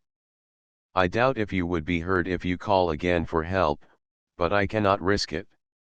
Will you give me your word to wait quietly, or must I gag you and tie you up? Would you care to meet death bound like a criminal, Dr. Priestley? For a moment the 2 men stood face to face, the powerful form of the black sailor towering threateningly over the professor. Behind them, with a faint hissing sound, the gas poured into the room through the broken bracket. Already the pungent smell of it caught Dr. Priestley by the throat. And then, suddenly, the idea came to him. It was a forlorn, desperate hope, a scheme almost as dangerous as waiting supinely for the fatal vapors to overpower him. Yet it was worth trying. He nodded his head almost briskly. "I will not call for help," he said, and, turning on his heel, he sat down again in the chair he had just quitted. The black sailor followed his example, and so the two sat in silence, waiting. The atmosphere of the room grew thick and heavy, difficult to breathe. The professor found his thoughts floating away to trifling things. He imagined himself a boy again, at school. With a mighty effort of will he recalled them, forcing his mind to concentrate upon the thing he had to do. Yet, was it worth it? Death, in that comfortable chair, would be so easy. A pleasant languor crept over him. He had only to close his eyes and sleep again. His will triumphed. He must wait a few seconds longer, wait till the whole room was full of gas. But could he, dare he? His senses were slipping away fast. Yet he must retain consciousness, if only for those few seconds. The black sailor was glaring at him with baleful eyes, eyes that suddenly seemed familiar, as though they stared out at him from the past, many years ago. Where had he seen those eyes before? The professor's strength and energy were failing him fast. He knew that, even if the black sailor offered no opposition, he could not reach the broken pipe and stop the rush of the gas. He felt his muscles failing him, his brain refusing to struggle any longer against the luxurious sleep which enticed it. He must make his effort now, before he yielded to that sweet, enthralling sleep which could know no awakening. Stealthily he felt in his pockets, forcing his reluctant fingers to their work. Then, even as the black sailor struggled to his feet, and stood there swaying dizzily, the professor slid to the floor, and struck the match which he held in his hand. There was a roar as of the heavens opening, a bright, scorching sea of flame, and the professor knew no more. Chapter XXIII. The will. He came to himself slowly and confusedly. A strong light was glaring into his eyes, and he could hear voices which he did not recognize, all about him. He seemed to be lying on the floor, his shoulders supported in somebody's arms. Gradually he began to distinguish words and sentences. "This one's coming round, I believe." "All right, the doctor'll be here in a minute." "Other one's gone, I'm afraid. I can't feel his pulse at all. Here, help me to clear this plaster off him, somebody." The explosion seems to have brought the ceiling down. It's a wonder it didn't blow the roof off. "Have you got that gas turned off at the main yet?" "Ah, here's the doctor." "Been a bit of a smash here, doctor." "Gas explosion, from what I can see of it. 2 hurt, one of 'em killed, I fancy." "Take this one first, will you?" The professor saw a face peering into his own. "Well, my friend, what's happened to you? Blown up, eh? Let's have a look at you. Any bones broken?" "Doesn't look like it." "Can you move your legs?" "Good." "Any pain anywhere?" "No, I was stunned, I think, when the explosion took place." Dr. Priestley's senses were returning rapidly. The whole scene flashed back to him, the feeble glimmer of the little hand lamp, the figure of the black sailor, formidable, immense, swaying towards him before the supporting arms could prevent him. He had struggled to his feet. Something about his head felt unfamiliar, and he passed his hand over it. Every particle of hair had disappeared. He was bald, clean-shaven, without eyebrows or eyelashes. "Steady, steady," came a voice soothingly. "We'll soon get you out of this. Here, sit down in this chair, or what remains of it." He let himself be guided to the chair. The outlines of the room, illuminated by the rays of 2 or 3 bull's-eye lanterns, began to be visible to him. He hardly recognized it. Everything it had contained was swept into inextricable confusion, as though a tornado had passed through it. Where the window had been was a square of dim gray light, the distant reflection of a street lamp. A whitish gritty dust covered everything, the debris of the fallen ceiling. And stretched out in front of the fireplace was the dim outline of a man's figure, prone and motionless. One of the men in the room came up to him. "Feeling better, eh? Narrow shave you've had, I should say. Do you remember who you are?" "I am Dr. Priestley, of Westbourne Terrace," replied the professor. The man gave a low whistle of incredulity. "Dr. Priestley? Well, you don't look it." "I have letters in my pocket which will serve to identify me," replied the professor shortly. He put his hand in his pocket and produced a packet of papers. The man took them, glanced through them and handed them back. "I beg your pardon, sir," he said respectfully. "But I didn't know you without your hair, and with your face blackened like that. Perhaps you could tell us who this is, sir?" He flashed his lamp upon the features of the figure lying upon the floor. The professor leaned forward in his chair and gazed at them in silence. This man, too, was hairless as he was himself, as though he had been shaved by some expert barber. Beneath the grime which covered his face, beneath the lines which age and suffering had graven upon him, the professor recognized the features which had graven themselves upon his memory so many years ago. He saw again the prisoner in the dock, the handsome clean-shaven face with its look of awful anxiety. And he knew where he had seen before those eyes which had stared into his before he had lost consciousness. "That is Dr. Morland's son," he replied gravely.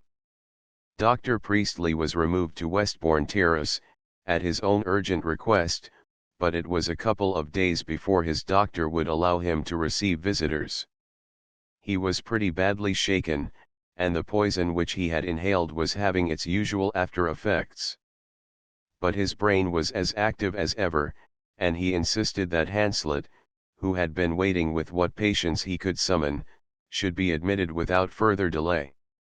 "Well, sir, you seem to have been right as usual," he said. "But I don't profess to begin to understand, although I have a document here which clears up a good many points. If you feel well enough, I should be very glad if you would tell me what happened in that room.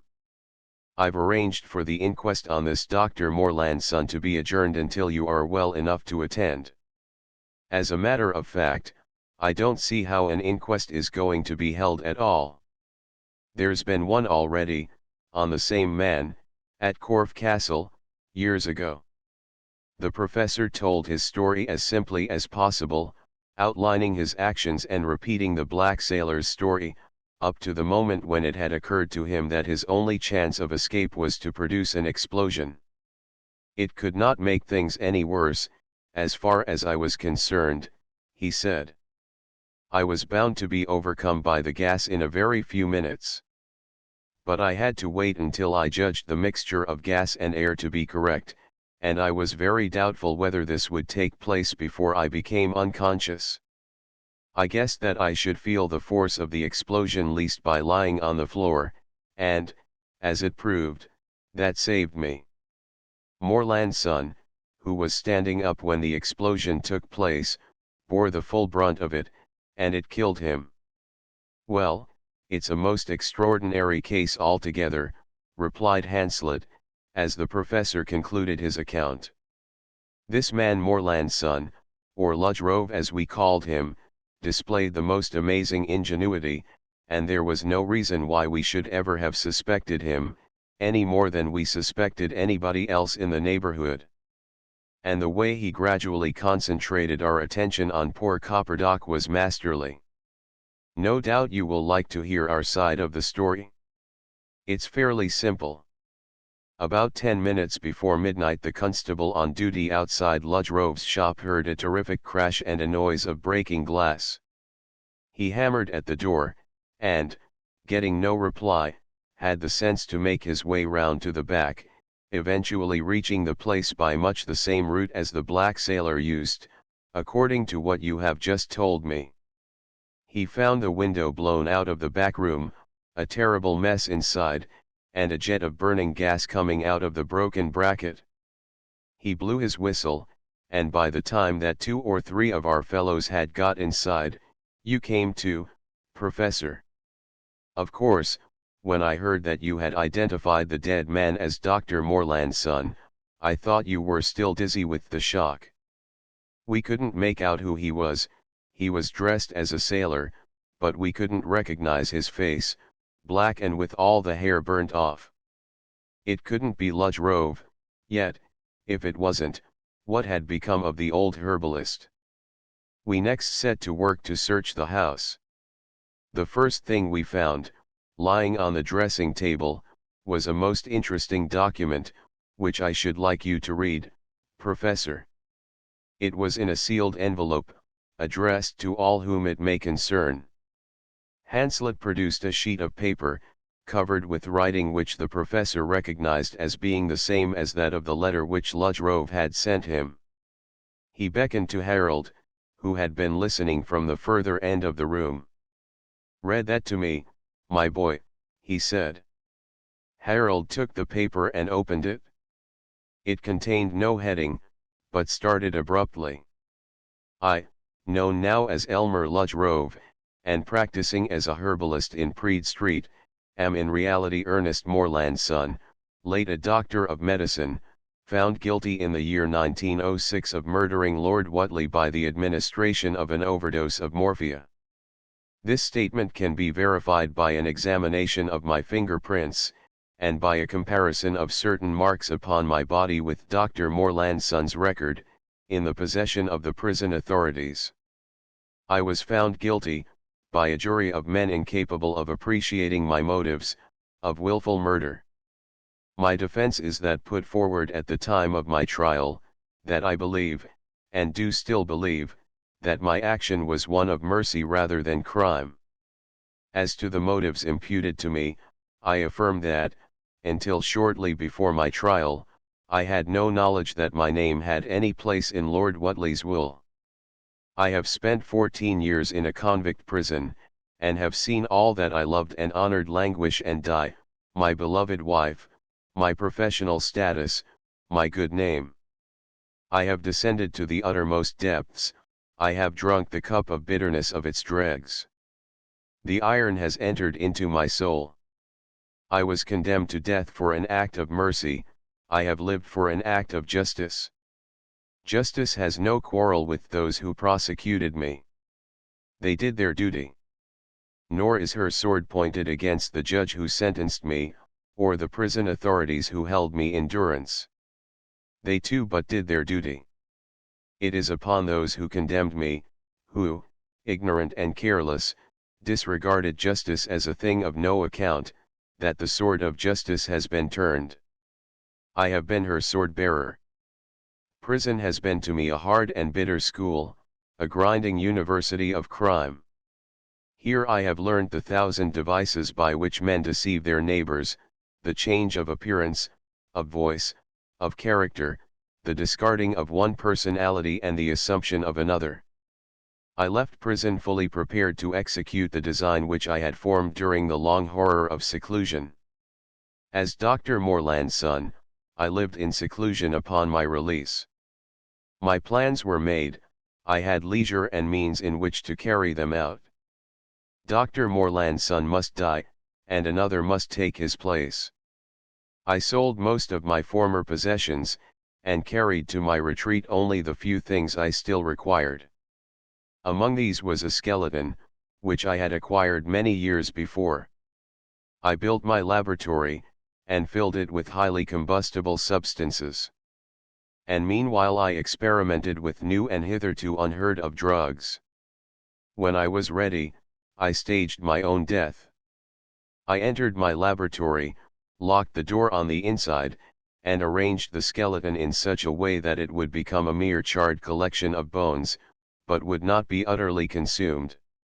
With it I placed all the incombustible means of identification that I could find, chief among them a gold ring. Then, having lit a fuse, and placed my combustibles round it, I made my escape by a ladder through the skylights of the laboratory. I should add that I had collected a quantity of meat from the butcher and placed it where the fire would reach it. The smell of burning flesh was a useful element of suggestion. My plan succeeded. Dr. Morland's son died and was buried. I retired to a hiding place which I had prepared and provisioned, a disused clay working 846 yards south 23 degrees east, true, from my laboratory. My hair had turned white during my imprisonment. I had only to allow my beard to grow, and I became the venerable herbalist, Elmer Rhode, seeking premises in which to practice his trade. By the time that the contents of this letter become public, the justice of which I shall have been the instrument will be accomplished. This is my last will and testament, given before my appearance at the court of the eternal judge, who has greater mercy than any earthly jury. The remains of my fortune are contained, in the form of Bank of England notes to the value of £15,000, in a tin box deposited in the clay workings whose position I have already indicated. I have wielded unsparingly the sword of justice. But true justice makes amends to the innocent at the same time as it punishes the guilty.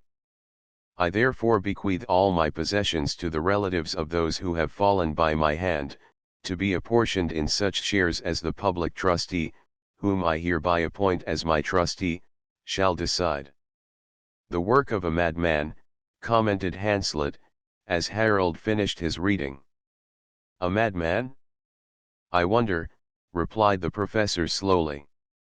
If a man who gets a fixed idea into his head, and pursues it through every difficulty, is a madman, then I agree.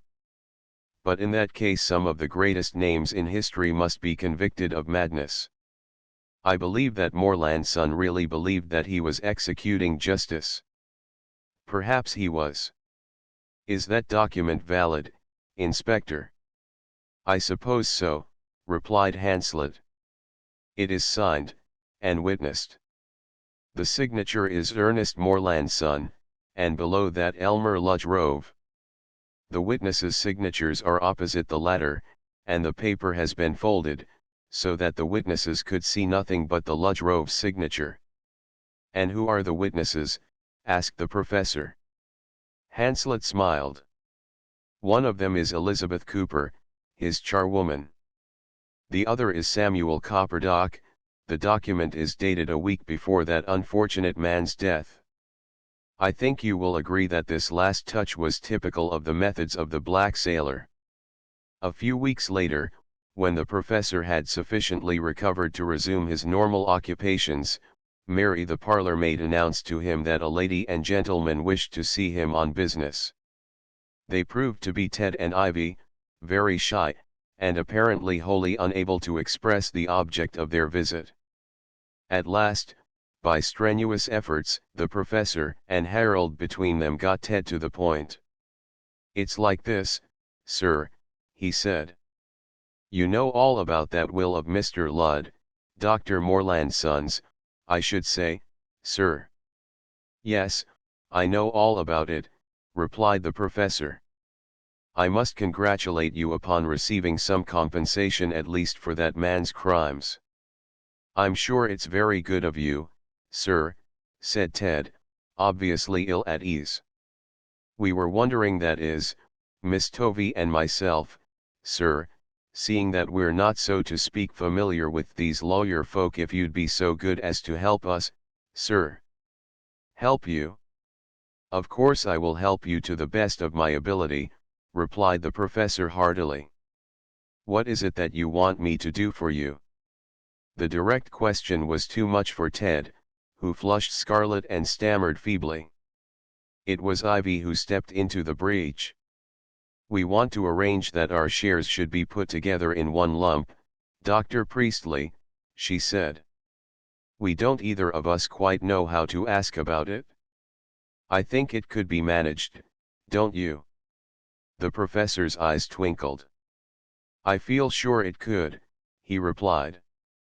That is, of course, if there were a sufficiently good reason for such a procedure. Ivy suddenly became intensely interested in the pattern of the carpet. There is a very good reason, she said, in a voice hardly above a whisper. The professor glanced from one to the other and smiled with the smile of an old man who has not yet lost his sympathy with the dreams of youth. Will you tell me the reason, Miss Tovey? He asked. We're going to get married, replied Ivy, blushing prettily. The end. Transcriber's notes: this transcription follows the text of the edition published by A. L. Burt Company in 1928. The following alterations have been made to correct what are believed to be unambiguous printing errors. 5 occurrences of invalid quotation marks have been corrected.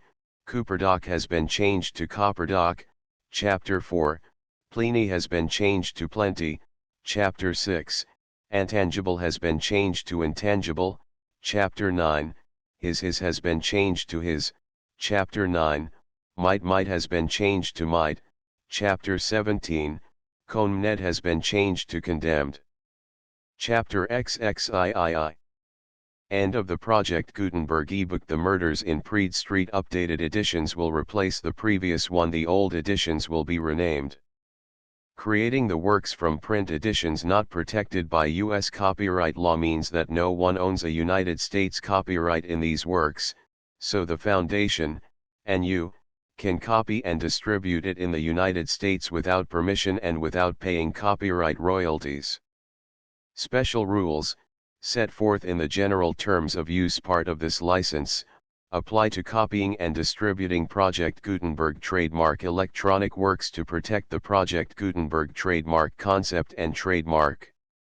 Project Gutenberg is a registered trademark, and may not be used if you charge for an ebook, except by following the terms of the trademark license, including paying royalties for use of the Project Gutenberg trademark. If you do not charge anything for copies of this ebook, complying with the trademark license is very easy. You may use this ebook for nearly any purpose, such as creation of derivative works, reports, performances, and research. Project Gutenberg ebooks may be modified and printed and given away. You may do practically anything in the United States with ebooks not protected by U.S. copyright law. Redistribution is subject to the trademark license, especially commercial redistribution. Start, full license. The full Project Gutenberg license. Please read this before you distribute or use this work to protect the Project Gutenberg trademark mission of promoting the free distribution of electronic works. By using or distributing this work, or any other work associated in any way with the phrase Project Gutenberg, you agree to comply with all the terms of the full Project Gutenberg trademark license available with this file or online at www.gutenberg.org/license. Section 1. General Terms of Use and Redistributing Project Gutenberg Trademark Electronic Works 1.a.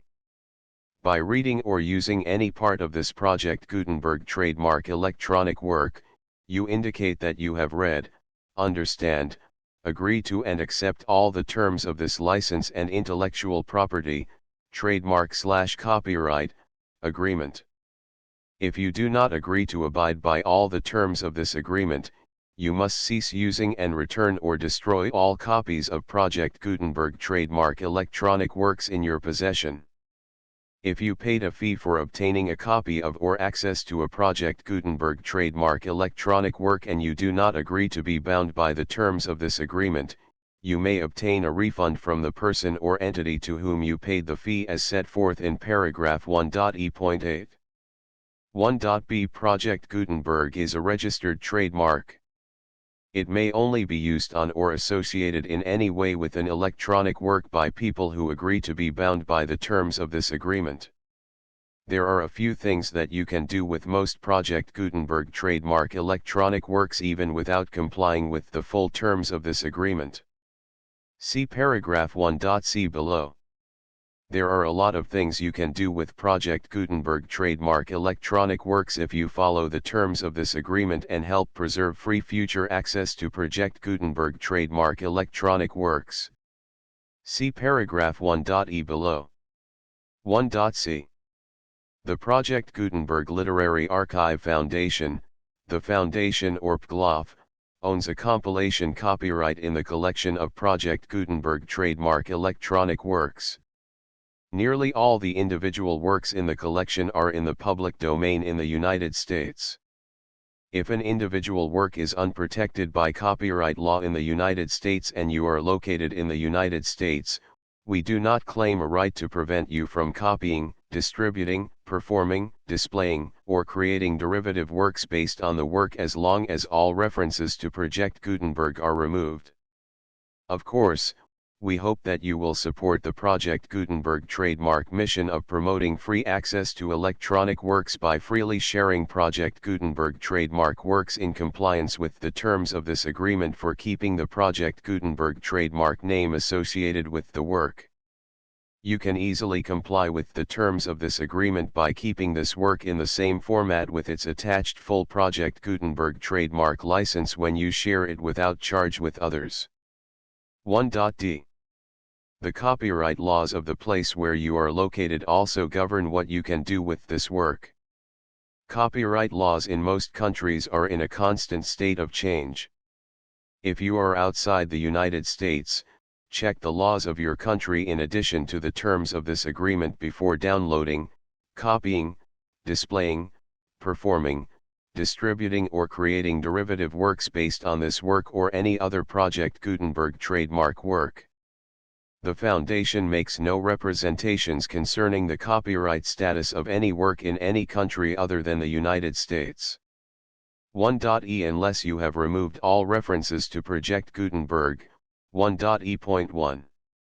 The following sentence, with active links to, or other immediate access to, the full Project Gutenberg trademark license must appear prominently whenever any copy of a Project Gutenberg trademark work, any work on which the phrase Project Gutenberg appears, or with which the phrase Project Gutenberg is associated, is accessed, displayed, performed, viewed, copied or distributed.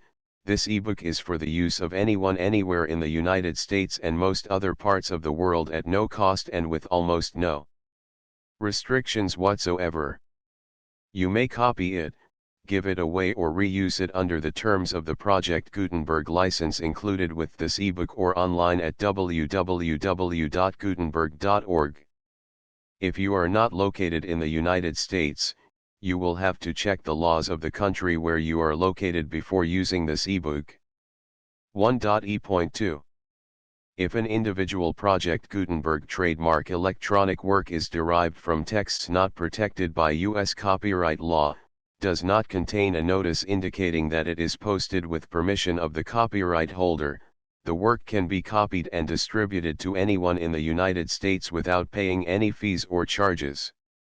If you are redistributing or providing access to a work with the phrase Project Gutenberg associated with or appearing on the work, you must comply either with the requirements of paragraphs 1.e.1 through 1.e.7 or obtain permission for the use of the work and the Project Gutenberg trademark as set forth in paragraphs 1.e.8 or 1.e.9. 1.e.3. If an individual Project Gutenberg trademark electronic work is posted with the permission of the copyright holder, your use and distribution must comply with both paragraphs 1.e.1 through 1.e.7 and any additional terms imposed by the copyright holder. Additional terms will be linked to the Project Gutenberg trademark license for all works posted with the permission of the copyright holder found at the beginning of this work. 1.e.4. Do not unlink or detach or remove the full Project Gutenberg trademark license terms from this work, or any files containing a part of this work or any other work associated with Project Gutenberg trademark. 1.e.5. Do not copy, display, perform, distribute or redistribute this electronic work, or any part of this electronic work, without prominently displaying the sentence set forth in paragraph 1.e.1 with active links or immediate access to the full terms of the Project Gutenberg trademark license. 1.e.6. You may convert to and distribute this work in any binary, compressed, marked up, non-proprietary or proprietary form, including any word processing or hypertext form. However, if you provide access to or distribute copies of a Project Gutenberg trademark work in a format other than plain vanilla ASCII or other format used in the official version posted on the official Project Gutenberg trademark website, www.gutenberg.org, you must, at no additional cost, fee, or expense to the user, provide a copy, a means of exporting a copy, or a means of obtaining a copy upon request, of the work in its original plain vanilla ASCII or other form. Any alternate format must include the full Project Gutenberg trademark license as specified in paragraph 1.e.1. 1.e.7. Do not charge a fee for access to, viewing, displaying, performing, copying or distributing any Project Gutenberg trademark works unless you comply with paragraph 1.e.8 or 1.e.9. 1.e.8.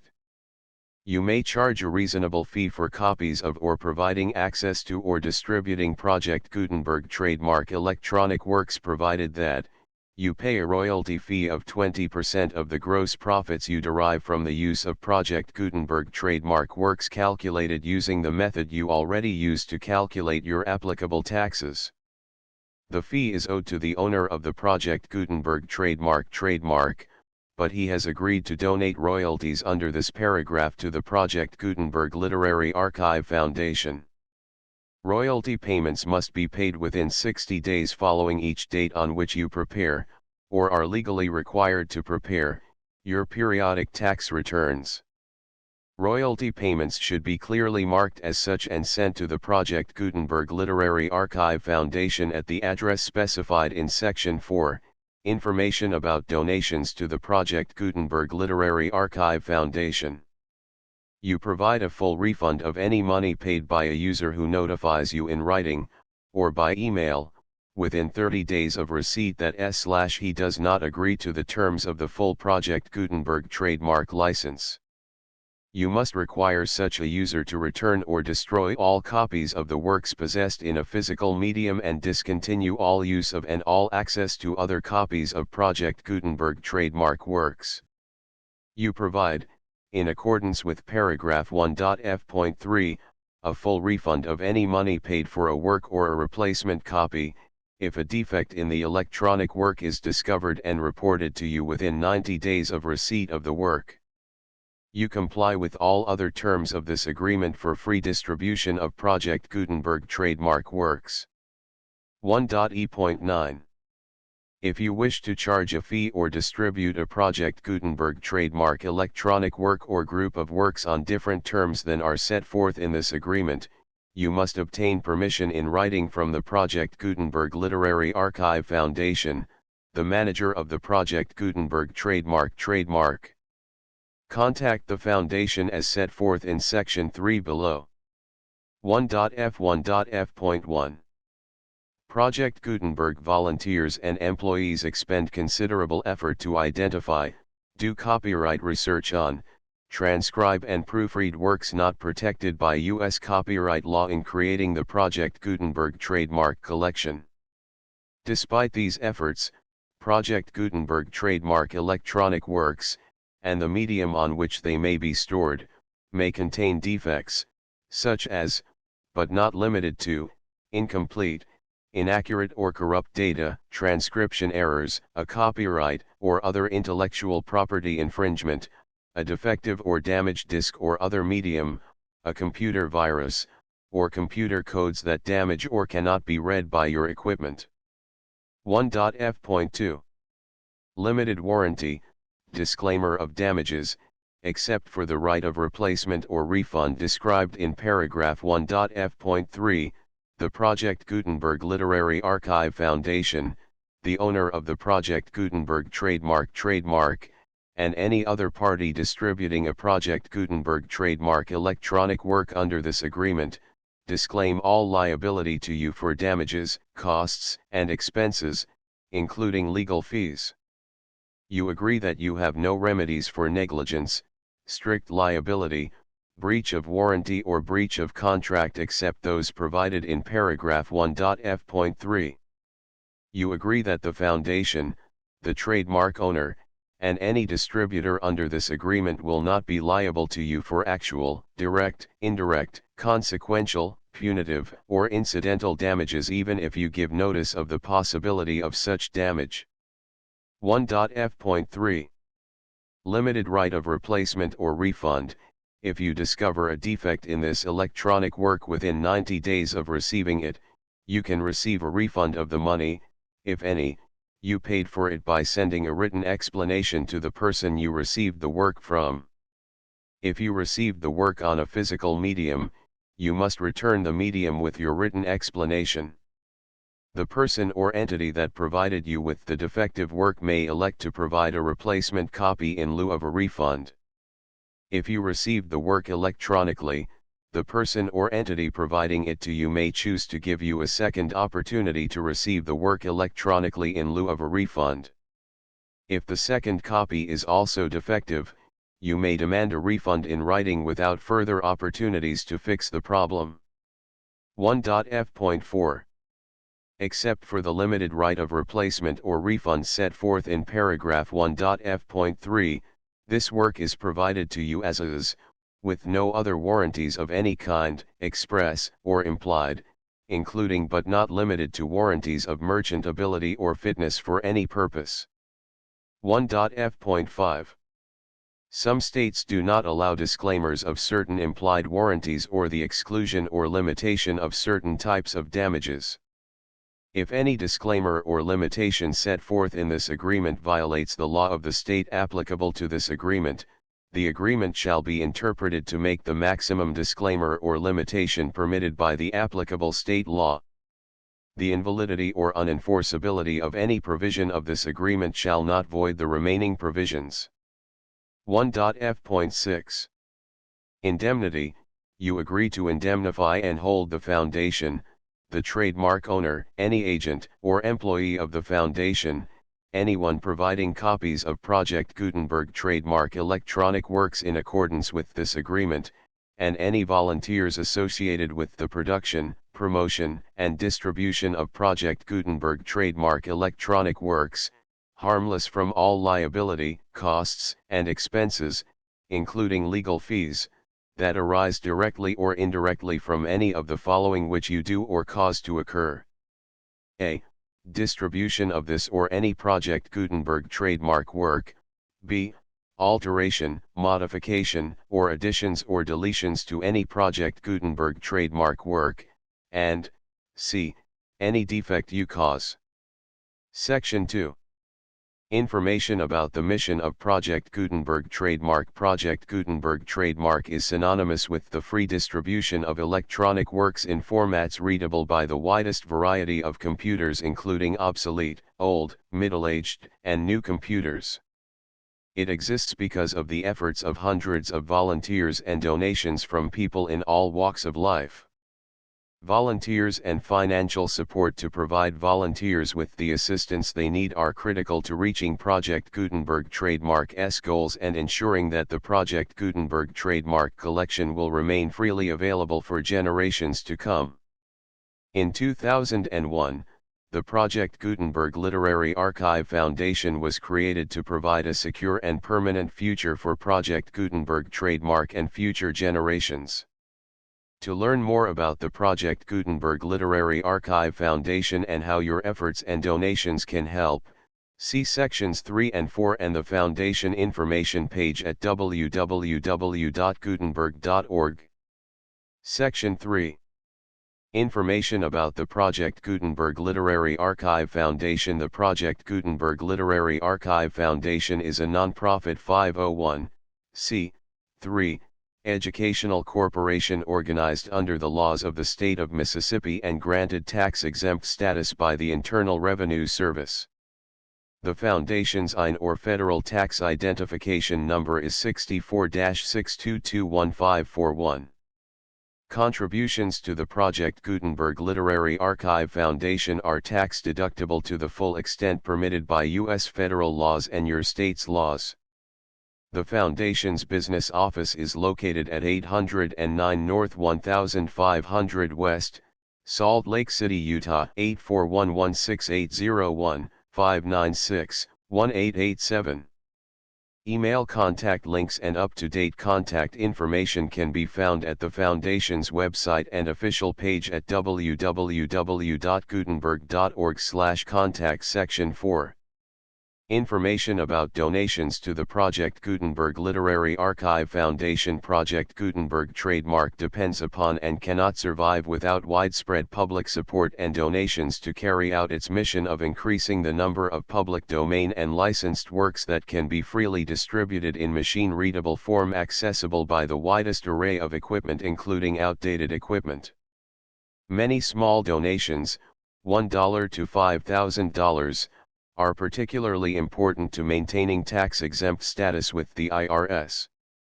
The Foundation is committed to complying with the laws regulating charities and charitable donations in all 50 states of the United States. Compliance requirements are not uniform and it takes a considerable effort, much paperwork, and many fees to meet and keep up with these requirements. We do not solicit donations in locations where we have not received written confirmation of compliance. To send donations or determine the status of compliance for any particular state, visit www.gutenberg.org/donate.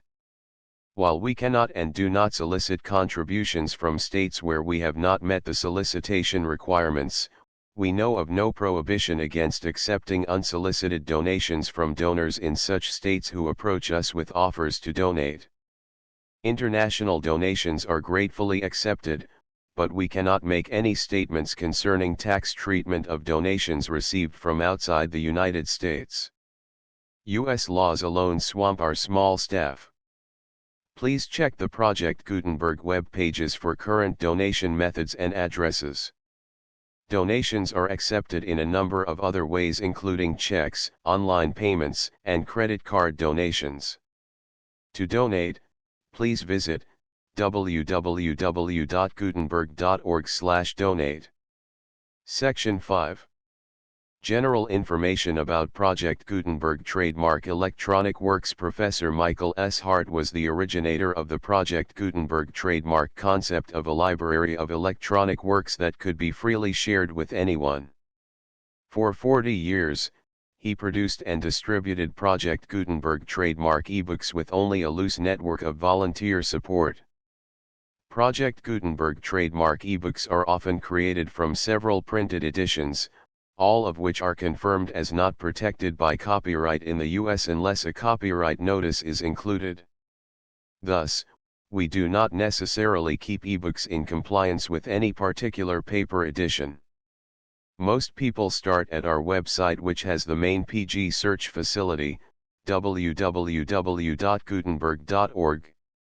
This website includes information about Project Gutenberg trademark, including how to make donations to the Project Gutenberg Literary Archive Foundation, how to help produce our new ebooks, and how to subscribe to our email newsletter to hear about new ebooks. The Murders in Praed Street. Contents Part I. The Crimes Chapter I. The Street Chapter 2. The Herbalist Chapter 3. The Inquest Chapter 4. The Poisoned Pipe Stem Chapter V. Inspector Wyland Chapter 6. A Middle-Aged Poet Chapter 7. The Black Sailor Chapter 8. At number 407, Praed Street Chapter 9. A Strange Affair Chapter X. At Scotland Yard Chapter 11. The Sixth Counter Chapter 12. A Hypodermic Needle Part 2. The Criminal Chapter 13. Enter Dr. Priestley Chapter 14. The Moorland Sun Trial Chapter 15. The Bone Counters Chapter 16. Corfe Castle Chapter 17. The Clay Pit Chapter 18.